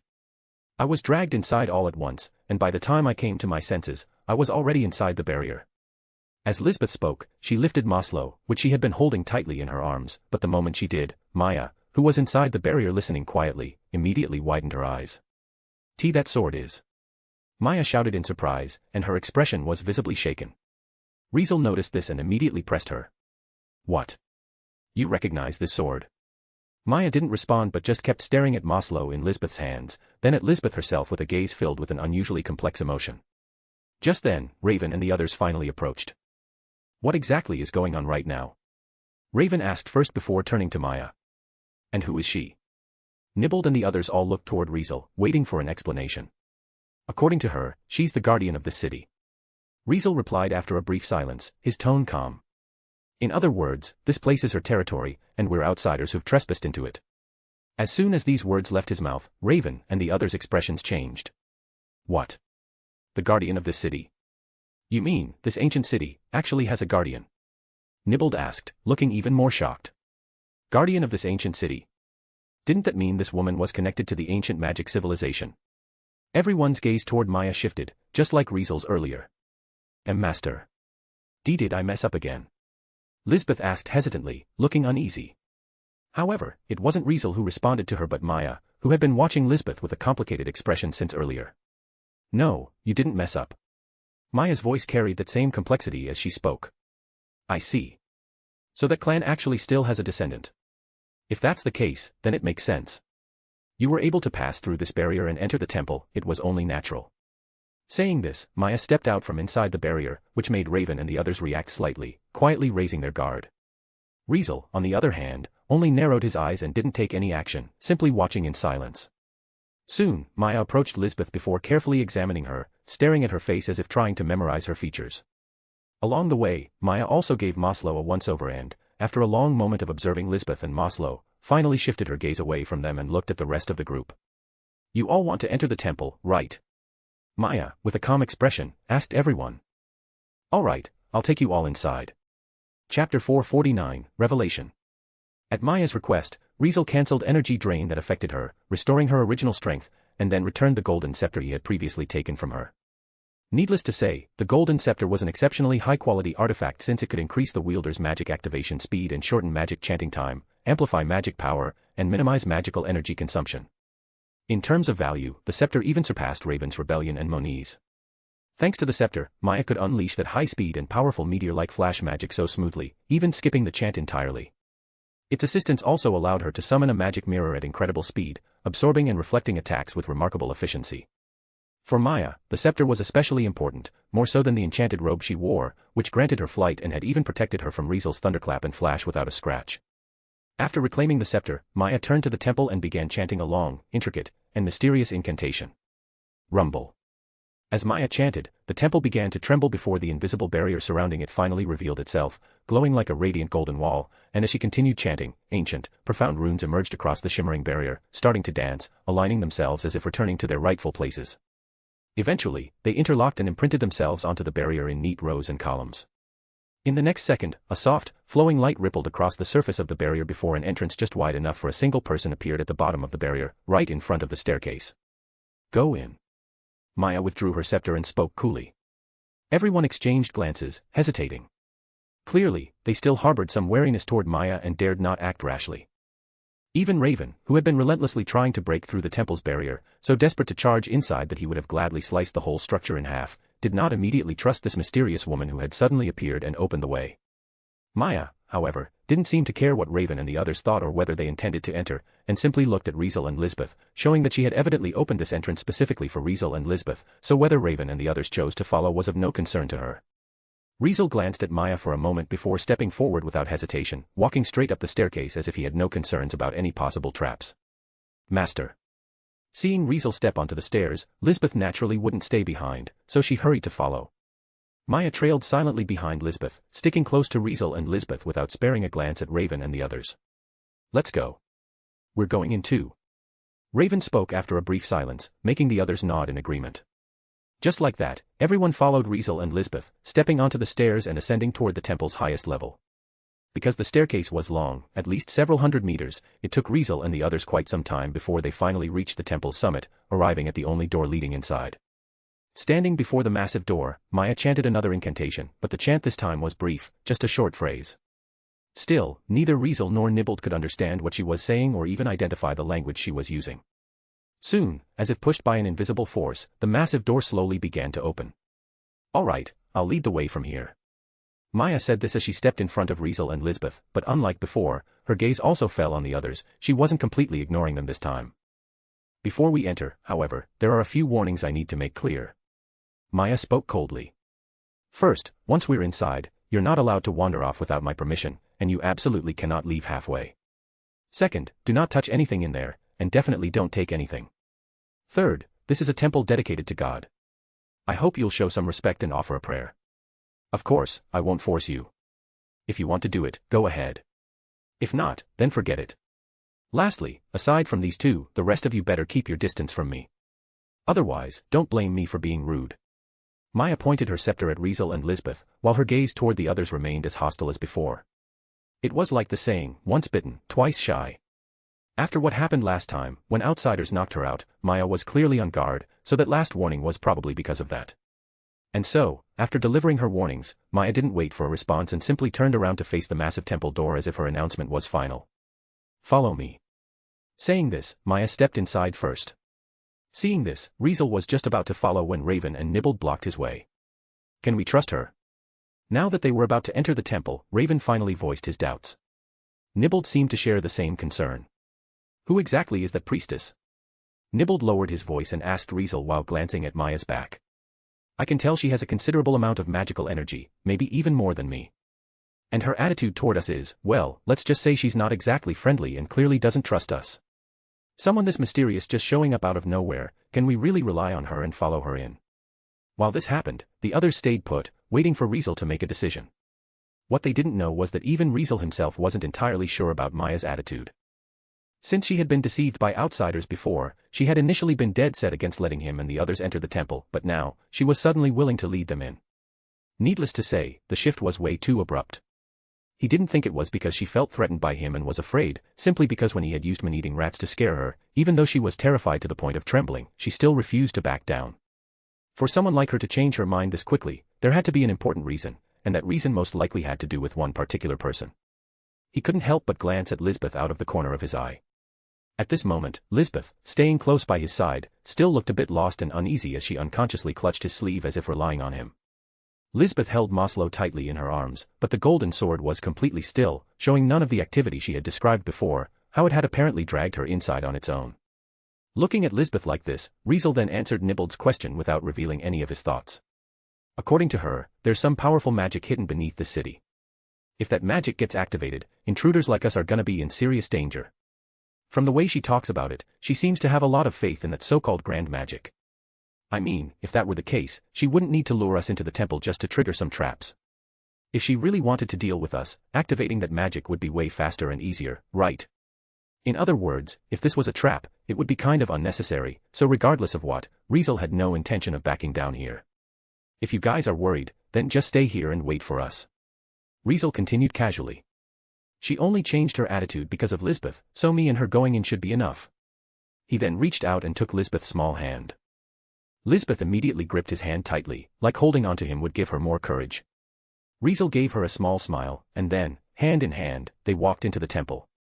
Seeing this, everyone watched quietly and didn't act right away.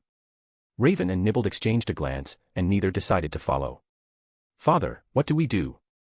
Kaiser couldn't hold back and asked. Are we really just going to wait here? Should we send some people to follow them first? Axel added. How about I go?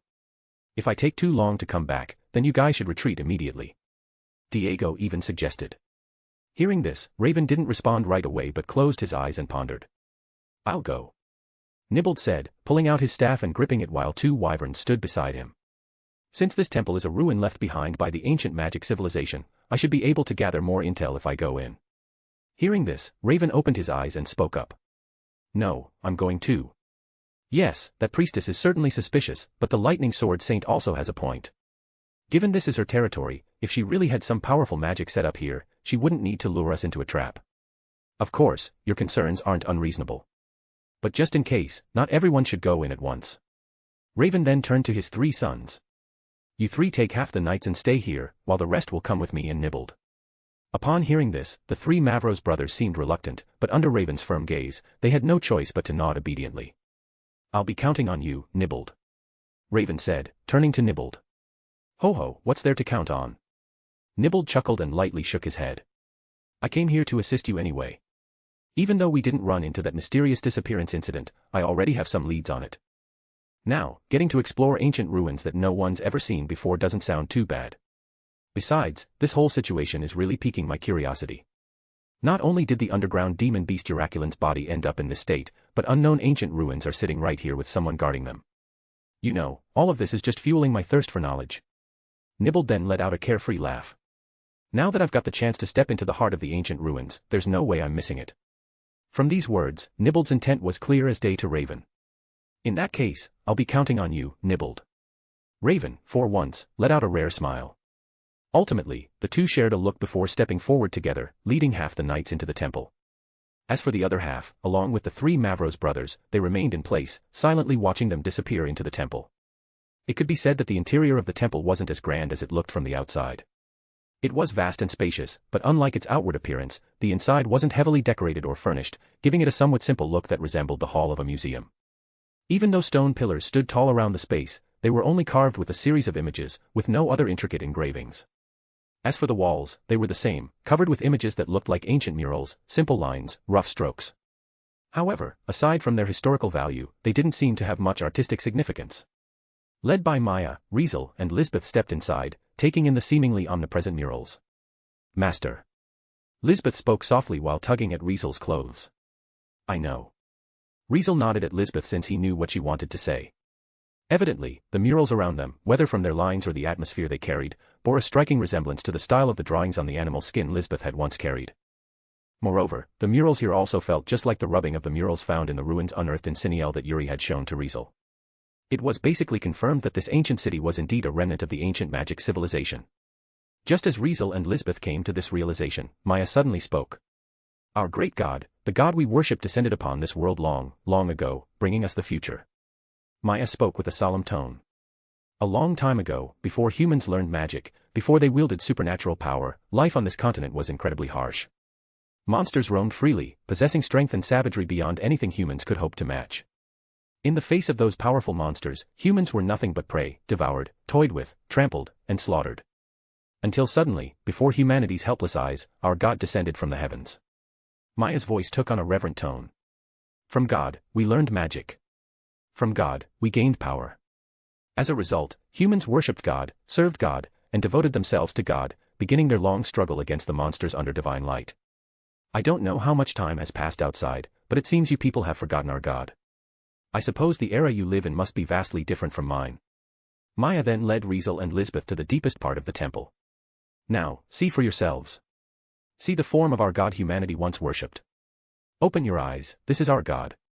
Maya knelt, bowing in prayer before the statue ahead, while Riezel and Lisbeth raised their heads to look.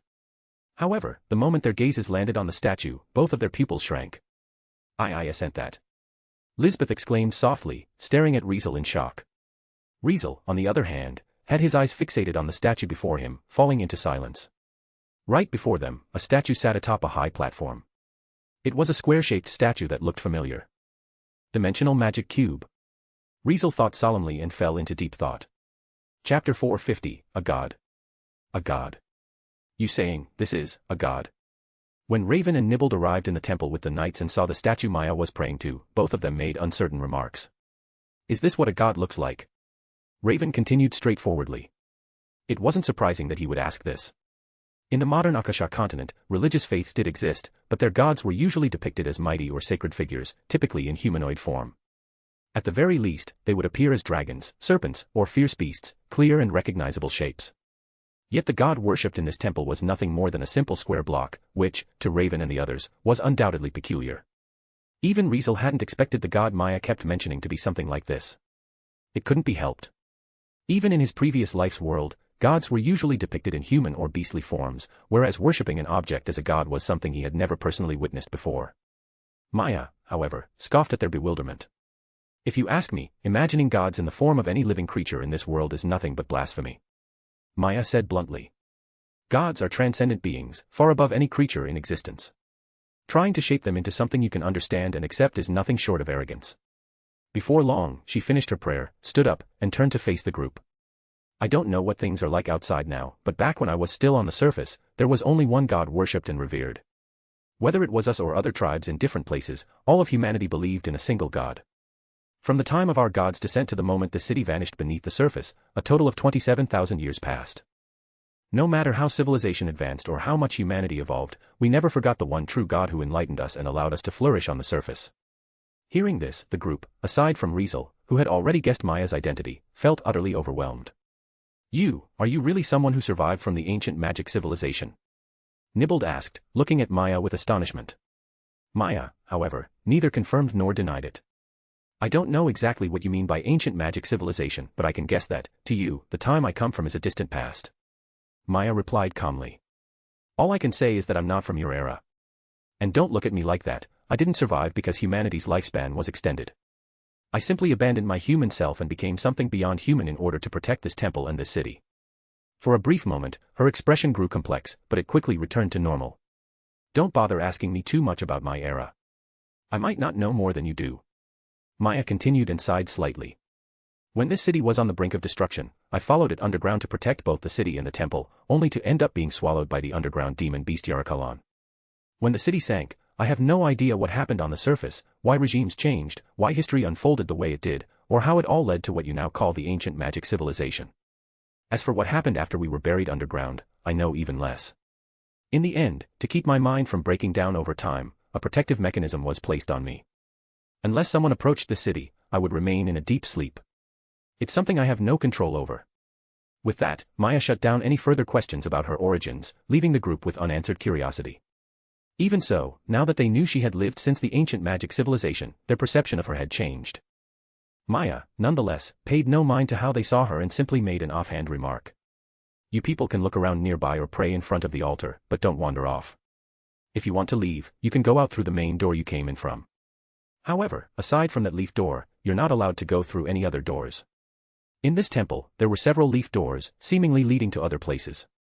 No exceptions. Raven, his expression darkening a little upon hearing Maya's words, immediately asked. No choice. They had come here to search for ancient treasures, hoping to obtain the advanced technology and knowledge left behind by the ancient magic civilization.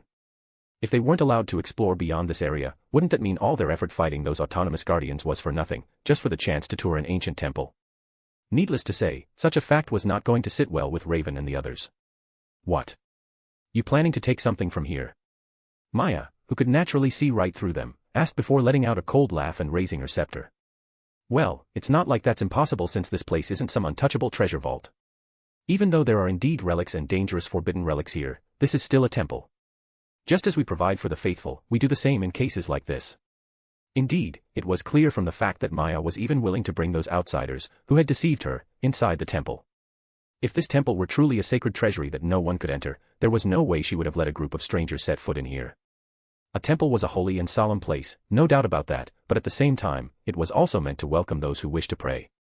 If she hadn't been deceived before, Maya wouldn't have been so wary and resistant to letting outsiders in. Maya then continued, speaking slowly. In the past, some came to this temple seeking knowledge, hoping to read the books stored here and learn magic and various magic technologies.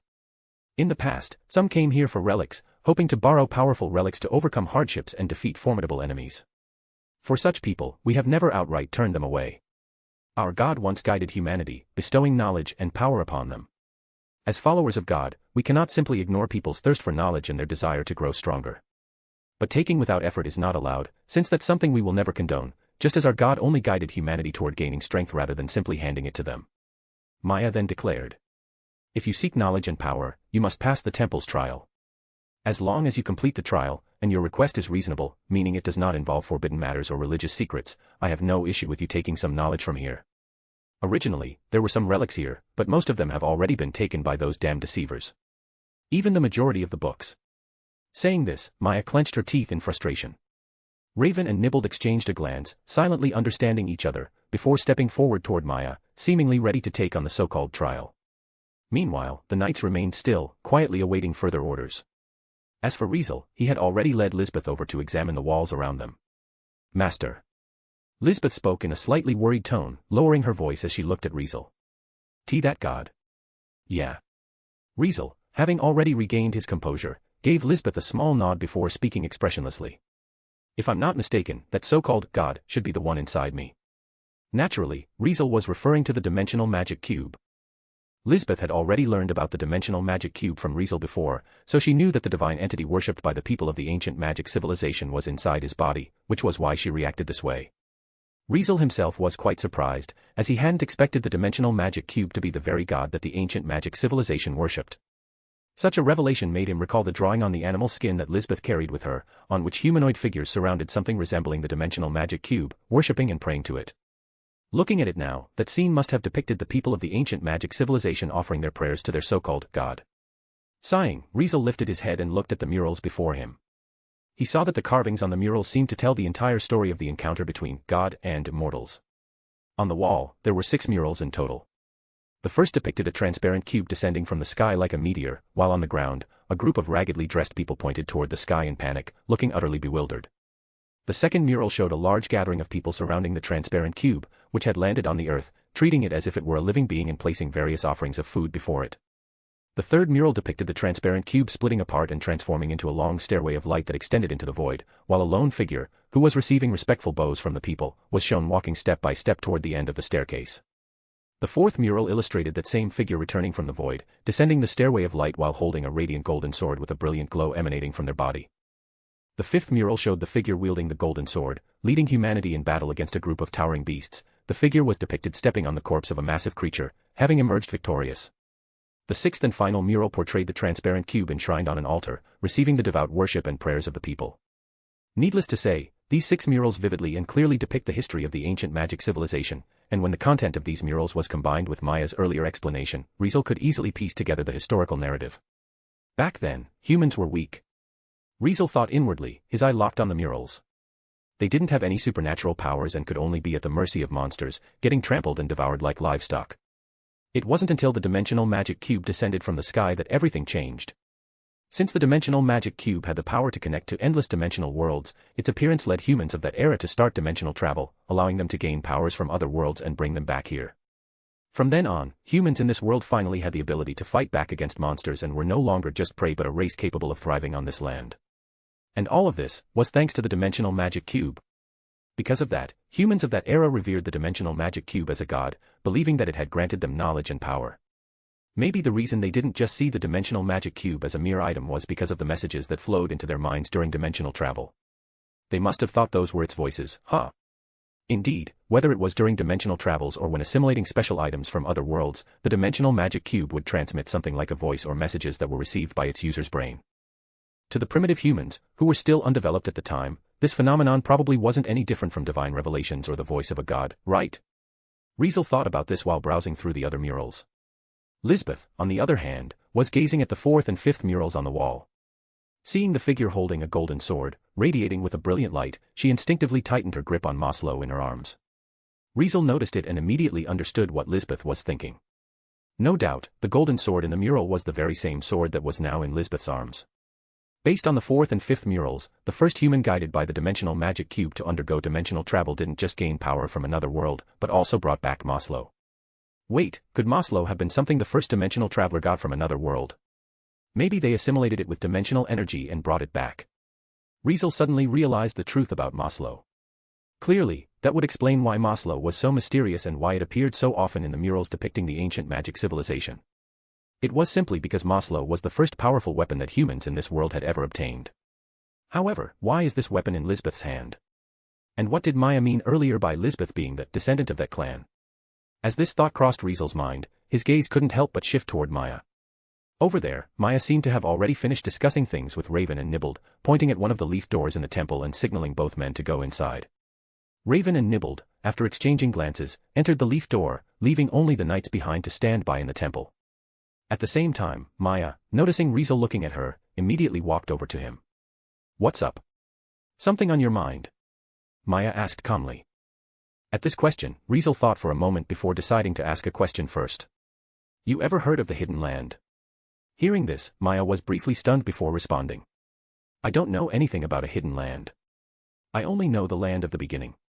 Chapter 451, Returning Something to Its Rightful Owner. Land of the Beginning. Maya's answer left Riezel slightly stunned. "It's where our god first descended, the holy land of all humanity." Maya sighed, feeling pity that Riezel didn't even know this, and continued to explain. "It was there, in that very place, the King of Heroes, guided by our god and receiving power from them, first appeared. After gaining power, it was also there that the King of Heroes made his return. You could say that place is the first stand where humanity rebelled against the monsters that harmed them. It's also the place where our god was first worshipped. That's why it's called the Land of the Beginning." Upon hearing Maya's explanation, Riezel didn't think of anything else at first, and his mind wandered to whether the so-called Land of the Beginning might be the Hidden Land. Riezel then took out a map of the Akasha continent from the storage space of the dimensional magic cube and spread it out in front of Maya. "Where exactly is the Land of the Beginning?" Riezel immediately asked. "You really have a convenient magic," Maya remarked, taken aback by Riezel pulling a map out of thin air. Funnily, she had no idea that Riezel had gotten the map from the very god she worshipped, not by using magic. She just assumed it was a type of space magic, completely unaware that the god she revered was actually standing right in front of her. After her moment of awe, Maya focused on the map before her expression quickly grew more complex. It seems like a lot of time has passed. I barely recognize many of the nations and terrains on this map. Maya said with a sigh. Fortunately, the shape of the continent hasn't changed. She studied the map for a while, then pointed to a location. Well, this is where the land of the beginning is located, but... Maya paused for a moment before continuing. I didn't realize this place had already been developed into a city. You even marked it on your map. Upon hearing this, Riezel remained silent. Needless to say, the city Maya pointed to was indeed marked on his map, and it felt strangely familiar.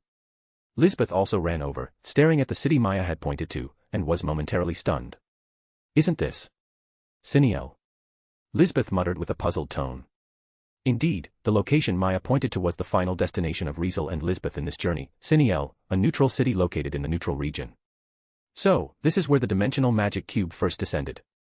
Riezel thought, seeming to feel some kind of unseen guidance. He thought of the ancient ruin unearthed in Siniel, the one that Gina's avoided discussing and which was likely deeply connected to Maslow. Ancient ruins unearthed in the land of the beginning, huh? If anyone were to claim that the ancient ruins had no connection to the dimensional magic cube and Maslow, Riezel would be 90% sure they were wrong. Maya, who didn't know this, made some conclusions based on Riezel and Lisbeth's reactions. I see, so you guys are planning to head to the land of the beginning. Maya didn't seem surprised by this and nodded in understanding instead. Is it because of her? Naturally, the her Maya referred to was undoubtedly Lisbeth. Miss Felt. Riezel paused for a moment before continuing. Do you know the origins of Lisbeth and the sword she carries? Upon hearing this question, Lisbeth immediately felt uneasy. Maya, however, remained silent. Miss Felt.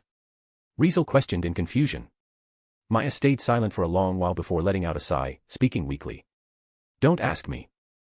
I mean, the matters of her clan are not something I can casually talk about. I can only tell you that if you want to find out her identity, going to the land of the beginning is indeed a good choice. As long as it's not completely destroyed yet, you should still be able to find a few traces of her origins. As soon as Maya finished saying this, she stood up. Come with me. Maya turned around and walked in another direction. Where are we going? Lisbeth hurriedly asked. Maya didn't look back, simply throwing out one sentence. To return what's yours. Under Maya's guidance, Riezel and Lisbeth walked through a leaf door on the side of the temple. Behind this leaf door was a room with an atmosphere completely different from the rest of the temple. It was empty, almost like a separate exhibition hall, with nothing inside except for a cylindrical glass display case sitting at the farthest point that rotated slowly, quietly.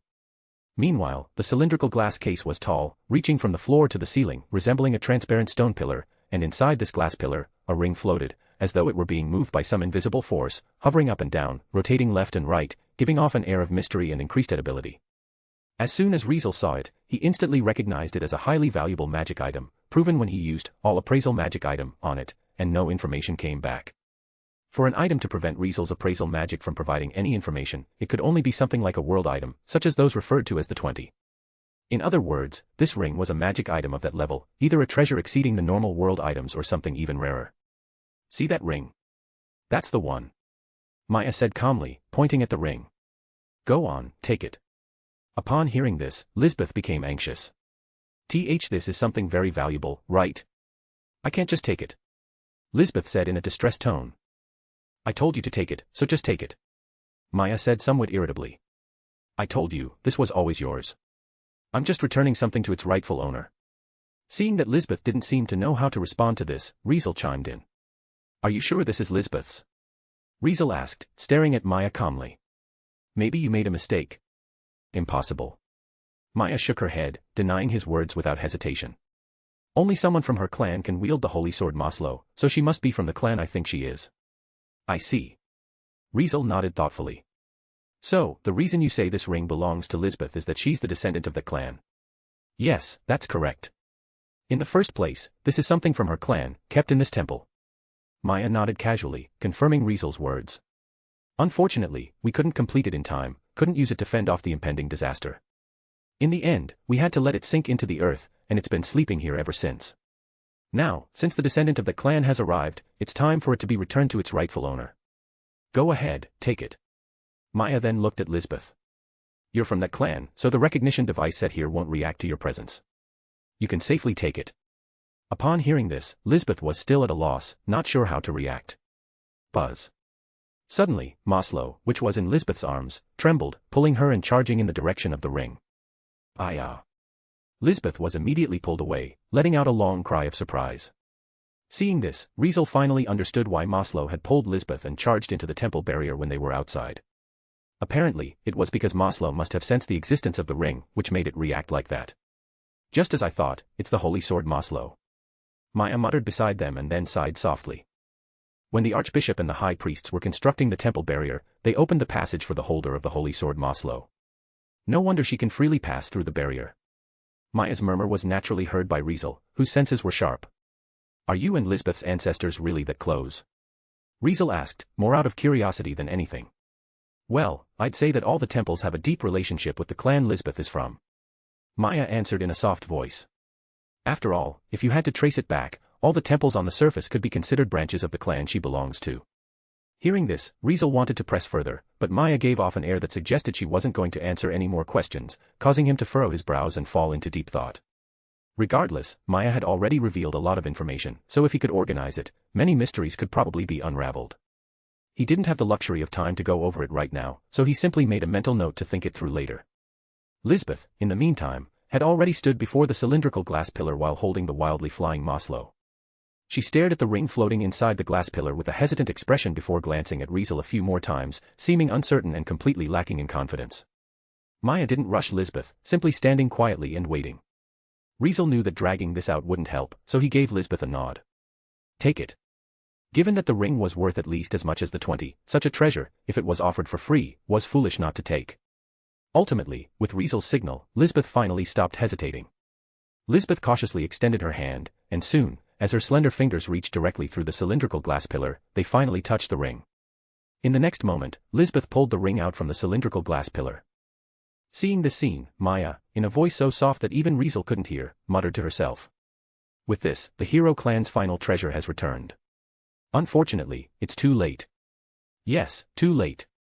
Chapter 452, 2 New Magic Spells. Temple, Hall. Having successfully obtained a great treasure, Riezel, Lisbeth, and Maya returned here. Maya seemed like she had already completed the main mission of escorting them into the temple, so even though she hadn't left and hadn't sent anyone else out, she appeared a bit bored, hardly paying any attention to Raven and Nibbled, who were still participating in the trial. Lisbeth, on the other hand, looked concerned as she held the ring she had just obtained, but instead of wearing it, she kept it in her hand, seemingly lost in thought. Riezel wanted to say something to comfort Lisbeth, but he also knew that she was probably feeling a bit overwhelmed right now.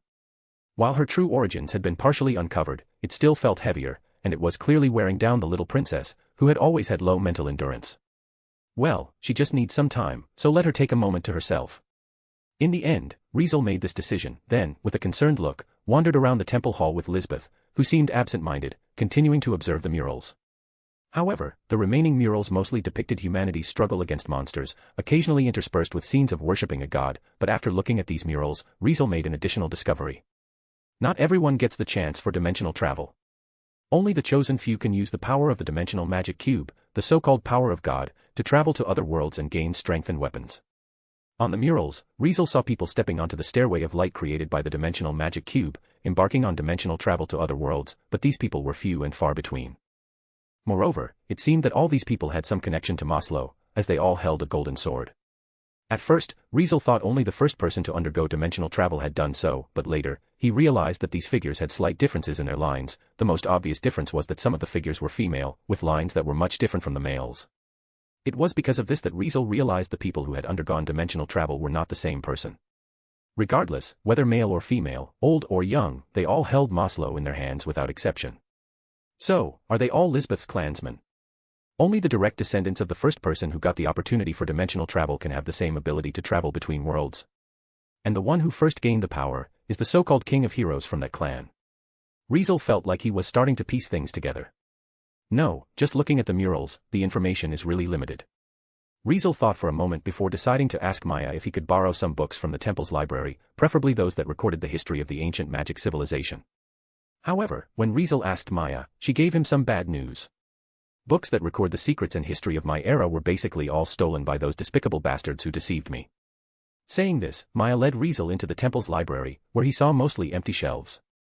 Whether it's magic books or swordsmanship books, any valuable books were taken by those hateful thieves. All that's left are some old books that talk about the customs and manners of my time that might be good for scholars who like to study history or trace the developments of ancient times, but for you, these are probably useless, right? Maya looked bored as she told Riezel.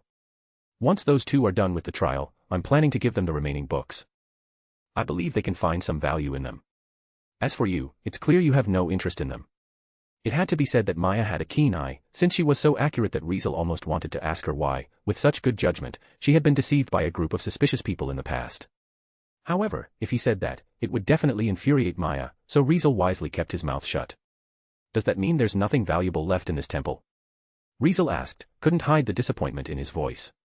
Well, anything worth taking, those damn thieves definitely wouldn't let go of it, or they wouldn't have even dared to break into the forbidden room. So, the rest are mostly things they either didn't want or couldn't take.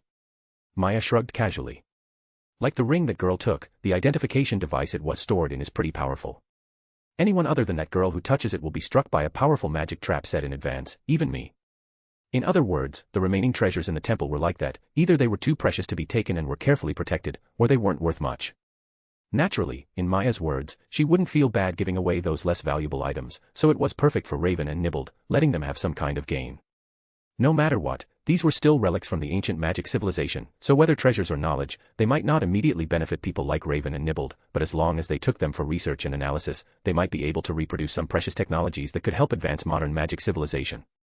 Even if those technologies were basic or ordinary, as the saying goes, tall buildings were built from the ground up. As long as they kept exploring those technologies and knowledge, modern magic civilization could speed up its development, and they could research higher-level technologies based on it. In any case, while those things were useless to Riezel and of little value to Maya, for Raven, who had power and a country behind him, and for Nibbled, a grandmaster in the world of magic, they were perfect. However, it also meant that Riezel's journey would end up fruitless since he only ended up with a bunch of useless autonomous guardian cores.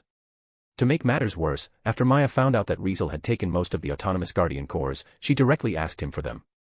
Those autonomous guardians are one of the main forces protecting this city. Since you don't need them, why not leave them here? Maya's righteous demand left Riezel with no choice but to return all the autonomous guardian cores to her. However, Riezel wasn't the type to let himself be at a disadvantage, so since he hadn't gained anything, he would create his own gain. With such a thought in mind, Riezel asked Maya to teach him the 2 magic spells she had used before. Yes. Riezel had set his sights on Maya's magic spells. It was not strange for Riezel to want them, as not only did they come from an ancient magic civilization, but he had also personally felt how powerful their effects were. As Maya explained the 2 magic spells, they were indeed incredibly powerful. They're the 2 magic spells I specialize in, 1 main attack, 1 main defense. As long as I practice these 2 well, I generally have an absolute advantage in most battles. Sacrament, Aurora, and Sacrament, Will Mirror, are the names of the 2 magic spells I specialize in. Sacrament, Aurora, was a light attribute magic with the effect of increasing power and speed as the user's ability and magical energy output improved. Moreover, the stronger the user's ability, the higher the power and speed of the magic, and the more magical energy it outputs, the stronger the magic becomes. In addition, it had characteristics like tracking, charging, condensing, and remote control, making it a high-level offensive magic that could grow and become stronger along with the user. Sacrament, Will Mirror, on the other hand, was the magic mirror that Maya had summoned multiple times, a dark attribute magic. As Riezel had encountered before, it had the effect of absorbing others' magic and reflecting it back, but the amount of magic absorbed and reflected depended on the user's ability and magical energy output. It could also be used repeatedly, and as long as the mirror wasn't shattered, it would stay with the user, absorbing and reflecting all magic aimed at them, truly an ultimate counterattack magic against magic. Maya told Riezel that she had spent her life studying the 2 magic spells, which grew stronger alongside the user, and hadn't learned any other magic, solely focusing on maximizing the power of the 2. For the 2 magic spells, Maya had even given up on physical defense, which made even the high priests uncomfortable, forcing them to exert great effort to make a special robe to help her resist physical attacks. Nevertheless, whether this approach was right or wrong, Maya had already proven it by the fact that she was able to go toe-to-toe with Riezel using just these 2 magic spells. At least, from Riezel's perspective, Maya's strength was above that of Raven and Nibbled. What did this mean? It meant Maya wasn't just at level 7 anymore but very likely above level 7, having reached a level that even the current Orario didn't have, level 8. If it weren't for Riezel's expertise in magic, which subtly surpassed his swordsmanship, and ultimate magic like time magic, he might not have been able to defeat Maya. Sacrament, Aurora. Sacrament, Will Mirror. Riezel listened carefully to Maya's explanation of these 2 magic spells, memorizing their detailed effects. Once he confirmed that Almighty had taken effect and that these 2 magic spells had already become his, Riezel smiled and finished Maya's magic lecture. Just like that, 1 powerful offensive magic and 1 ultimate counterattack magic became Riezel's possession. In the end, after about half a day had passed, Raven and Nibbled finally returned to the temple's hall, covered in wounds. They had passed the trial and obtained the remaining books from the temple, as well as some magic items left by the ancient magic civilization. Is it over? In that case, let's go out. Maya said calmly. Hearing this, everyone left the temple one by one with content expressions, joining up with Kaiser and the others who were waiting outside. Rumble. With a tremor, the temple barrier returned to its original state as if nothing had happened, concealing all traces. Chapter 453, Strategic Class, Achieved. Gate. In the open space before the ancient city, Riezel activated the highest-tier teleportation magic in his possession, summoning a circular purple-black portal that absorbed all light as it spun, darkening the surrounding space. Go in. After casting the magic, Riezel stepped aside and casually spoke to everyone present. The other side of the gate leads to Becerre's training field. It's not that I couldn't open it somewhere else, but since we disappeared from there, let's just go back there. Upon hearing this, Raven, Nibbled, and the others nodded, silently marveling in their hearts. It wasn't just them, as even Maya, with an impressed expression, was muttering to herself on the side as well. My goodness, to think you could open a space gate from within Uraculan's body. A magic of this level, even the Archbishop couldn't cast, right? Needless to say, from this muttering, Maya truly respected Riezel at this point. Riezel, who heard Maya's mutter, asked her a question. If you want to leave the body of the underground demon beast Uraculan, is there any way to do that? Maya wasn't entirely sure how to answer. Maybe. I mean, this demon beast is special, and the fact that it allows living creatures to survive inside it is already incredible. Maya spoke softly, and her gaze dropped. Even though many people have studied this demon beast, no one really knows its origins. No one has figured out its birth, how it grew this large, and even its ecosystem. When I was around, not many people understood it. It just seems to have appeared out of nowhere. Its origins are quite mysterious. Even archbishops don't know much about it. At this point, it seemed like Maya remembered something and looked toward Lisbeth. However, the clan this girl belongs to might know something. Maya said with some meaning behind her words. I heard from the Archbishop that some people from her clan specifically sought out Uraculan and had some interaction with it for some time. Shortly after revealing this information, Maya stopped speaking and didn't continue. Seeing this, Riezel stopped asking and shifted the topic. Then, do you want to leave? Riezel asked casually. At this question, Maya sighed. I've already told you, right? Right now, I can't leave this city for too long or go too far. Maya answered nonchalantly. Since the day I chose to give up my human body, I've been in a symbiotic relationship with this city. If I want to leave, the only option would be for the city to be completely destroyed, but if this city is destroyed, I'll also die. Lisbeth, who had been concerned all this time, snapped back to reality upon hearing this. Then, doesn't that mean you'll forever be stuck here alone? As Lisbeth asked while looking at Maya, a feeling of sympathy and heartache unconsciously appeared in her eyes, which, in turn, made Maya's attitude toward Lisbeth soften a little. Don't pity me. Maya pressed her lips together and shook her head. In the first place, this is my own choice, so I've never regretted it. And, when no one visits this city, I enter a dormant state anyway, so no matter how much time passes outside, I can't feel it, and I don't feel lonely or isolated because when I wake up, it means someone has arrived here. Although it's not always a good person who comes, at least I've waited for you. After saying this to Lisbeth, Maya glanced at Riezel. Honestly, I'm surprised. I didn't expect that there would be someone in this world who could be your master. Maya clearly directed these words at both Riezel and Lisbeth. In my opinion, no one in this world should be worthy of you acknowledging them as your master, but strangely enough, if it's this man, I can somehow understand. When saying this, Maya must have been thinking of Riezel's capabilities and behaviors along the way. Riezel's space magic, which could connect the underground demon beast Uraculan and the outside world. Riezel's time magic, which could stop the entire world. Riezel's terrifying aura emanated from him when she grabbed Lisbeth's hand, a heat like that of the sun itself, burning the entire city. All these things told Maya that the man whom this girl recognized as her master was no ordinary person. Maya then looked deeply at Riezel and Lisbeth and said one last thing. I hope you won't end up like we did, and I hope you can live peacefully on this land. As soon as Maya finished saying this, she turned and walked back into the city. Rumble. Suddenly, a roar echoed as two massive figures slowly appeared, one on the left and the other on the right, guarding the city entrance. Needless to say, these were the autonomous guardians that had been taken down earlier by Riezel and the others. Maya had revived them, making their bodies regenerate, and once again, they stood as the city's gatekeepers, faithfully carrying out their mission. Riezel and the others watched this scene in silence until Maya's figure disappeared into the city, no longer visible. Only then did they withdraw their gazes. Let's go. It's time to head back.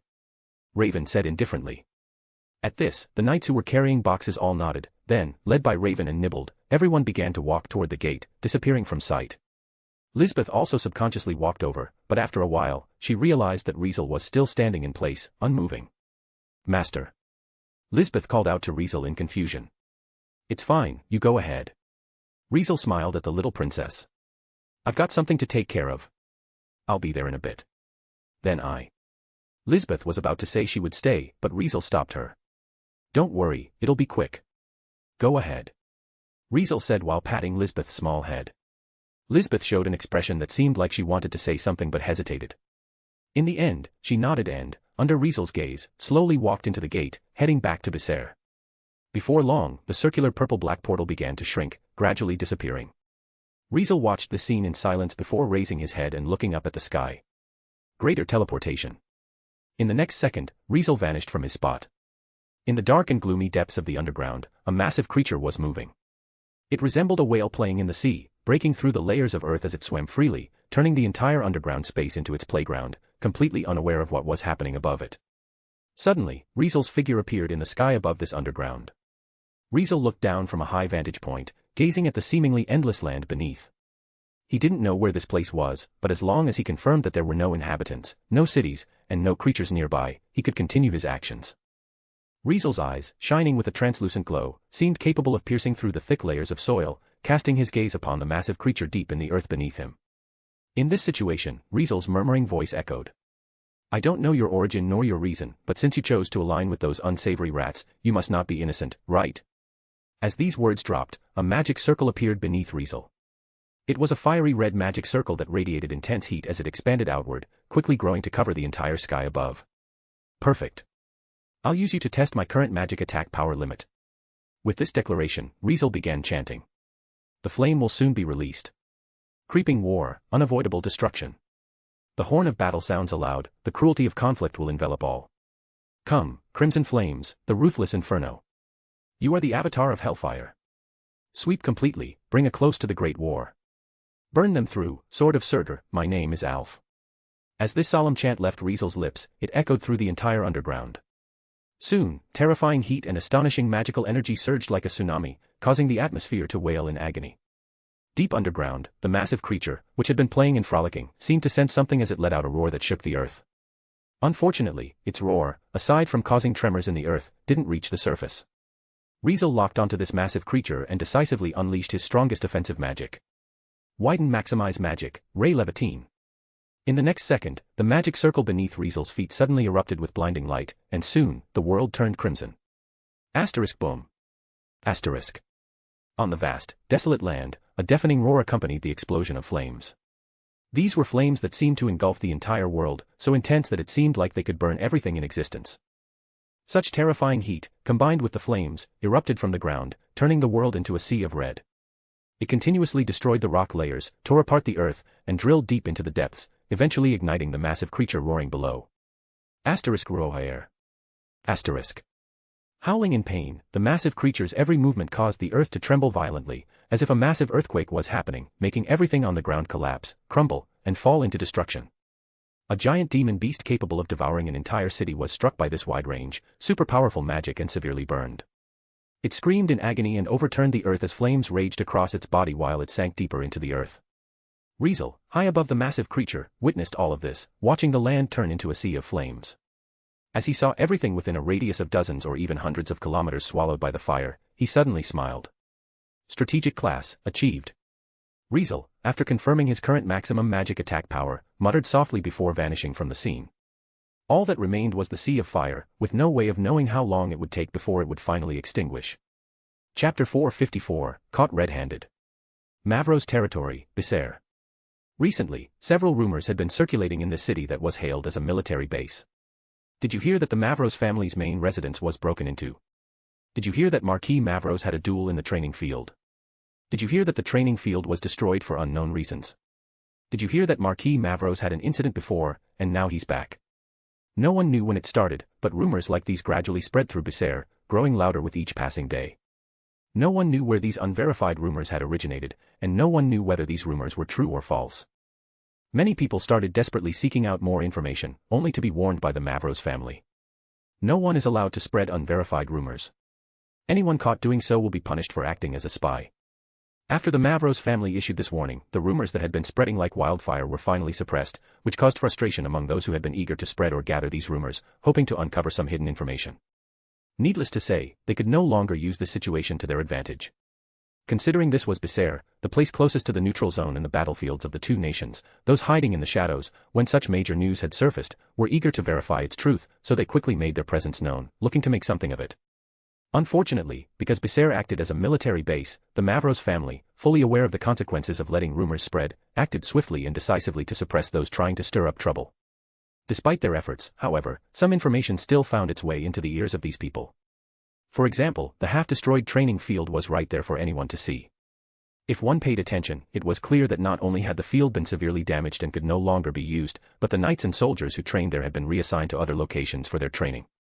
Another example, the youngest sword saint in history, Riezel, who arrived in such a grand and dignified manner, with such pomp and circumstance, that some in Peacetown had even witnessed the Mavros family's steward delivering an invitation to him. When one also thought about the Mavros family being broken into in Raven's duel with someone, intelligent people could piece together what was really going on. Consequently, various rumors began to spread, slowly making their way through different channels. Some reached other territories in Genas, while others spread to Ryberg and various countries on the Akasha continent, drawing more attention to Becerre. People were curious to know about the new young sword saint, who was known with the phrase, "A flash of lightning means defeat," wanting to know what kind of conflict he had with the guardian sword saint, to the point where it led to all this drama. Even the royal capital had taken notice of the matter and sent people to inquire about it in recent days. However, little did they know, by the time things had progressed, the conflict between Riezel and Raven had derailed, and the two were no longer involved in any way. In this situation, the conflict between them was practically dismissed as non-existent, and the Mavros family no longer wanted to clash with Riezel because they couldn't afford it. Riezel also stopped targeting the Mavros family over Felix's matters, so after that, he settled in Peacetown, focusing on organizing various intelligence and findings, putting the issues with Raven and the Mavros family behind him. Recently, Nibbled had been spending all his time with the Mavros family, though it was unclear whether he was researching the books and ancient treasures he brought back from Maya. Lisbeth, on the other hand, had stayed by Riezel's side, but she often seemed absent-minded and spaced out, as if she still hadn't sorted out her emotions. With time passing like this, about 3 days later, one day, the Mavros family's steward, Norman, paid a visit again. "Greetings, Sir Brynhart. Marquis Mavros asked you to head to the Mavros family to discuss something with him." Hearing Norman's words, Riezel paused for a moment. Discuss something? At this point, what was left to discuss? Riezel couldn't help but wonder. Nonetheless, he took the invitation, and along with Lisbeth, they headed to the Mavros family. Naturally, this time was a proper visit. Unlike last time, Riezel didn't directly transport the entire carriage into the Mavros family's main residence but entered through the main gate more conventionally, heading toward the Mavros family. It seemed that the Mavros family had already received word about this visit, as even when they saw Riezel's carriage, no one attempted to stop them like last time, and no one raised lances or stopped the carriage for inspection. As a result, the carriage, bearing the Frenzel family crest, was smoothly escorted by the Mavros family's knights, making its way to the main residence. As Riezel and Lisbeth arrived, Norman personally came out to greet them at the main entrance. Following Norman, Riezel and Lisbeth made their way up to the top floor of the Mavros family's main residence, entering a vast conference hall. Inside, Raven stood as if he had been waiting for a long time, accompanied by his 3 sons, Kaiser, Axel, and Diego. "Thank you for coming." Raven stood and nodded at Riezel. It could be said that this was truly a rare sight, at least for those who knew Raven well. Now, the usually domineering guardian sword saint actually stood up to greet a youngster. It was definitely surprising in the past. Nevertheless, the 3 Mavros brothers didn't find this strange at all, and they clearly all believed Riezel had earned such treatment. "Speak. Why did you call me?" Riezel got straight to the point, addressing Raven. At Riezel's question, Raven didn't answer immediately but gave a subtle nod to Kaiser. "Bring him up." Kaiser understood and immediately called out to someone outside. Before long, the doors to the conference hall opened again, and several fully armed Mavros family knights entered, escorting someone into the room. "Let go of me." A man dressed in very luxurious clothing was being escorted by the knights, but the treatment he received seemed to make him extremely angry and humiliated, to the point that he kept struggling. "Humph." As Riezel was puzzled and confused about the situation, wondering who the men being brought in could be, Raven snorted coldly before a powerful aura emanated from him. In the next moment, the man, who had been struggling, suddenly froze, and as he looked at Raven standing there, his vicious and terrifying face turned pale. "Be brother-in-law." Without thinking, the man shouted, then, with a plop, he knelt down. Brother-in-law. Hearing this name, Riezel was first stunned, then quickly understood. From what he knew, there was only one person who would call the guardian sword saint Raven Mavro's brother-in-law. Firstly, this person's elder sister was Raven's wife. Secondly, this person's son was Raven's nephew. He was the Lord of Carudia, the head of the Hadith family, none other than Count Hadith himself. Indeed, the man was Leiden Hadith, Felix's biological father. Don't call me that. I have no relatives like you. Raven coldly stared at his brother-in-law, speaking in a stiff and indifferent tone. Not only was Raven's attitude cold, but Kaiser, Axel, and Diego also coldly stared at their uncle, showing no warmth, as if they weren't even looking at a blood relative. W.Y. Leiden, perhaps sensing something from the coldness of Raven and the others, turned even paler as he shouted frantically. What did I do wrong that you're treating me like this? Leiden's question was met with nothing but a calm response from Raven. I already know about the things your son did. At these words, Leiden froze instantly. Not caring about Leiden's reaction, Raven continued to speak indifferently. In Carudia, he oppressed men and dominated women, not once but many times, using the name of the Hadith family and even the Mavros family to coerce others, plotting the death of those who opposed him, taking women he fancied for himself, all while acting without any sense of law or restraint. Using his status, he accepted bribes from nobles and merchants from other regions, lining his pockets and hoarding gold and treasures worth hundreds of thousands of gold coins. He secretly sold counterfeit weapons and magic items, collaborated with illegal organizations, worked with criminals, and even allied with bandits, supporting over 12 different bandit groups in their plundering and killing. Raven, counting these crimes, stared at Leiden with a fixed gaze, as if he wanted to behead him right there. His indifferent voice began to carry a note of anger. Of course, the most unforgivable thing was that he also colluded with an unknown mysterious organization, using the refugees from Mavros territory as bargaining chips, disregarding the lives of innocent people, all to complete his selfish wish, having that organization do his bidding. Now I understand why the missing persons cases in Mavros territory had no leads. It's because officials like you were secretly aiding that organization. Are you telling me you didn't know about any of this? Leiden Hadith. As Raven suppressed his fury and questioned him, Leiden trembled all over. I. Leiden couldn't even form coherent words as his lips quivered, his face as white as paper, and his expression filled with the terror of being caught red-handed. Seeing this, Raven only grew more furious as he continued. Mavros territory has been poorly managed. I thought it was because the people sent by Ryberg had been causing trouble in this territory, thinking that was the main cause. Now, I realize that this territory not only had external problems but internal ones too. Harming the citizens, accepting bribes, covering for your son's deeds, engaging in illegal trades. You've really outdone yourself, Leiden Hadith. Behind my back, you've done all those good deeds. So tell me, how should I deal with you? By this point, Raven was radiating a terrifying, murderous aura. Needless to say, Raven was ready to kill Leiden, his own brother-in-law. Chapter 455, End of the Conflict. At this moment, the vast conference hall felt suffocating as the murderous aura radiating from Raven became almost tangible, pressing down on the air itself. Brother-in-law. Terrified by the aura emanating from Raven, Leiden burst into tears and screams, rushing toward him. It wasn't my fault. It wasn't my fault, brother-in-law. Leiden still looked like he wanted to argue his way out. Not your fault, you say. Raven let out a cold, angry laugh. Sure, you didn't directly take part, but you knew exactly what your son was doing and chose to cover it up. You even protected him on purpose. How is that not the same as being guilty yourself? But he's my son, brother-in-law. Leiden sobbed, his voice full of desperation. He's your nephew too. You practically watched him grow up. Even if he really did some messed up things, are you seriously saying you'd kill him? Raven's response to that was utterly indifferent. Why wouldn't I? Raven's voice was icy. Forget a nephew, if my own son dared to do the kind of crap he did, I'd cut off his damn head myself. Kaiser, Axel, and Diego all nodded in agreement.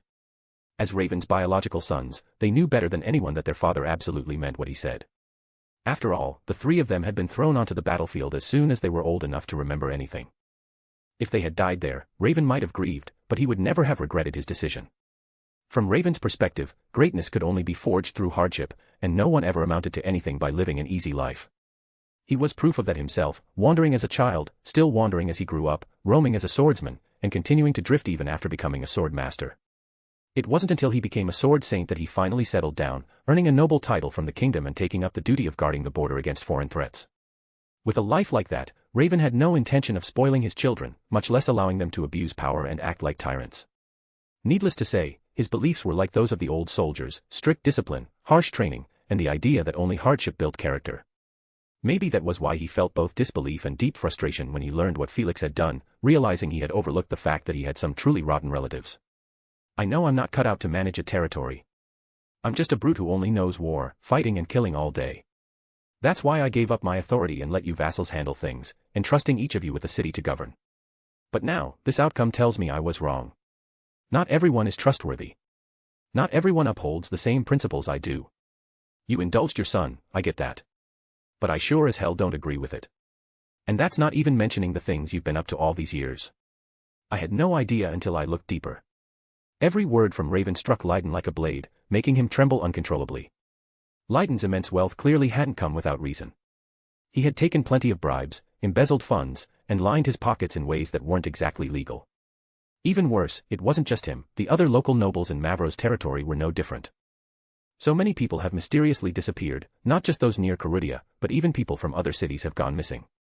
Even some soldiers in the kingdom's army under my Mavro's family's care have vanished. It's already been confirmed that the disappearances in your city were because your son was using them for trade. If that's the case, then who took the people from other places for trade? And within my Mavro's family, who else is involved in this kind of deal? Someone even dared to extend their reach into the army. Raven's murderous aura grew stronger and stronger. I'm going to get to the bottom of this and make sure none of you get away. Let's see how you plan to hide this time. And first, I'm starting with you. Raven's tone made it clear he wasn't joking, and Leiden realized he was truly done for this time. Even though he was Raven's brother-in-law and his elder sister was Raven's wife, that probably wouldn't save him now. As despair and fear filled Leiden's heart, his gaze accidentally landed on Riezel, who was sitting to the side, watching like it was all just a show.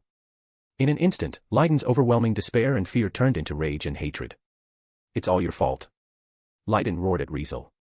If it weren't for you, none of this would have happened. You're the real culprit behind everything. I'll kill you. With this furious roar, Leiden suddenly sprang into action, dashing straight toward Riezel. Stop. Seeing this sudden turn of events, the three Mavros brothers were all shocked. You bastard. Raven quickly grabbed Rebellion from beside him, ready to cut Leiden. Master. Lisbeth, sensing the threat from Leiden, snapped out of her daze and stepped forward without hesitation, standing in front of Riezel. However, no matter how fast they moved, they couldn't be faster than Riezel. Just as Leiden charged at him in a fit of rage, Riezel calmly reached out his hand. Temporal stasis.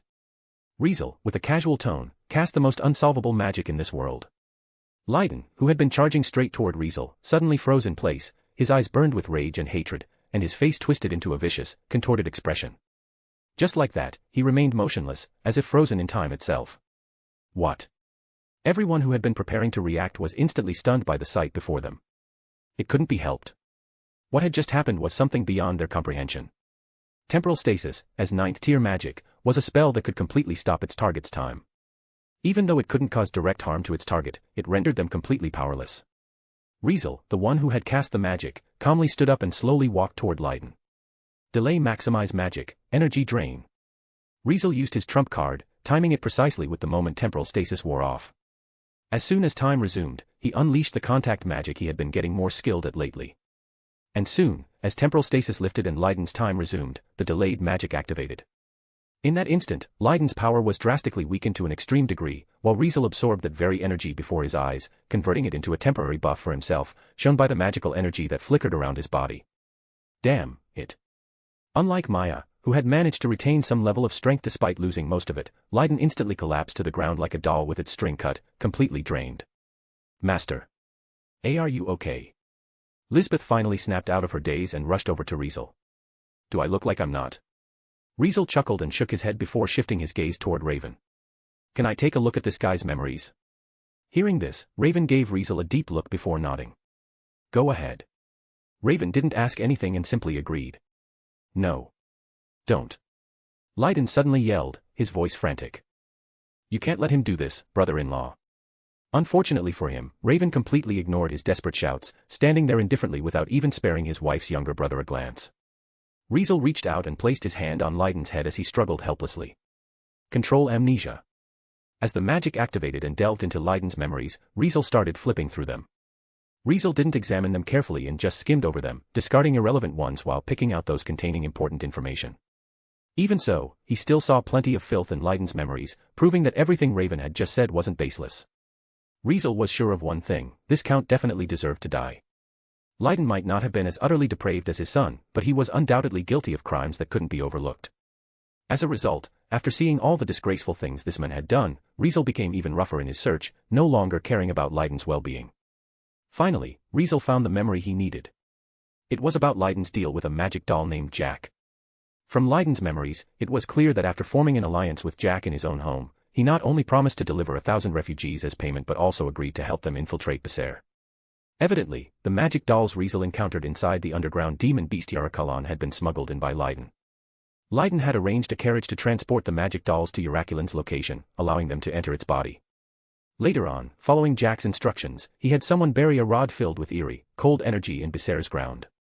Apparently, that rod acted as a guiding beacon, helping Yarakulan navigate underground and enabling it to tunnel all the way beneath Becer, even reaching the training field with pinpoint accuracy. To ensure Riezel's death, Leiden had even planned to send people to Peacetown to abduct Andrea, Fanny, and Gerald, intending to use them as hostages and, if necessary, force Riezel into submission. It was clear just how determined the Count was to avenge his son. Gotta say, you really went all out, huh? Riezel withdrew from Leiden's memories, looking down at the men slumped in front of him with a calm expression. Sadly, you failed. Leiden, unfortunately, didn't hear Riezel's words. Having had his memories violently rifled through by control amnesia, Leiden's mind was now in complete disarray. Now, his vacant eyes stared ahead as he lay in place, drooling on the floor, looking no different from a mindless idiot. Take him away. Raven gave Leiden a complicated look before quickly suppressing all his emotions and giving the order. Not wasting any time, the knights beside them immediately dragged Leiden away and shut the doors to the conference hall. Sorry. Raven finally turned to Riezel, offering a slight bow as he apologized. If I had realized what that father and son were up to sooner, maybe things wouldn't have gotten this bad. Needless to say, Raven was apologizing to Riezel for everything that had happened. No, this isn't your fault. Riezel said casually. But yeah, you kinda suck as a lord. At first, I thought you knew about everything and just let those bastards do whatever they wanted. Huh, it's not weird for you to think that. Raven let out a helpless sigh. I mean, I'm a Marquis and a Sword Saint, yet I had no clue what was going on in my own territory. Nobody would expect that. It was understandable. For example, even Riezel hadn't expected this Guardian Sword Saint, someone so strong and domineering, to be completely clueless when it came to governing his own land. But then again, it made sense. Not only was Raven a Guardian Sword Saint and not a Management Sword Saint, but the reason the kingdom had sent him here was to fend off foreign enemies, to slaughter on the battlefield, not to turn the place into some prosperous golden town. Raven's main duty was war, not administration, so it wasn't surprising that he had neglected his territory. From here on, I'm going to do a full sweep of Mavro's territory, purging the local nobles and officials who dared to cooperate with that mysterious organization. Raven said solemnly. I'll also request that His Majesty send people to investigate again, to dig up any clues that were hidden before. Maybe we'll be able to track down that organization. Hearing this, Riezel thought for a moment before bringing up something else. If you can, look into the group called Heretic Assassin as well. Raven froze for a moment at the name. Heretic Assassin. Kaiser, standing nearby, spoke up. Isn't that the organization in rumors that hunts down talented magicians? I think I've heard of them. Axel mused, stroking his chin thoughtfully. Supposedly, they target people who could become tactical class or strategic class magicians, trying to push back against how much the continent's nations are relying on magic. Yeah, that organization exists. A lot of people think some country might be backing them. Diego also seemed to know about them, but he looked confused. But why do you want to investigate them? Because I suspect they're connected to the mysterious organization, hell, they might even be the same group. Riezel told the truth. I got this info from Maya. I won't get into the details, but just check them out if possible. We might find some leads that way. Understood. Raven thought for a moment, then nodded. I'll also investigate Heretic Assassin. At this, Riezel gave a small nod. With that, the conflict between Riezel and the Mavros family had finally come to an end. What the Mavros family would do next, Riezel had no idea, but he hoped that whatever they did would at least improve the state of the territory so the refugees here could get a decent meal. Chapter 456, Fire Princess and Giga. Somewhere in Mavros territory, there was a dark and gloomy cave. However, rather than a cave, it was more like a wilderness nest originally built by monsters, located somewhere between mountain ranges that had been carved out by breaking through a cliffside. Its interior resembled a massive wasp nest, with chambers neatly arranged within the cliff, connected only by a single stone pathway. What made it impressive was its scale, as anyone unfamiliar with it might have mistaken it for the secret base of some underground organization. In fact, that was exactly what it had become. Inside, instead of monsters or wild beasts roaming about, it was filled with people, some clad in black robes, standing guard or waiting on standby, while others lay unconscious, imprisoned in various chambers. One glance was enough to tell that this was a place unfit for the light of day. In this secluded base, a young man wearing a mask that covered only the upper half of his face, leaving the lower half exposed, strolled down a stone pathway. Humming a tune, the young man swayed his head from side to side as he walked, his carefree attitude practically inviting someone to punch him. Still humming, he tapped his fingers to the beat, casually making his way toward the deepest part of the base. Eventually, he stepped into a chamber where someone was waiting for him. "You're way too slow, Giga." It was an enticing voice, sultry and teasing. Such a voice belonged to a mature woman with a curvaceous and beautiful figure, exuding an air of irresistible allure, with a charm that hadn't faded despite her years. She wore an eye-catching red dress, and a flame-patterned mask covered only half of her face. However, the mask did nothing to conceal her beauty. If anything, it seemed unnecessary, as though it existed purely for decoration. Well, isn't this Sister Fire Princess?" Giga raised an eyebrow beneath his mask, a playful smirk forming on his lips. "It's you this time, huh? I thought Sister Ice Maiden would be the one showing up." At his words, Fire Princess turned to face him, her lips curving into an almost amused smile. Are you disappointed it's not Ice Maiden?" Fire Princess raised a hand to cover the corner of her mouth. "She was supposed to come, but the moment she heard you were in charge here, she refused to show up no matter what." "My, that really breaks my heart."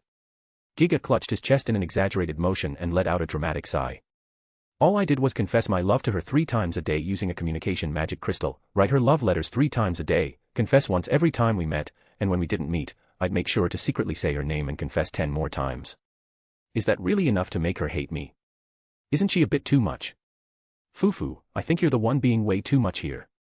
Fire Princess covered her mouth as she giggled. "If you went all out like that, no wonder she doesn't want to see you. She undoubtedly hates people who won't stop pestering her.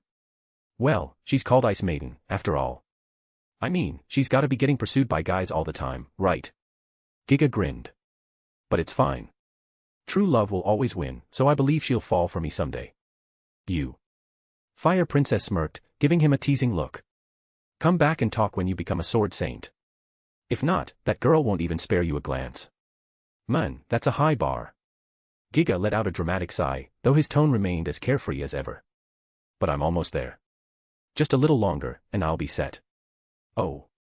Fire Princess suddenly wiped the smile off her face and gave Giga a sharp once-over. "You've taken that step forward." "Not yet, but I'm close." Giga shrugged like it didn't matter. That's seriously impressive."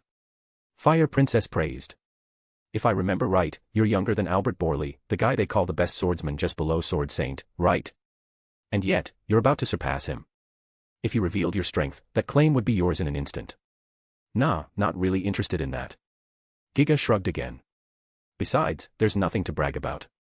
My beloved Ice Maiden is a year younger than me, and she took that step 3 years ago. It's insane. No wonder the boss calls her the greatest genius in modern magic civilization, the kind that only appears once in several thousand years. Becoming a sword saint at 22. Unheard of. I used to think the same thing." Fire Princess murmured, her eyes glinting. Until an even more insane kid showed up. Upon hearing this, Giga instantly fell silent. He knew exactly who Fire Princess was talking about. A super genius who became a sword saint at just 17, the youngest in history, Riezel Brynhart. Fire Princess looked straight at Giga as she spoke these words.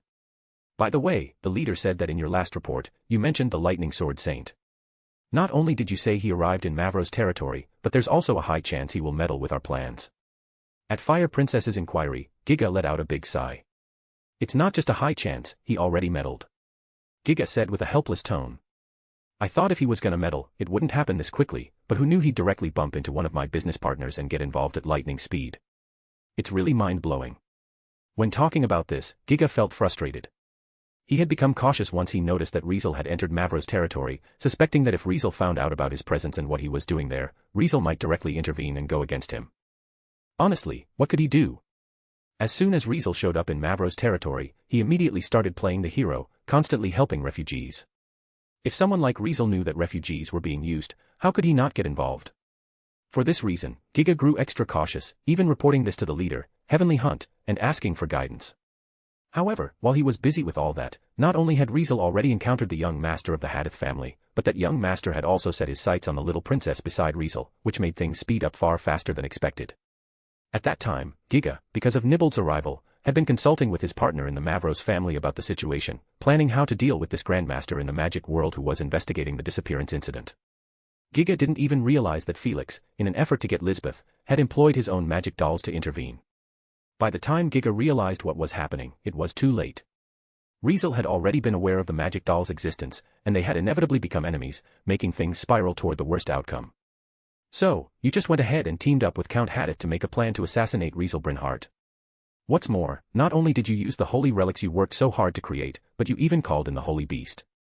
Fire Princess seemed to have figured out some of the details and was clearly unhappy with Giga's series of actions. You were too hasty. Why didn't you wait for me to come and decide? Now, Riezel Brynhart and Raven Mavros have returned safely, and they're cleaning up Mavros territory without hesitation. In other words, making magic dolls in this territory isn't a good idea anymore. You'll have to relocate your base of operations. Hearing Fire Princess go on and on, Giga felt a flash of irritation in his eyes, but he didn't argue.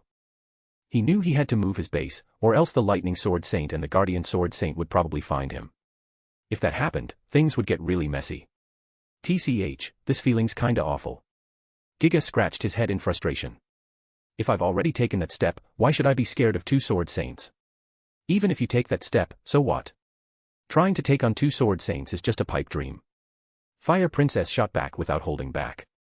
And those two aren't just any Sword Saints. One had been a Sword Saint for 10 years, possessed two great ancient mystical treasures, ranked among the top 3 in all of Gina's, and was seen as a thorn in Ryberg's eyes. As for the other, though young and new, wasn't just a Sword Saint, he was also a genius tactical class magician. Facing opponents like that, even as a Sword Saint, would be tough to win. Unless you manage to tame that treasure, you might still have a shot. Fire Princess's words made Giga raise his hands in surrender. That thing's a real hassle. I still haven't figured out its details, and making it useful in combat, yeah, I can't deal with that anytime soon. When he said this, Giga looked like he wanted to run away from it. Based on his behavior, one could imagine that the treasure he was talking about was certainly not something easily used. Do what you want. Fire Princess didn't press the issue. I'm mainly here to tell you that the leader has decided to abandon Mavros territory. From now on, find another place to gather materials for your magic dolls. Also, stop provoking Riezel Brynhart. You should know he's no simple character. Not only did he easily escape from the holy beast, but it seems like he even managed to injure it afterward. Now, the leader has sent Tyrant and Bash to investigate the holy beast. We should know soon what he did then. Before that, whether it's your magic dolls or my heretic assassin, neither should come into contact with Riezel Brynhart. Got it. Fire Princess's serious warning made Giga nod reluctantly. Before long, only a few so-called magic doll materials remained, while the others had disappeared, their whereabouts unknown. Chapter 457, Parting Ways. Finn. Elder sister. In front of the Mavros family's main residence, a pair of siblings from the Elisir family were finally reunited as they ran toward each other, crying joyfully. This is great, young lady, young master. Gerald, standing nearby, couldn't help but wipe his eyes in quiet happiness. However, it wasn't just the 3 members of the Elisir family who appeared here, as there were many others as well, all under the protection of the Mavros family's knights. They were people of all ages, both men and women, some refugees, some soldiers, and even noble children, like Fanny's younger brother. Some of them were reuniting with family members who had come to greet them after receiving the notice, while others were being cared for by the Mavros family's servants, eating or drinking, creating a scene that looked like a large-scale return of disaster survivors. Watching this scene, Riezel, who had come with Fanny and Gerald, turned to Raven. Where did you find them? Riezel stood at the gate of the Mavros family's main residence with Lisbeth and asked Raven while gazing ahead. Deep in a mountain range. Raven answered honestly. There was a nest that was supposed to be built by monsters, but it had been converted into an underground base. Our people found missing individuals from the past 2 to 3 months there, so we didn't return empty-handed. Shortly after Leiden's matter concluded, Raven decided to cleanse Mavros territory and gathered the forces of the entire territory to begin a series of major actions. First, he had the lords of the cities where disappearances had occurred arrested, then worked with Nibbled and the court magician sent from the royal palace to interrogate, question, and even torture these individuals. Ultimately, this led to the successful capture of all the local nobles and officials who had been trafficking citizens as commodities before they were all thrown into prison to await their punishment at a later date. During this process, Raven also learned about the recent human trafficking situation. By extracting information from those who had recently cooperated with the magic dolls, he obtained intelligence such as the routes used to transport people as trade goods. Once he had an idea of the general movement routes, Raven had his 3 sons bring in officials specializing in strategy. Using their calculations and coordination of the routes, they were able to pinpoint several locations that might be bases for the magic dolls. With that, the next steps were simple. Raven gave a few orders, and the Mavros family's knights immediately split into several groups, heading to these locations to conduct a thorough search. In this way, the knights found the missing people from the recent period and brought them back from the nest. However, aside from the people who disappeared in the past 2 to 3 months, we haven't found a single one of the others who were missing. Raven continued, his face darkened and his voice low. Moreover, those mysterious people who committed these crimes, as well as the so-called magic dolls you mentioned, we haven't found a single one of them either. Even though it was a disappointing result for Riezel, it didn't come as a surprise. Looks like they saw things going bad and retreated early, huh? Riezel said calmly. In other words, their main base isn't in Mavros territory but likely somewhere else.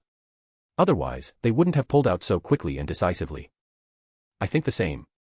Raven agreed with Riezel's conclusion, looking frustrated and angry. It's such a shame we couldn't catch them all. Hearing this, Riezel didn't agree. If your knights had really run into those magic dolls, whose catching who would be hard to say. Riezel shook his head as he spoke. It was only natural. One should know that those magic dolls were troublesome dolls that even a sword saint, who was equivalent to level 7, had to approach carefully.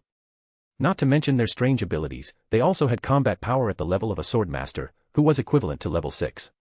Simply put, they were not opponents that ordinary knights could easily handle, especially in a situation where they didn't know how many of those magic dolls there were. If the Mavros family recklessly made a move on them, the result could very well be that the magic dolls wiped them all out and then leisurely retreated.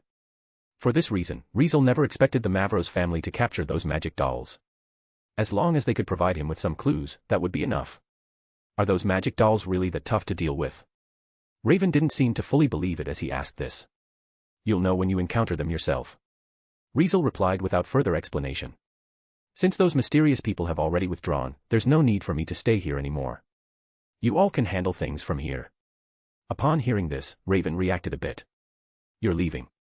Raven turned his gaze toward Riezel, his expression serious. Why not stay a bit longer? What's the point? Riezel asked back and casually glanced at Raven. Besair isn't a tourist destination, and this isn't my destination either, so there's no need to stay here any longer. In his original plan, he had never intended to come to Besair but to bypass it and enter the neutral region through the border checkpoint. Needless to say, coming to Besair and staying here was already beyond his initial travel plans. In this situation, since the magic dolls had already left the Mavros territory, he had even less reason to stay here. Because of this, Riezel chose to leave without hesitation, leaving Raven in silence. As several seconds passed in silence, Raven spoke again. I've written all your deeds during this time into a letter and sent it to the royal palace. I mentioned in the letter how you defeated me in a direct fight and how you can use what can only be called a miracle, space magic. I also mentioned that you're an imaginary magician. His Majesty has already read my letter and sent me a reply. And then? What do you want to say? Riezel asked calmly. You know what I want to say. Raven stared at Riezel intensely. Just the fact that you defeated me in a direct fight must have already caused quite a stir in the royal capital. Now that it's also known you're an imaginary magician, a magician who learned space magic, and that you can use space magic to send a whole army to a distant place at will, just think about the value this would have in the eyes of the royal family and the nobles of the royal capital. I believe you understand this well. Do you know what His Majesty said in his reply to me? What else could it be?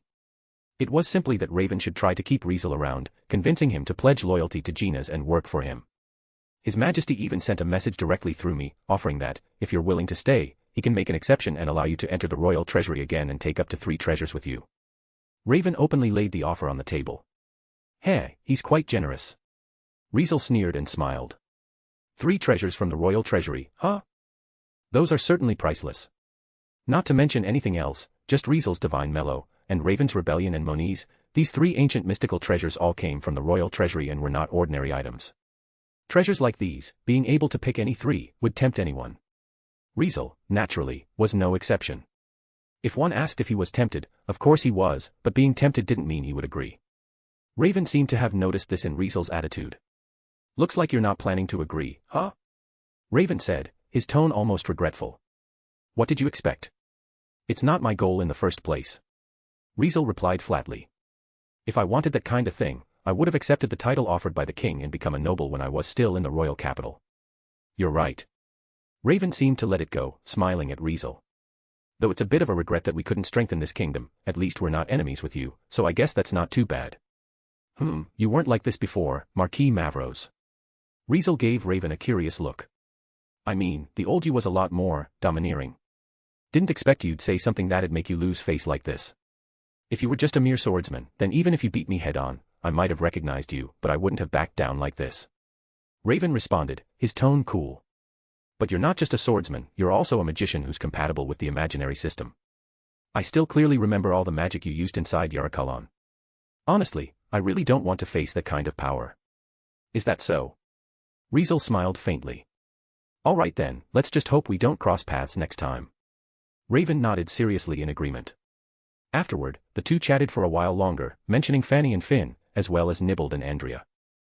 Raven was already planning to send some of the noble children who were training here back home to report their safety, so he would arrange for guards to escort Fanny and the others back to Elisir territory. As for Nibbled and Andrea, they would stay with the Mavros family, working with the court magician sent by the royal palace to study the ancient books and treasures Maya had gifted. In other words, Riezel would be parting ways with them here. Just help me pass on a message to them. Tell them we'll meet again if fate allows. Riezel hadn't planned to say goodbye to them personally and had entrusted this to Raven. Raven nodded, agreeing without hesitation. With that, Riezel left the Mavros family with Lisbeth under Raven's watch. Throughout this, Lisbeth remained silent, as if lost in thought. As they neared Peace Town, Lisbeth seemed to have made a decision and made a request to Riezel. Master, I want to return to the royal capital. Chapter 458, Yuri's Distress and Unexpected Return. Royal Capital Yuluvia, Frenzel family's secondary residence, top floor. In the rather luxurious office, Yuri sat there as usual, handling her work. However, while handling the work, Yuri remained frozen in place, still holding the quill pen as if she had spaced out. My lady. Beside Yuri, Marilyn furrowed her brows, looking somewhat helpless as she spoke, calling out to Yuri. What's wrong? Yuri snapped back to reality and asked. You're spacing out again. Marilyn reminded with a deadpan expression. It could be said that the clever use of the word again clearly showed that the same thing had happened before and wasn't the first time. I wasn't spacing out. Yuri's expression turned slightly annoyed as she argued. I was just thinking about something, not spacing out. Thinking. Marilyn's expression remained unchanged. I don't think you were thinking about something. I think you were thinking about someone. I wasn't. Yuri quickly retorted. No, you were. Marilyn said this with absolute certainty. I told you I wasn't. Yuri continued to argue. No, you definitely were. Marilyn calmly pointed this out. Yuri was about to say something, but Marilyn interrupted her. If you really miss Mr. Riezel, then just contact him already. Marilyn said, looking like she couldn't stand it anymore. You both have communication magic crystals, and you've both recorded the wavelength of each other's crystal, so you can contact each other anytime, right? Yuri immediately lost her words. My lady, could it be that you're shy? Marilyn asked with narrowed eyes. Who said I'm shy? Yuri's voice grew louder like she'd been hit where it hurt. It's just using the communication magic crystal to talk. What's the big deal? Indeed. Marilyn nodded in agreement, but then suddenly changed her tone. In that case, how about you contact Mr. Riezel right now? Right now. Yuri couldn't help but shrink her neck, her voice shrinking again. Isn't that a bit too much? I think that if you don't hear Mr. Riezel's voice soon, that would be a real problem. Marilyn said bluntly. In the last half-month, you've spaced out at least 10 times a day, and it's starting to affect your work. Moreover, this habit is getting worse, so if you don't do something about it, the whole Frenzel family might be in trouble. Is it that serious? Yuri furrowed her brows, looking displeased. It's not that dramatic, right? Hearing this, Marilyn didn't even want to respond anymore. Not that dramatic. Would someone who wasn't dramatic daydream every day, unknowingly pick up a quill while handling work and sign Riezel's name on documents meant for signature? Clearly, this wasn't just about how serious the issue was but about how serious the condition was.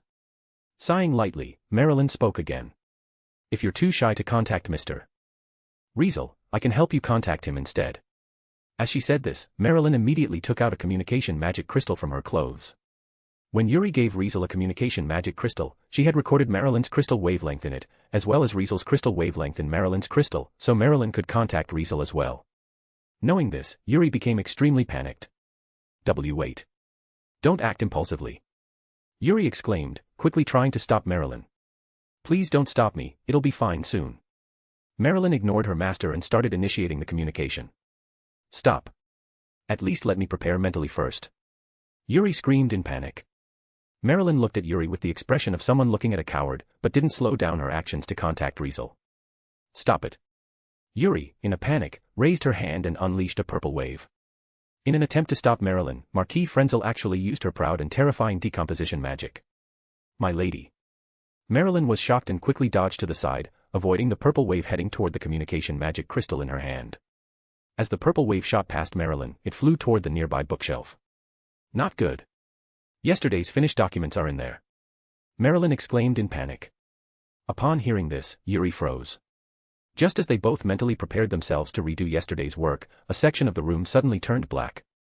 A circular purple-black portal, like a black hole sucking everything in, opened in front of the bookshelf, and two people stepped out of it. Coincidentally, the purple wave shot straight toward one of them, causing both Yuri and Marilyn to widen their eyes. Magic destruction. In the next second, a familiar voice came from that person's mouth, accompanied by a dazzling magic circle that unfolded in front of him. It clashed head-on with the incoming purple wave, and in the end, it seemed to break the purple wave apart, as the decomposition magic, which could break down any object, actually began to break down before vanishing completely. In that instant, the air suddenly fell silent.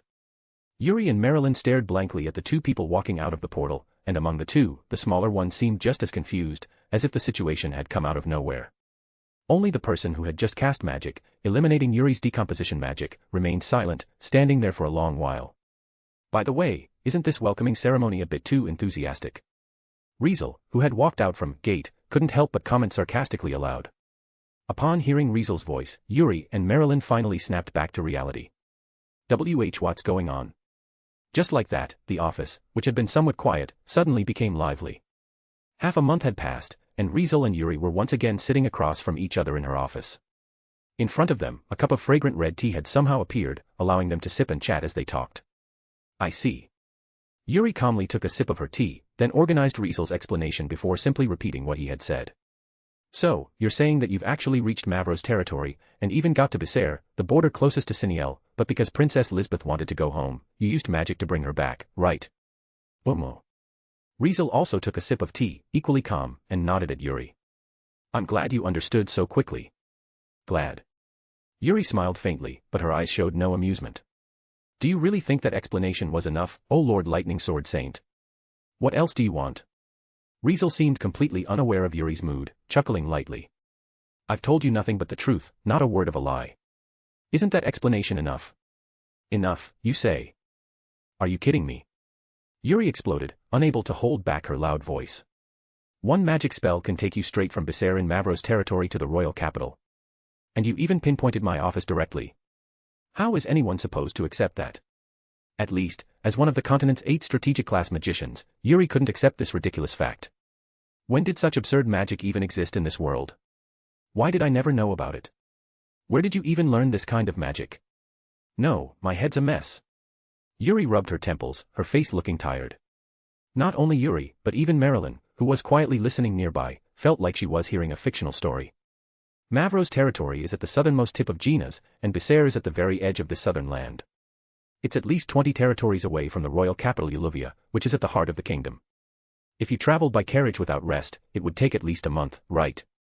Yet, with just one magic spell, Riezel could easily erase that whole month-long journey, making travel between the two places effortless. Even Marilyn, who was usually calm and composed, couldn't help but feel stunned. However, amid her shock, Marilyn couldn't help but worry about something else. Did you say you wanted to come back? Marilyn, turning her gaze to Lisbeth, who was standing by Riezel's side, asked in a cold voice with furrowed brows. Why do you suddenly want to return? Don't you even have the determination to follow your master and wander the world? Marilyn's words carried a subtle disappointment that others might not catch. And no, it's not like that. Lisbeth quickly shook her head.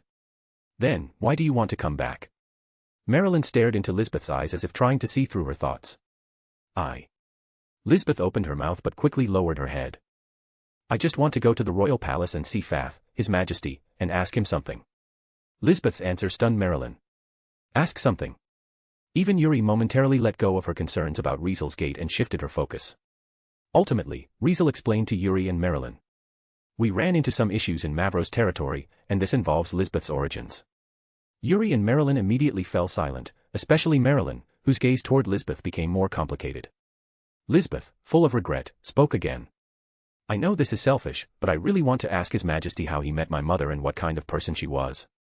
Yes, this had been a decision Lisbeth had struggled with, thinking about it for a long time, until she finally made up her mind. She really wanted to ask Hendrik if he knew about her origins. What other identity did she have besides being the Princess of Genas, the illegitimate daughter of the current king? What connection did she, and Maslow in her arms, have to the ancient magic civilization? What was that clan Maya had been mentioning? All these questions had been troubling Lisbeth for quite some time, so much so that she decided to return and ask Hendrik, who might be the only one who could offer some clue. Riezel understood Lisbeth's feelings, which was why he immediately agreed to her request without hesitation and used Gate to return to the royal capital, letting her meet Hendrik. Have you thought this through? Marilyn was silent for a while before speaking. You're no longer a princess, but rather an attendant swordsman sent out by the royal family. You know the royal family's rules, right? Indeed, the royal family's rules were clear. A princess sent out as an attendant could no longer be recognized as part of the royal family and definitely couldn't claim to be one of them. Because the royal family still had pride, they couldn't let others know that, in order to recruit promising and powerful individuals, they had sent their own princess to serve as an attendant for someone else. Even though this couldn't be hidden from everyone, at least it shouldn't be widely known. For this reason, strictly speaking, Lisbeth was no longer a royal, nor the king's daughter, but just an attendant. By the rules, she shouldn't have the qualifications to meet Hendrik. Of course, this was only the case if Lisbeth were just a normal attendant. What if it's in my name? Riezel chimed in calmly.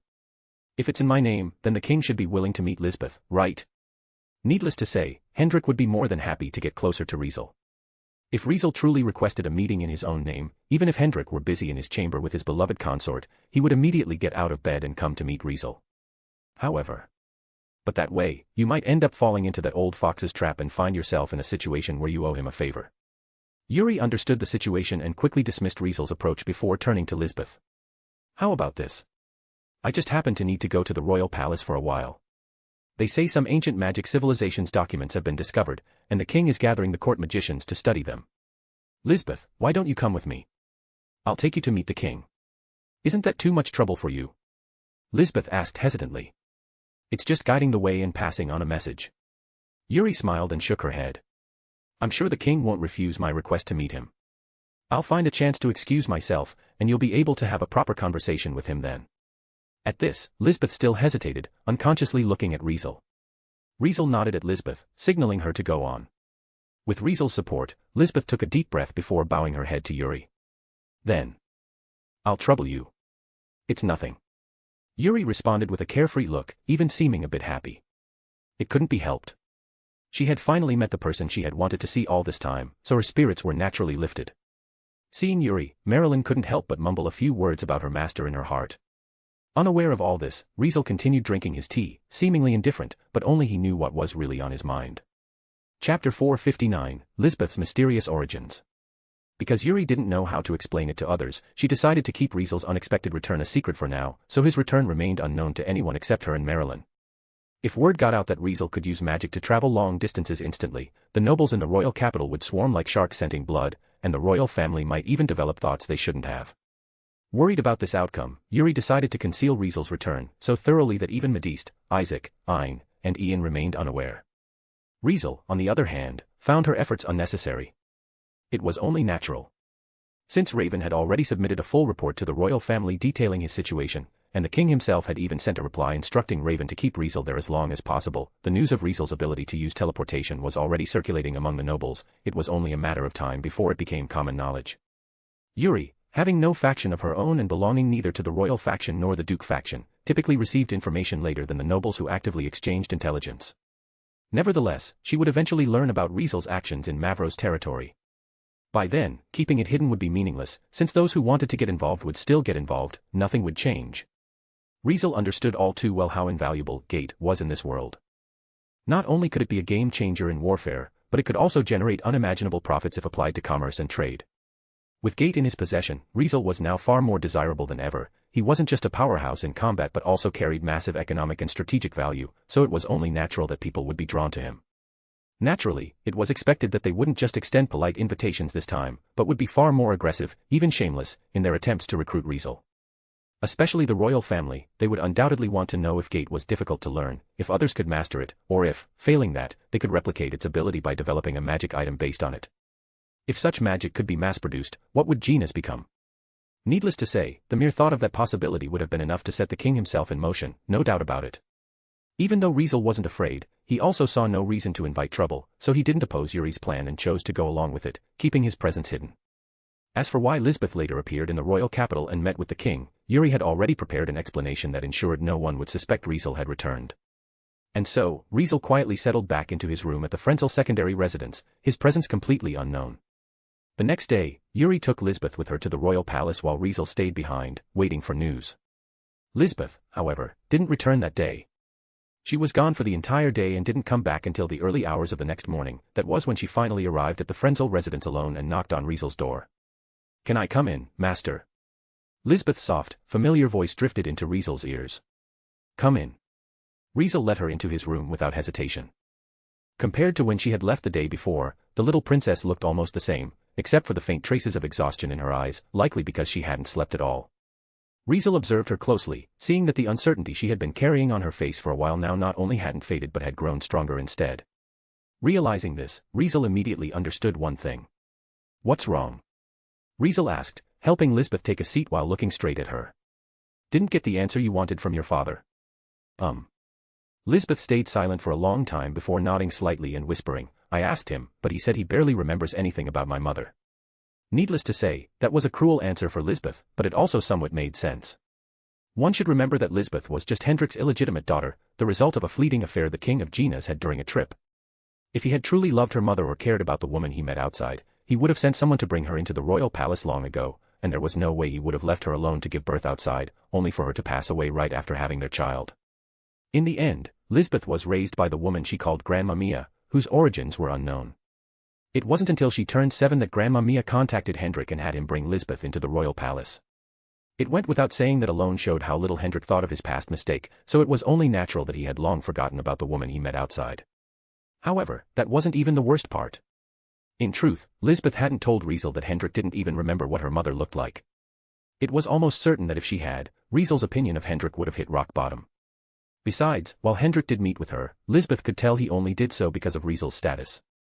Otherwise, he wouldn't have kept prying for information about Riezel, subtly trying to convince her to persuade Riezel to side with Genas throughout the whole conversation. Honestly, the only reason Lisbeth spent an entire day in the royal palace was that Yuri had been too busy to send her out right away, and the other half of the reason was that Hendrik kept talking to her about Riezel. As for Lisbeth's mother, Hendrik barely mentioned her, brushing the topic off with just 2 or 3 sentences before moving on. Such a situation left Lisbeth feeling down. "Master." Lisbeth looked at Riezel blankly. "Who am I, really?" She had finally asked the question that had been weighing on her mind these past few days. Seeing this, Riezel knew he couldn't just stand by and watch anymore. "Based on the information we have, your origins are clearly tied to the ancient magic civilization." Riezel spoke thoughtfully, his expression serious. "According to Maya, Maslow is a weapon that only a specific group of people can wield, and that weapon was originally obtained by one of your ancestors from the dimensional magic cube, what they referred to as God. Maya called it the Holy Sword Maslow and said only that clan could use it. If that's the case, then the answer is obvious." Riezel looked at Lisbeth's face and voiced his thoughts. "If Maya's words were completely true, without a single lie, then you were undoubtedly a descendant of that clan, or else Maslow wouldn't have acknowledged you, and you wouldn't have been able to wield it. I don't know exactly what happened to the ancient magic civilization that led to its downfall 11,000 years ago, but if you really were a descendant of that clan, then some of your ancestors must have survived the catastrophe and continued their lineage on the Akasha continent, passing it down through generations. You might be one of those descendants, or rather, your mother might have been one of them. Otherwise, Maslow wouldn't have been with Lisbeth from birth, and Hendrik wouldn't have been completely powerless against it, unable to study it no matter how much he tried. In fact, his attempts only led to unknown incidents. Needless to say, that was enough proof that Lisbeth inherited the clan's bloodline from her mother, not her father. Everything so far pointed to her mother being someone with mysterious origins, while Hendrik was simply the king of Genas. In other words, Hendrik might have seemed like the one with the nobler status, but in reality, his lineage might not even have compared to Lisbeth's mother's. Riezel shared a portion of the information he had gathered with Lisbeth. In a distant past, ancient humans encountered a god who descended from the sky, and one of them was guided by it and gained power. You can tell from the murals in the temple guarded by Maya that the person guided by the god not only obtained power but also brought Maslow into this world. That person was the first hero, the very first leader of humanity, the one who led powerless humans in their fight against monsters, their first king. Riezel began his explanation. After that, it seems that every so often, someone wielding Maslow would step onto the stairway of light under the god's guidance, traveling to another world to obtain power. Since all of those people could use Maslow, according to Maya's words, that means they were all part of the clan called the Hero Clan, the descendants of the very first hero, the first king, the one recognized by the god and granted power from another world. And you, just like them, are a descendant of that first hero, the first king, the very first extraordinary human. All of this was the conclusion Riezel had reached after piecing together the information from the murals and what Maya had revealed. First, the so-called clan Maya mentioned referred to as the Hero Clan, and second, the Hero Clan was none other than the descendants of that ancient human who, guided by the dimensional magic cube, traveled between worlds, gained power, and brought Maslow back from another world. Because the first hero, the first king of humanity, had passed down his lineage, all his descendants were able to wield Maslow, the weapon he had brought back from another world. Some of them, like him, had even undergone dimensional travels under the guidance of the dimensional magic cube. After the fall of the ancient magic civilization, some members of this clan survived and carried on their lineage, lasting all the way to the present day. So, the fact that your mother's origins are so mysterious indirectly proves that she's not ordinary.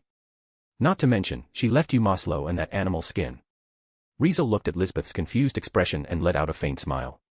In conclusion, unless the information we've gathered is completely wrong, then you being a descendant of the Hero Clan from the ancient magic civilization is pretty much a sure thing. Hearing Riezel's explanation, Lisbeth opened her mouth but couldn't say a single word, so she stayed silent for a long, long time. Unconsciously, Lisbeth shifted her gaze to Maslow in her arms, remembering the murals of people wielding a golden sword, which made her unable to snap out of it for a while. In the next moment, Riezel voiced another theory. I've been wondering this whole time, what exactly is that hidden land you mentioned? Riezel said while gazing out the window.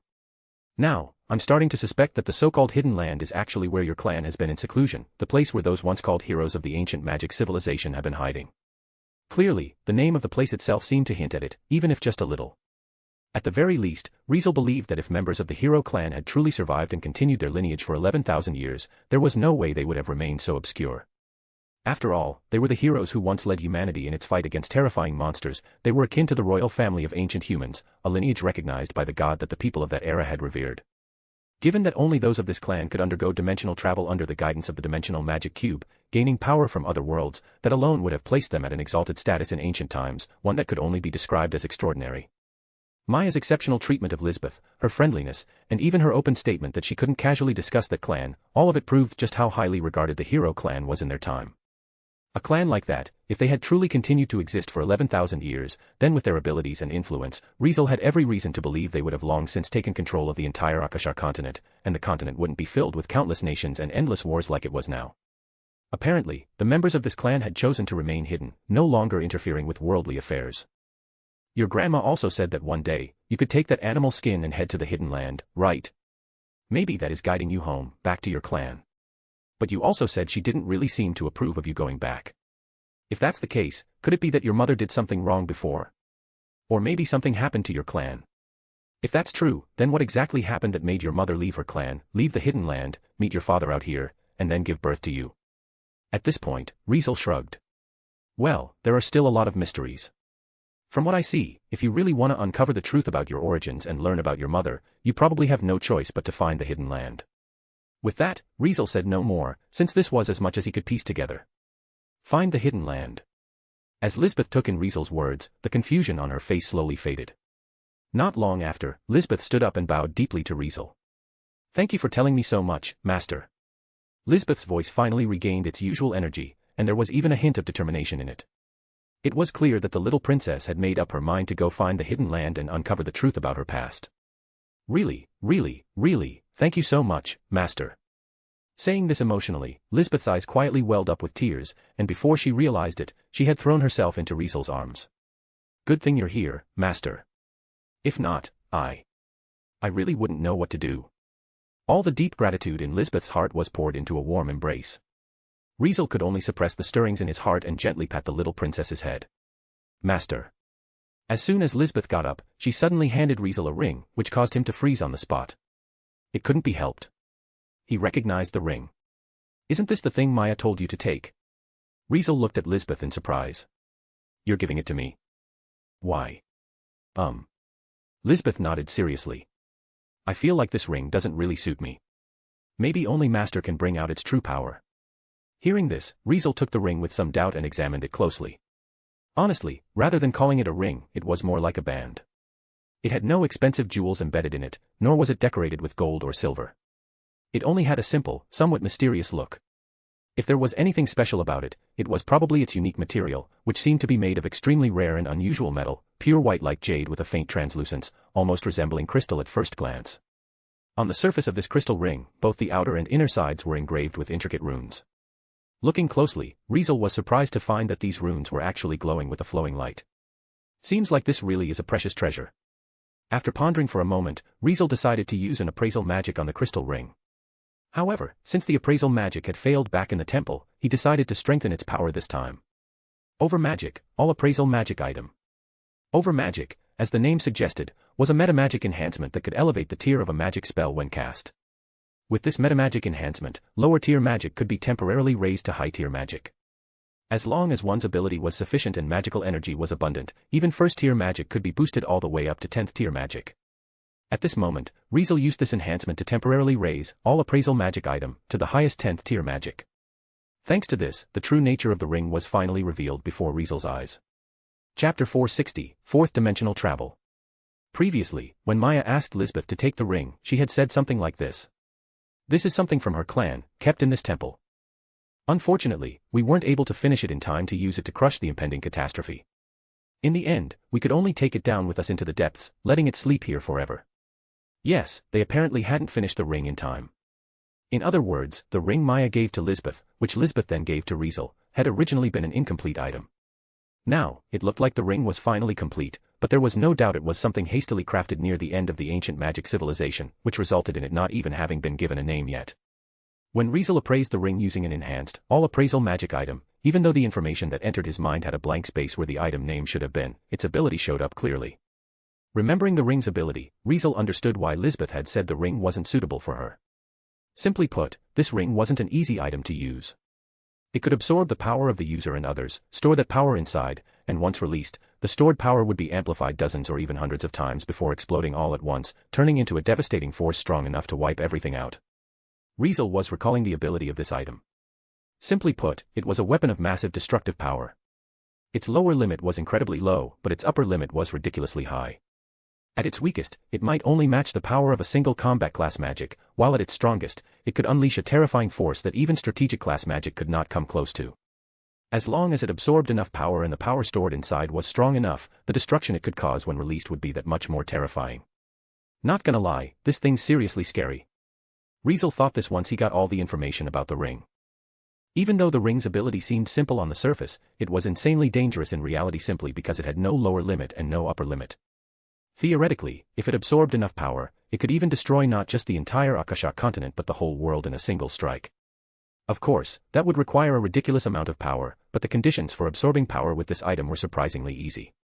Whoever had the ring could pour in any extra power they didn't need every day, and the ring would absorb it and store it, letting that power keep building up inside. Naturally, since it didn't just absorb the user's power, if others didn't resist, the person holding the ring could even absorb other people's power from a distance.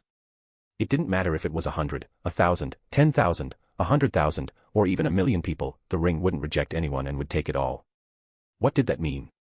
It meant that if someone could gain the support of millions of people, they could totally activate the ring and absorb power from people all over the world, so long as they did not resist. And once it absorbed the power of tens of millions, just how terrifying would that stored power inside the ring become? Even if every single one of those people were just normal people, that would still be insanely scary, would it not?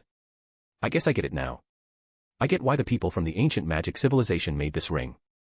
Riezel stared closely at the ring in his hand, silently thinking to himself.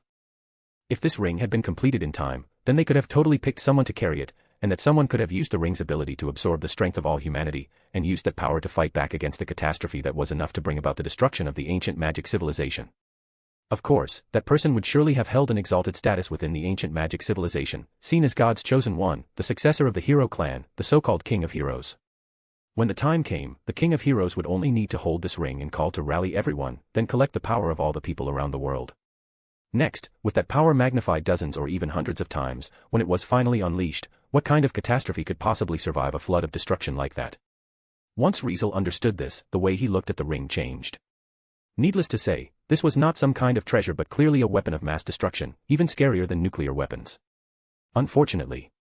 Even if you hand it to me, I probably still can't bring out its true power, right? Saying this, Riezel handed the ring back to Lisbeth.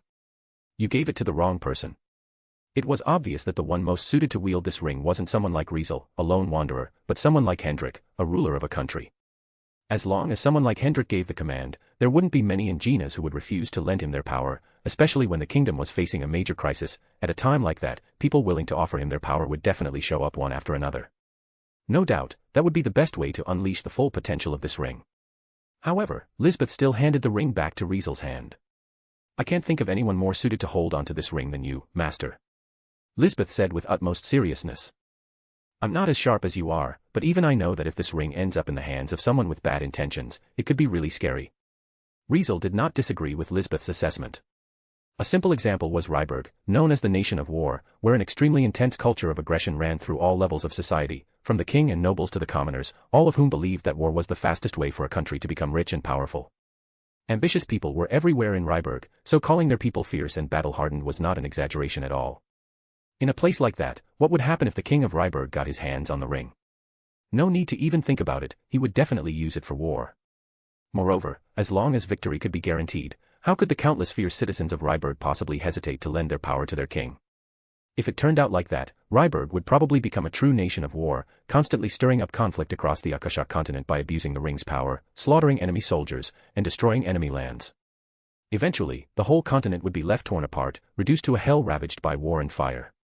Forget Ryberg, even Gina's, if this ring fell into Hendrik's hands, he would definitely get some ideas and probably be the one to start a war.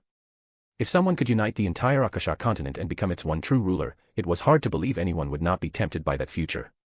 Needless to say, the treasure Lisbeth got from the hero clan was exactly the kind of item that could stir greed in countless ambitious hearts, which was why she wanted to hand it over to Riezel.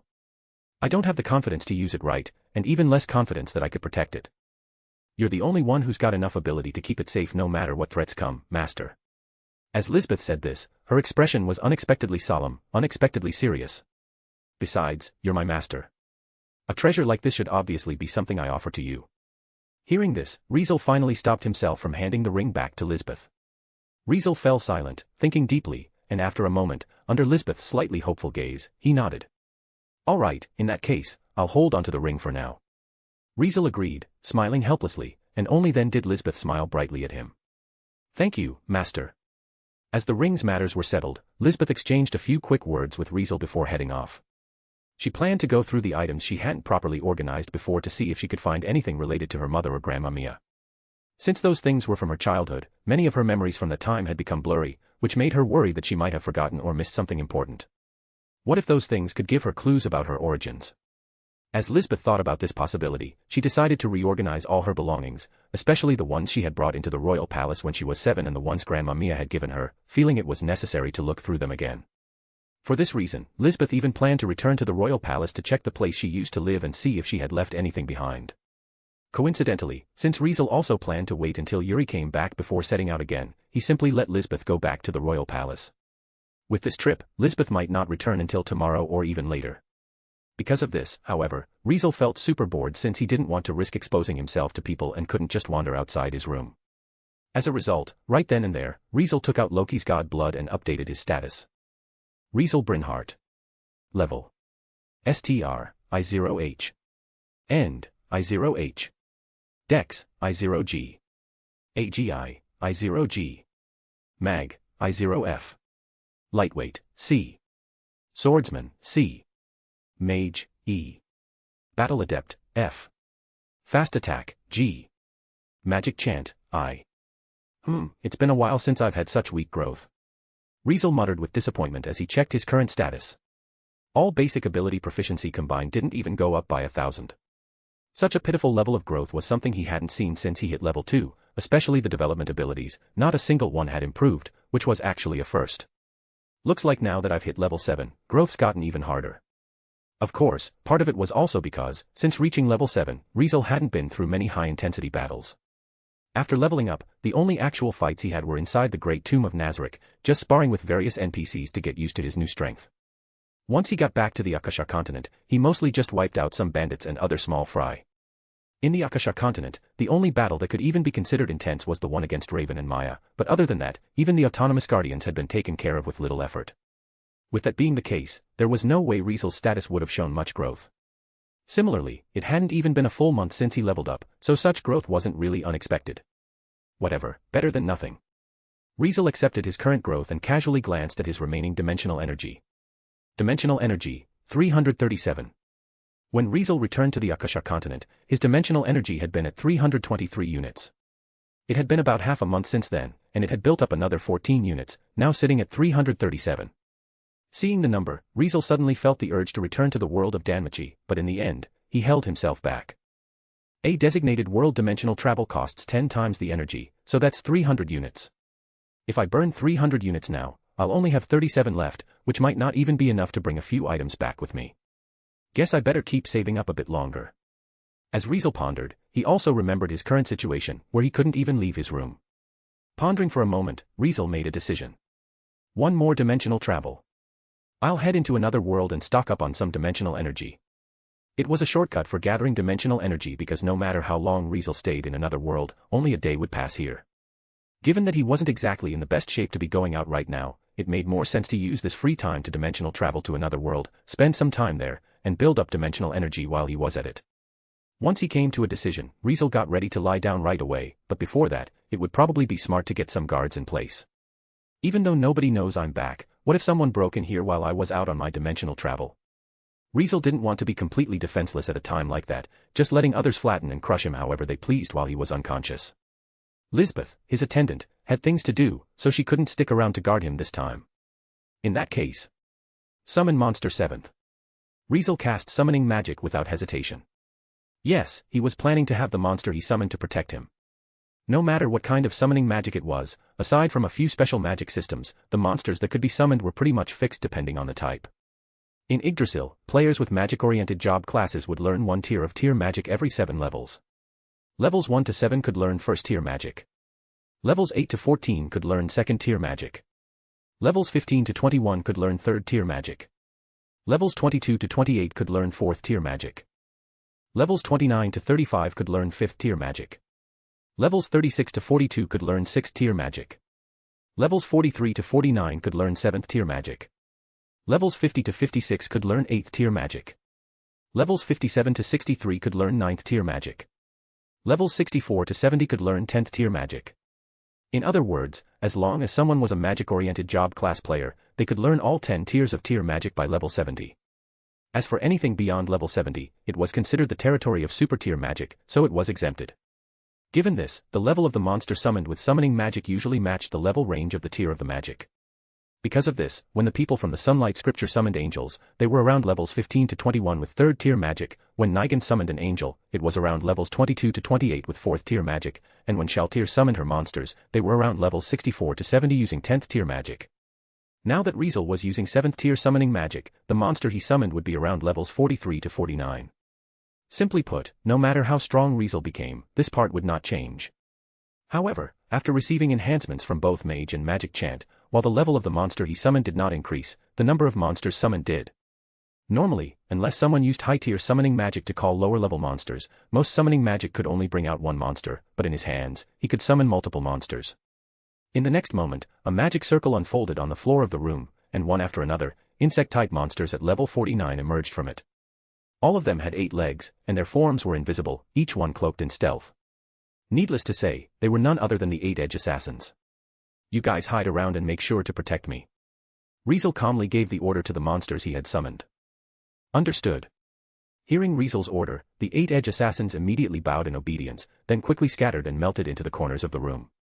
Even though they were only level 49, which was roughly equivalent to level 4 in the world of Danmachi, their numbers and stealth ability made them likely capable of handling the guarding task well enough.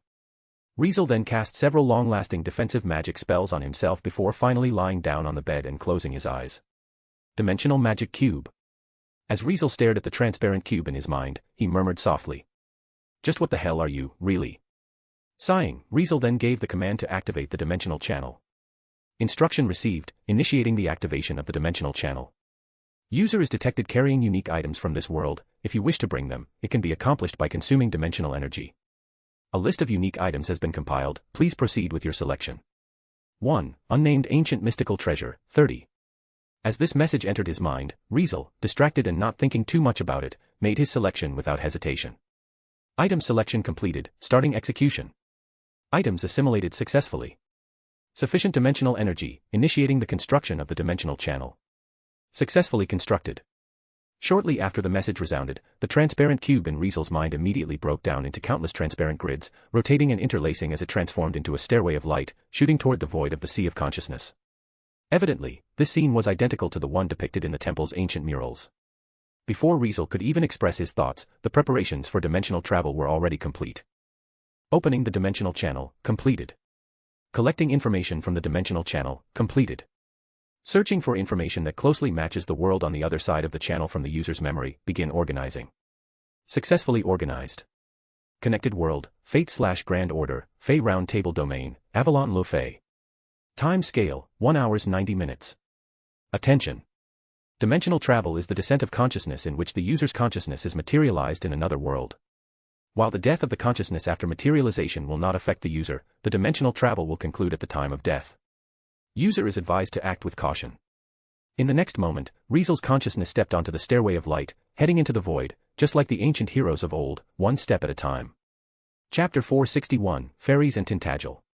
Perhaps it was because Riezel had gained a new understanding of the dimensional magic cube that this time, the dimensional travel felt slightly different to him compared to the previous times. Am I just imagining things? Riezel thought seriously. It couldn't be helped. First of all, the feeling of losing his physical body during dimensional travel, with his consciousness drifting weightlessly like a soul toward the other end of the dimensional channel, was not any different from before.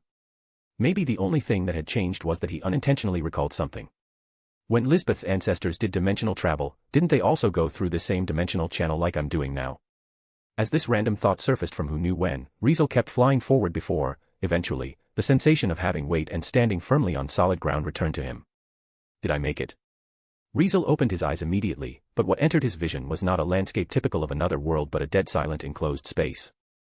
At this moment, he was surrounded by stone walls, and not only did the air in this place feel a bit heavy and strange, as if it was mixed with something unusual, but it even made the magical energy within his body react differently than usual. For a moment, Riezel almost thought he had returned to the inside of the underground demon beast Yarakalan, to that cavern-like world, but compared to being inside Yarakalan, this place was undoubtedly much smaller. Where the hell is this?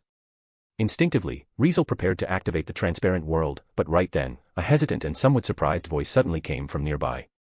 Who are you? As soon as this voice rang out, Riezel reflexively turned toward the source, and in the next second, he saw a girl. She was locked in a prison cell, crouching in a corner with her knees hugged to her chest, staring at Riezel with a mix of shock and disbelief. Judging from her appearance, she seemed to be about 15 years old, around the same age as Lisbeth, wearing a plain, old-fashioned, peasant-like outfit, the kind a village girl might wear. Because of this, what should have been a delicate and refined appearance looked quite ordinary instead, and even her long golden hair, styled in twin tails, seemed to have lost its luster. You are. Seeing the girl, Riezel was taken aback as well, but right after, a flicker passed through his eyes before he suddenly cast a chantless magic, perfect unknowable. Seeing Riezel suddenly vanish, the girl let out a confused little gasp. Honestly, anyone would react this way after seeing someone standing right in front of them suddenly vanish. However, her reaction triggered the sound of rough footsteps. When the girl heard those steps, she seemed to understand something as she quickly wiped the surprise off her face before a gloomy look took over her eyes. Before long, a figure appeared in front of the cell, an old man who looked like a dwarf with rugged features, a big bushy beard, and a seriously rough appearance. Here, take it. Speaking in a completely unfeeling tone, the old man threw a few fruit-like things into the cell. Tomorrow, Woodwose will bring the execution squad to Tintagel. When that time comes, we'll hand you over to him. As the old man spoke, he stared at the girl in the cell with a look like he was looking at something filthy before. A few seconds later, he spat out his next words with disgust. Better get ready, you damn fake. Leaving these words behind, the old man turned and walked away, letting silence return to the prison. A strange, heavy silence instantly spread through the air. In this silence, the girl in the cell carefully picked up one of the fruits from the ground, and after wiping it a few times on her clothes, she quietly spoke to her surroundings. Excuse me, are you still here? Her overly cautious demeanor really made her seem kind of pitiful, so the young man who had been watching everything from the start finally showed himself in front of the cell. Ah, I figured you were here. Seeing Riezel appearing again, the girl widened her eyes a bit, clearly surprised. Riezel gave her a long, thoughtful look before speaking up. I thought you'd give me away. Of course, Riezel was talking about how he had sneaked in and concealed his presence. He had already realized that this dimensional travel was not like the ones before, where he ended up in crowded streets or deserted mountains. Since this time, he had landed in a clearly private place, someone's domain. Needless to say, this was an underground prison meant for locking people up. In this case, Riezel had basically broken into someone else's prison for important captives, and the girl before him was undoubtedly the one being held. Given this, Riezel naturally thought the girl might accidentally expose that someone had just trespassed into the prison, but clearly, she was smarter than she looked, since she had not revealed that someone had been here at all.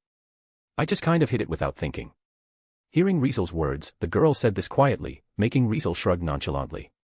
Riezel, who did not seem in a rush to leave and did not act like someone who had wandered into a high-security prison by accident, actually started chatting with the girl. You hoping I'll bust you out or something? Riezel asked the girl in the cell with curiosity. Could you? Asking back, the girl looked kind of embarrassed and not too confident. If possible, she obviously wanted someone to help her get out, or else by this time tomorrow, she would be handed over to the terrifying execution squad, which would make her chances of escaping even slimmer. Still, could this mysterious young man who suddenly showed up really help her get out of here? Help someone like her, who had been hated by everyone from the start, never welcomed, treated like a valuable item, and now, even that only value was gone. Having this kind of thought, the girl's eyes darkened again. However, what happened next totally caught her off guard. Pata. All of a sudden, the mysterious young man had a sword appear in his hand, gripping it tightly. It was a sword that radiated intense heat, with red crack patterns covering its black blade, forming a design that looked both mysterious and divine. It was obvious at a glance that it was no ordinary weapon. Clang. With lightning speed, the young man drew the sword and swung it down, making the black blade, glowing with heat, cut through the metal bars of the cell like it was slicing paper, a sharp metallic sound ringing out as it cleaved through with ease. All right, come on out. Standing with the sword now sheathed, the young man acted like he had just done something trivial, reaching his hand out to the girl sitting in the corner of the cell. Seeing the cleanly cut metal bars, the girl stared blankly, totally frozen by what she had just witnessed. Come on. Hearing the young man's urge, the girl snapped out of it as her body flinched, then instinctively reached out and grabbed his hand. A warmth she had never felt before quickly spread through her palm from his hand, making her eyes go wide once again. Just like that, the young man pulled her out of the cell as if he were a knight saving a princess from an evil castle, strong and extremely cool. Her pretty face, still bare of any makeup, quietly turned red, but the moment she came back to her senses, panic set in. We need to go. Now. What's wrong? Riezel asked, looking at the girl with a confused expression. At this, the girl quickly explained, almost stumbling over her words. There are fairies from the Wind clan guarding the outside of this prison. Since their ears are crazy sharp, they definitely heard you cutting through the bars just now. Right as her words ended, Riezel already heard the sound of footsteps, messy and quick, rushing toward them from outside. In no time, several figures showed up, looking different from the dwarf-like old men from before. They had elegant features, tall builds, and pointed ears, looking a lot like the elves from the world of Danmachi. As soon as they appeared, they spotted Riezel and the girl standing in front of the broken cell. In an instant, the ones the girl had called fairies from the Wind clan let out furious shouts. Hey, the fake child of prophecy got away. She still dares to run. Get them. They shouted as they charged straight at Riezel and the girl. Strangely enough, their clothes didn't look noble or fancy at all. Actually, they were dressed just like the girl, in worn-out, almost peasant-like outfits, the kind one would expect from a rural village, but their movements were incredibly sharp, easily matching those of someone at level 5 in the world of Danmachi. Level 5 villagers. What kinda messed up joke is this? While thinking this, Riezel's movements didn't slow down one bit. Swing. Riezel slowly drew his sword, ready to strike at any moment, but the girl quickly shouted when she saw this. Wait. Don't hurt them. Hearing this, Riezel, who had been about to launch an attack, paused and switched to magic instead. Penetrate magic, mass hold species. As Riezel chanted, a magic circle spread across the ground. Wah. Ugh. I can't move. In an instant, the fairies charging toward them were bound by Riezel's restraining magic, as invisible chains wrapped around their bodies, freezing them in place. They struggled with all their might, releasing a surge of powerful magical energy, which, surprisingly, was able to move slightly, even under Riezel's binding magic, enhanced by penetrate magic. Oh. Interesting.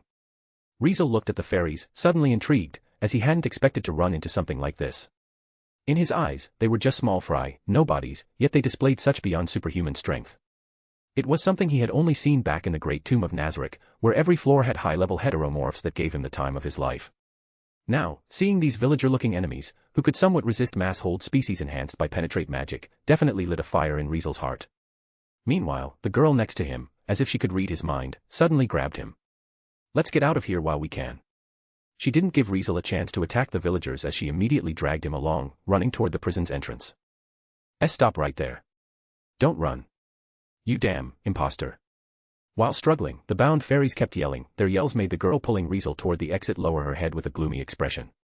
Seeing this, Riezel couldn't help but frown slightly, but he didn't say a word and just let the girl pull him as they ran up from the underground prison. Thankfully, they only ran up the steps for a short while before the entrance came into view, and in the next moment, the two burst out of the underground and returned to the surface, greeted by the open sky. As soon as Riezel was outside, the first thing he did was scan the surroundings and take in the layout of the land. It looked like they were somewhere out in the countryside, as crude houses stood scattered around, and in the distance, he could see farmlands, pastures, and wide open grasslands stretching to the horizon, making the scenery kind of pleasant. A village, huh? Riezel recalled what that dwarf-like old man had said at the beginning, when he claimed that around this time tomorrow, a so-called execution squad would arrive at Tintagel. In other words, this village must be the Tintagel he was talking about. Then this girl really is. Riezel glanced at the girl beside him, then shifted his gaze forward, seeing several figures rushing toward them. Hurry. Get over there, quick. Something's definitely going on over there. Those Wind Clan morons are seriously useless, they can't even keep an eye on a fake. Where's the Fong clan? Tell them to get over there first. We don't need you to tell us that. As they shouted like this, several figures suddenly broke away from the group and unleashed terrifying physical abilities. Like wild beasts, they sprinted on all fours across the ground and leaped high into the air as they closed in. Some even jumped onto the rooftops of nearby buildings, looking exactly like those legendary savages who could run along walls and leap over roofs. We're screwed. Seeing the newcomers, the girl panicked again, her face turning pale. Even the fairies from the Fong clan are here. What do we do? Riezel shot a look of irritation at the flustered girl, as rather than being frightened by her words, he just found her noisy. Should I fight them? Nah, forget it. Riezel began to think about it, but in the end, he shook his head. He remembered how the girl had treated those fairies who had imprisoned her earlier. It was clear that she wouldn't want to see the fairies from this village get cut down. It was a little disappointing that he wouldn't get to test out the strength of these fairies, but there was always time later. Since he had only just arrived, he figured he would let it go for now. Come here. Riezel reached out and picked the girl up. Iya. Suddenly being picked up, the girl let out a loud squeal. Naturally, this was not because Riezel touched her somewhere inappropriate, nor because the way he held her was particularly suggestive, but simply because he held her like she was some luggage he was carrying, cradled against his side. Yes, basically tucked under his arm like a bag. What kind of posture is this? This is so embarrassing. Exclaiming this, the girl's face turned so red it looked like she might cry. Greater teleportation. Riezel ignored the girl and cast teleportation magic, vanishing from the spot. Roughly 10 seconds later, the group that had been charging in from the village stormed into the underground prison. She's gone. Can't find her anywhere. Damn. How the hell did this happen? Go look for her. We have to find her. Yeah. Hand her over to Woodwoes and let him execute her in public. We don't need some fake child of prophecy. With all this shouting, they rushed out of the underground prison, scattering in all directions across the village and beginning a full-scale search, determined to catch the girl who had escaped. None of them realized that the very person they were searching for was right above their heads. Riezel had appeared without a sound, floating midair, his body outlined by a faint, deep blue magical energy glow. He looked down at the village from above, while the girl tucked under his arm widened her eyes once again, holding her mouth to keep herself from screaming. Is this magecraft? You can actually fly. Asking with awe, the girl stared at Riezel like he was some kind of mystical creature. Not just fly. I can swim too. Wanna try it out? Riezel glanced down at the girl he had tucked under his arm and asked casually. From this height, Riezel could see that the edge of the village met the coast, meaning they were near the sea. If he really wanted to take her swimming, he definitely could. No, thanks. I'm good. Needless to say, the girl must have realized Riezel wasn't joking, so she hurriedly shouted her response, not even struggling anymore. Oh. So you can be scared. Riezel couldn't help but tease the girl upon seeing her reaction. Like you're not. At Riezel's teasing, the girl muttered softly while pouting, but he did not reply and began descending toward a small hill just outside the village. Even though it was not far, it was not a place those fairies would check right away. Riezel then landed at the top of the hill with the girl, stepping onto a patch of surprisingly soft grass. Can you put me down now? With a shy expression, the girl requested in a tiny voice, but Riezel did not say anything and just gently set her down. Thanks. Saying this, the girl, finally seeming to calm down a little, bowed slightly. Thanks to you, I'm probably not getting handed over to the execution squad tomorrow. Hearing this, Riezel could sense that her words carried a kind of self-mocking humor, like she was trying to make the best of a terrible situation. Don't worry about it. Even without me, I'm sure you would have escaped soon enough. Riezel responded lightly. Ahaha, you really think too highly of me. Upon hearing Riezel's words, the girl awkwardly scratched her head. As you can see, I'm just some random village girl, maybe the weakest fairy in all of Tintagel, so there's no way I could have escaped that prison on my own. Shortly after saying this, almost like she wanted to change the subject, the girl spoke again. Right, I haven't even asked your name yet, and I haven't introduced myself either. Giving Riezel a gentle smile, the girl lowered her hand. I'm Artoria Castor. Nice to meet you. Chapter 462, Fairy Kingdom, Fairy Britain. Artoria Castor. When this name came from the girl's mouth and reached Riezel's ears, only one thought crossed Riezel's mind. I knew it was her. How could Riezel not recognize her? In this world, she was basically the main character. Can't believe I just got to this world and already ran into one of the most important people in it. Riezel stared at the girl in front of him, who wore a silly smile and looked just like some countryside bumpkin, and couldn't help but find the start of this dimensional travel strangely dramatic. Of course, he didn't say any of this out loud. I'm Riezel Brynhart. Just call me Riezel. Riezel introduced himself calmly and composedly. Just call me Artoria too.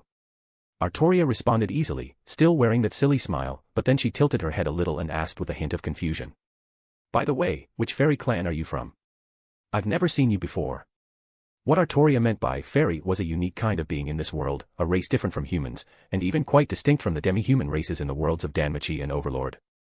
They appeared in all kinds of myths and legends. In Western mythology, for instance, fairies sometimes appeared as winged ladies, sometimes as palm-sized tiny people, sometimes as elementals, and sometimes even took the form of elves, goblins, dwarves, or dragons. They were incredibly diverse and complex in nature. In regions like Scotland, there were frequent rumors about mischievous fairies, while in Arthurian legend, there was even a tale of a fairy kingdom said to be home to all kinds of fairies. And just like the data shown by the dimensional magic cube, this world was indeed a domain of fairies, known as Fairy Britain or the Fairy Kingdom of Britain. In this world, fairies were everywhere, and they were even considered the dominant race. Artoria, standing right in front of him, was also a fairy. Though she looked like a human girl, she was a completely different kind of life form. Meanwhile, the dwarf-like old men who had appeared earlier in the underground prison, along with those pointy-eared elves, they were all fairies too. In this fairy kingdom, fairies were generally divided into 6 clans, including the Earth Clan, whose fairies loved crafting and running workshops, and took on the appearance of dwarves. The Wind Clan, whose fairies looked the most like humans, had beautiful faces like elves and were quick at spreading information. The Fong Clan, whose fairies were simple-minded but incredibly strong, usually appeared as beastmen. Fairies, as such, had their own distinct appearances and fields of expertise, but regardless of the type, they were generally far more powerful than humans. For this reason, back in the underground prison at Tintagel, even those so-called small fry Riezel ran into were absurdly strong. What confused Artoria now was where Riezel came from, what fairy clan he belonged to. After all, he didn't have the signature pointy ears of the Wind Clan, nor the distinctive looks of the Earth or Fong clans, which made him feel unfamiliar to her. As for the other 3 clans, Artoria hadn't seen them much, so she couldn't say for sure whether Riezel might be from one of those instead, which was why she asked. However, I'm not a fairy. I'm a human. Riezel answered while calmly shaking his head. Upon hearing this, Artoria was stunned, and her body froze. Human. Artoria widened her eyes again, looking at Riezel with extreme surprise. Her expression made it seem like she had just seen some kind of rare creature. So you're actually a human?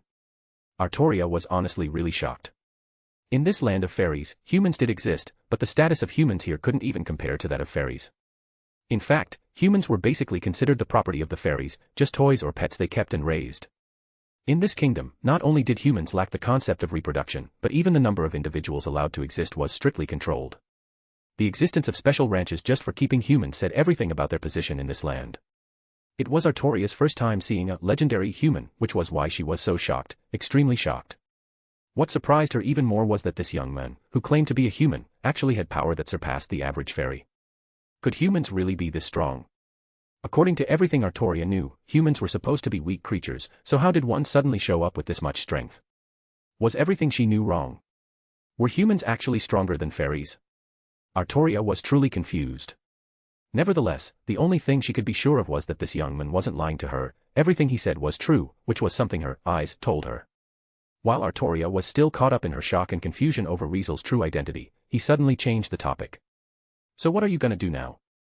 You got locked up by those fairies in the village, right? Weren't they gonna hand you over to some execution squad or something? Now that you've escaped, got anywhere in mind you wanna go? Guess I'll play the good guy all the way and give you a ride. Riesel's words left Artoria momentarily speechless. What's wrong?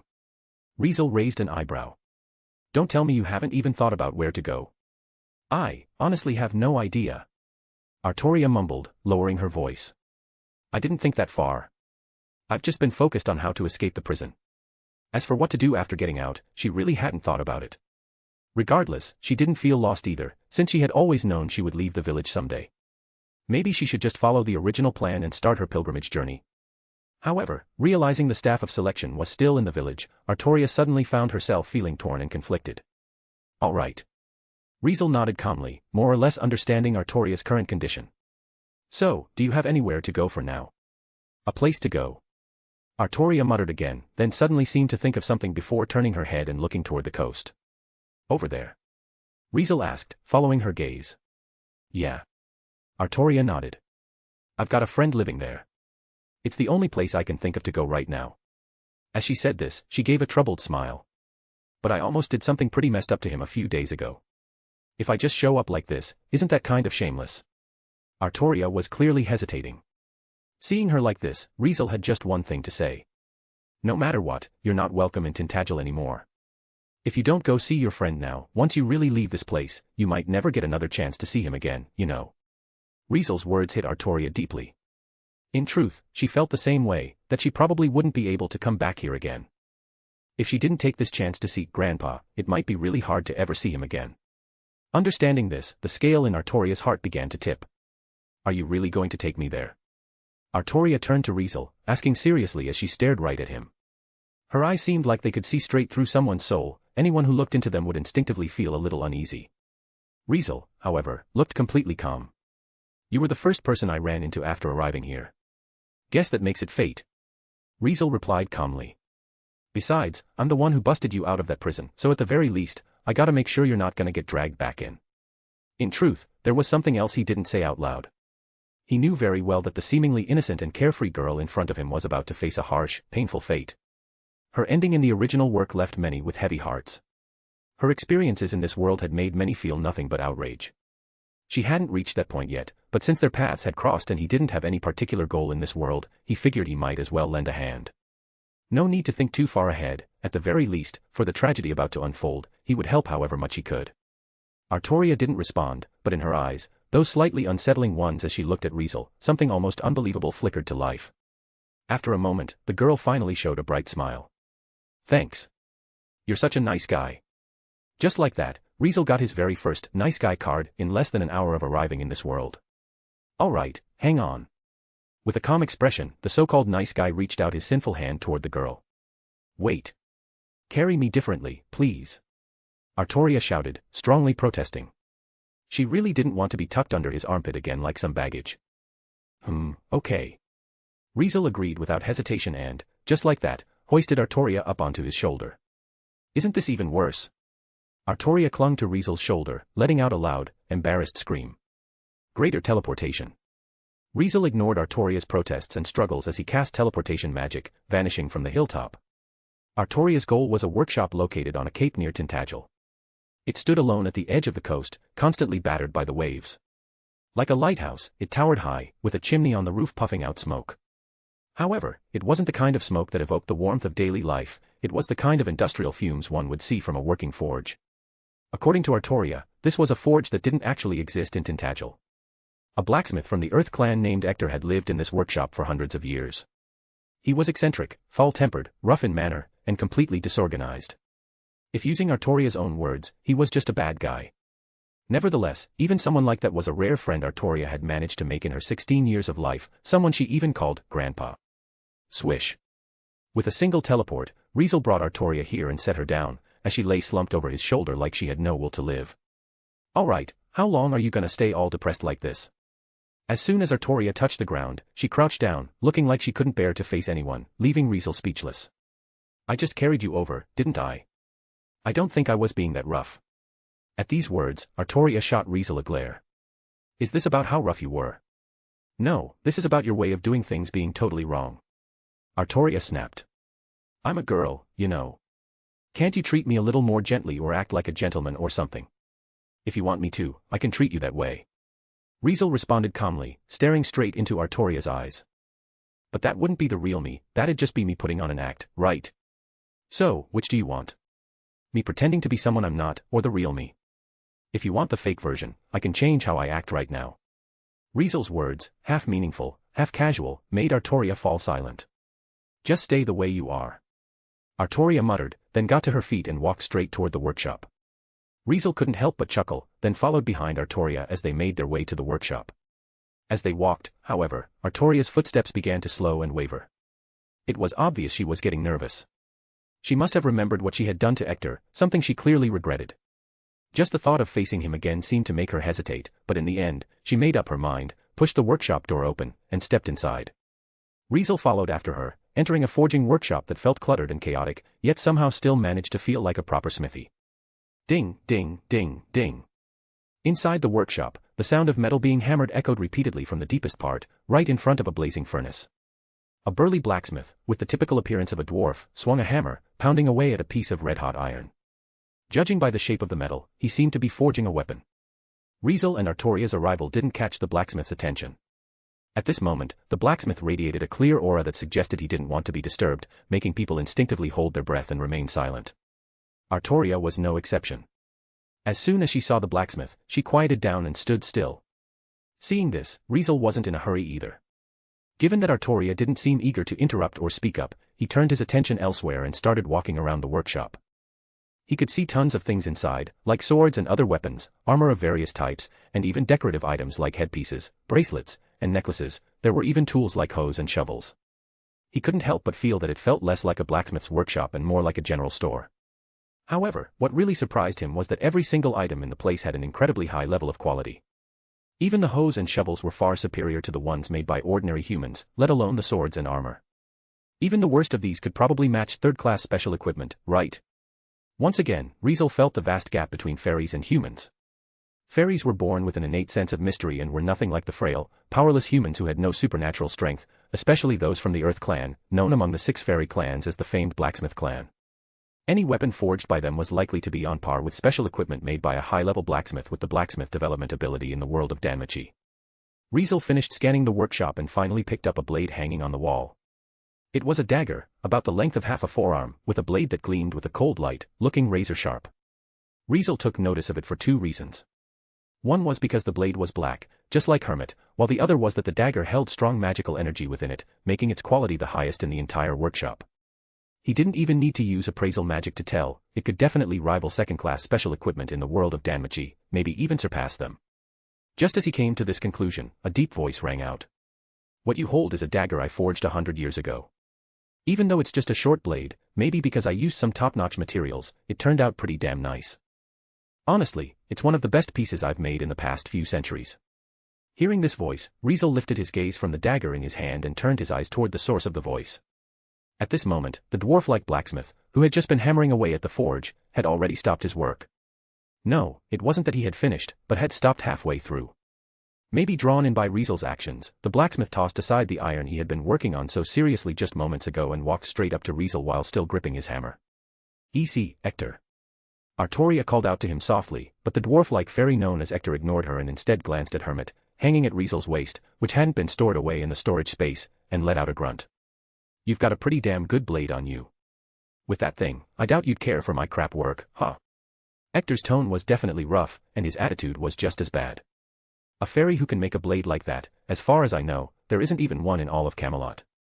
Where did you get it from? Riezel didn't answer right away, but held up the dagger in his hand instead. "If I tell you, will you give this to me?" Riezel's question made Hector raise an eyebrow. Wait. Artoria quickly stepped forward, trying to stop Hector, but unlike her expectation, he surprisingly didn't get angry. "Take it if you want." Hector let out a cold snort and agreed just like that, causing Artoria to freeze in place.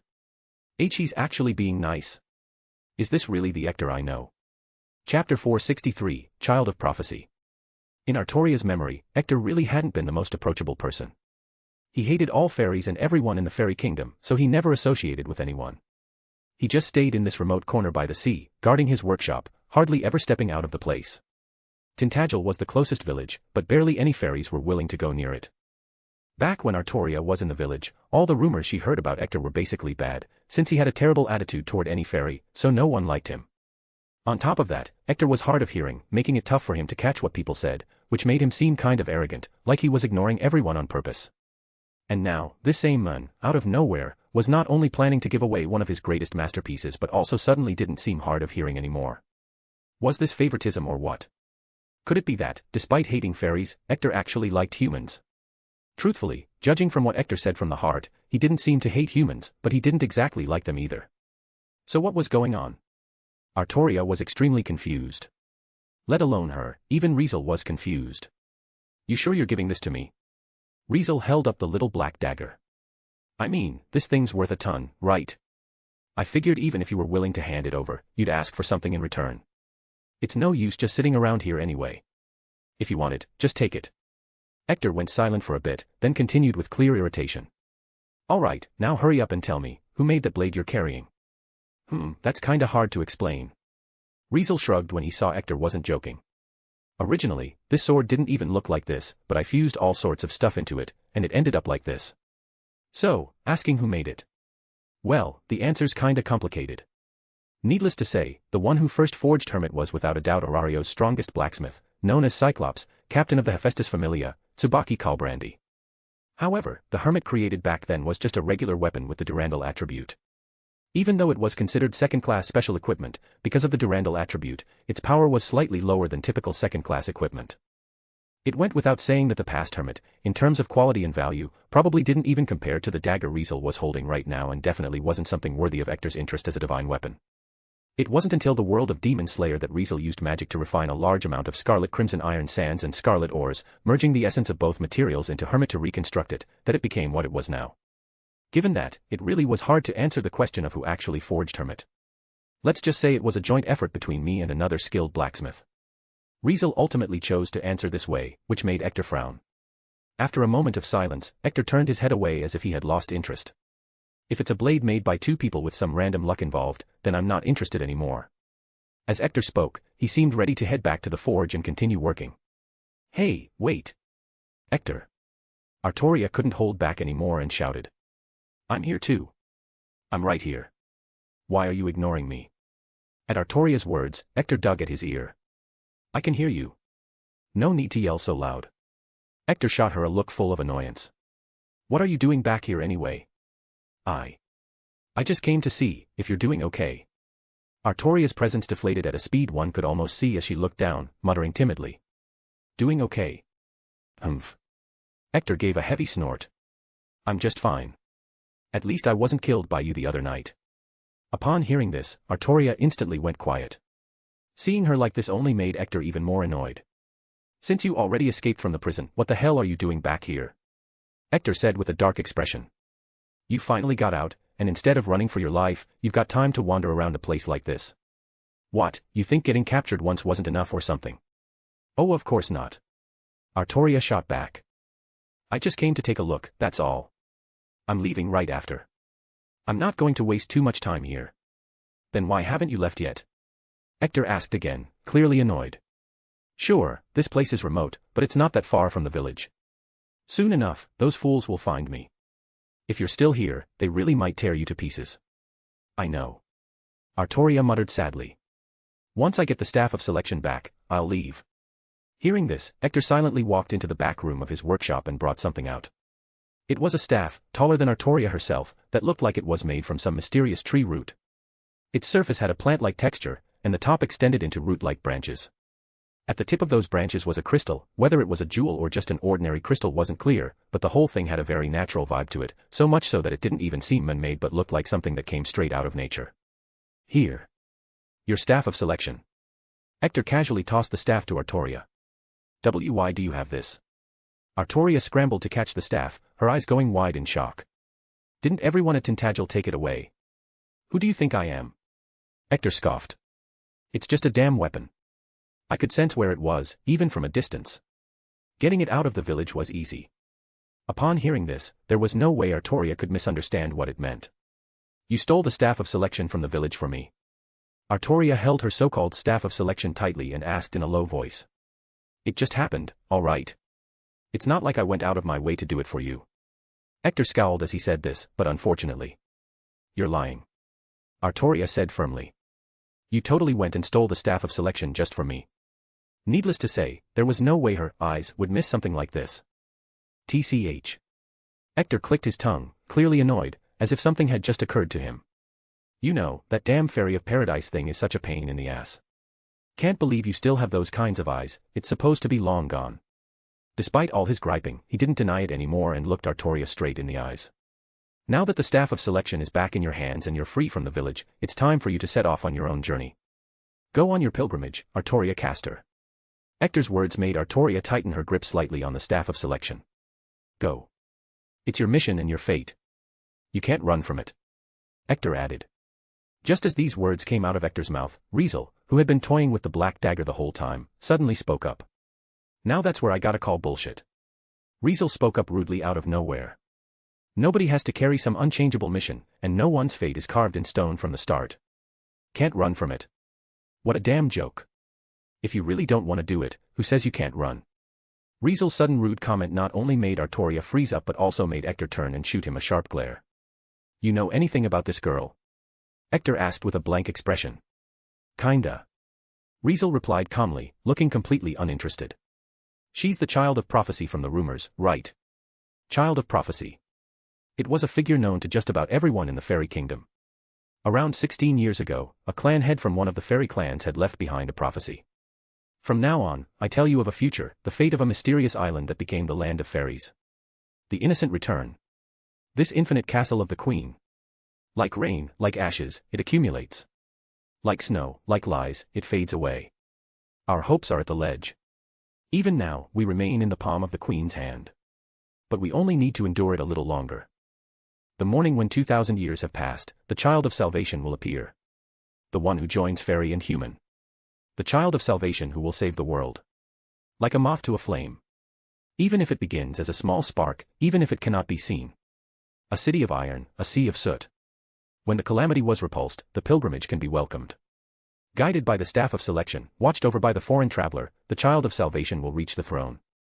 The true king takes their place on the throne. The blood-stained crown is received. Ring, ring, thunderous anger, fiery lamentation. Herald with 6 bells. Make way for the true king. Before the red calamity reaches us. Before the black calamity bites. We may be a bit lazy at our job, but we are descended from free fairies. Hope is still missing. A shining tomorrow is desired. Simply put, the general idea of this prophecy was that, 16 years later, the savior of this country would appear. Guided by the staff of selection, they would be crowned the true king and save the world. This savior would have to embark on a pilgrimage and ring the 6 bells of pilgrimage scattered across the fairy kingdom. Once all 6 bells rang out, the evil queen ruling the land would be defeated, and the savior, now crowned the true king, would lead both fairies and humans to end this false history. Now, this prophecy had become widespread in the fairy kingdom, known by almost everyone, and the savior mentioned in it was referred to by all as the child of prophecy. According to legend, the child of prophecy did not belong to any of the 6 fairy clans but instead came from a place called Paradise. It was also said that when the child of prophecy arrived in this world, they would have the staff of selection with them, growing up alongside it. Needless to say, this child of prophecy was none other than Artoria. She had drifted ashore on a small boat 16 years ago, where the villagers of Tintagel found her, along with the staff of selection by her side, and believed she was the one spoken of in the rumors. In the end, they raised her as their own. However, I'm already being called a fake now. Artoria spoke with a self-deprecating laugh. Why was she called fake? It was simply because her growth hadn't seemed too promising. Fairies were born with an inherent sense of mystery, and their strength generally far surpassed that of humans, yet Artoria had always been weak since she was little. Her physical abilities weren't anything special, and her magical energy wasn't strong either. Even now, at 16, she still hadn't shown any particularly outstanding ability. Because of that, the villagers in Tintagel had started to doubt whether she was really the child of prophecy. Just a few days ago, the fairies in the village decided to test whether Artoria truly was the child of prophecy by having her come to this workshop and kill Hector, because they naively believed that if she could somehow manage to kill him, the blacksmith even many fairies feared, then she was most likely the child of prophecy. Artoria ultimately came, but she didn't lay a hand on Hector at all and backed out at the last moment. As a result, the fairies of Tintagel got angry and thought that if she couldn't even take down a mere blacksmith, there was no way she could defeat the queen. In other words, she had to be an imposter, a fake. As a result, the villagers locked Artoria in an underground prison, planning to hand her over to the execution squad that was set to arrive in the village the next day. Since the execution squad was the queen's group of executioners, who had been hunting down the child of prophecy, whether Artoria was the real one or a fake, she would be executed either way if handed over to them.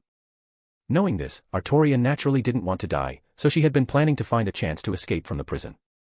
As for Hector, after finding out about this, he planned to first help Artoria steal the staff of selection, then began planning to break her out of the prison before the execution squad arrived the next day, so she could leave the village and set off on her pilgrimage.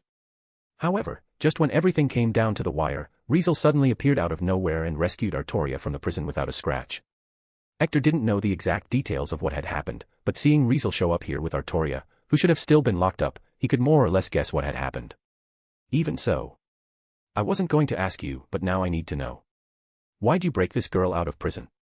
Hector stared at Riezel, asking seriously. From the looks of it, you didn't do it to send the child of prophecy on pilgrimage. Why would I save her just to send her off on some pilgrimage? Riezel replied with a half-smile. To save this fairy kingdom. Or maybe to defeat the queen.